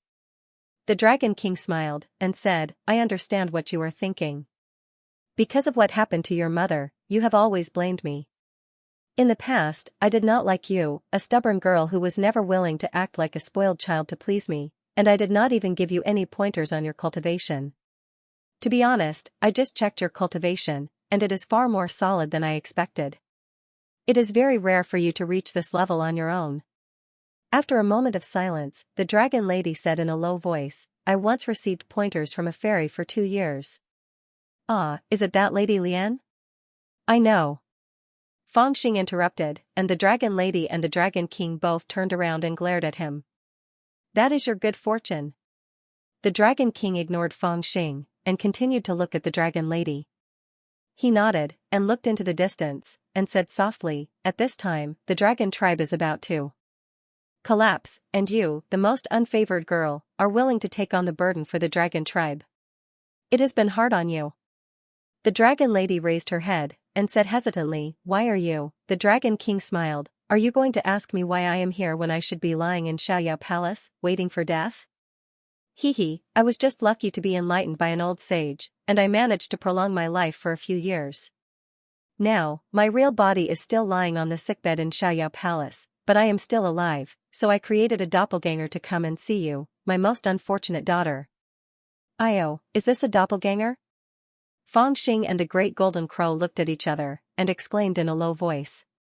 They looked at the Dragon King from head to toe. They were shocked. The Dragon King's aura was strong, but it did not look like a doppelganger. The Dragon Sovereign looked at these two fellows with dissatisfaction and snorted coldly. He was a little dissatisfied, so the Golden Crow and Fangxing shut their mouths. The Dragon Lady raised her head in surprise, and asked, "Then why is your real body not coming out?" The Dragon King laughed, and said, "I can't." The Dragon Lady was speechless. She understood many things, and asked anxiously, "Then what should we do?" The Dragon King smiled, and said, "Let him be." The Dragon Lady looked anxious, but she did not know what to say. The orthodox luck of the Dragon tribe was with the Dragon King. Once his real body died, the huge luck would definitely be stolen by the nine-headed insect tribe, and the future generations of the Dragon tribe would have their lifelines blocked by others. She had risked her life to form the alliance of the four seas. Wasn't it to raise the flag, and snatch a strand of the luck that was destined to be stolen, so that the descendants of the Dragon Palace could survive? But she did not expect that her father, who was about to lose his luck, would be so casual, even though she cared so much about it. The Dragon King seemed to understand what the Dragon Lady was thinking, and he smiled again, and said, "Anyway, I have always been called the most useless Dragon King. It's just a little bit of luck, so it's fine if I lose it. No matter how others scold me, I won't be able to hear it after I die, right? Then aren't you afraid of implicating Third Brother, and the other royal families of the Four Seas? The Dragon Lady was already a little angry, and she whispered to the Dragon King. Sigh, let's talk this out, don't quarrel. It's not easy for father and son to meet each other. Feng Xing, who was leaning against the door, tried to persuade her, and he looked concerned about the big picture. The Dragon Lady turned around angrily, and said, You go out first, I have something to say to father. Feng Xing rolled his eyes at her, and did not take it seriously at all. The Dragon King shouted, Get out. Feng Xing was shocked, and he ran away with the great golden crow. The Dragon Monarch laughed and said to Dragoness, I have seen everything that this little bastard has done. It's really unpleasant to the eye. He even dared to knock out my daughter with a rod and carry her away. How audacious of him. However, if he didn't have sincerity, he probably wouldn't have done such a thing. On account of his good intentions towards you, I didn't give him 2 slaps and let him off this time. Seeing that his daughter was looking at him, and did not reply to him, the Dragon King smiled awkwardly, and said, Actually, I am here this time because I can't bear to see you in such a quagmire, and I am here to give you back your freedom. The Dragon Palace has never allowed outsiders to marry, and the most we can do is to marry with the royal families of the Four Seas. But now that the world has changed, the rules no longer matter. If you want to marry, then marry. What about you? The Dragon Lady asked softly, and she was very conflicted. The Dragon King seemed to understand what she was thinking. He let out a long laugh and said, Don't put the burden on your own shoulders. If the 2 of them want to take away my fate energy, feel free to do so. After all, every gain comes with a loss. If they take away my fate energy, they will have to bear the karma of the Dragon Palace. When the heavenly tribulation comes, who knows who will gain and who will lose? Hearing this, the Dragon Lady was a little confused, and she nodded and looked at him blankly. The Dragon King chuckled, and like an old fox, he looked down at his daughter, and winked. Moreover, most of the fate energy is not with me in the first place. What if my wife doesn't want to talk to me? Somewhere in the Tianyi Palace, in a beautifully decorated cave residence, Feng Xing sat on a jade table with his legs crossed. He held an iron pipa in his arms and plucked it lazily. At the same time, he asked the great golden crow, who was lying on the side and playing with the little thing sitting on its belly, the same question he had asked countless times in the past few days. Now, 3 days had passed since the battle at the Mirror Lake. After the Dragon King showed up, Feng Xing and the great golden crow's status in the Tianyi Palace had also risen. They had moved from the small building by the lake to the cave residence with abundant spiritual qi. Great Golden Lord, I'll teach you to go to her small building and sing a song for her. Is it effective? The great golden crow asked curiously, his eyes flashing with a cunning light. After the Dragon King showed up, he also lived in a cave residence near the Mirror Lake. From time to time, several important figures from the northern territory of the Divine Land would come to visit and discuss in detail. It seemed that they were discussing the establishment of the Sea Tribe in the Divine Land. Meanwhile, the Dragon Lady still lived alone in the Mirror Lake.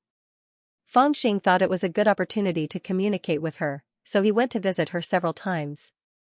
However, the Dragon Lady refused to see him. If it were before, Feng Xing would have broken in directly. But now that his father-in-law was living not far away, he dared not act rashly. He could only try to find a way to let the Dragon Lady show up. However, after trying all kinds of methods, he still couldn't see her. The great golden crow, the cunning bird, came up with an idea. Hearing this, Feng Xing turned around and rolled his eyes at the great golden crow. I really doubt whether your idea is effective or not. The great golden crow said, Of course it's effective. When I was 10 years old, I tried to do this to the pheasant spirit on the mountain. Feng Xing asked, Then what happened? The great golden crow said, Then I tricked it into stewing it in the pot. Feng Xing was speechless. After a long while, he sighed and said, I also think that your method is good. Actually, my 9th uncle taught me that reciting poems, making couplets, playing the zither, and singing are the best ways to seduce women. But I've tried a few times in the past 2 days, and it's useless. The first time I played, she ignored me. The second time I played for more than an hour, and that old dragon rushed out to beat me up. After saying that, he felt a lingering fear in his heart. Luckily, I ran fast. The great golden crow was speechless. What did you sing? Fangxing picked up the iron pipa and sang a few lines to him. There's a toad in the lake. Little girls in the building, quickly open the door. Follow me back to the stronghold. We'll have 4 fat babies in 3 years. The great golden crow raised its wings and pressed its head. It sighed and said, if I were you, I would also come out to beat you. Fangxing was angry. He picked up the iron pipa and hit it on the head. It's all because of your stupid idea. The great golden crow was startled and hurriedly raised the little thing as a shield. However, the little thing was so scared that it started crying.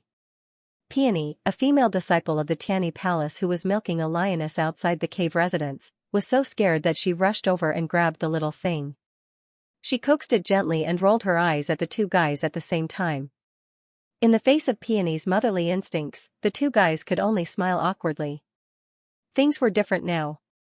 In front of this woman, they had completely lost their arrogance. By the way, Mr. Fang, Fairy Yi came again today. Are you really not going to meet her? Peony stared at Fangxing. She seemed to have thought of something and asked softly. She came to get the child back? Fangxing turned his head to look at her and asked in a low voice. Peony shook her head and said, that's not it. When Fairy Yi came last time, she already told me that this child only has 3 or 4 years to live if he follows her. Moreover, he often suffers from sudden illnesses that can't be cured by ordinary medicines. Expensive panaceas and precious medicines are needed to prolong his life. She also knows that she can't take care of him. She has already said that it's better for you to take care of this child than to follow her. Although she also wants to come and see, she has no intention of asking for the child back. She probably came for something else.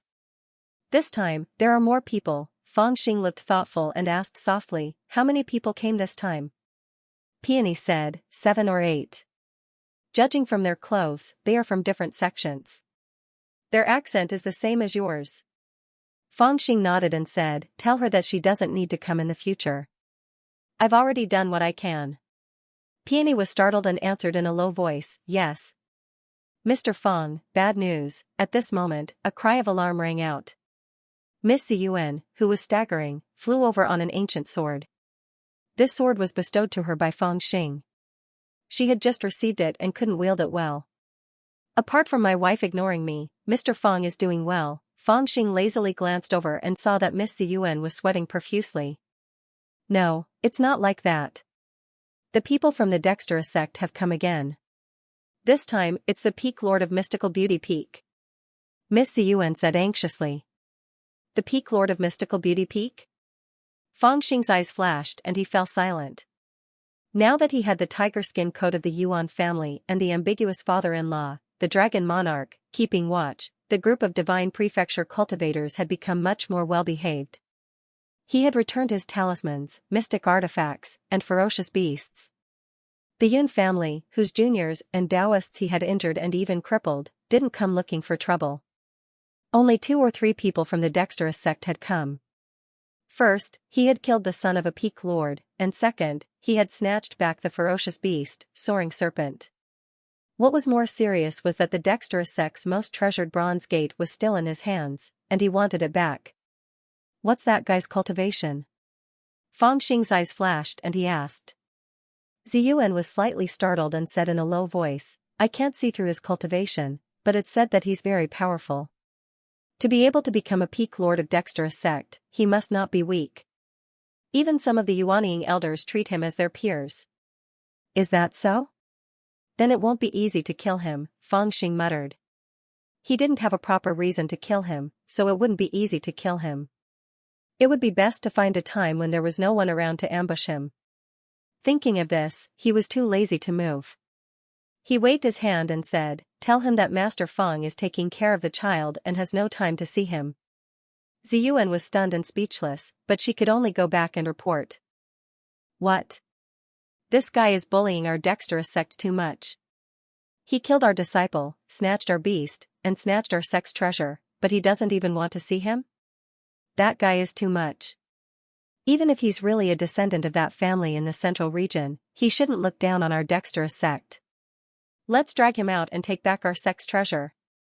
In the main hall of the Tianyi Palace, a group of old men from the Nimble Qiao sect flew into a rage after hearing Ziyuan's answer.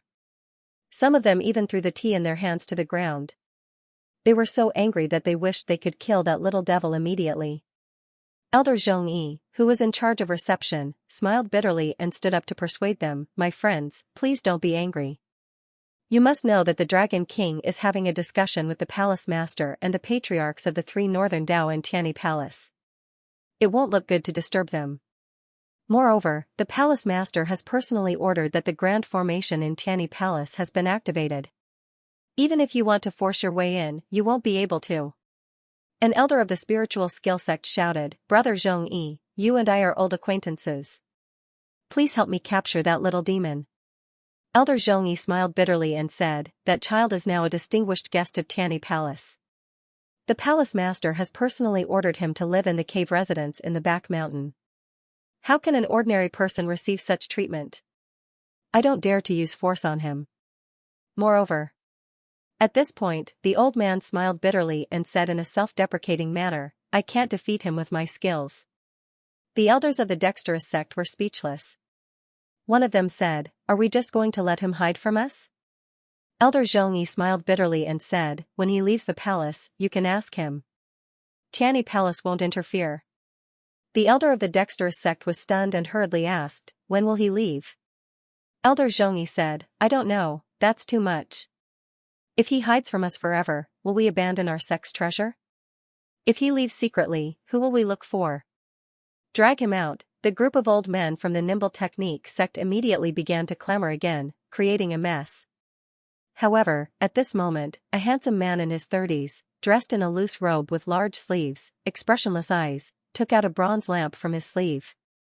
The flame on the lamp was as small as a bean and appeared to be very weak. He lightly coughed, and the hall immediately became silent. All the elders of the dexterous sect looked at him with strange expressions. He will come out to meet us. He will also return our sect's treasure and the strange beast that originally belonged to our dexterous sect. The young man said indifferently. He gently touched the bronze lamp with a pair of white and slender fingers. Then, he slowly pulled out a wisp of light. The bronze lamp suddenly flickered and the bean-like flame of the lamp became even weaker. Oh, Master Feng, what's wrong with this child? At this moment, outside Feng Xing's abode, Lady Peony, who was holding the little thing and feeding the goldfish by the water's edge, suddenly let out a startled cry. She stumbled into the abode and almost fell. Feng Xing, who had appeared outside the abode in a flash, caught her. Then, Feng Xing looked at the little thing in her arms with a solemn expression.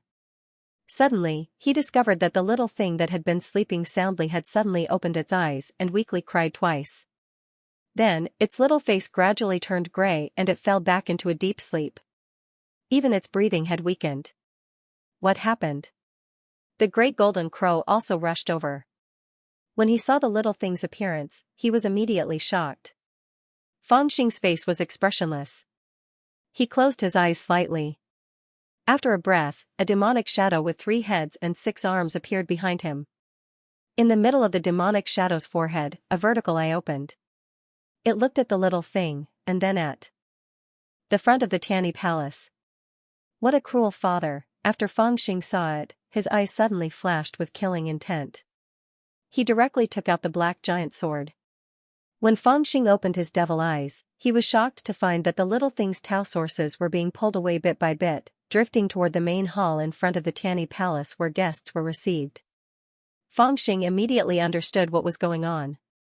It was such a coincidence that someone must have extracted the little thing's Tao sources to force him to show up.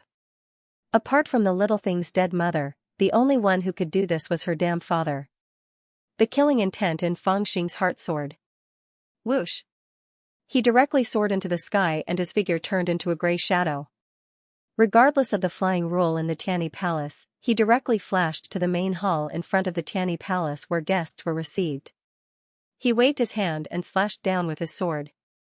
The mighty sword chi was instantly activated. Rumble! The huge main hall was unexpectedly split in half by his sword. The roof tiles fell and smoke rose in all directions. Who cut down the main hall? In the smoke, a dozen figures suddenly soared into the sky and floated in the air. Most of them were wearing the clothes of the Nimble sect. They must be the group of people from the Nimble sect who came to find him. At this time, they were all startled and rushed out of the ruins in bewilderment. They kept shouting. After a while, their eyes fell on Fangxing, who was standing in the void not far away with a sword in his hand. "Aren't you looking for me?" "I'm here." Fangxing grimly walked forward with his sword in his hand and shouted at the group of old men in front of him, "Who is that bastard? You are the little devil who was born in the Yuan family, but whose surname is Fang." The group of old men in front of him did not respond for a moment, but a gentle voice sounded from the side. Fangxing turned his head to look and saw a man who looked to be in his 30s holding a copper lamp in his hand. He was startled in his heart, and then he focused his gaze. From this copper lamp, he could feel the little thing's chi. This lamp was clearly the little guy's life lamp, but it was in the hands of this man, so it's not an old man. Fangxing narrowed his eyes, not concealing his killing intent at all. This person was the Spirit Chiu Sect's Qishou Peak's master, Shi Yuan, but different from Fangxing's previous guess, he was not an old man, but his appearance was not much different from Shi Yuan. In fact, he was only about 300 years old, but his cultivation level was at the peak of the gold core realm, with a lifespan of 1,000 years. According to the age of the Tao, he was indeed at the age of youth. Looking at this man who was gentle like jade and seemed to possess the aura of an immortal from his appearance to his bearing, Fangxing was filled with rage. He gritted his teeth and said, "You're the one who ruined your own disciple's body and made her pregnant. After the child was born, you extracted your own daughter's Taoist essence to cast a spell? Just now, in order to force me to come out, you didn't hesitate to extract her remaining Tao source? How dare you speak to a peak master of my Nimble skill sect in such a manner?" Before the man could speak, a group of old men next to him had already shouted, unable to restrain their anger. It turned out that, although Shi Yuan was a gold core, ordinary Yuaning did not dare to look down on him. This was because this person was a talent of the Nimble skill sect. He was not only the sect's great elder, but also a peak master. A senior had once estimated that this person could break through to the Yuaning realm before the age of 500. If he really succeeded, then he would become one of the youngest Yuaning cultivators in the northern region of the Divine Continent. His status was so high that it was frightening. Normally, even some Yuaning cultivators would not put on airs in front of him, let alone a young man like Fangxing. Unexpectedly, as soon as he appeared, he spoke rudely, and in particular, he did not shy away from revealing this secret that could not be revealed in public in the Nimble skill sect or even the entire northern region of the Divine Continent. This really angered this group of elders of the Nimble skill sect. However, their rebuke also inadvertently pointed out this man's identity. He was indeed Shi Yuan. "Fuck you." The more Fangxing looked at this bastard, the more hateful he felt. He originally did not plan to attack, but he could not help but slash out with his sword. With a rumble, the bloodsucker blade drew a line of blood and slashed towards the young man. The surrounding cultivators were greatly shocked. Looking at this blade mark, they all retreated, not daring to approach. However, in the face of this terrifying blade, the young disciple still held a copper lamp in his left hand. He gently reached out with his right hand and pressed down in the air. A cloud appeared out of nowhere under his palm. The blood shadow was swallowed by the cloud, causing ripples to appear. In the end, it actually disappeared. This fierce blade did not even force him to take half a step back. "Your magic treasure is not bad. Eat my blade again." When Fangxing saw this scene, not only did he not have any intention of stopping, but he became even more spirited. He swung his blade and was about to rush forward. As for the young man, he slightly frowned. Obviously, he had no intention of fighting with him. He raised his left hand and revealed the copper lamp. Then, he gently pulled out a wisp of light from the copper lamp with his right hand and wrapped it around his finger. The lamp's light suddenly dimmed. Fangxing, who was about to slash out with his blade, suddenly stopped and coldly looked at him with narrowed eyes. Shi Yuan slowly loosened his finger and put the wisp of Tao source back into the copper lamp. He gently smiled and lightly said, "Fellow cultivator, you have a fiery temper. However, since you have shown yourself, why are you in such a hurry to fight?" Let's make things clear first. It's not too late to fight later. Previously, you killed my son and we already have a blood feud. However, after all, he overestimated himself and fought with you on the altar. You killed him. I have nothing to say. I can let go of this grudge, but you must return the beast he left behind and the treasure of my Xianxia sect. The surrounding elders of the Xianxia sect, Elder Xianxia of the Tianyi Palace, and some disciples of the Tianyi Palace who were watching from afar were all startled. Before, Fangxing had killed his son. Moreover, he had killed his son when his son had already left the altar. Everyone thought that this blood feud would be difficult to resolve. However, when Xianxia met Fangxing for the first time, he took the initiative to say that he could erase this grudge as long as he returned the beast and the treasure of the Xianxia sect. This was really surprising. Although it was only on the surface and no one knew if he would secretly take revenge, he still said it. The beast has already been roasted and eaten. As for the treasure of your Xianxia sect, Fangxing's eyes flickered and he sneered, this is something that I have stolen. Why should I return it? If you have the ability, then take it back. How dare you? Do you really think that because you are a disciple of the Yuan family and the Tianyi Palace is here to protect you, you can look down on the Xianxia sect? Brat, we have already made 100 concessions. If you continue to bully us, we will definitely kill you. The group of old men was really angry. In their opinion, the Xianxia sect had already made a lot of concessions. Even if this brat was really a disciple of the Yuan family, even if the Dragon King had already recognized him as his son-in-law, after the Xianxia sect had made such a big concession, they should not be so aggressive. This was a typical example of not following the rules. The only thing left to do was to show that they would fight to the death with the Xianxia sect. Even Xianxia frowned. After thinking for a moment, he said, it's meaningless to say it like this. How about this, I will use my life lamp to exchange for it. He said it very lightly, but Fangxing narrowed his eyes again.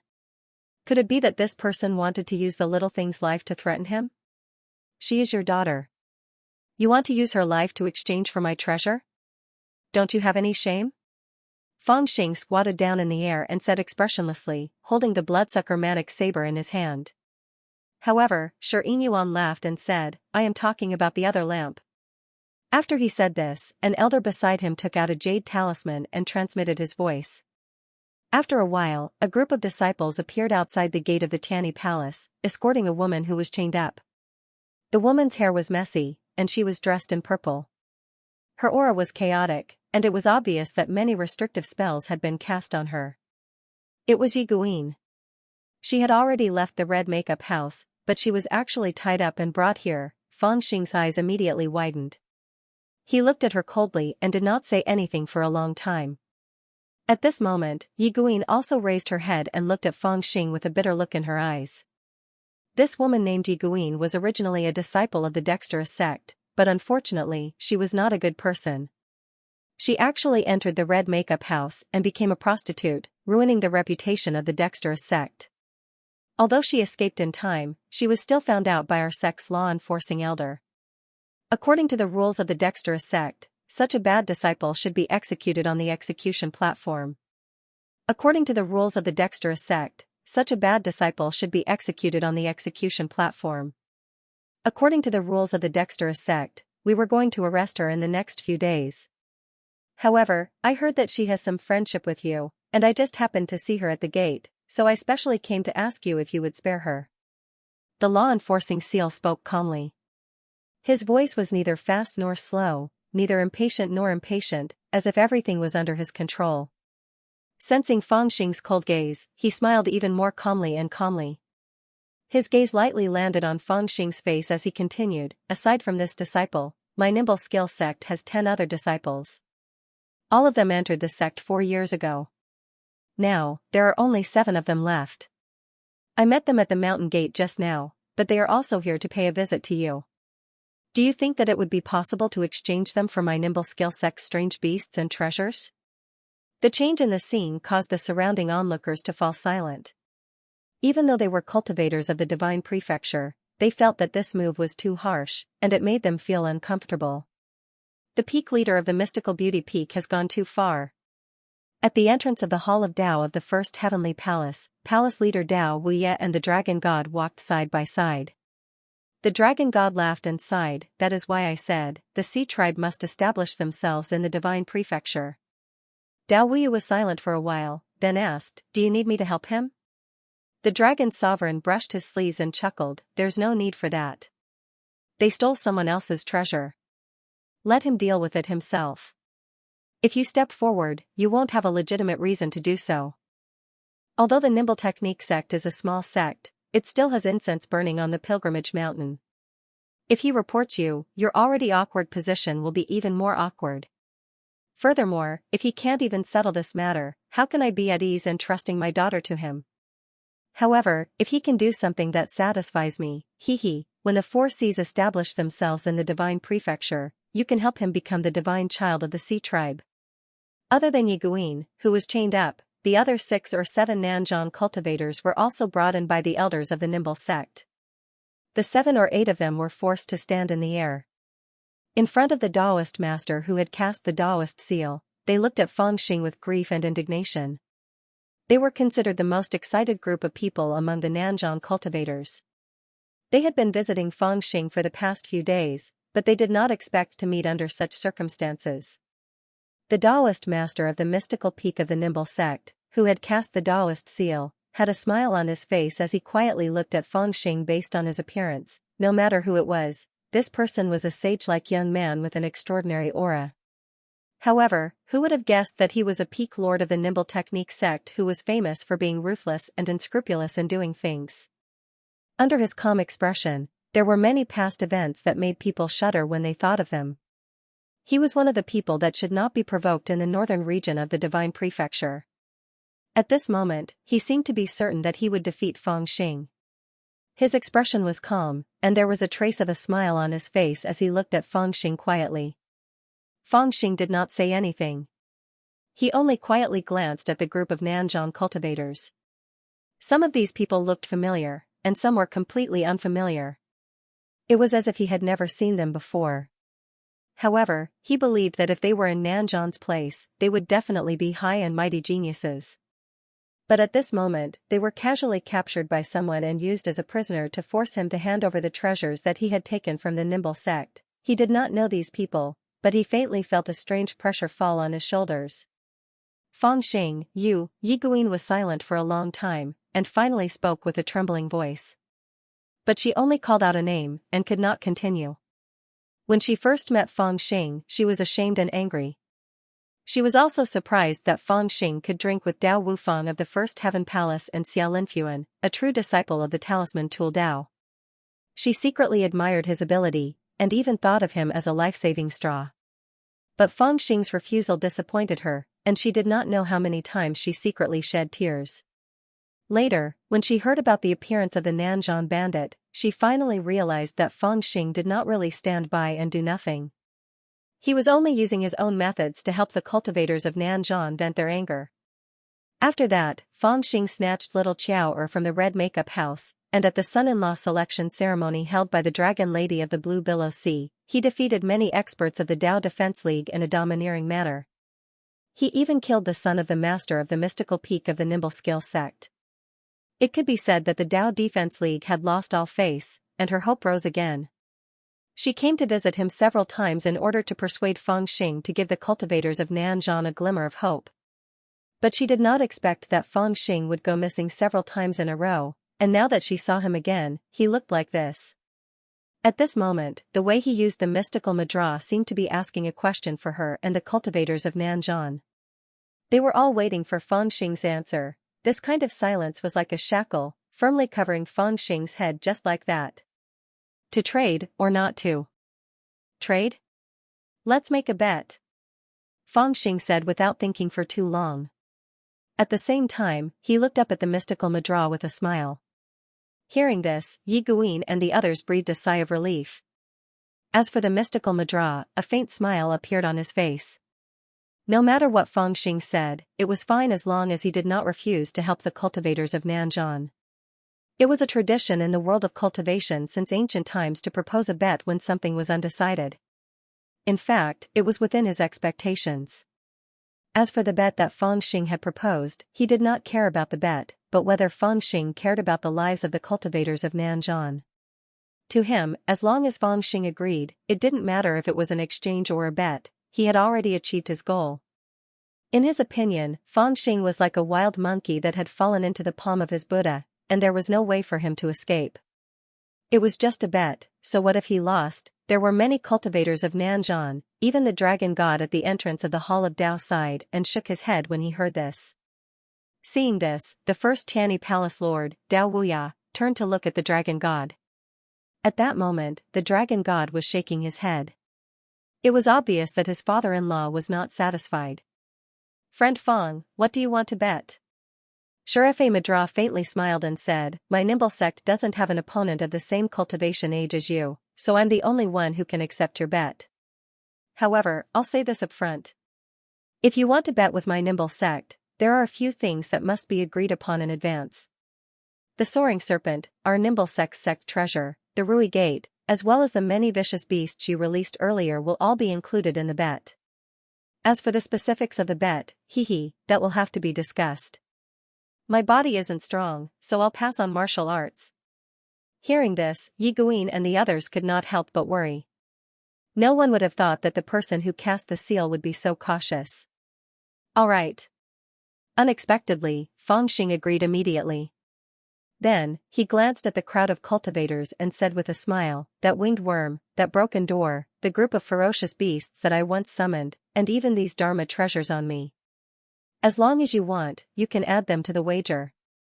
As for the content of the wager, there will be no battle techniques, no battle of Dharma treasures, no battle of talismans, and no battle of spells." The mystical Madra was slightly taken aback when he heard this. He said, "Oh? Then what do you want to fight?" Feng Xing laughed and glanced at the mystical Madra's face. Then, he twisted his body and landed on a nearby mountain peak.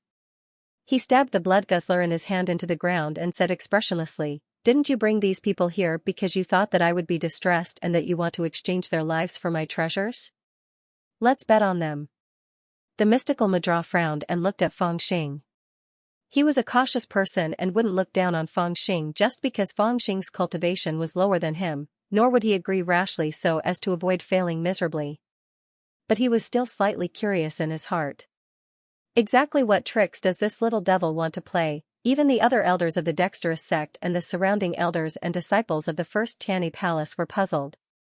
Under everyone's gazes, Feng Xing said coldly, "You can kill all of these people now.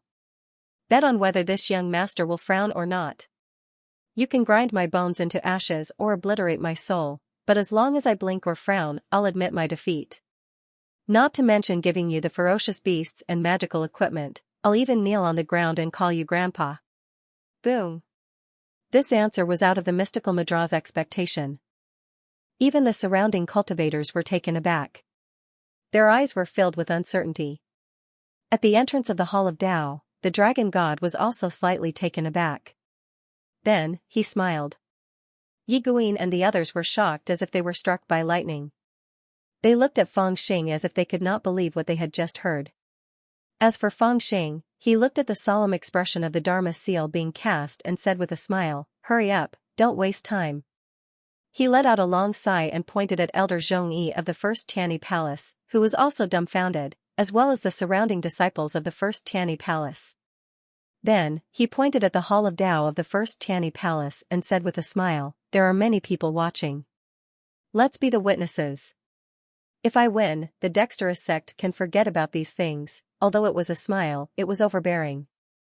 It was as if he wanted to force the mystical Madra to give up. After a moment of silence, the mystical Madra's murderous aura rose.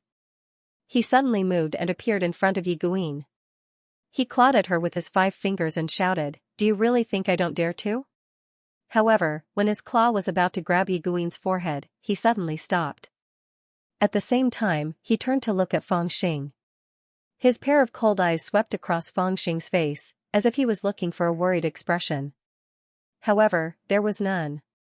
Feng Xing was smiling and his expression was normal. It was as if he was waiting for the claw to land.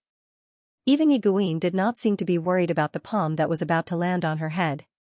She only stared blankly at Feng Xing, seeing that Feng Xing did not have any intention to stop or worry. Her eyes dimmed. She looked slightly disappointed, but not angry.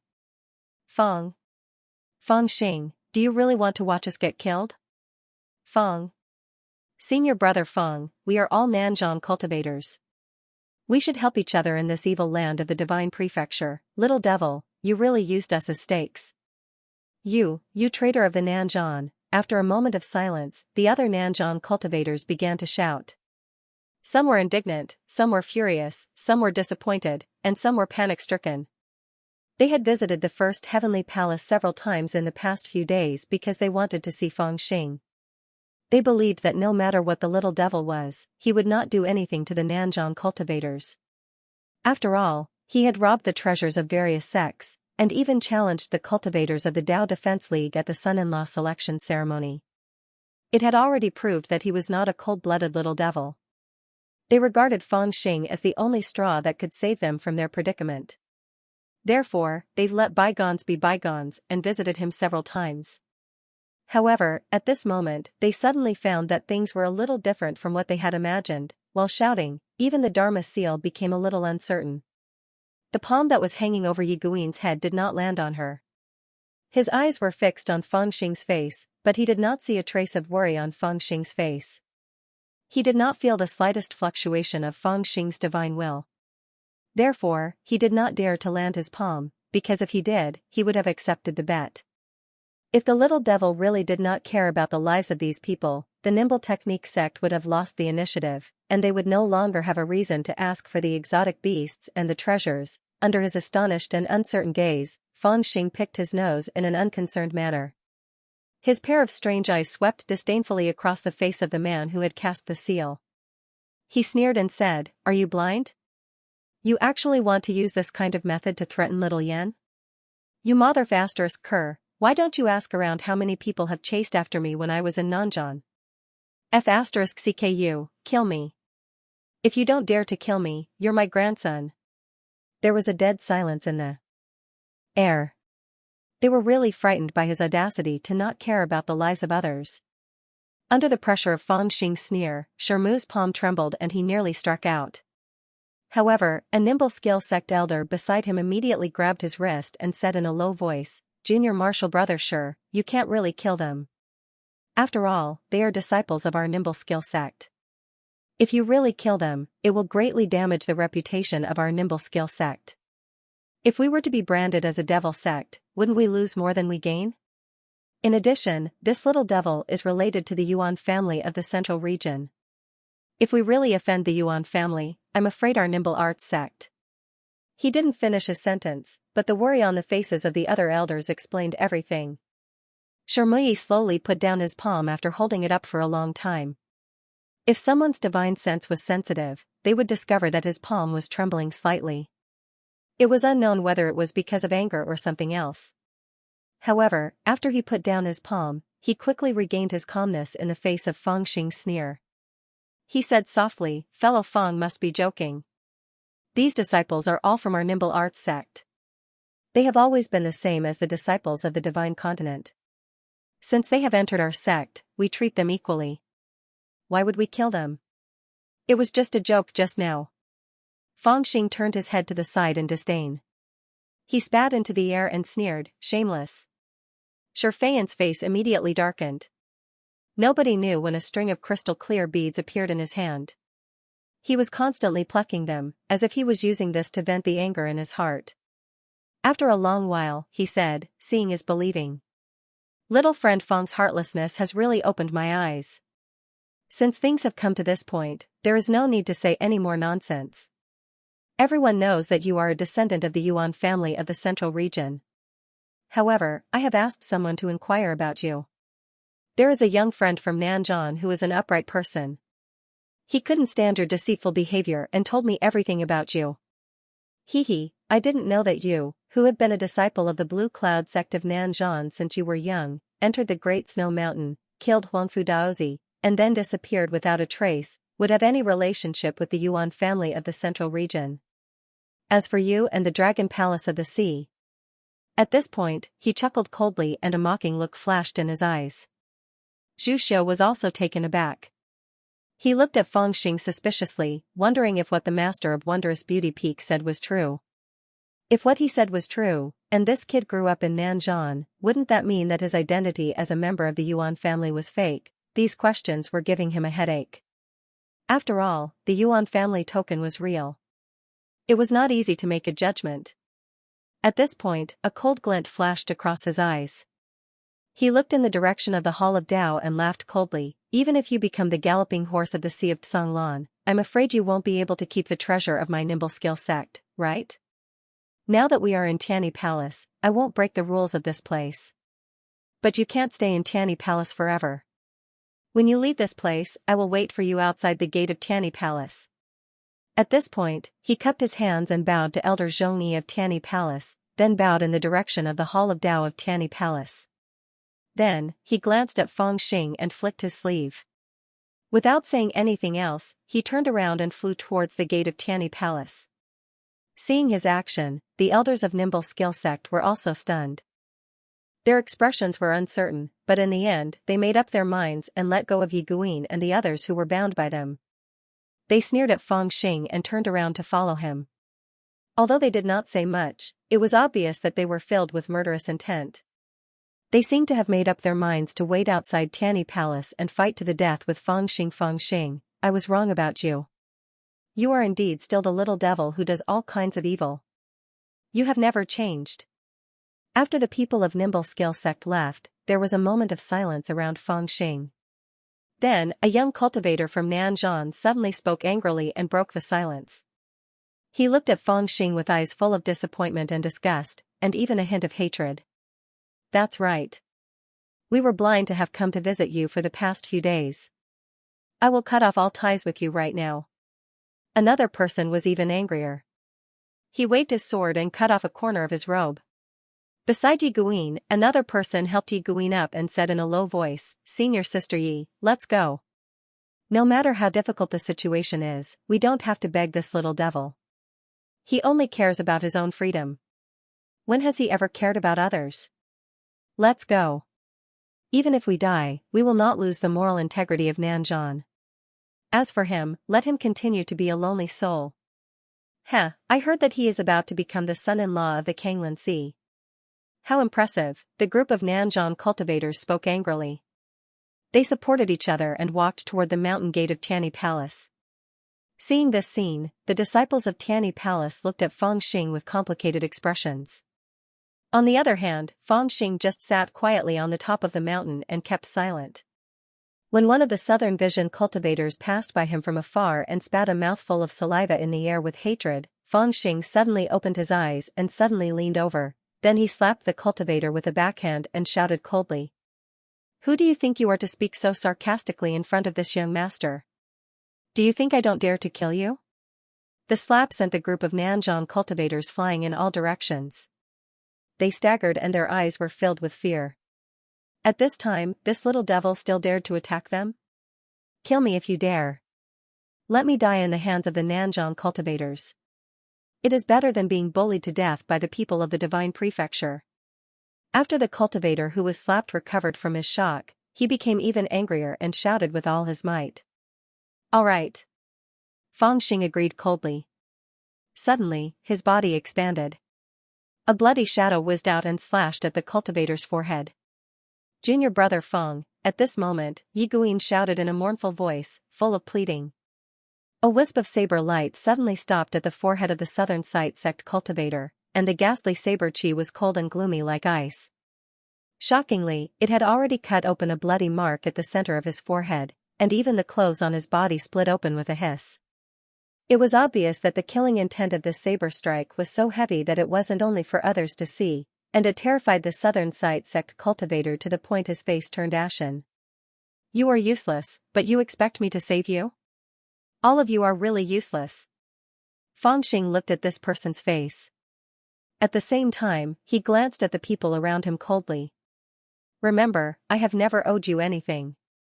Don't expect me to risk my life for you. When you first came to the Divine Prefecture, why didn't you think about today's ending? I'm afraid that your mind was full of good things at that time, right? How many people did you squeeze out to get this opportunity? Did you kill anyone? The Nanzhan cultivator who was pointed at by the blade turned pale. He opened his mouth, but no words came out. Feng Xing was too lazy to say anything to him. He slowly sheathed the blade. If you are not capable, then go and die. Don't bother me. With a loud shout, like a muffled thunder, the cultivator was thrown hundreds of feet away and crashed into the mountain peak. All right, let's go.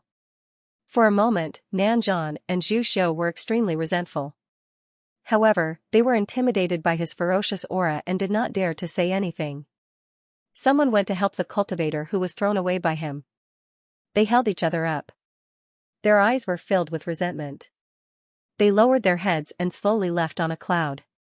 During this process, only Yiguin slowly turned her head. She looked at Feng Xing with a miserable expression and shook her head gently. Feng Xing remained silent. He sat on the mountain peak and looked in the direction of the mountain gate. He remained silent and took out his gourd to drink wine. He did not know if it was an illusion, but after the Nanzhan cultivator left, there was a faint sense of coldness and loneliness around him. It was almost dusk. The rays of the setting sun shone through the gaps between the mountain peaks, reflecting the mountains and rivers like blood. The great golden crow came over with the little thing. He looked at Feng Xing from afar and did not disturb him. However, his eyes were filled with worry. The dragon lady, who had not shown up for 3 days, also appeared. She came to a place not far from Feng Xing and sat down lightly without saying anything. More and more disciples of the Tianyi Palace came. They stood in the void far away and did not dare to make a sound. They only pointed at Suke quietly. Is this little devil really so cruel? Does he not care about the life and death of the cultivators of the Nanzhan? That's right. Even if he is related to the Yuan family, he was born in the Nanzhan. How can he not care about the family? Some people sneered and looked at Suke with disdain. Hey, after all, it was not easy for him to get to where he is today. If he mingles with those people, will he be beaten back to his original state? That's right. Between the Dragon Palace and the Nanzhan, he will at least make a choice. Otherwise, how can he be the son-in-law of the eldest princess? This is the behavior of a smart person. Some people sighed slightly, with a little bit of understanding mixed with jealousy. Alas, it's a pity that the Xianxia sect will not let him go. They even blocked the gate. They are going to fight him to the death. Maybe the Dragon King will protect him. Not necessarily. He is completely in the wrong. Sooner or later, he will have to hand those things over. Amidst the discussions, night fell. Feng Xing drank up a gourd of wine and slowly rose to his feet with the blood-drinker manic broadsword in his hand. An inexplicable fierceness was released from him, but it suppressed all the discussions around him. Countless pairs of eyes were fixed on him with curiosity or indifference. Feng Xing, on the other hand, looked toward the outside of the gate of the Tianyi Palace, where dark clouds were surging. Occasionally, a strong breath could be seen flashing among the clouds. Apparently, the experts of the Xianxia sect were really keeping a tight grip on the gate of the Tianyi Palace, waiting for Feng Xing to leave the Tianyi Palace. You shameless bastard, listen to me. Feng Xing took a deep breath and suddenly pointed the bloodthirsty broadsword at the void. His voice was like muffled thunder, rolling in all directions, and directly to the dark clouds outside the gate of the Tianyi Palace. You want to bet, don't you? At that time I will bet my head on yours. Within a month, I will definitely leave the Tianyi Palace. How many people and magical weapons does your nimble Qiao sect have? How many of them do you have? How many magical weapons do you have? Just bring all of them here and guard them. I will kill my way through all of you and see if you can stop me. Whoever loses will leave his head behind. Boom, Space Zhu Xiu was shocked, and his expression became extremely strange. At the gate of the Hall of Tao, the Dragon King suddenly laughed loudly. Boom, Space Zhu Xiu was also shocked, and his expression became extremely strange. Suddenly, a long laugh came from the gate of the Hall of Tao. It was the Dragon King. In the dark clouds outside the gate of the Tianyi Palace, there was a long silence. After a long while, a cold voice came, bet. A bet of lives? Everyone in Tianyi Palace was attracted by the commotion. Many elders and disciples were watching from afar or up close, but they were shocked by Fang Xing's shout. It was not uncommon for cultivators to bet their lives. It was common for cultivators to risk their lives for the sake of fighting for treasures. However, it was not common for a person who did not care about the lives of his fellow countrymen to bet his life with someone else just to vent his anger or to keep the treasures that he had stolen. Not to mention, although it was said to be a bet of lives, it was more like throwing away one's life. No matter how strong this little devil is, can he be stronger than a sect? Although the dexterous sect was not a great orthodoxy like the three northern paths, it was still a famous sect. Even if they did not have the Yuanying ancestor behind them, within the three peaks, there were countless masters and countless treasures. When the time came, they would set up a formation at the gate of Tianyi Palace. Even Song Guichan, the number one cultivator in the younger generation of the northern region, would not be able to break through. This little devil actually dared to bet on this. It was no wonder that the Nimble Technique sect had agreed so quickly.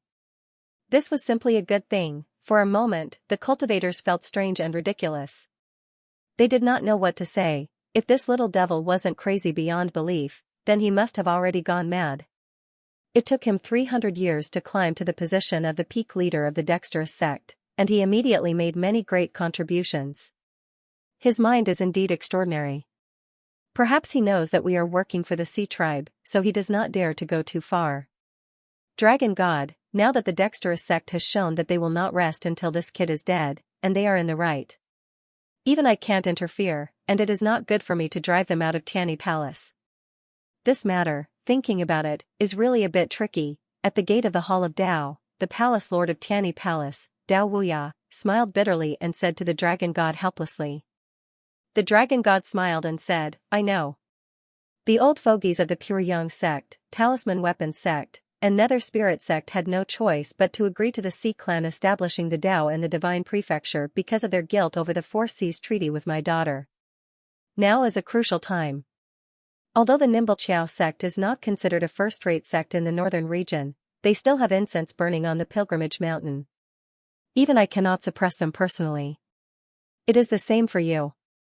Previously, you have put in a lot of effort to help me establish the Dao in the Divine Prefecture. Your identity is awkward, and you have already incurred the dissatisfaction of the three old fogies of the three northern regions. It is best for you to maintain fairness in this matter. Otherwise, no matter what you do, you will give others a handle on you. Then why don't you persuade this brat and let him return the spirit craft sex magic treasure? Dao Wuya's eyes flickered as he looked at the dragon god. The dragon god smiled faintly and said, the golden elixir state is still young and it is the time for him to make a name for himself. Since he has made his choice, why should we interfere and disturb his Taoist heart? Let him be. Dao Wuya frowned slightly. Although he is extraordinary, if he wants to take over the Nimble Chiao sect by himself, he is still not strong enough. The dragon god laughed. And whispered, to be my son-in-law, to be the god's son of the four seas, how can he be weak? Dao Wuya was shocked. He paused and said, the dragon god really wants this brat to be the god's son after establishing the Dao in the Sea clan? The dragon god laughed and said helplessly, I don't like him either.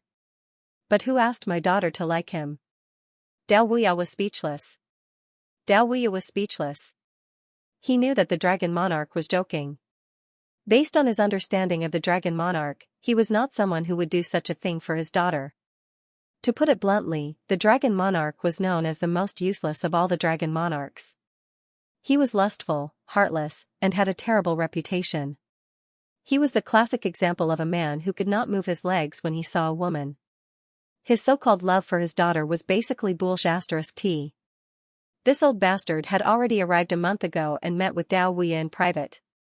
However, he did not meet with Dao Wuya because of his love for his daughter. Instead, he made use of his daughter to set up a trap for the orthodoxies in the northern region. Then, he used the shame of the orthodoxies to easily force them to agree to the matter of establishing their own Dao. In reality, Dao Wuya believed that if it wasn't for the fact that his daughter was about to be knocked out and carried away by that little devil, he would have waited until his daughter's marriage was settled. Because by then, the alliance and the division of benefits would be clearer. By then, he would have proof and he would be able to negotiate with the orthodoxies. Would this old bastard help an outsider to become the god's son just because he felt guilty towards his own daughter? The god's son was the leader of an orthodoxy. How glorious would the god's son be after establishing the Sea clan? Dao Wuya didn't believe that the god's son would do this for no reason. However, the dragon god didn't look like he was joking. This confused Dao Wuya. That old bastard's favorite thing to do in the past was to toss out some supreme treasure, causing the prodigies of the various regions and even his own children to fight for the supreme treasure.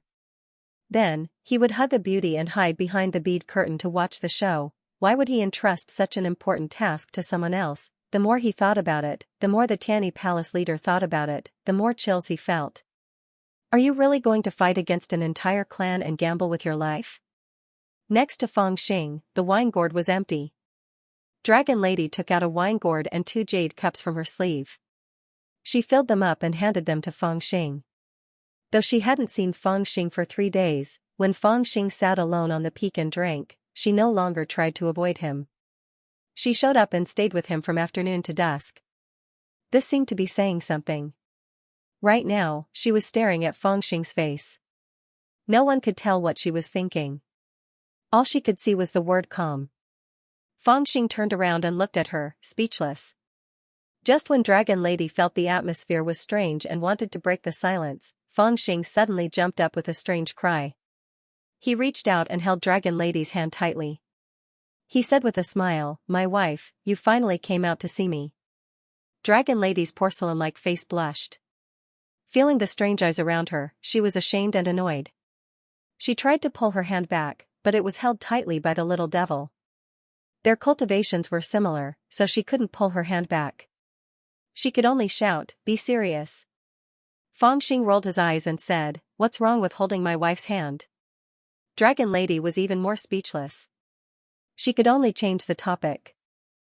"You decided to gamble with your life just like that?" Feng Xing sighed and said, "I'm already regretting it now." Dragon Lady was speechless. "Then why did you still gamble?" Feng Xing said innocently, "I lost face if I didn't gamble. Anyway, that guy decided to wait for me at the gate." He didn't deliberately lower his voice, so the disciples of Tianyi Palace nearby all heard him. These disciples, who were envious and regretful when they saw Dragon Lady and Feng Xing sitting close to each other, were instantly dumbfounded. Did this little devil gamble with the nimble sect because he was afraid of losing face? He didn't take his own head seriously, did he? "You." Dragon Girl opened her mouth, but she didn't know what to say. The more she thought about it, the angrier she became. Her face was already overcast. She didn't know where she got the strength from, but she suddenly pulled her hand back and fiercely slapped Feng Xing on the head. She really wanted to slap this little bastard to death. "Oh, you want to fight again, don't you?" Feng Xing jumped up and dodged the slap. He wanted to fight back. Cough, cough, just as the two of them were about to fight, a dry cough suddenly rang out. Feng Xing, who was rolling up his sleeves and waving his fists, felt a chill in his heart. He put on a smile and sat down obediently. Dragon Lady also blushed. She turned around and sat still, not daring to raise her head. Behind them, the Dragon King, who had floated down from the Hall of Tao, was looking at them with a strange look. He didn't say anything and just looked around. Feng Xing didn't know what to say, so he didn't dare to say anything. He just smiled in a low voice. Dragon Lady was silent and didn't say a word. Seeing that the two juniors were a little restless, the Dragon King sighed with satisfaction and sat down between them. He squeezed Feng Xing to the side and scolded coldly, "Get lost, you useless guy." Feng Xing was angry but didn't dare to say anything.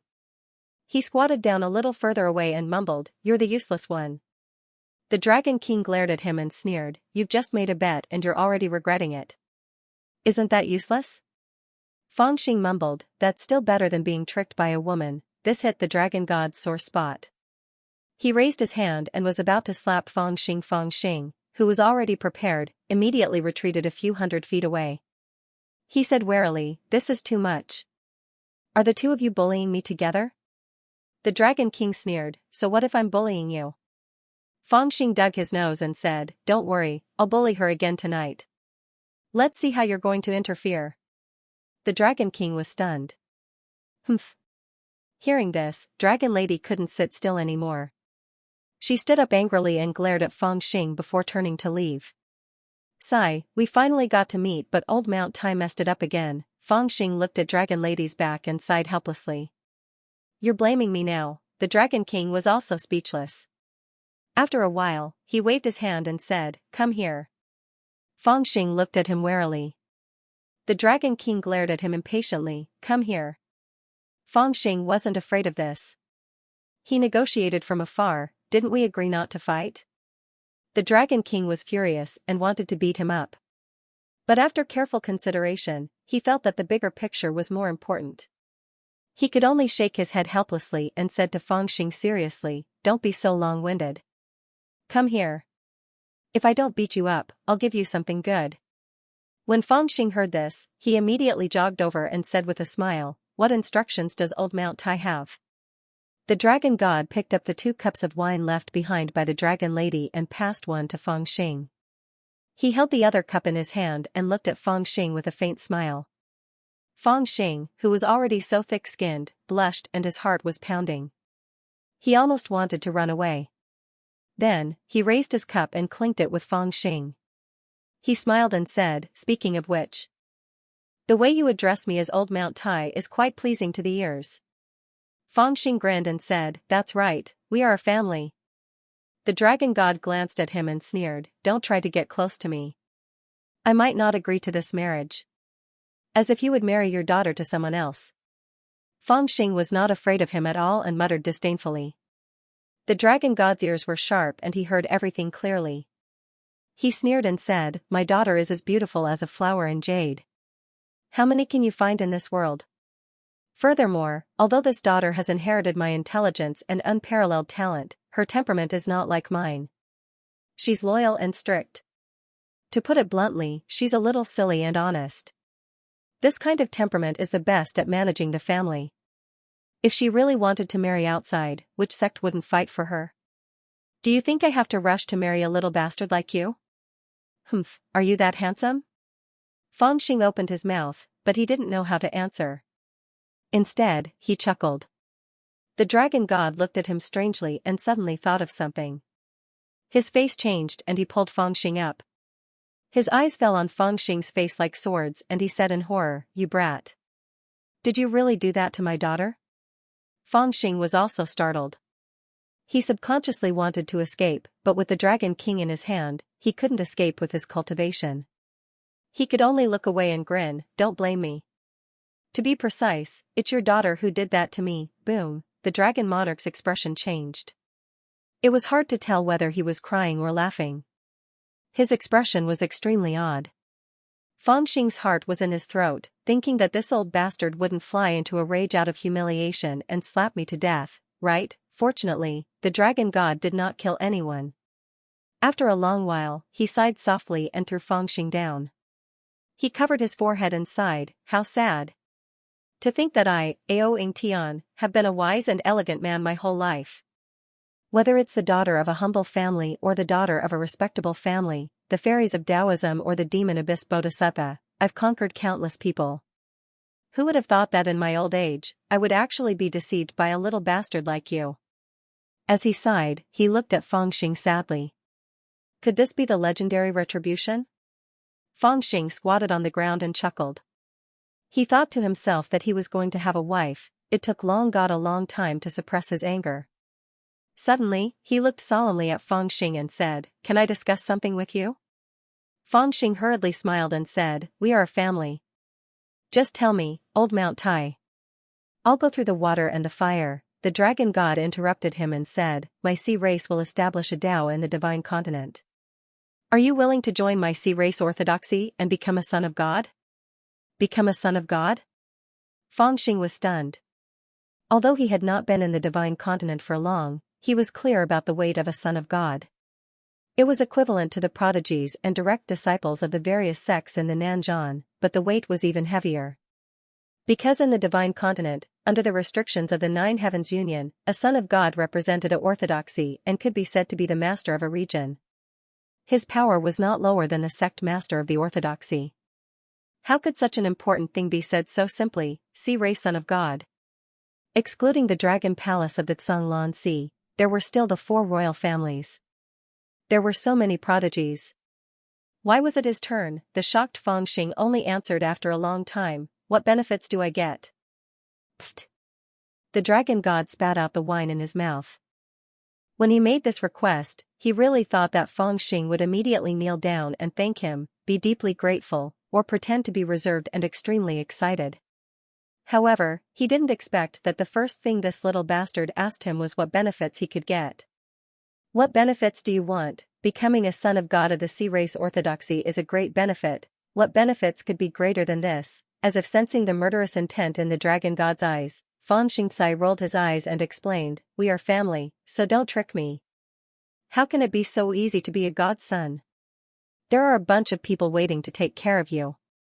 Besides, I don't believe that you can't find a suitable god's son in the 4 seas. You actually came to ask me, there must be something fishy. At this point, he seemed to have thought of something and said seriously, besides, I will not marry into your family. The dragon god was stunned. You have a family? Yes. Fangxing seemed to have thought of the past and sighed. No one has taken care of the village for many years. The dragon god was stunned. You want my daughter to live in the village? Fangxing nodded seriously and said, yes, the wife of the village leader. I'll let you be a fake wife. I'll let you be a fake wife. The dragon god could not take it anymore and slapped his face. Fangxing was so scared that he ran away faster than a rabbit. With a swoosh, he was 200 feet away. Didn't you say you wouldn't hit me? Fangxing shouted from afar. He was still holding the wine cup in his hand and did not spill it. The dragon god was so angry that he laughed. He waved his hand and called Fangxing back. He smiled bitterly and said, you are quite astute. Forget it, with this old man's status, I can't be calculated with you. If you want benefits, fine, I'll give you a wife. Is that a big benefit? You call this not calculative? Fangxing looked at the dragon god in disdain. My wife is mine. The dragon god's eyebrows twitched again.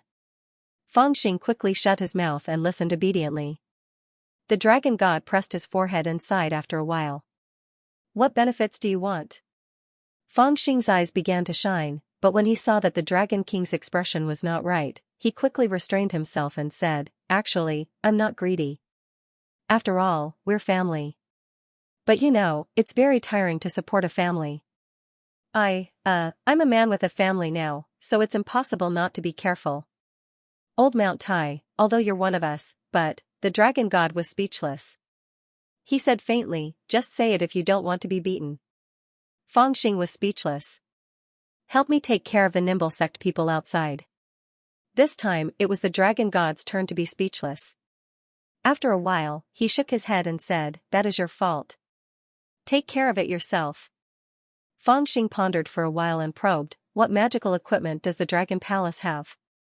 Give me at least 7 or 8 of them? The dragon god glared at him again. This time, Fangxing did not hide. It seemed that he was determined to get the magical equipment.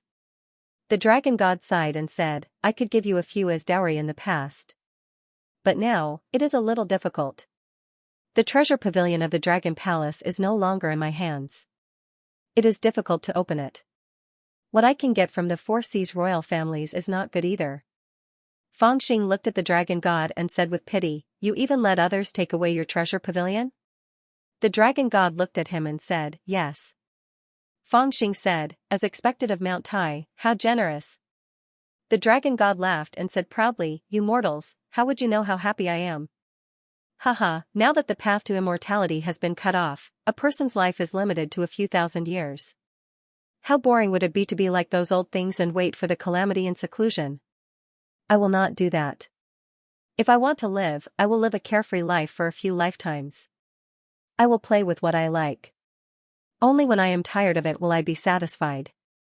I have many hobbies, but my favorite is beauties. To be able to have the most beautiful woman in the demon race for thousands or even tens of thousands of years, a mere treasure pavilion is nothing to me. If you want it, feel free to take my fate. Don't stand on ceremony. Fangxing was fascinated by the dragon god's words. Yes, a man should have many wives and concubines to live a happy life. The dragon god patted Fang Xing's shoulder and said with a smile, you have some wisdom to say that. Fang Xing laughed, of course. The two looked at each other and laughed. But as they laughed, they suddenly felt that they could not laugh anymore. The dragon god frowned and said, something is not right. Fang Xing swallowed his saliva.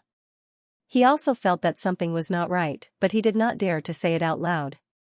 At this time, Ling Yuyu said, father-in-law and son-in-law are laughing while talking about women. Something is not right. The one who spoke was the great golden crow, who was carrying his child not far away. He also wanted to join in the fun and see if the dragon god could take out some treasures. However, he did not dare to get close because of the dragon god's reputation. It was only when he heard the topic of conversation between the father and son that he could not help but interrupt. However, he immediately felt 4 murderous gazes and quickly shrunk his head. The dragon god coughed and said, let's get back to the original topic. I really can't help you deal with your opponent now, and I can't be bothered to care about this. I don't have any treasures that I can use. At most, I can only teach you a few skills. Skills? Fang Xing was slightly stunned when he heard this. He then pouted and said, I have plenty of them, and I can't finish them now. The dragon god became serious and sneered, do you think you are already very powerful? Fang Xing looked up at him and whispered, hee hee, compared to you, I am still far behind. The dragon god naturally understood what this kid was implying. He sneered and continued to attack him, why do you have to compare yourself to me?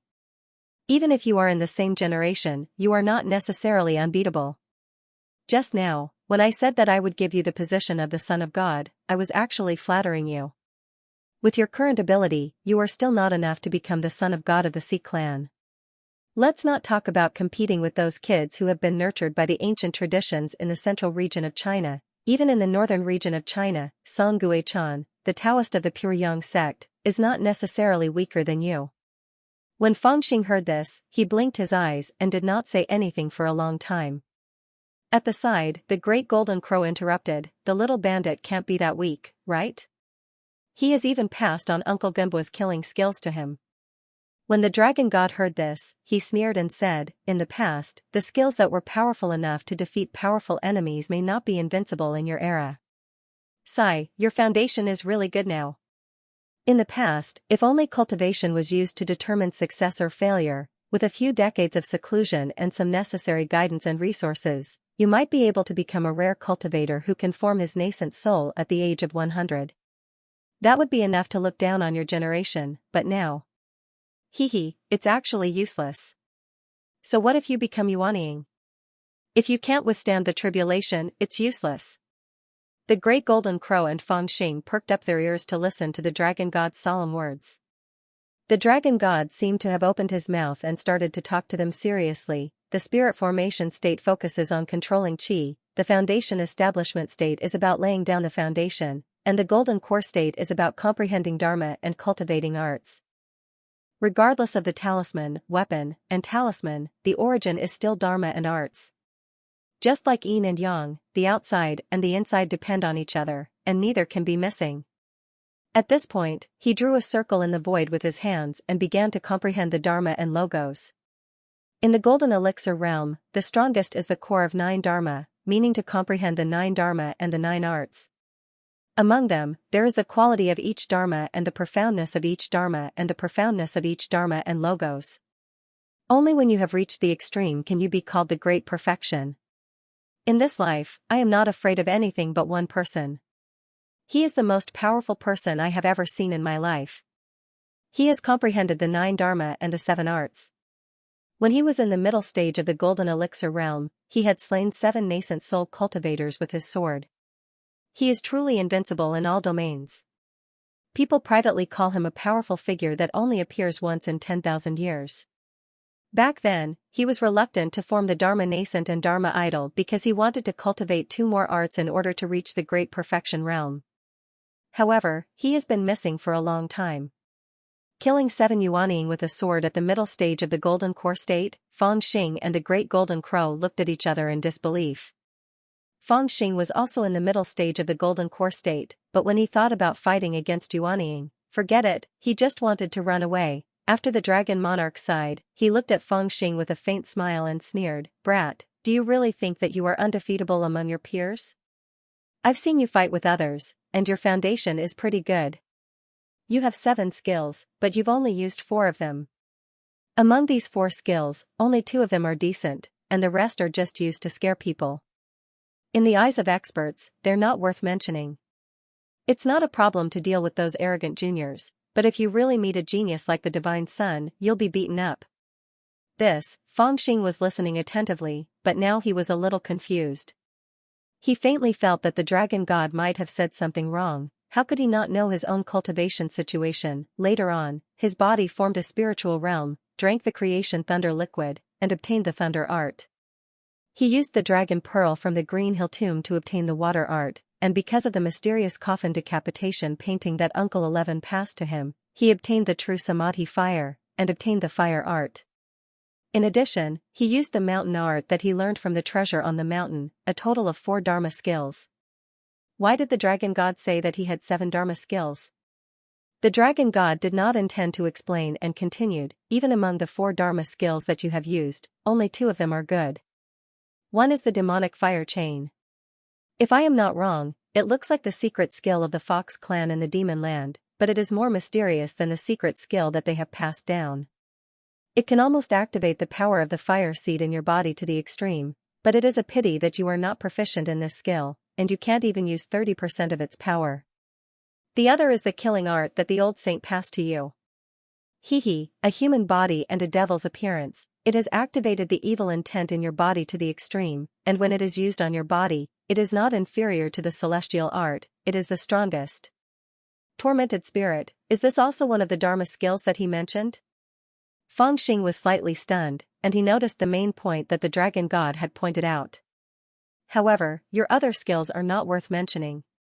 The thunder will is very powerful, and can be said to be one of the strongest thunder arts in the world, but it is a pity that you do not know the art of controlling thunder at all, and wasted such a good seed. The water art is even more so. Have you seen anyone use lake water to smash someone? Do you want to drown him? What a joke, it is a pity that the dragon clan. At this point, he paused for a moment, skipped over the topic, and continued with his disdain, not to mention the mountain art, it is not a good seed to begin with, and when you use it, it is even more crude, no different from lifting a rock to smash someone. I can't bear to watch it anymore. The words made Feng Xing roll his eyes, and he muttered, "Am I as bad as you say?" The dragon god heard him, and said with a straight face, "Yes." Feng Xing did not speak anymore, and he squatted on the ground, sulking, and his eyeballs rolled around. The great golden crow saw this, and his heart sank, and he thought to himself, "Oh no, whose secret skill is going to suffer?" As expected, Feng Xing pondered for a moment, and he muttered to himself, "Which secret skill is more powerful?" The dragon god was speechless, and he gave him a light slap, and said, "Don't think about it, you can't snatch the secret skills of those big sects, and it's better not to learn the secret skills of those small sections. Not only will you not be able to unleash your full potential, but there will also be flaws when you use it, and it will be easy for others to find out your weakness. It's better for you to fight like crazy now." Sigh, Feng Xing was exposed, and he let out a long sigh, but he was not full of sadness. At this point, the dragon god seemed to have laid the groundwork, and he winked at Feng Xing, and said with a smile, "Don't be so disappointed." Other things aside, the dragon clan has 2 great skills that have been pushed to the extreme, and can be said to be the strongest in the world. I wonder if you... Feng Xing's eyes lit up, and he realized that the dragon god had taken a detour here, and he quickly nodded, "Thank you." The dragon god was stunned, and he subconsciously said, "I haven't agreed to teach you." Feng Xing quickly said sincerely, "Old Mount Tai, it's not right for you to say that, we are all family." The dragon god looked at him for a long time, and sighed dejectedly, and vaguely felt that he had been known as the most useless generation of dragon gods, and some people also called him the most bastard generation, but today he felt that he had learned something new, and his realm was still too low. He laughed bitterly, and said, "The thunder controlling skill and the rain summoning skill of the dragon clan are not easily taught." Feng Xing said, "If you don't teach me, I won't marry your daughter." The dragon god casually replied, "That's not right of you to do. What if you don't marry my daughter?" Feng Xing said, "Who asked you to put on airs?" The dragon god laughed and wanted to make use of the situation, but he suddenly felt that something was wrong. That's not right. Did I beg you to marry my daughter? How dare you use this to threaten me? The more he thought about it, the angrier he got, and just when he was about to hit him, an angry shout came from the side. What did you say? At the bottom of the hill, a woman holding a red sandalwood tray looked over with a sullen expression. It was the dragon lady. Seeing that the two of them were chatting happily on the hill, she fetched a pot of wine and brought it up. She didn't expect this little bastard to use this kind of method to threaten her father. This was really infuriating. Who begged you to marry her? Who was the one who kept pestering me before? I was just joking with him. Feng Xing was also shocked, and he was too focused on listening, so he did not notice her coming up, and hurriedly stood up to explain. Only a blind woman will marry you. The dragon lady was obviously angry, and she glared at Feng Xing, which scared Feng Xing so much that he could only raise his head and laugh. She angrily put the tray on the green stone, and turned to stare at the dragon god who was laughing and watching the scene, but the dragon god did not dare to laugh, and then stomped his feet, unwilling to stay with these two guys for another minute, and turned to leave. Hey, sister, give me some face. The great golden crow stood up and tried to persuade them, and his face was full of schadenfreude, as if he was afraid that things would not get out of hand. The dragon lady smiled coldly, took the little thing from its back, and held it in her arms. Women, seeing the child will calm down. The great golden crow turned to look at Feng Xing, and looked very proud. But before the thought flashed through his mind, he suddenly felt a kick on his butt, and his head fell into the cliff. Damn, so she took the child because she was afraid that she would be scared when she kicked me. Feng Xing was a little speechless, and shook his head, and sighed. Women, the dragon god was gloating at the side. With my daughter's temper, you can take your time to comfort her. Feng Xing took the wine that the dragon lady brought, poured 2 glasses, and rolled his eyes at the dragon god. It's all your fault. The dragon god felt that he was quite innocent, and said disdainfully, you want to use this to threaten me, but what does it have to do with me? Feng Xing sighed, and after a while, he said, are you going to teach me the 2 great skills? The dragon god smiled and looked at Feng Xing seriously. With a serious expression, he said lightly, this kind of great technique is as precious as one's life. It is not wrong to say that it is the way of a sect or sect. The saying that techniques cannot be passed down easily refers to this kind of technique. However, this life is different from the past. It is not the time to hide it. I can teach you the 2 great techniques of controlling thunder and summoning rain, but you have to promise me 3 conditions. Seeing that the dragon god was serious, Feng Xing stopped smiling, and said, tell me about it.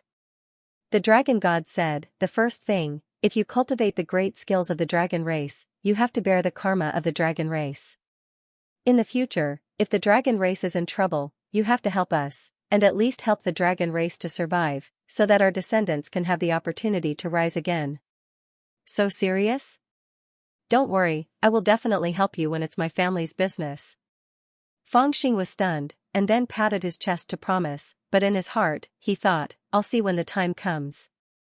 The dragon god did not care, and did not ask for any guarantee from Feng Xing, and said, in 100 years at the latest, there will be a great change in China. Sigh, only those old things dare to play like this. No one knows if this will become a chance to resist the disaster, or cause the disaster to come early, but no matter what, when the time comes, I want you to bring the sea race to take a part of the karma.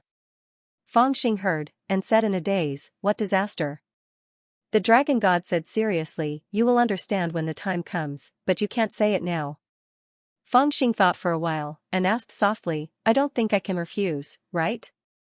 The dragon god said, of course, I have already said it. If you don't agree, wouldn't you be disrespecting me?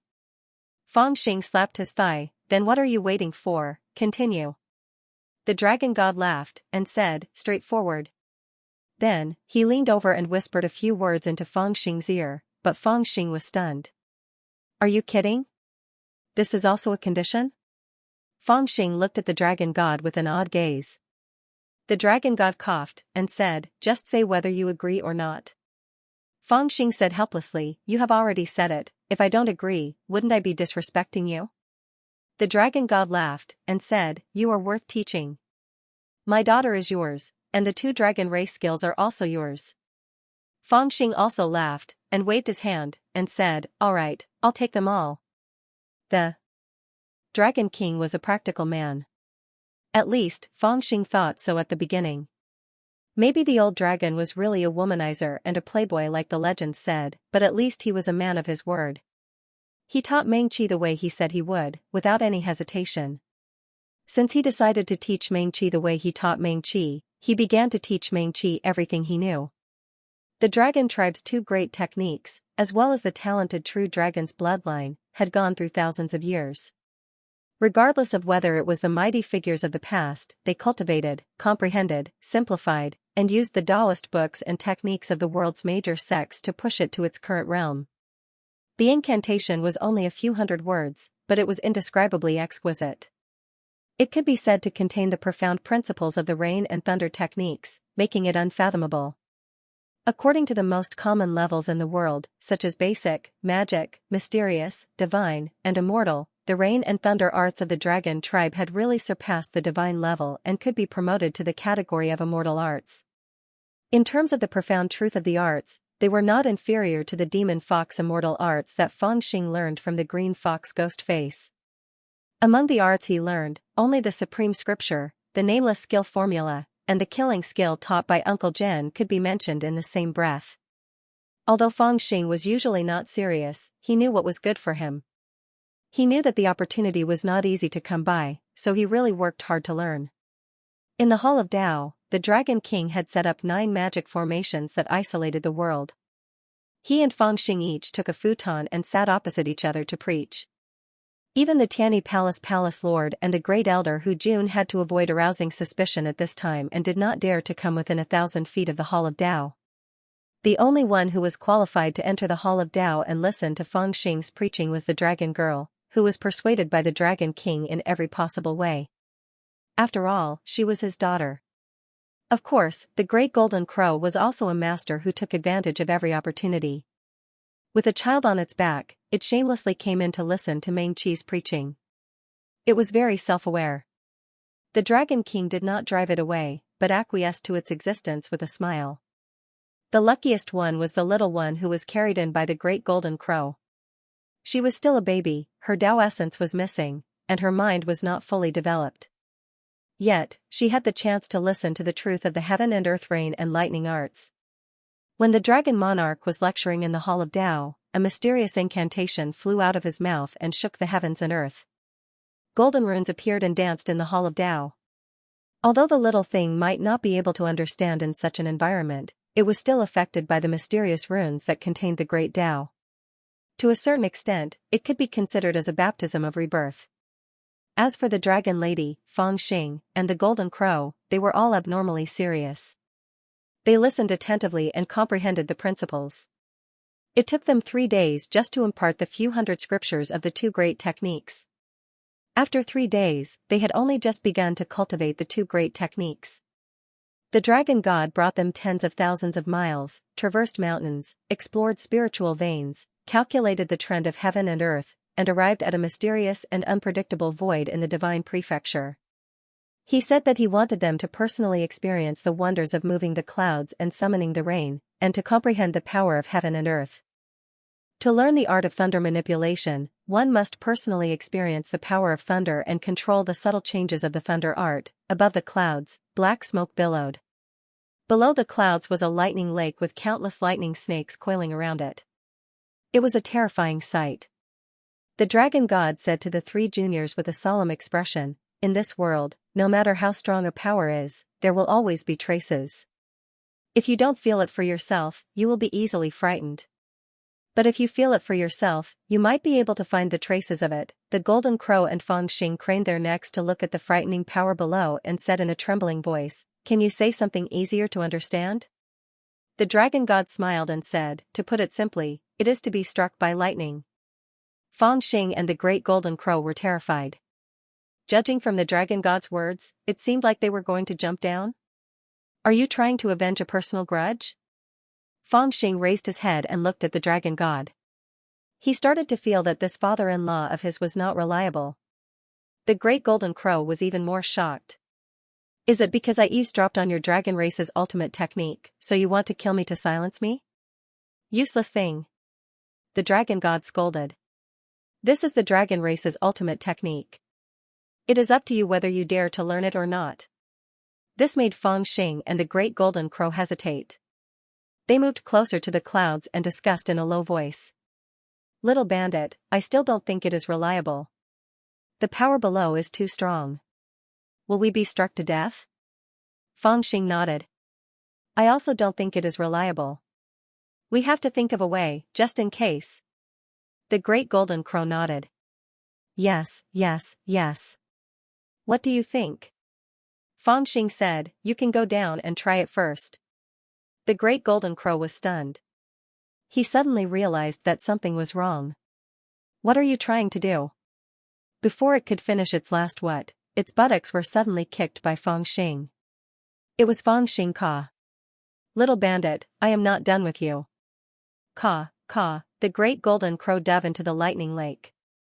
Its feathers were standing on end, and its body was charred black. It flapped its wings and tried to fly out, but it was sucked in by the strong gravitational force inside the lightning lake. Countless lightning snakes came from all directions and drowned it. The great golden crow was shocked and scared. It screamed and cursed at Feng Xing. Its golden feathers were all burnt. Ah, its F***king cooked. The great golden crow's condition made Feng Xing's hair stand on end. He said to the dragon god, I think we can feel it here. Go down. The dragon sovereign kicked Feng Xing's butt, and the little bandit screamed in pain as he fell into the lightning lake, wailing incessantly. Do I have to go down? The dragon lady took a few steps forward and looked at Feng Xing's lightning lake. However, the dragon god stretched out his hand to stop her. With a face full of tenderness, he said, there's no need. Just feel the changes in the lightning power here. Whoa. Old fart, you really are using your power to get back at me, Master Golden. I knew you were going to kill me. Feng Xing and the great golden crow cursed at the same time. They tried to jump out of the lightning lake. But as the dragon god laughed, he waved his hand and sent the two of them back into the lightning lock. He laughed and said, cut the crap, you two little bastards called me an old pervert behind my back, do you really think I don't know? Now, don't even think about escaping. Obediently stay inside and circulate your spiritual power according to the technique I taught you before. Don't make the slightest mistake, otherwise. Or else what? Feng Xing and the great golden crow asked in fear. The dragon god smiled. Or else you will be cooked when you get out later. Whoa. Old Tai, I was wrong. Feng Xing was so frightened that his face turned pale. With a cry, he jumped up. Grandpa Dragon King, it was this little bastard who bullied your daughter. It has nothing to do with me. The great golden crow was also scared. He shouted and wanted to fly up. Bastard, how dare you betray me? Go down. This golden crow actually dared to betray him. This infuriated Feng Xing, so he turned around and kicked the golden crow down. Don't even think about going up if you don't let me go up. The great golden crow was also angry. He grabbed Feng Xing's leg and pulled him down. Bastard, I have tolerated you for a long time. Feng Xing fell into the thunder lake. He jumped onto the back of the great golden crow and started beating him up. You think I am afraid of you? I will let you have a taste of my tearing crane claw, tearing your ass. Watch my F***king fist. The two of them pulled out their swords and started to fight each other in the thunder lake. For a moment, bird feathers were flying everywhere and strange cries could be heard. Both of them even forgot to climb up. One of them used the tearing crane claw while the other used the tortoise fist. The lightning snakes in the thunder lake scurried in all directions. Originally, they were hiding in a corner and would only be struck by the lightning snakes on the surface of their bodies. However, now that they were fighting, they were like two fish in a pot of boiling oil. Once they were fried on one side, they would flip over and fry on the other side. There was no need to worry about them being overcooked. Are they really going to be killed? Asked the dragon lady in a trembling voice. She was shocked by the scene below and her face turned pale. The Dragon King didn't care at all. He smiled and said, "Don't worry. I am controlling the lightning for my father, not to let them be killed by others." The dragon lady wanted to say something but stopped. After a while, she said, "Time is running out. even if he has mastered these two skills, I am afraid. However, the dragon monarch knew what his daughter was thinking. He chuckled and said, these two great techniques were not meant to help him overcome that difficult situation. He will have to settle the battle with the nimble technique sect by himself. But you don't have to worry. Even though I scolded him and suppressed his arrogant nature, there is one thing that I can be sure of. This kid's strength is not ordinary. He has 7 techniques, and 6 of them are first-rate techniques in the world. In the entire divine continent, how many people have this kind of foundation? The dragon lady raised her head and said hesitantly, but you have also said that his cultivation speed is too fast and his skills are not exquisite. The Dragon King smiled and said, a strong man with extraordinary strength doesn't need to compete with a child in martial arts. He can just use his big fists to suppress them. With this kid's ability, even if he is not proficient in divine skills, there are not many people who can take a punch from him. Moreover, at this point, the Dragon King suddenly laughed and said, I never thought that he would enter the array obediently. Not enter the array obediently? The dragon lady was stunned and said, with his character, how can he admit defeat? When the Dragon King heard this, he looked at his daughter in sorrow. After a long time, he sighed softly and shook his head, my daughter, I'm really worried. With your honesty, how are you going to live with this kid in the future? What nonsense are you talking about? After hearing the Dragon King's words, the dragon lady calmed down. She was shy and did not say much to the Dragon King. She went to the side to comprehend the thunder will. The Dragon King, who had been smiling faintly, had a hint of worry on his face.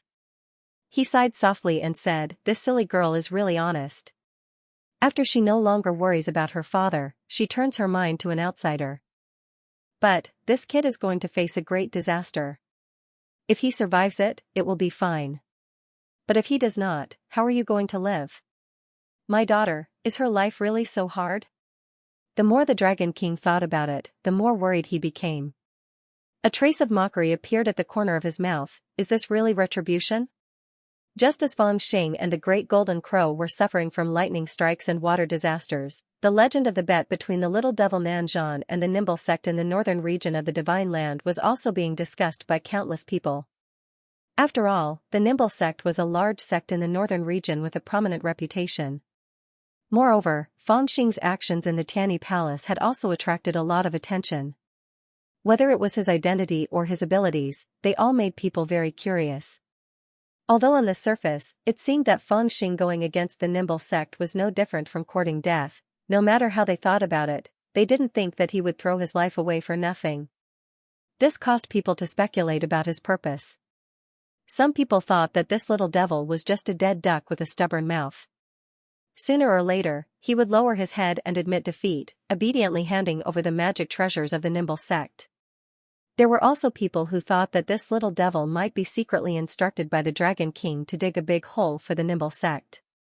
However, no matter what, no one believed that Feng Xing really dared to fight the Nimble sect alone. This matter was too frightening. The power of one person was the power of one person. No matter how strong he was, there would always be a limit. If the little devil's abilities had really reached the level of the Divine Sun, then if the Nimble sect didn't send out a Yuanying, they might really not be able to do anything to him. After all, if they sent people to hunt him down and they couldn't defeat him, then they could surround him. If the situation was not good, he could also escape and wait for an opportunity to take revenge. This was a situation that would give anyone a headache. However, if the other party showed their horses and let him attack, perhaps even the Divine Sun wouldn't be able to do it. The foundation of the Nimble sect was not for nothing. There were countless masters in the 3 peaks and 5 valleys. Just the 3 peak masters alone were 3 cultivators at the peak of the Gold Core realm. In particular, the peak master of the mystical peak cast a magic seal. He was originally a young talent of the previous generation and was expected to become one of the youngest Yuanying cultivators in the northern region. To some extent, his reputation was even more prominent than that of ordinary Yuanying cultivators. As for the other 2 peak leaders, even if their cultivations were not as good as his, they were not far behind. No matter who it was, they did not think that the little devil had the ability to survive the joint attack of the 3 Golden Core realm cultivators. Moreover, the little devil wanted to gamble more than that. He wanted to gamble with the entire Lingqiao sect. He wanted to break into the Xianxia sect's Grand Formation fair and square before leaving the Tianyi Palace. To put it bluntly, this was simply courting death. Now, the Nimble sect had already mobilized. Although victory was within their grasp, under the leadership of Cast a Magic Seal, the Nimble sect didn't show the slightest bit of contempt. Not only did they transfer 3,000 disciples and 100 elders to the area around Tianyi Palace to form a defensive formation, they also took out more than half of the Nimble sect's foundation. All kinds of powerful magical items and mysterious talismans were distributed like flowing water. As if they were facing a great enemy, they also issued a decree in the name of the Nimble sect's Yuanying ancestor, inviting many cultivators who were proficient in various daos to come and hold the fort. It was reported that the Nimble sect originally wanted to ask the ancestor Yuanying to come out of his closed-door training. However, due to the Azure Sea Dragon God's reputation, they didn't want to be so ruthless. In addition, it was inconvenient for Yuanying to make a move, so they also gave up on this idea and only used their gold cores to fight the enemy. However, even if Yuanying didn't make a move, there were some who knew the inside story that secretly spread the news that the Nimble sect had invested a lot in this formation. Not to mention that the little devil that came from Nanzhan was only at the middle stage of the gold core realm. Even if he was Yuanying, he might not be able to break through the formation. Because of this, the cultivators of the northern region of the Divine Prefecture became even more curious. Some of them specially came here to look for a son-in-law. Later, when they saw that the search for a son-in-law came to nothing, those who had originally planned to return home also stayed behind. There was no other reason than to see how the legendary little devil would break through the formation, or how he would slap his own face and obediently admit defeat to the Nimble sect. This would also be a topic of conversation in the future. Our sect has already spread the word that we will absolutely not accept the little devil's apology. We will definitely use this wager to cut off his head. After all, he was the one who personally killed Eldershire's son. How could Eldershire not want to take revenge? The reason why we didn't mention it before was probably because of the dragon god's reputation. Now that we have the opportunity, we naturally won't let him go. Originally, when we received this news, we, the cultivators of Nanzhan, should have informed him beforehand and warned him to be careful. However, since that little devil cut off all ties with us, let's just let him die. In a secluded restaurant in Yuezhou City, more than 10 cultivators of Nanzhan sat cross-legged and chatted while drinking. The cultivation levels of this group of people varied, but most of them were at the late stage of the foundation establishment realm. Occasionally, there were 2 or 3 golden core cultivators, but they were all at the first or second level. Their cultivation levels were not considered high. Among them, there were 4 or 5 who came from the Nimble sect. Even though they were not chosen to guard the formation, they still learned many secrets. After hearing what a Nanzhan disciple from the Nimble sect said, another Nanzhan disciple who joined the Ichi sect sneered and said, "That's right. That little devil has a bad reputation. When he was still in Nanzhan, he committed the act of killing his own master. He even made enemies with the Huangfu clan. We let bygones be bygones and sought him out to discuss important matters. However, because he climbed up the high branch of the Kanglan Sea, he did not place us in his eyes at all. He even encouraged Eldershire to kill us. What kind of ruthless personality is this? When his head is chopped off, I want to go and take a look." For a moment, 3 or 4 people in the building spoke up one after another. They sneered and mocked the little devil. Among them, one of them even turned to Yi Guin and asked, "Senior Sister Yi, you said that the little devil gave you 3,000 spiritual essences. Is this true? With his cold personality, how could he be so generous? Could he be plotting something?" Yi Guin, who was sitting silently in the corner, frowned even more when she heard this. Of course he's plotting something.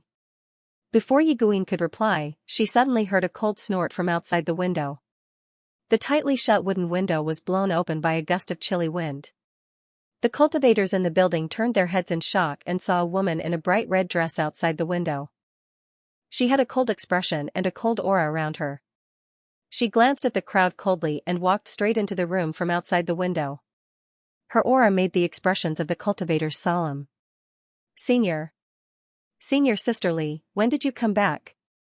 After a long while, someone finally spoke up with a smile. "Yes, Senior Sister Li, didn't you go to the demon land?" Someone hurriedly stood up and greeted her in an unusually reserved manner, as if he did not even dare to breathe loudly. However, Li Hongyi ignored them and continued indifferently, "In your eyes, what does he do without a scheme?" She looked at the few cultivators who spoke up earlier with an undisguised disappointment in her eyes. She paused for a moment before saying hatefully, "If I had known that you guys were like this, I would not have gotten involved in this mess." "Heh, junior brother Wang, I heard you say that if Fang Xing did not cut ties with you guys would have communicated with him and helped him. Then I would like to ask, in your opinion, if he did not reject you guys, and now that he has encountered this matter, how would you, a disciple of the Xianxia sect, help him?" He did not expect Li Hongyi to question him the moment she appeared. Wang Yifa, who had sneered earlier, was already embarrassed. However, under Li Hongyi's cold gaze, he did not know how to answer. After pondering for a while, he said softly, "Although the Xianxia sect avoided the disciples of the Nanzhan this time, we still obtained some information about the formation and the experts that the Xianxia sect invited. If that little demon was not so heartless, we would have to risk breaking the sect rules and pass this information to him." "That's right. In the divine continent, us cultivators of the Nanzhan should stick together. This time our sect elders actually wanted us to guard the formation, but we all refused.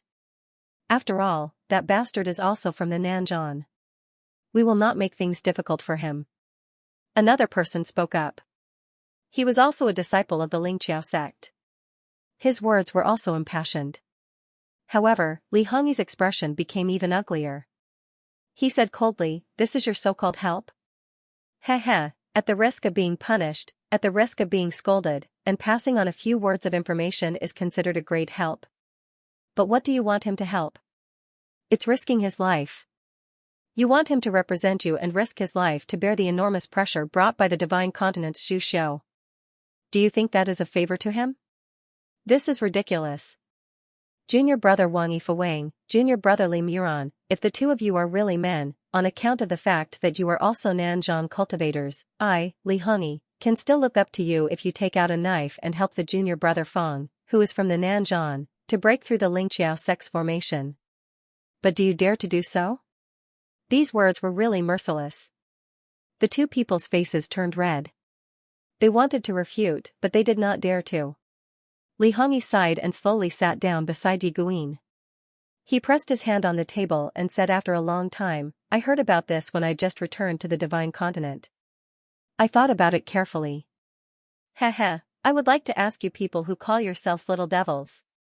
In that kind of situation, who has a better way to protect your lives without being used against others?" When the cultivators heard this, they were all stunned. It was as if Li Hongyi's words had hit a sore spot in their hearts. He would be so kind? At that time, to him, it was just handing over the treasures that he stole from others. Why would he gamble with our lives? After a long time, someone spoke hesitantly, but his tone was no longer as forceful as before. At this moment, suddenly, someone said hatefully, "I don't believe it. At least that slash of his was not fake. He really wanted to kill me." Everyone turned their heads to look and saw that it was the disciple of the Nimble Skill sect, Wang Yifa. At this time, he had also broken off his relationship with Fang Xing in the first heaven palace and spat at him from afar. In the end, he had angered the little devil and almost killed him with a single slash of his saber. After being hit by the saber chi, he was still continuously coughing up blood. It could be seen that his injuries were serious and his hatred towards Fang Xing was also the deepest. That slash was real. Li Hongyi said calmly, "If it were me, I would also kill one of them so that the Xianxia sect and the other forces of the northern region would give up on the idea of using hostages to threaten me. You are stupid and useless, but you have such a bad temper. Who is more suitable than you?" Wang Yifa's face turned red and his anger soared. However, it affected his internal injuries and he coughed up blood again. "Senior sister Li, we have already discussed this matter. Everyone actually understands." At this moment, Yi Guin finally spoke softly to Li Hongyi. "Of course, I know that they understand. How many of those who came to the divine prefecture are stupid? It's not that they don't understand some things, it's just that they don't want to think about it. I can't be bothered. This time, I came to look for you. There's something I need you to know." Li Hongyi ignored the people in the hall. She held Ji Guin's hand and floated out of the window, leaving only Nan Zhan and Zhu Shou looking at each other. No one spoke for a long time. Li Hongyi and Ji Guin conversed softly in the air outside. No one knew what they were talking about, but Yi Guin was so shocked that even her voice changed. Is this true? How? How could this be? Her voice sounded like she was about to cry. A month was a very short time, but sometimes it passed very slowly. For example, when Fang Xing and the Great Golden Crow were tortured all day long, they both wished that time could go faster, but they had to work hard to understand. It was a rare opportunity for them to learn that the Dragon King was imparting the secret methods of a clan to others.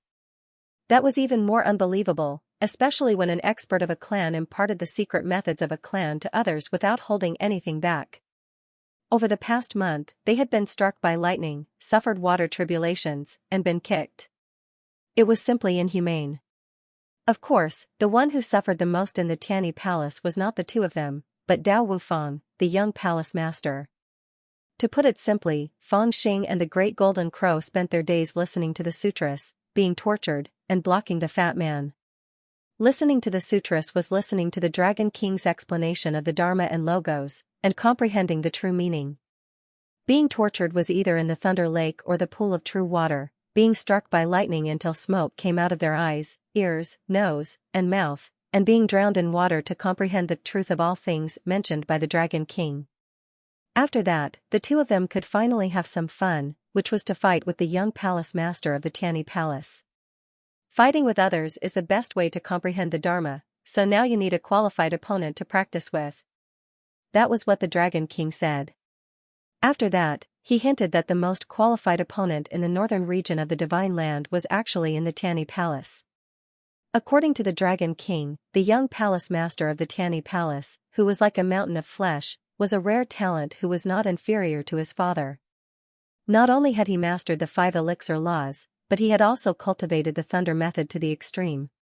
Plus, with his fat body, he had actually cultivated his physique to the extreme.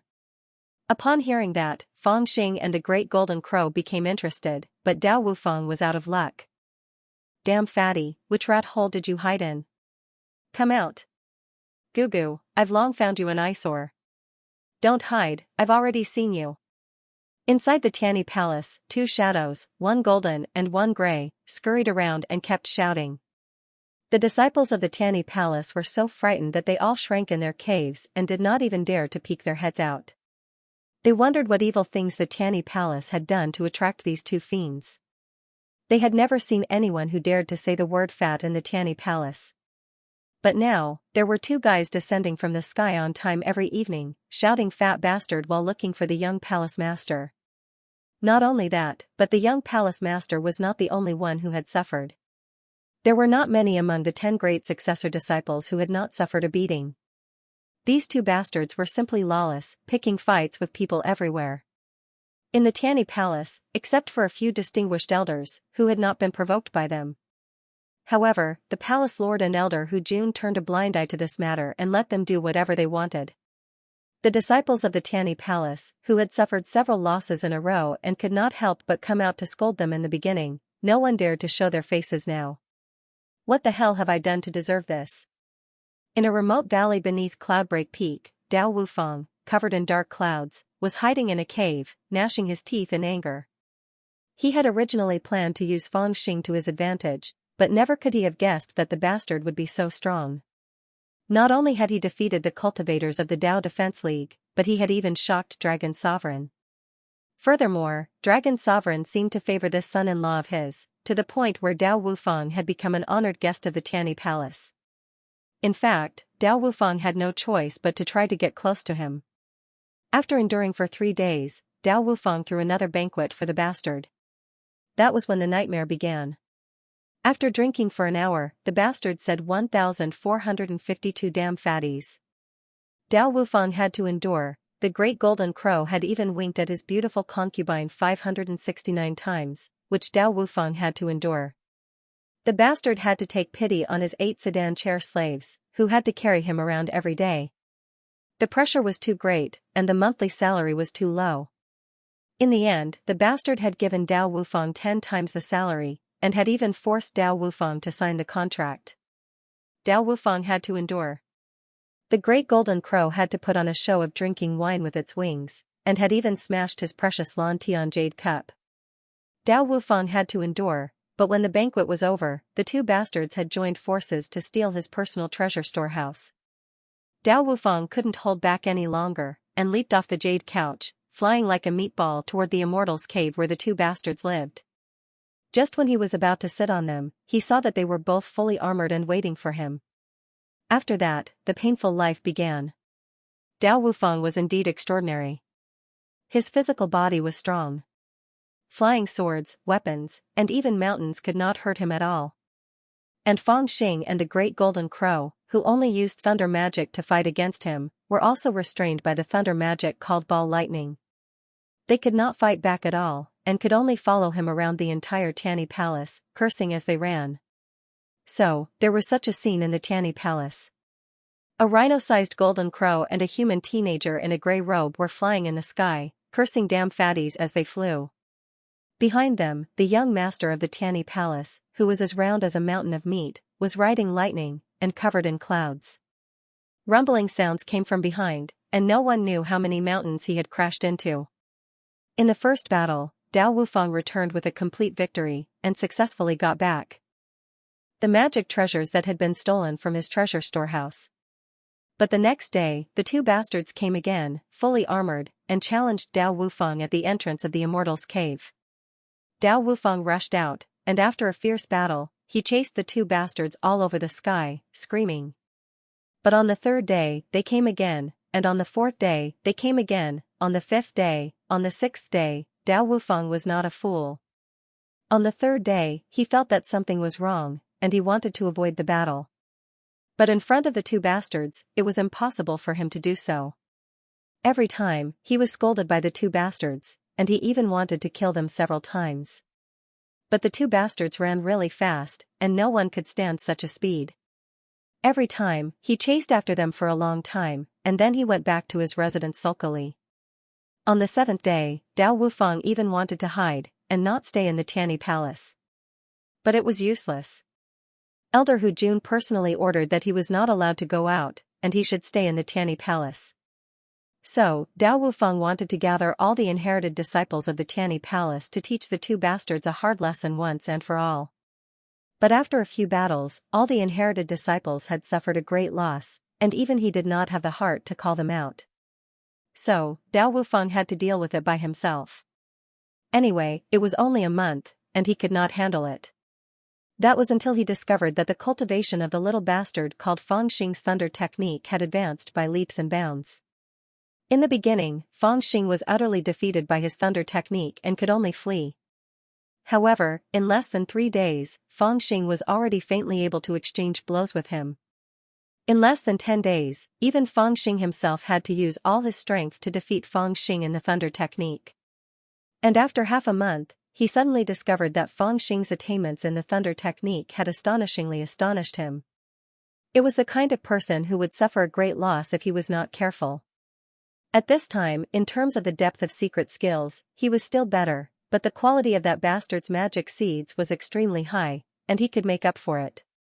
At this time, how could Dao Wufang not know that as the young palace lord of the Tianyi Palace, he was totally qualified to be one of the 7 sons of the 3 Taoists, and his ranking was not low. He had already been used as a whetstone by that bastard. How sad, since 7 days ago, Dao Wufang had felt that he was no match for that little devil.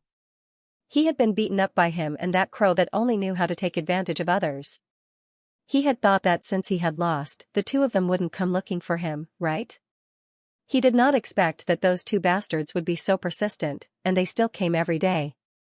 Dao Wufang, who could not bear it anymore, wanted to cry, but had no tears, so he had to hide in the most inconspicuous valley of the Tianyi Palace, and hide from their divine thoughts with the help of the remaining magic formations in the valley. Did you find it?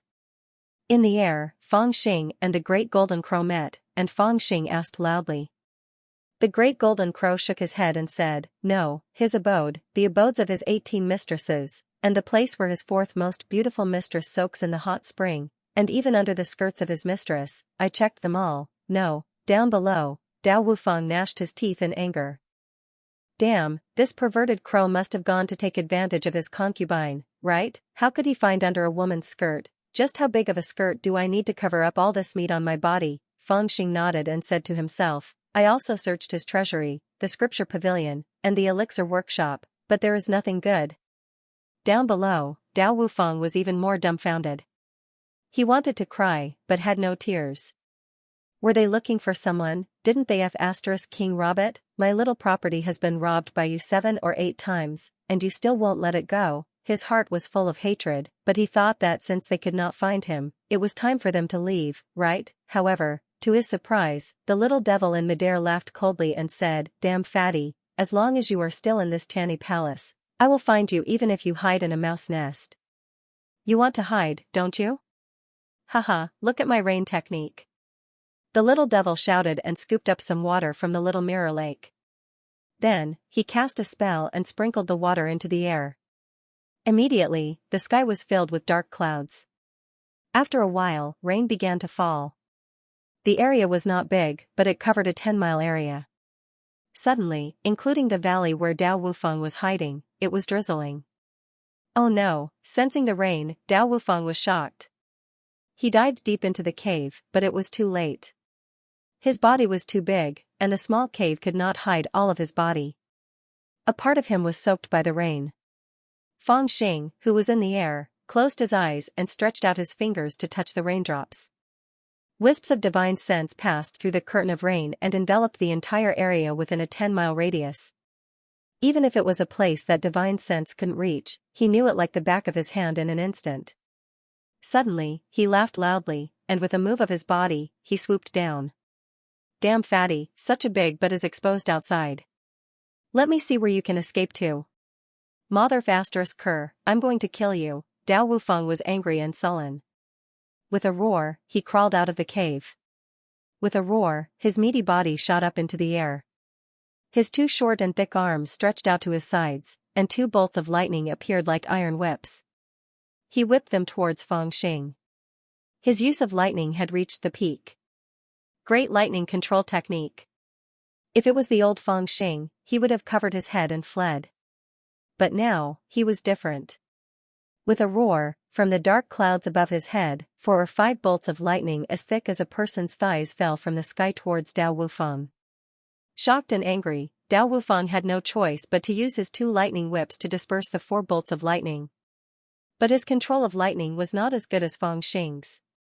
He only managed to disperse 2 bolts of lightning before the other 2 landed on his body. He screamed and fell into the valley. Haha, damn fatty, weren't you very fierce a couple of days ago? The great golden crow came over from the side. With a flap of its wings, 2 gusts of wind swept out and sent Dao Wufeng up into the air. You should have enough of bullying me, right? I, the young master of the Tianyi Palace, have been hiding from you for half a month. Do you really need to chase after me every day? I know you 2 are unhappy because I tricked you in the beginning. But now you've been chasing me for a month. No matter how angry you are, you should have calmed down, right? Let's not talk about how much I've suffered. Let me ask you too, are you tired of it? Dao Wufeng was frustrated and angry. Perhaps he had lost all hope, so he did not resist. Instead, he sat in the air and shouted. After shouting, he regretted it. They were in the Tianyi Palace now, and many people had seen him like this. He hated it, the image he had built up for hundreds of years was ruined. Hey, damn fatty, don't play dumb. Of course, I want to compete with you in thunder techniques so that I can understand the great technique as soon as possible. But you, bastard, have also benefited a lot. Now your thunder technique is much better than it was a month ago. Why are you pretending to be wronged? Feng Xing landed on the cloud in front of Dao Wufeng with a smile. Dao Wufeng was speechless. He turned his head away. The little devil was right. In reality, it wasn't because this kind of sparring was beneficial to both parties. His father and elder Hu Jun couldn't possibly allow these 2 bastards to chase him around the palace every day. To be honest, he had gained quite a lot from sparring with the little devil. What he was angry about was, did they have to spar like this? Couldn't they find a secret place to save him some face? If it's really for the competition. Then can you give me back the things in my treasury? Dao Wufang turned his head and asked with a glimmer of hope. Fangxing laughed and said, "It's not a competition. I really want to take your treasures." The great golden crow interrupted, "That's right. Think of it as your tuition fee." Dao Wufang gritted his teeth in anger. He hated this damned crow even more than he hated the little devil. In fact, if they were to fight, he wouldn't be afraid of this damned crow. However, this crow didn't want to fight him head-on. It would either hide behind the little devil or use its speed to chase after him. Dao Wufang's speed was his weakness, so even if he used all his strength, he wouldn't be able to catch up. Don't worry. I am not here to compete with you today. I am here to say goodbye to you. Seeing that Dao Wufang was depressed, Fangxing said with a smile. He looked a bit sad. You are finally leaving? Dao Wufang raised his swollen face and looked a bit excited. Fangxing smiled and said, "That's right. 1 month is almost up, and your Tianyi Palace has also been blocked by the Nimble Chiao sect for a month. It would be embarrassing if I didn't leave now. But don't worry, after I take the head of that bastard sure, I will come back to your Tianyi Palace as a guest." Then he sighed and said with a hint of nostalgia, "To be honest, I really miss your Tianyi Palace."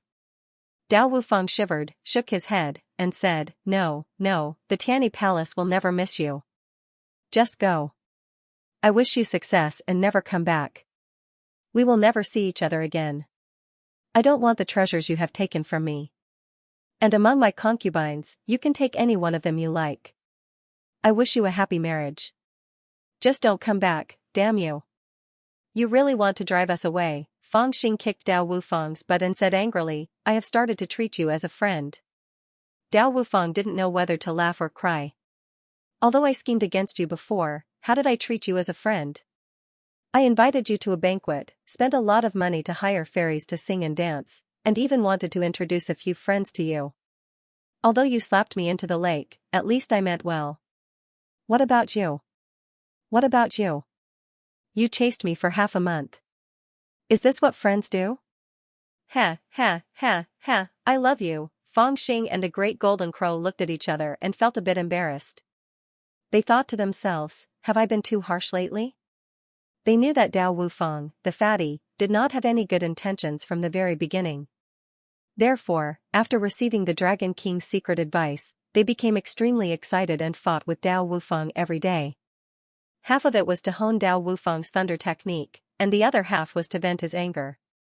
However, seeing the once proud and arrogant young palace master beaten to such a state, they also felt guilty. Haha, let's not talk about these useless things. Lend me the seal of the young master of the Tianyi Palace and help me issue a decree. Fangxing lifted Dao Wufang up. Even with his current strength, it was a bit difficult to lift this fat man. Okay, what does the decree say? Dao Wufang heard that Fangxing was really going to leave, and he immediately became spirited. Fangxing grinned, looked in the direction of the mountain gate, and said in a low voice, Tomorrow at noon, I will cut off your head. Hearing this, Dao Wufang nodded heavily. He didn't say anything else. His body, which was like a mountain of flesh, rushed to his palace. Before long, a decree, which was based on the defensive formation of Tianyi Palace, rose into the air. It floated in the air, shining with a golden light. Above the decree, a strong mana spread out. Within a radius of 10,000 miles, all the cultivators could feel it. Tomorrow at noon, I will cut off your head. With a rumble, the northern region of the Divine Land, which had been waiting for Fangxing to break through the tactical deployment, suddenly burst into an uproar. They had been worried that the little devil's so-called challenge was just a bluff. In the end, because of the pleading of the Dragon King or the Palace Master of the Tianyi Palace, the thunder was loud but the raindrops were small. After seeing the decree, which was like a letter of challenge, they finally felt relieved. They knew they could not escape from this good show. In the endless discussion, countless cultivators also rushed to the Tianyi Palace. Tomorrow, the little devil will break through the tactical deployment. The decree has been issued. This time, it won't be in vain. Go to watch the battle. No matter who wins or loses, there will be a good show. If a deity looked down from the 9th heaven, he would see that the area around the Tianyi Palace was bustling again. Tens of thousands of cultivators of different cultivations came to watch the battle. The popularity was so great that it was even comparable to the selection of a husband for the dragon lady of the Sea of Blue Waves. That little devil wants to break through the array at noon tomorrow? At this moment, outside of the Tani Palace, a vast expanse of dark clouds stretched across the sky. As a cultivator at the spiritual movement realm might only be able to feel fear from the dark clouds. A cultivator at the foundation establishment realm would feel an irresistible majesty. As for a cultivator at the golden core realm, they would feel a bone-chilling murderous aura, causing them to tremble in fear and not dare to look directly at it. Those who knew the inside story all knew that all the forces of the Nimble sect, aside from the ancestor of Yuanying, had been placed into the Great Array. Under the current circumstances where Yuanying did not interfere in the disputes between the younger generation, whoever broke through the Great Array would be the same as defeating the entire Nimble sect. Under normal circumstances, almost no one would dare to think of breaking through the Great Array by themselves. But today, there was someone who wanted to do so. The little devil Nanzhan, Fangxing, had unexpectedly made such a bold statement, and it was not just a statement. In the sky above the Tani Palace, a decree had already appeared, swearing to the heavens and the earth. From all directions, countless cultivators had already rushed over, just to witness the magnificent feat of the little devil breaking through the array tomorrow. This was to put it nicely, but a considerable portion of them actually came to see how the famous little devil would bring about his own destruction. He wants to cut off my head at noon tomorrow? At this moment, outside of the Tani Palace, in the middle of the great array that covered the sky and the sun, the peak master of the mystical peak of the Nimble sect cast a seal and sat cross-legged on a jade-like praying mat. His figure was faintly discernible. Looking at the decree that flew out from the sky above the Tani Palace, his face was filled with ridicule and disdain. He said to the boy beside him, "Since he has a decree, it is impolite not to reciprocate. Return him a decree." "Yes." The boy answered and left. After a while, he returned with the decree and the seal for casting the seal. He spread out the law decree, formed a seal, and inked it with his spiritual power. With a flourish, he waved the law decree and had the child carry it into the depths of the formation. After a long while, the dark mass of the Nimble Scale Sex formation suddenly began to circulate with light. A law decree as large as a house floated into the air. It shined with a purple light, and the dazzling golden characters could be seen within a 300-kilometer radius. The characters on the decree were supported by magic power, and they spread out in all directions. Within a 5,000-kilometer radius, unless they closed their eyes, all cultivators would be able to sense the contents of the law decree. To kill an unjust son, I will not hesitate to kill him. The cross that was brimming with righteousness was the content of the decree inscribed by the seal. Not only did it respond to the provocation of Fangxing's decree, it even seemed like it was announcing to all the cultivators that the bet with the little devil wasn't for himself, but for the sake of annihilating the unjust son. Previously, in the Tani Palace, Fangxing laughed and said, "You can kill cultivator Nanzhan as much as you want, and bet whether I will frown or not," which had been deliberately spread by some people of the Nimble sect. Of course, there were some discrepancies between this story and the truth. It was said that in order to expose the little devil's true colors, after discussing with cultivator Nanzhan, they tested him, and the result was that the little devil's cold and ruthless side was exposed. Many cultivators of Nanzhan were involved in this story, so most of Zhuxiu believed it. Now, no matter what, Nanzhan and Fangxing had been criticized by countless people because of the word righteousness. In the decree written by casting the seal, the 3 words unjust son were mentioned, which happened to bring up this matter again. Outside the Tani Palace, in the sky between the mountains, countless cultivators of the northern region had gathered, discussing in low voices. Since the little devil Nanzhan showed up in the Tani Palace, he first made a mess at the small mirror lake, and then he turned into a thief and committed countless crimes. Moreover, at the selection ceremony of the Dragon Lady, he used treacherous methods to disable the great swordsmen of the Ku clan and the Yun clan with a promising future. It can be said that he has done a lot of evil deeds. That's not all. Some people once defended him, saying that he just wanted to avenge cultivator Nanzhan. But what happened in the end? Humph, those who held this kind of opinion were slapped in the face. That little devil ignored the lives of his fellow countrymen, and instead, in order to protect the magic treasures he took from the Xianxia sect, he incited Eldershire to kill him. Fortunately, Eldershire's cultivation was profound, so he didn't fall into his trap.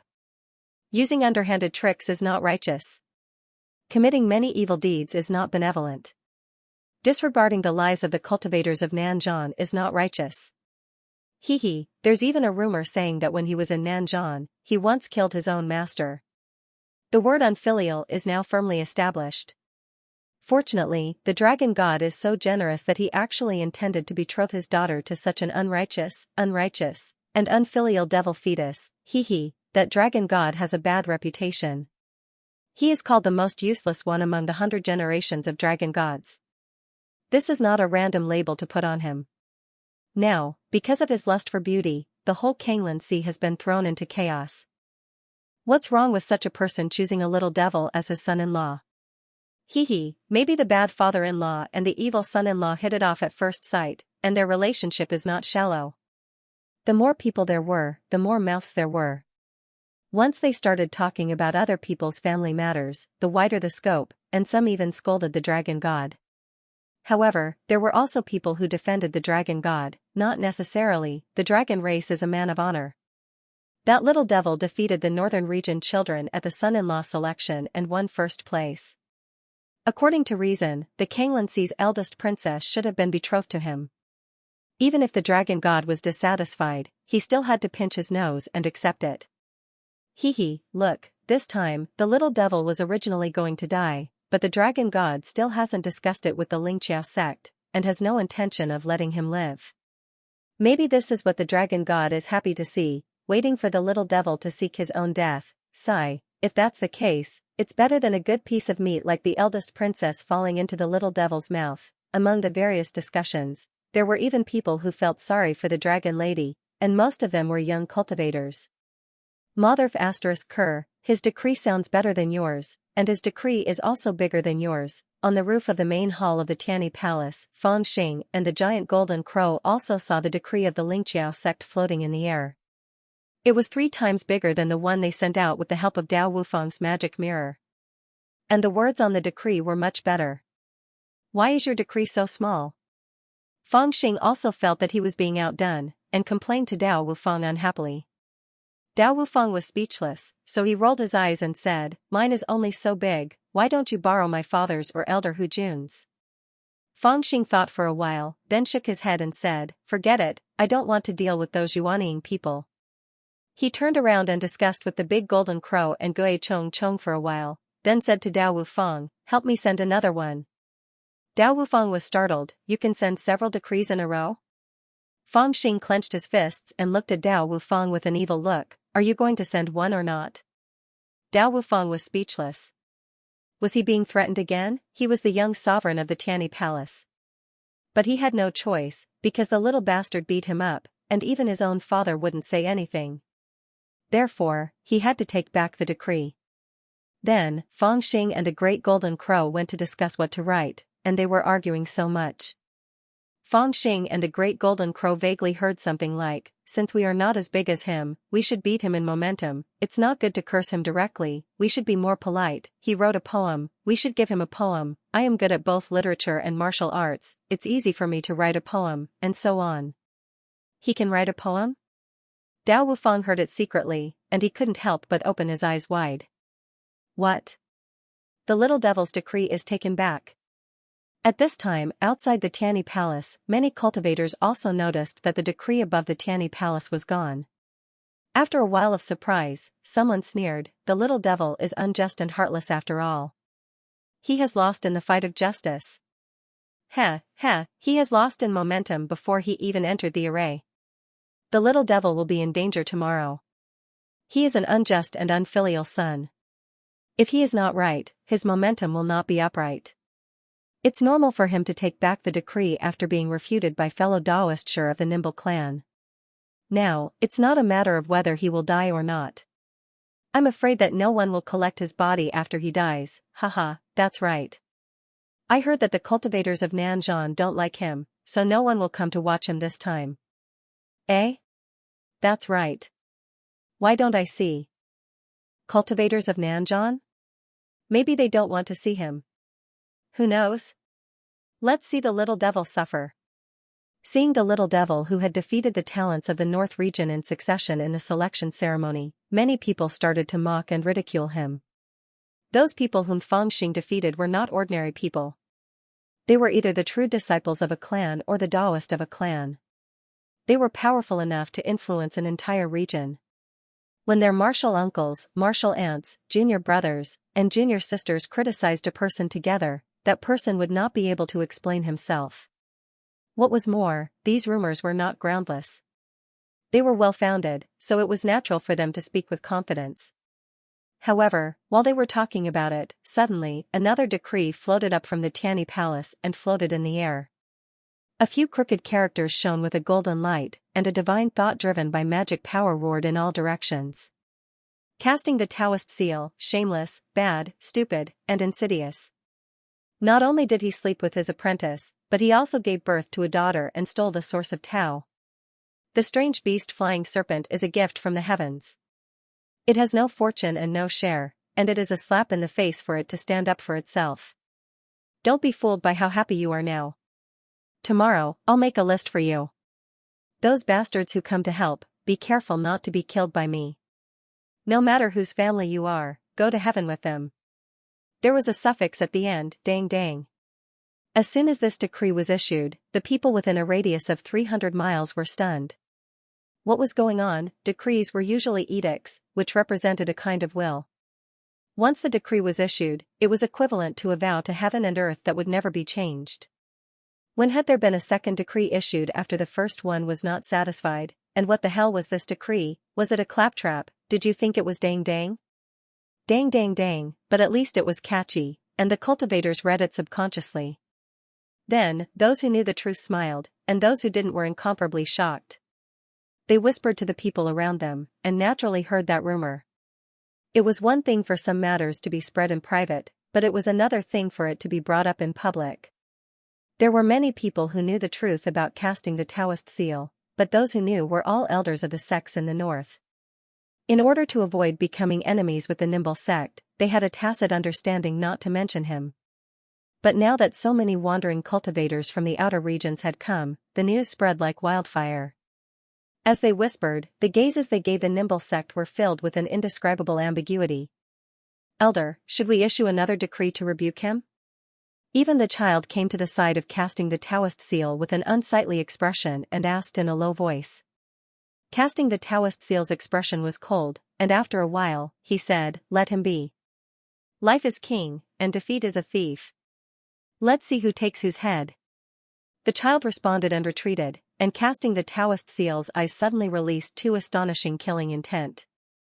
In his heart, he was brewing various plans on how to behead this child without being obstructed. Unfortunately, before this thought had finished, the decree shone with a golden light.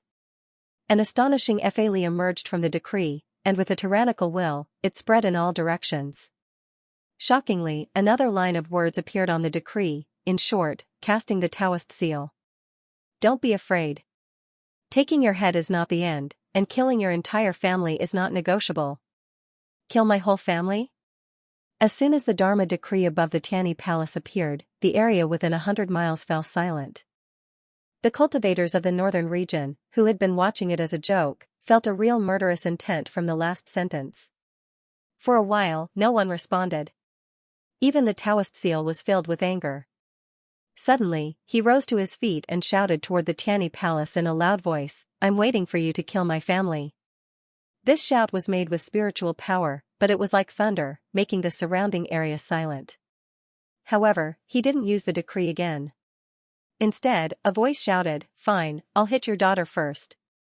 As soon as the voice died away, they saw a big golden bird floating in the air. On the back of the golden crow sat a young man in a gray robe, and in his arms was a baby. The young man slapped the baby's butt hard, and the baby immediately began to cry. The young man in the gray robe and the fat golden crow below him laughed loudly. Although the baby's cries were not loud, the cultivators around them were not weak, and they all heard it. This strange scene caused everyone to look at each other in dismay. Shermuyi was angry and shouted, "If you have the guts, why don't you come down and hit me?" Ha ha ha ha. He admitted that this is his daughter, The great golden crow and the young man in grey robe pointed at Shermui and laughed at the same time, as if they had grasped the key point. Shermui's heart shuddered. He realized that in his anger, he almost gave himself away. However, he was quick-witted after all. He shouted sternly, "I don't know who this little child is, but no matter which family's child he is, I won't allow you to beat him like this." His words had a sense of righteousness and awe-inspiring. He was sanctimonious to the point that he had the air of an immortal.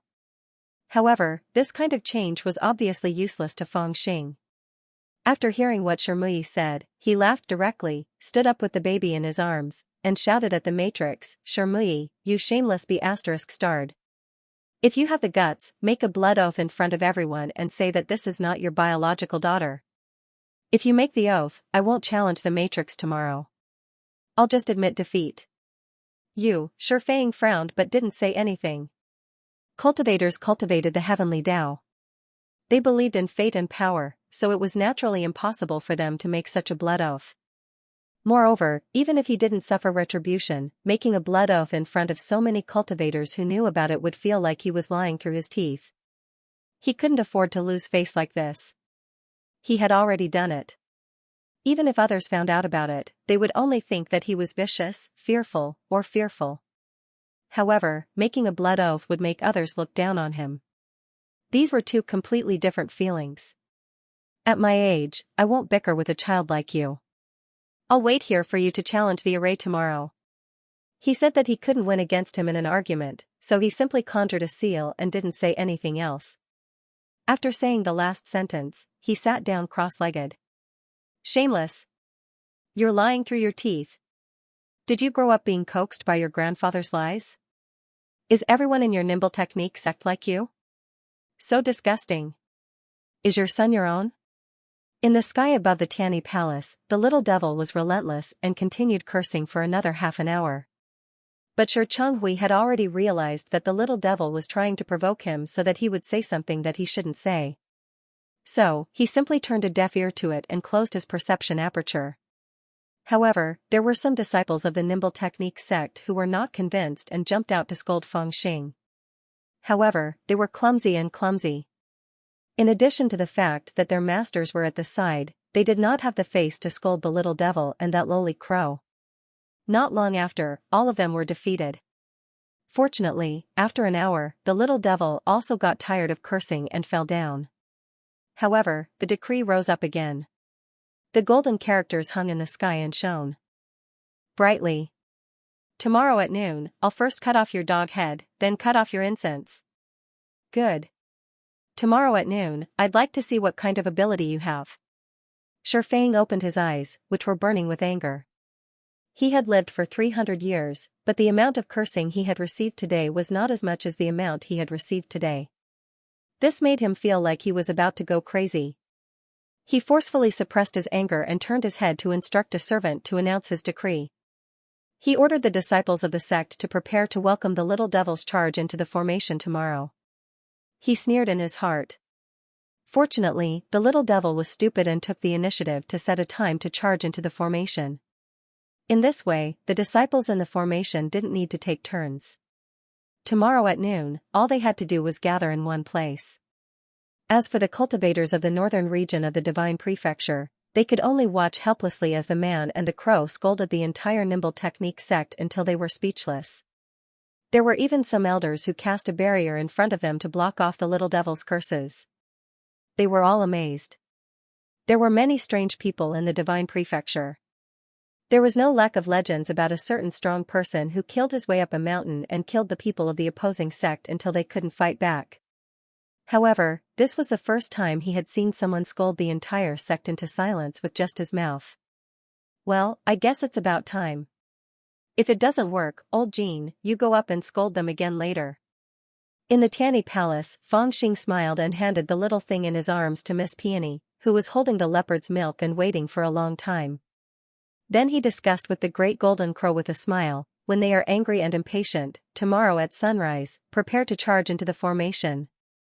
Dao Wufang, the young master of the Tianyi Palace, said in a daze, didn't you say to charge into the formation at noon tomorrow?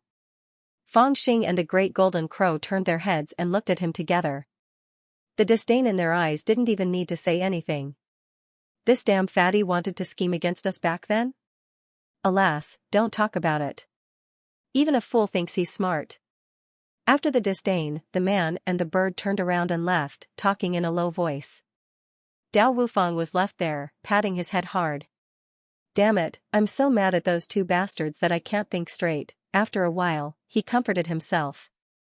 It's not that I'm stupid, it's that those two guys are so shameless. He wanted to follow them and see how they were going to charge into the formation. But the two guys had already gone far away. Dao Wufang hesitated and gave up the idea. I guess those two guys won't be stupid enough to let me know their secret plan. Are you really going to charge into the formation tomorrow? In front of him, Dragon Lady showed up, her long dress floating in the air. She was so beautiful. My wife is here? Fang Xing put on a big smile. Dragon Lady suddenly looked a little unnatural. After a pause, she said, I can go with you. Fang Xing was surprised. He didn't expect Dragon Lady to say that, which made him feel a little unnatural. But soon he shook his head and said with a smile, that's not necessary. I don't want you to take the risk with me. You can just watch from the side. Then how can I? Dragon Lady glanced at the Great Golden Crow indifferently. The Great Golden Crow suddenly felt proud and stuck out its chest. Fang Xing glanced at it and said, it's not a human being. I won't feel bad if it dies, Ka. The Great Golden Crow was angry. It waved its claws and rushed at Fang Xing. For a moment, the tearing crane claw and the bastard claw were fighting again. Seeing the two guys walking away, the Dragon Lady sighed and looked a little sad.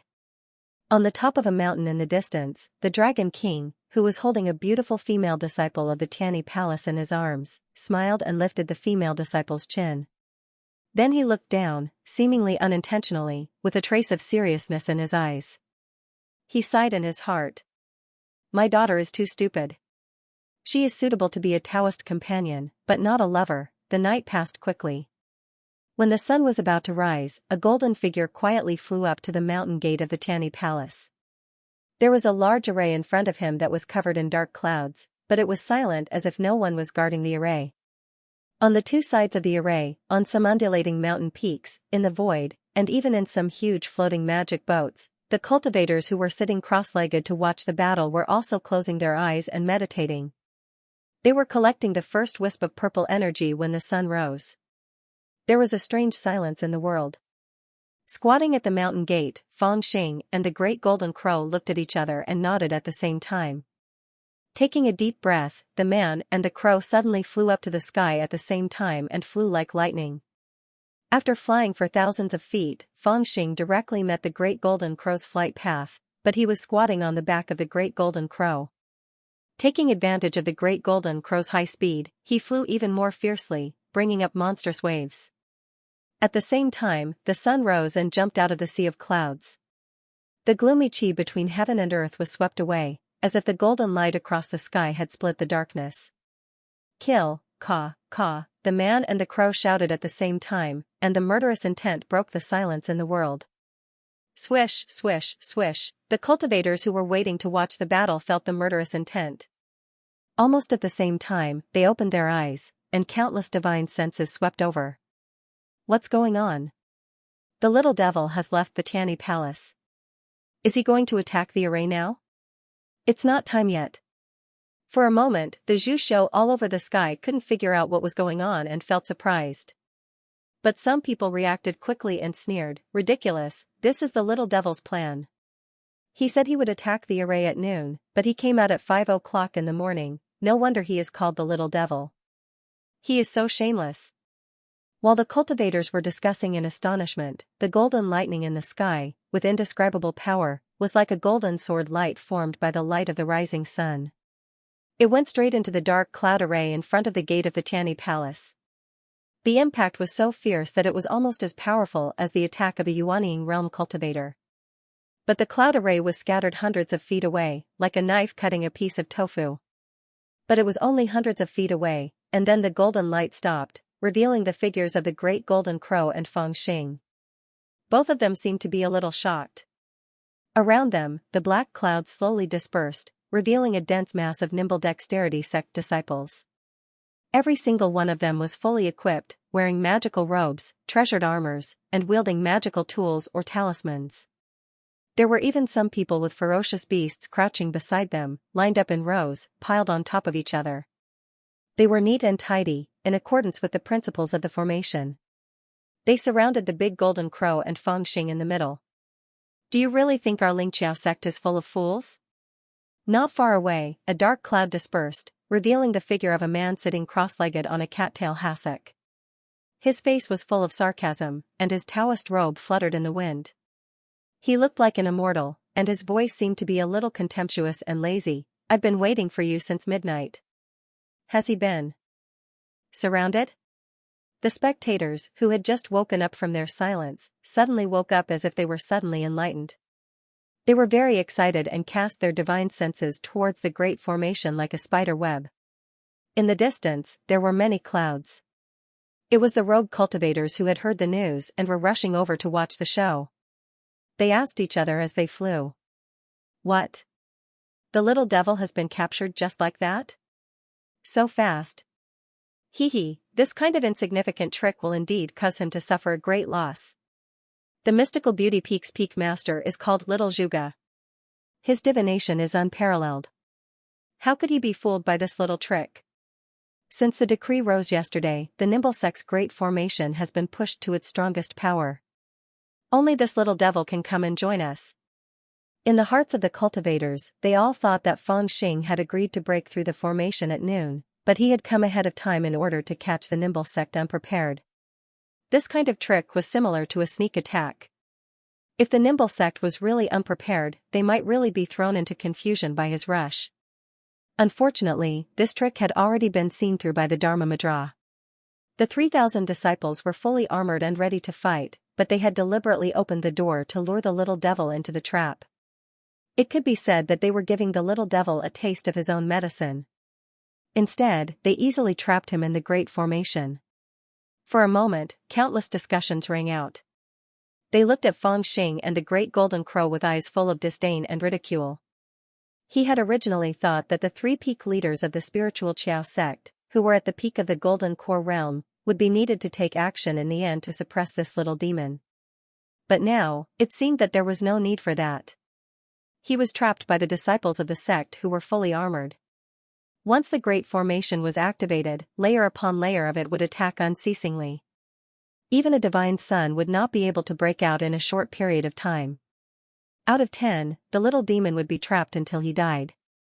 At this time, Fangxing and the great golden crow were also stunned.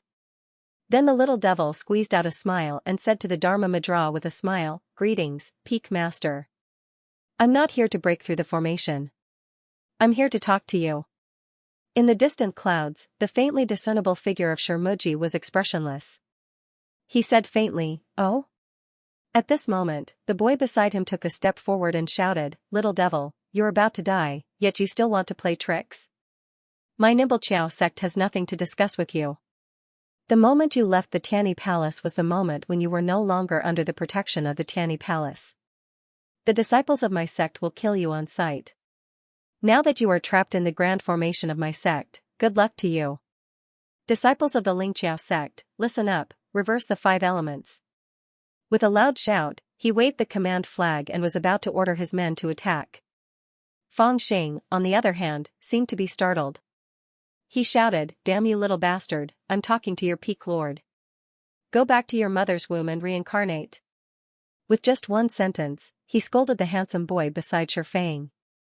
The veins on his forehead bulged and he almost cried. However, Fangxing didn't say anything to him.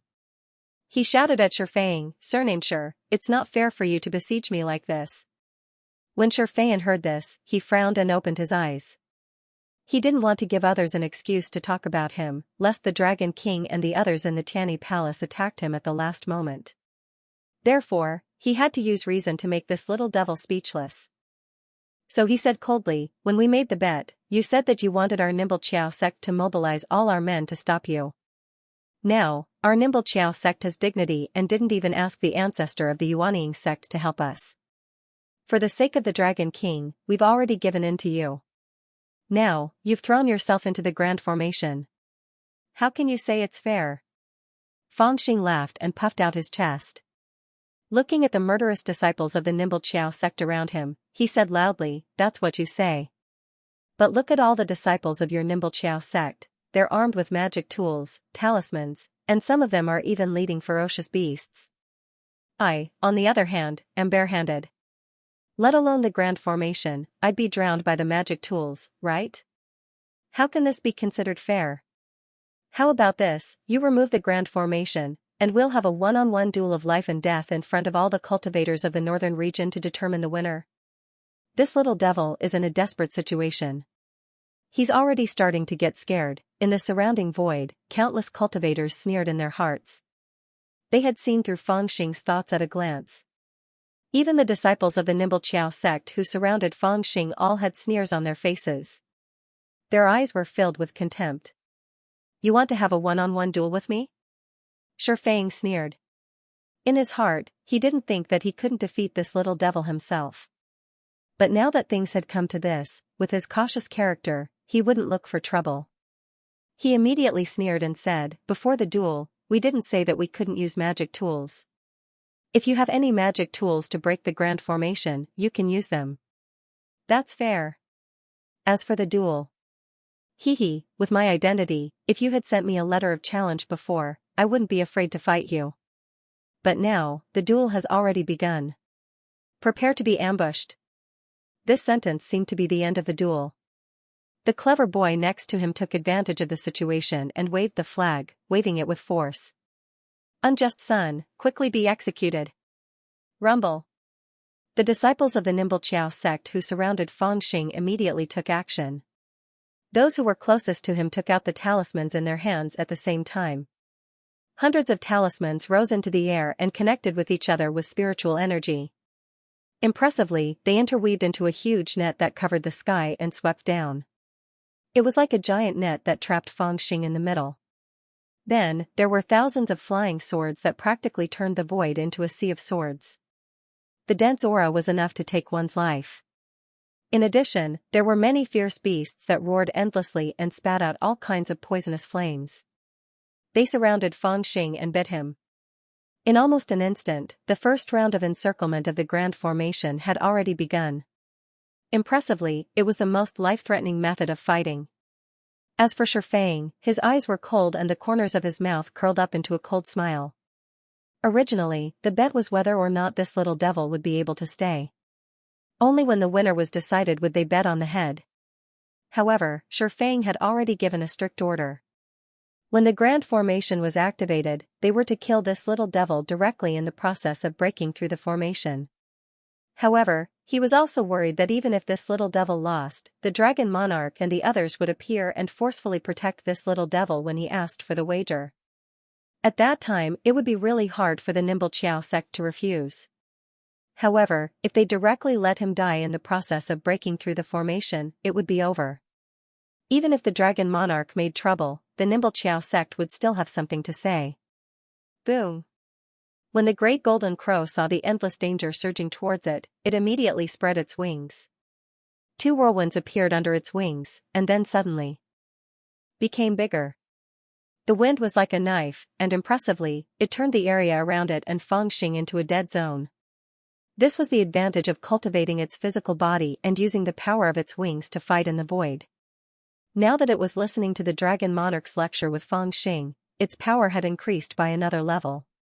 When it flapped its wings, there were even lightning snakes mixed in the whirlwinds, causing the power of this move to be even stronger, and all kinds of attacks were blocked outside. Crack crack, a wave of flying swords attacked, and impressively, they were cut into pieces by the whirlwinds, falling into the void like rain. However, even more flying swords and even more powerful attacks surged over like a tide, and they could only watch helplessly as the barrier shrank. It's about time. The great golden crow, who had withstood the attack of the grand formation, quickly shouted at Fangxing, "Yes, it's about time." At this time, Fangxing also nodded slightly, and then a cold smile appeared on his face. Suddenly, he stood up straight, and shouted at the Dharma seal in the distance, "You shameless bastard, do you really think that you can bully me just because you have more people and Dharma treasures? As he spoke, he took off the small tower at his waist, poured spiritual chi into it, and shouted loudly, "Haha, competing with Dharma treasures, do you really think that I don't have any?" His voice rolled across the field like muffled thunder, and actually suppressed the shouting and killing around for a few seconds. At the same time, the small tower in his hand had already surged with a crazy aura, and like a tide, it rushed in all directions. Among the cultivators who were watching the battle, many were also shocked. In such a dead end, does the little devil still have any tricks up his sleeves? That's right, he doesn't look like the type to court death. Could it be that he still has some ability to break out of this situation? I heard that during this time in the Tianyi Palace, the Dragon Monarch has been guiding his cultivation. Amidst the whispers, countless pairs of eyes looked nervously at the void. I know that the Dragon Monarch has been guiding your cultivation for a month, and I also know that you have plundered everywhere and collected a lot of Dharma treasures. But I don't believe that the Xianxia sect's 1 month of preparation, and this formation that can trap Yuaniing to death, can't stop you. At this time, the Dharma seal's eyes were overflowing with cold light, and his whole body was full of killing intent. A large bronze seal appeared in the air around him, with a simple and unadorned aura.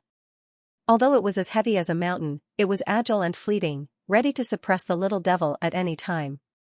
This square bronze seal was the Dharma seal he borrowed from the ancestor of the Xianxia sect, and it was a powerful Dharma treasure specially used to deal with the little devil. Almost at the same time, several amazing auras appeared in various parts of the formation, and then several powerful Dharma treasures rose in the air. It was the golden core Mahayana with the highest cultivation in this formation. At the same time, they were ready to use all kinds of Dharma treasures.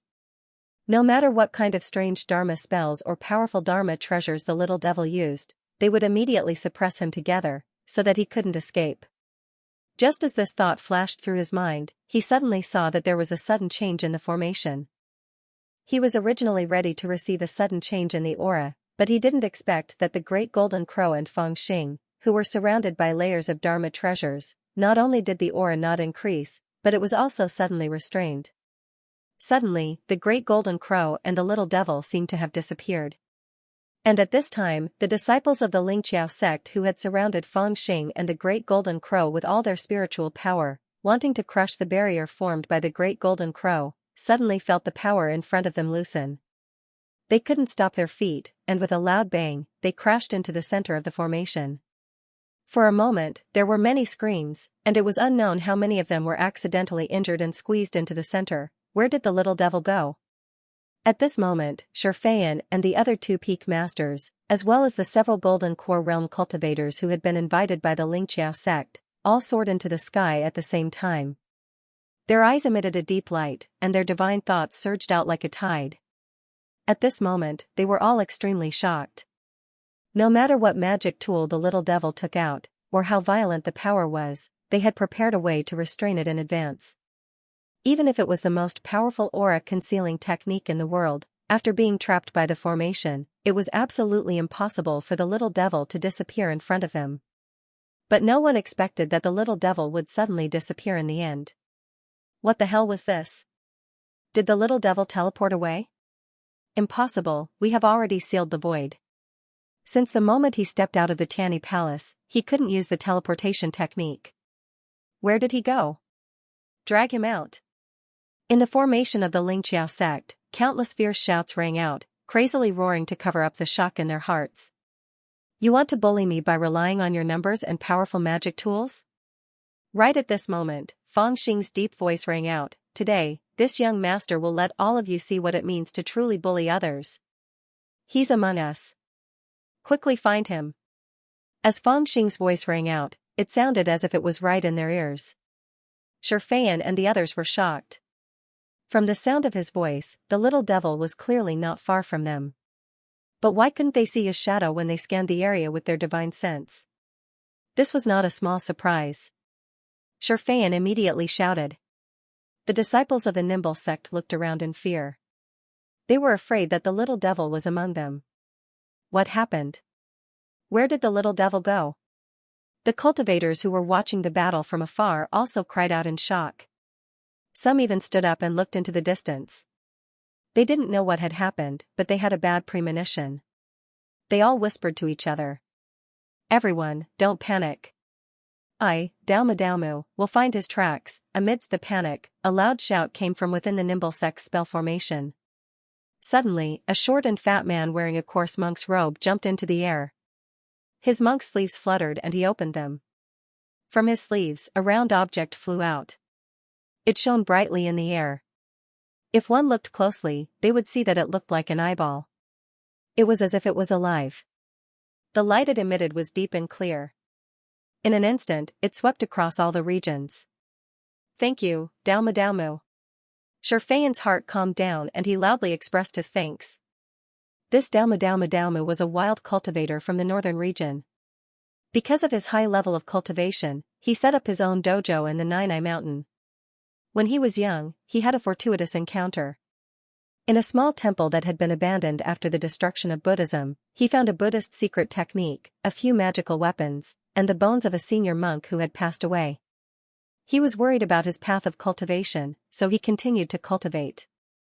He practiced the Buddhist secret technique and refined a few Buddhist treasures. His appearance also changed. He became half Buddhist and half Taoist, and no one laughed at him. Although his appearance was comical, his skills were not bad. The magical weapon he used was refined from the eyeball on the bones of the senior monk. The magical weapon was indescribable and could not be used to subdue others. However, it could see through illusions. Some of the illusions that even the Yuanying ancestor could not see through would be exposed by this magical weapon. The Nimble sect had paid a great price to invite him over to guard the place. It was to prevent Feng Xing from using some kind of concealing technique, or to use the dragon god to help him conceal himself. Seeing that Daumu had used his magical weapon, the disciples of the Nimble sect were slightly relieved. They calmed their breathing and focused their attention on their surroundings. However, they only saw the light of the Dharma eye sweep across the void. Daumu's sleeves fluttered and he rode on a cloud. He closed his eyes slightly and his right hand formed a seal. He was deducing something. After a while, he suddenly opened his eyes. The Dharma eye that was sweeping across the void suddenly stopped. A beam of light shone straight at a certain spot in the sky and stopped moving. "He is there!" Daumu shouted and raised an alms bowl to cover it. Swish! Swish! Swish! There was no lack of people with profound cultivation in the Nimble sect. After Daumu pointed out the direction, several divine senses swept over. Previously, it was a chaotic mess with people everywhere. Celestial artifacts, talismans, flying swords, and other spiritual lights were overflowing in all directions. Even with their divine senses, they couldn't find Feng Xing for a while. But now that they had determined the direction and were pointed at by the splendor of the Dharma eye, their vision became much clearer. With a sweep, they immediately discovered that something was wrong. Under the splendor of the Dharma eye, a thumb-sized ivory tower was flying swiftly in the air. Like a white bolt of lightning, it was noiselessly moving between the formations. When everyone looked over, they saw Daumu's alms bowl coming down. However, the small tower was too slippery and did not cover it. "It's that small tower, the little devil is in the small tower. Stop him!" Countless people shouted at the same time and each of them used their magical weapons to suppress the tower. Rumble! The 4 copper seals from the Dharma eye, the immortal net, and the big saber from the other 2 peak masters, and Daumu's alms bowl all covered the tower. Before the magical weapons arrived, their auras had already suppressed the void. For a moment, under the light of the magical weapons, even the wind seemed to be frozen. Time seemed to have stopped flowing. This was the mystery of the 4 copper seals. Just their light was enough to suppress the void. Unfortunately, it was not very useful to Feng Xing or the small tower.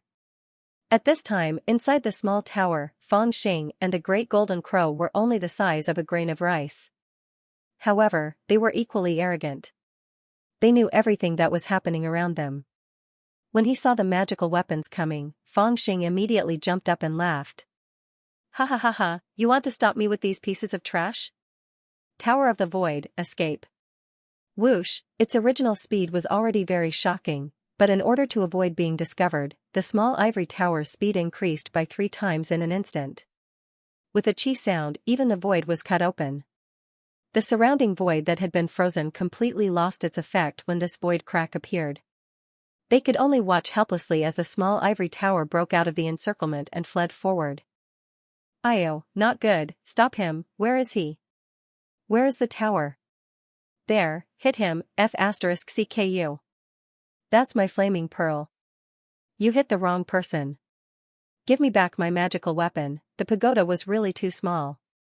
As it passed through the formation like a bolt of lightning, it immediately caused chaos wherever it passed.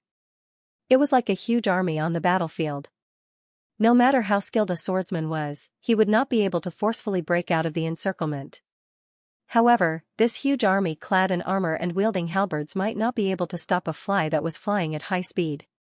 Not only did they not succeed in stopping the pagoda, they instead became an obstacle for the others.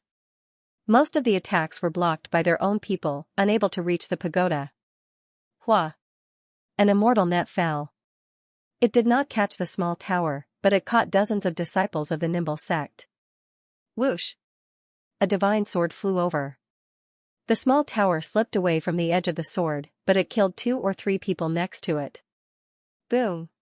4 big seals fell, but they did not stop Feng Xing. He was knocked unconscious by 2 fierce beasts that rushed over from the side. The dignified nimble sect's big formation was really in a mess. Little devil, where do you think you are going? In the midst of the chaos, it was still Daomu who used his magic eyes to catch traces of Feng Xing again. He shouted loudly. His voice was like a great bell, majestic and overbearing. He stood in the air, holding a golden pestle in his hand, and smashed it towards the small tower. Motherf *Ker, kill this bald donkey. Feng Xing was a person who held a grudge. Seeing this monk blocking his way, not only did he not dodge, he even increased his speed and charged over. With a dong sound, that golden pestle smashed onto Lil Pagoda. Unexpectedly, Lil Pagoda was not smashed away by him at all. Instead, the pestle in his hand was sent flying, and one of his arms was indescribably sore and numb. At the same time, Lil Pagoda shot out rapidly, and like a bolt of lightning, it pierced through the monk's right eye and passed through his skull. Pung, a bloody light flew out from the back of the monk's head along with the small tower, and once again flew into the void. Daoma miserably screamed again and again. The gains did not make up for the losses, and he fell to the ground. It was unknown if he was dead or not. The entire nimble sect's formation had already been thrown into chaos. However, in the eyes of the spectators, it felt different. Looking down from the sky, the nimble sect's formation was enveloped by dark black clouds that covered the sky. It was cold and somber. However, after the little devil charged into the formation, they could clearly see spiritual light, miserable shrieks, and blood and flesh splattering everywhere. The various areas of chaos formed a straight line that rapidly streaked forward. It was as if an invisible sword had slashed through the black clouds within a radius of 100 miles. They could only watch helplessly as the black clouds were quickly split in half from the north to the south. They had already been split by more than 70 miles. Not good. Quickly summon the Yuanying ancestors' Dharma. The seal in the formation could no longer maintain its image at this time. Its eyes were like lanterns as it madly shouted. The small tower was too strange, causing many of their methods to fail. They could only watch helplessly as the little devil was about to successfully rush into the formation. At this time, they could no longer care about anything else and could only summon the Yuanying ancestors' Dharma to descend and suppress this child. Hee, boy, stay here. However, there was no need for him to say anything. At the back of the nimble sect's big formation, there was an altar hidden in the middle of the formation. Suddenly, a ray of light rose up, and in the air, it turned into the appearance of a white-robed old man that was 100 meters tall. He chuckled and his palm fell from the sky. Magic power condensed on his 5 fingers, and he locked onto a point in the middle. It was the small tower. The Yuanying ancestor of the nimble sect had already made his move. Or, it could be said that he had been waiting for a long time, waiting for the situation to turn bad, then he would make his move to clean up the mess. The seal was not an idiot, and the Yuanying ancestor of the nimble sect was not an idiot either. He knew that although the little devil and the master of the mystical peak were betting on the lives of the nimble sect's disciples, in reality, it was a matter of the nimble sect's reputation. If the nimble sect won, there would be no glory. After all, they had only gathered the strength of the entire sect to win against a youth from Nanzhan. However, if the nimble sect lost, it would truly be a great sect of the northern domain.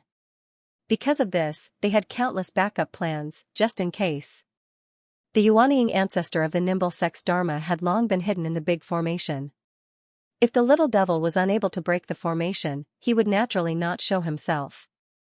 However, at this time, seeing that the entire sect was unable to capture the small tower, he had no choice but to show himself to save the situation. If he captured the little devil, it would only cause some people to secretly gossip about him. On the surface, he would still be able to preserve his reputation. Shameless! You actually hid the Yuanying ancestor in the big formation. Little bandit, what do we do now? Inside the small tower, the great golden crow felt a powerful binding force that was like an iron lotus outside. It was both angry, and it loudly croaked. Fang Xing, who was controlling the small tower, was also angry.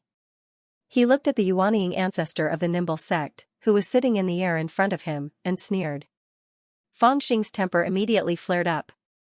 He madly poured spiritual power into the small tower and shouted, "Smash him to death." The Yuanying sect's attack was extraordinary.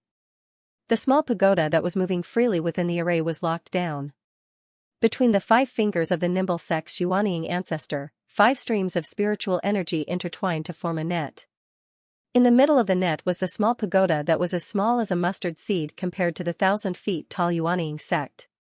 No matter where the small pagoda rushed to, it would be locked down by his spiritual energy. When the 5 fingers closed, the small pagoda would be caught. Facing this situation, Fang Xing also made up his mind. He no longer dodged and simply rushed over. A roar of "smash him to death" rang out. The small pagoda that was originally the size of an adult's thumb suddenly shone with light and continued to grow. Almost in an instant, it grew from the size of a thumb to the size of a person, and then from the size of a person to the size of a giant elephant. Finally, when it reached the 300 feet in front of the Yuanying ancestor, it had become the size of a small mountain, rumbling as it rushed over. The Yuanying ancestor wanted to grab it, but when his 5 fingers reached for the small pagoda, he suddenly felt that the seemingly ordinary small pagoda was actually intertwined with the tyrannical power of law. Between his 5 fingers, the spiritual energy was twisted and the void was in chaos. His hand unexpectedly grabbed nothing but air. He could only watch as the small pagoda smashed towards his face. Not good. The Yuanying ancestor of the nimble sect felt that something was wrong. He shouted and tried to dodge. However, it was too late. The small pagoda was extremely fast and ferocious.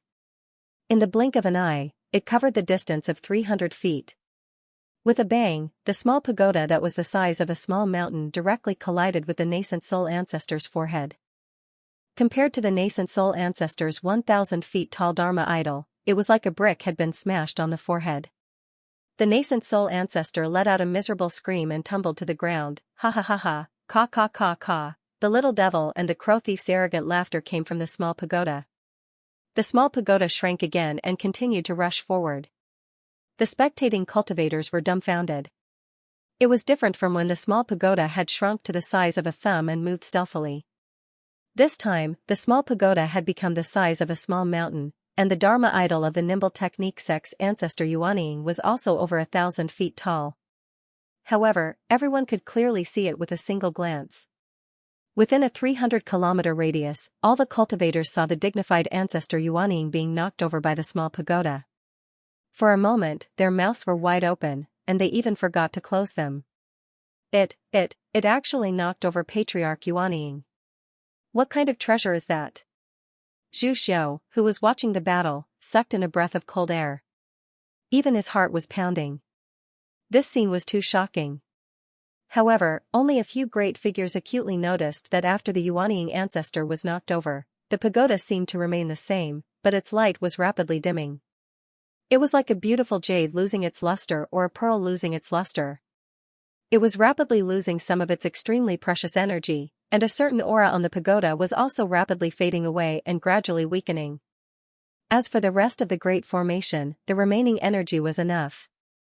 After knocking over Patriarch Yuanying, the small pagoda quickly shrank to the size of a thumb again and flew forward like a bolt of lightning. The nimble technique sect only had one patriarch Yuanying hiding in the Great Formation to prevent any accidents. Since he had been knocked over, none of the disciples behind him had the ability to stop the small pagoda. They could only watch in despair as it rushed to the other side of the formation.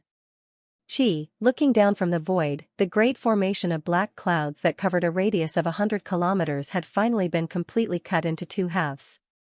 Ha ha ha ha, I've won. Cast the seal, you shameless bastard, give me your head. After rushing out of the formation, the small pagoda floated in the air. A gray light and a golden light flew out from it and turned into the appearance of the little demon and the great golden crow in the void.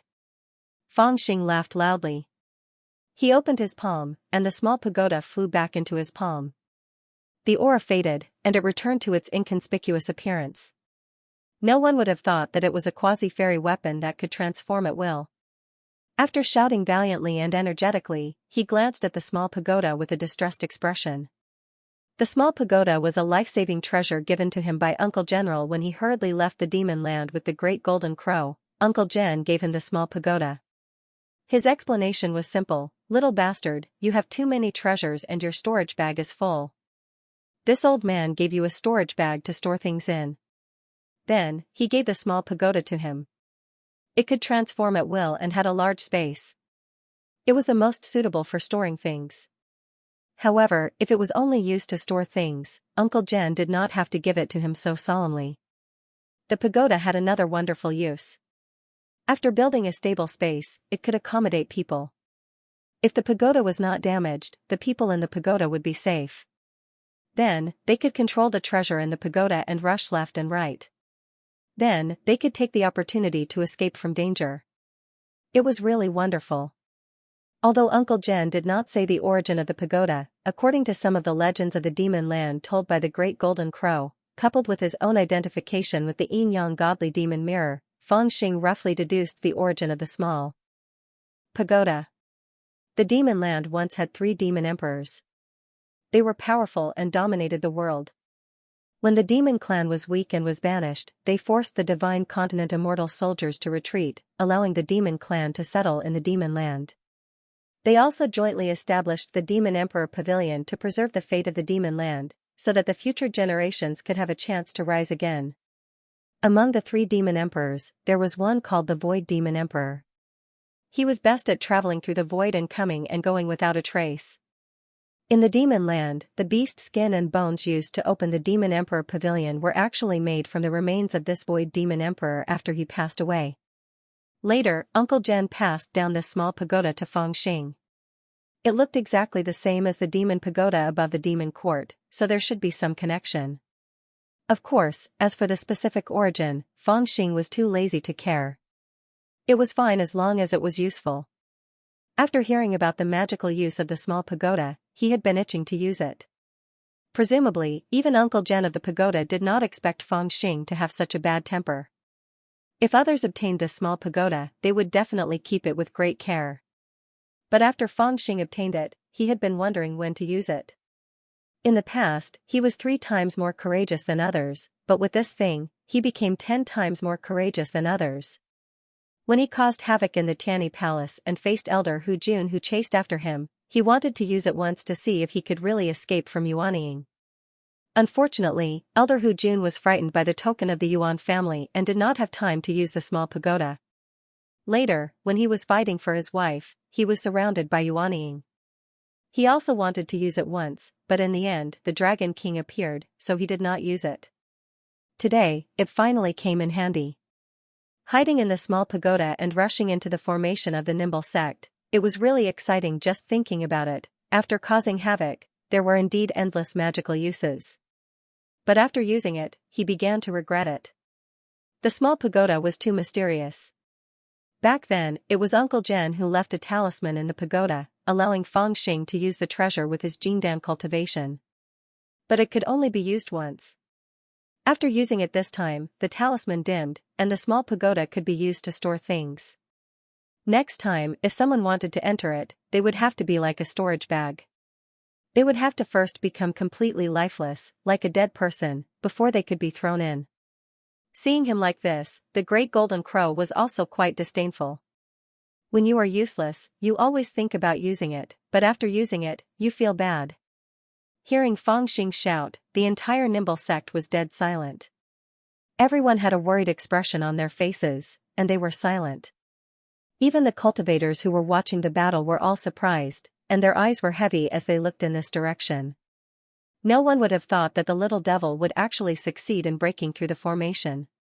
Neat and tidy, in the short time it took to drink a cup of tea, he successfully passed through the formation and arrived at the other end.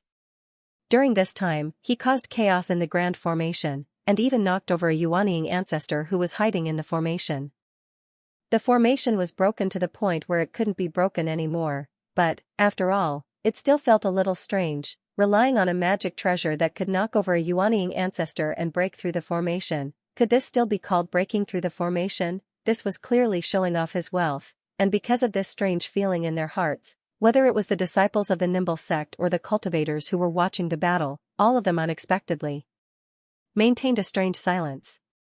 After a full 4 or 5 breaths of time, the world was silent, and no one spoke. You. Relying on this magic treasure to break through the formation, what kind of skill is that? After 4 or 5 breaths of time, an elder of the Nimble sect who was closest to Feng Xing angrily shouted and angrily rebuked Feng Xing. This elder was guarding the last barrier, and he already had the mentality that he would die to defend the formation. In the past, when he cast the seal, he was greatly indebted to him, and he also swore an oath that he could die, but if the little devil wanted to break through the formation, he would have to step over his dead body. But who would have thought that the little devil would come over with the small pagoda, and with a paw sound, the little devil would smash the long sword in his hand, and before he could even react, he had already passed. This caused the elder to be angry and sullen. His hot blood hadn't been spilled yet, and he had already been splashed with a bucket of cold water. At this moment, he angrily rebuked Feng Xing, looking as if he was about to swallow him whole. However, Feng Xing ignored him, picked his nose, and flicked it in the direction of the Nimble sect. The bodies of cultivators were spotless, not to mention a cultivator like Feng Xing who had cultivated his body to the extreme. Even if he dug, he wouldn't be able to dig anything out. He was only arrogant to the point of being despicable, causing countless Nimble sect cultivators to be enraged. The old cultivator who angrily roared at him almost fainted. I already asked before we broke through the formation, and it was you who said that there was no problem with the magic treasure. Feng Xing lazily said, his appearance as innocent as it could be. His words caused the Nimble sect cultivators to choke and be speechless, only now did they remember that before the little devil broke through the formation, he had purposely said a few words. In order to make it seem as if his death was a matter of course, he had really said that he could use whatever magic treasure he had. At that time, it was only to shut the little devil's mouth. Who would have thought that in the end, the little devil would actually use a magic treasure to beat up the Nimble sect cultivators to the point where they didn't even have a temper? You bastards, it was you who went all out first. You used magic treasures, talismans, and ferocious beasts to surround me. In the end, I only relied on a single magic treasure to successfully break through the formation, and you still don't want to admit it? Feng Xing took a deep breath and shouted, enough of your bullshit. I still haven't said that you hit a Yuanying in the formation. Activate the seal and bring me his head. End of chapter 651. Don't forget to subscribe, like, and share the video to support the channel.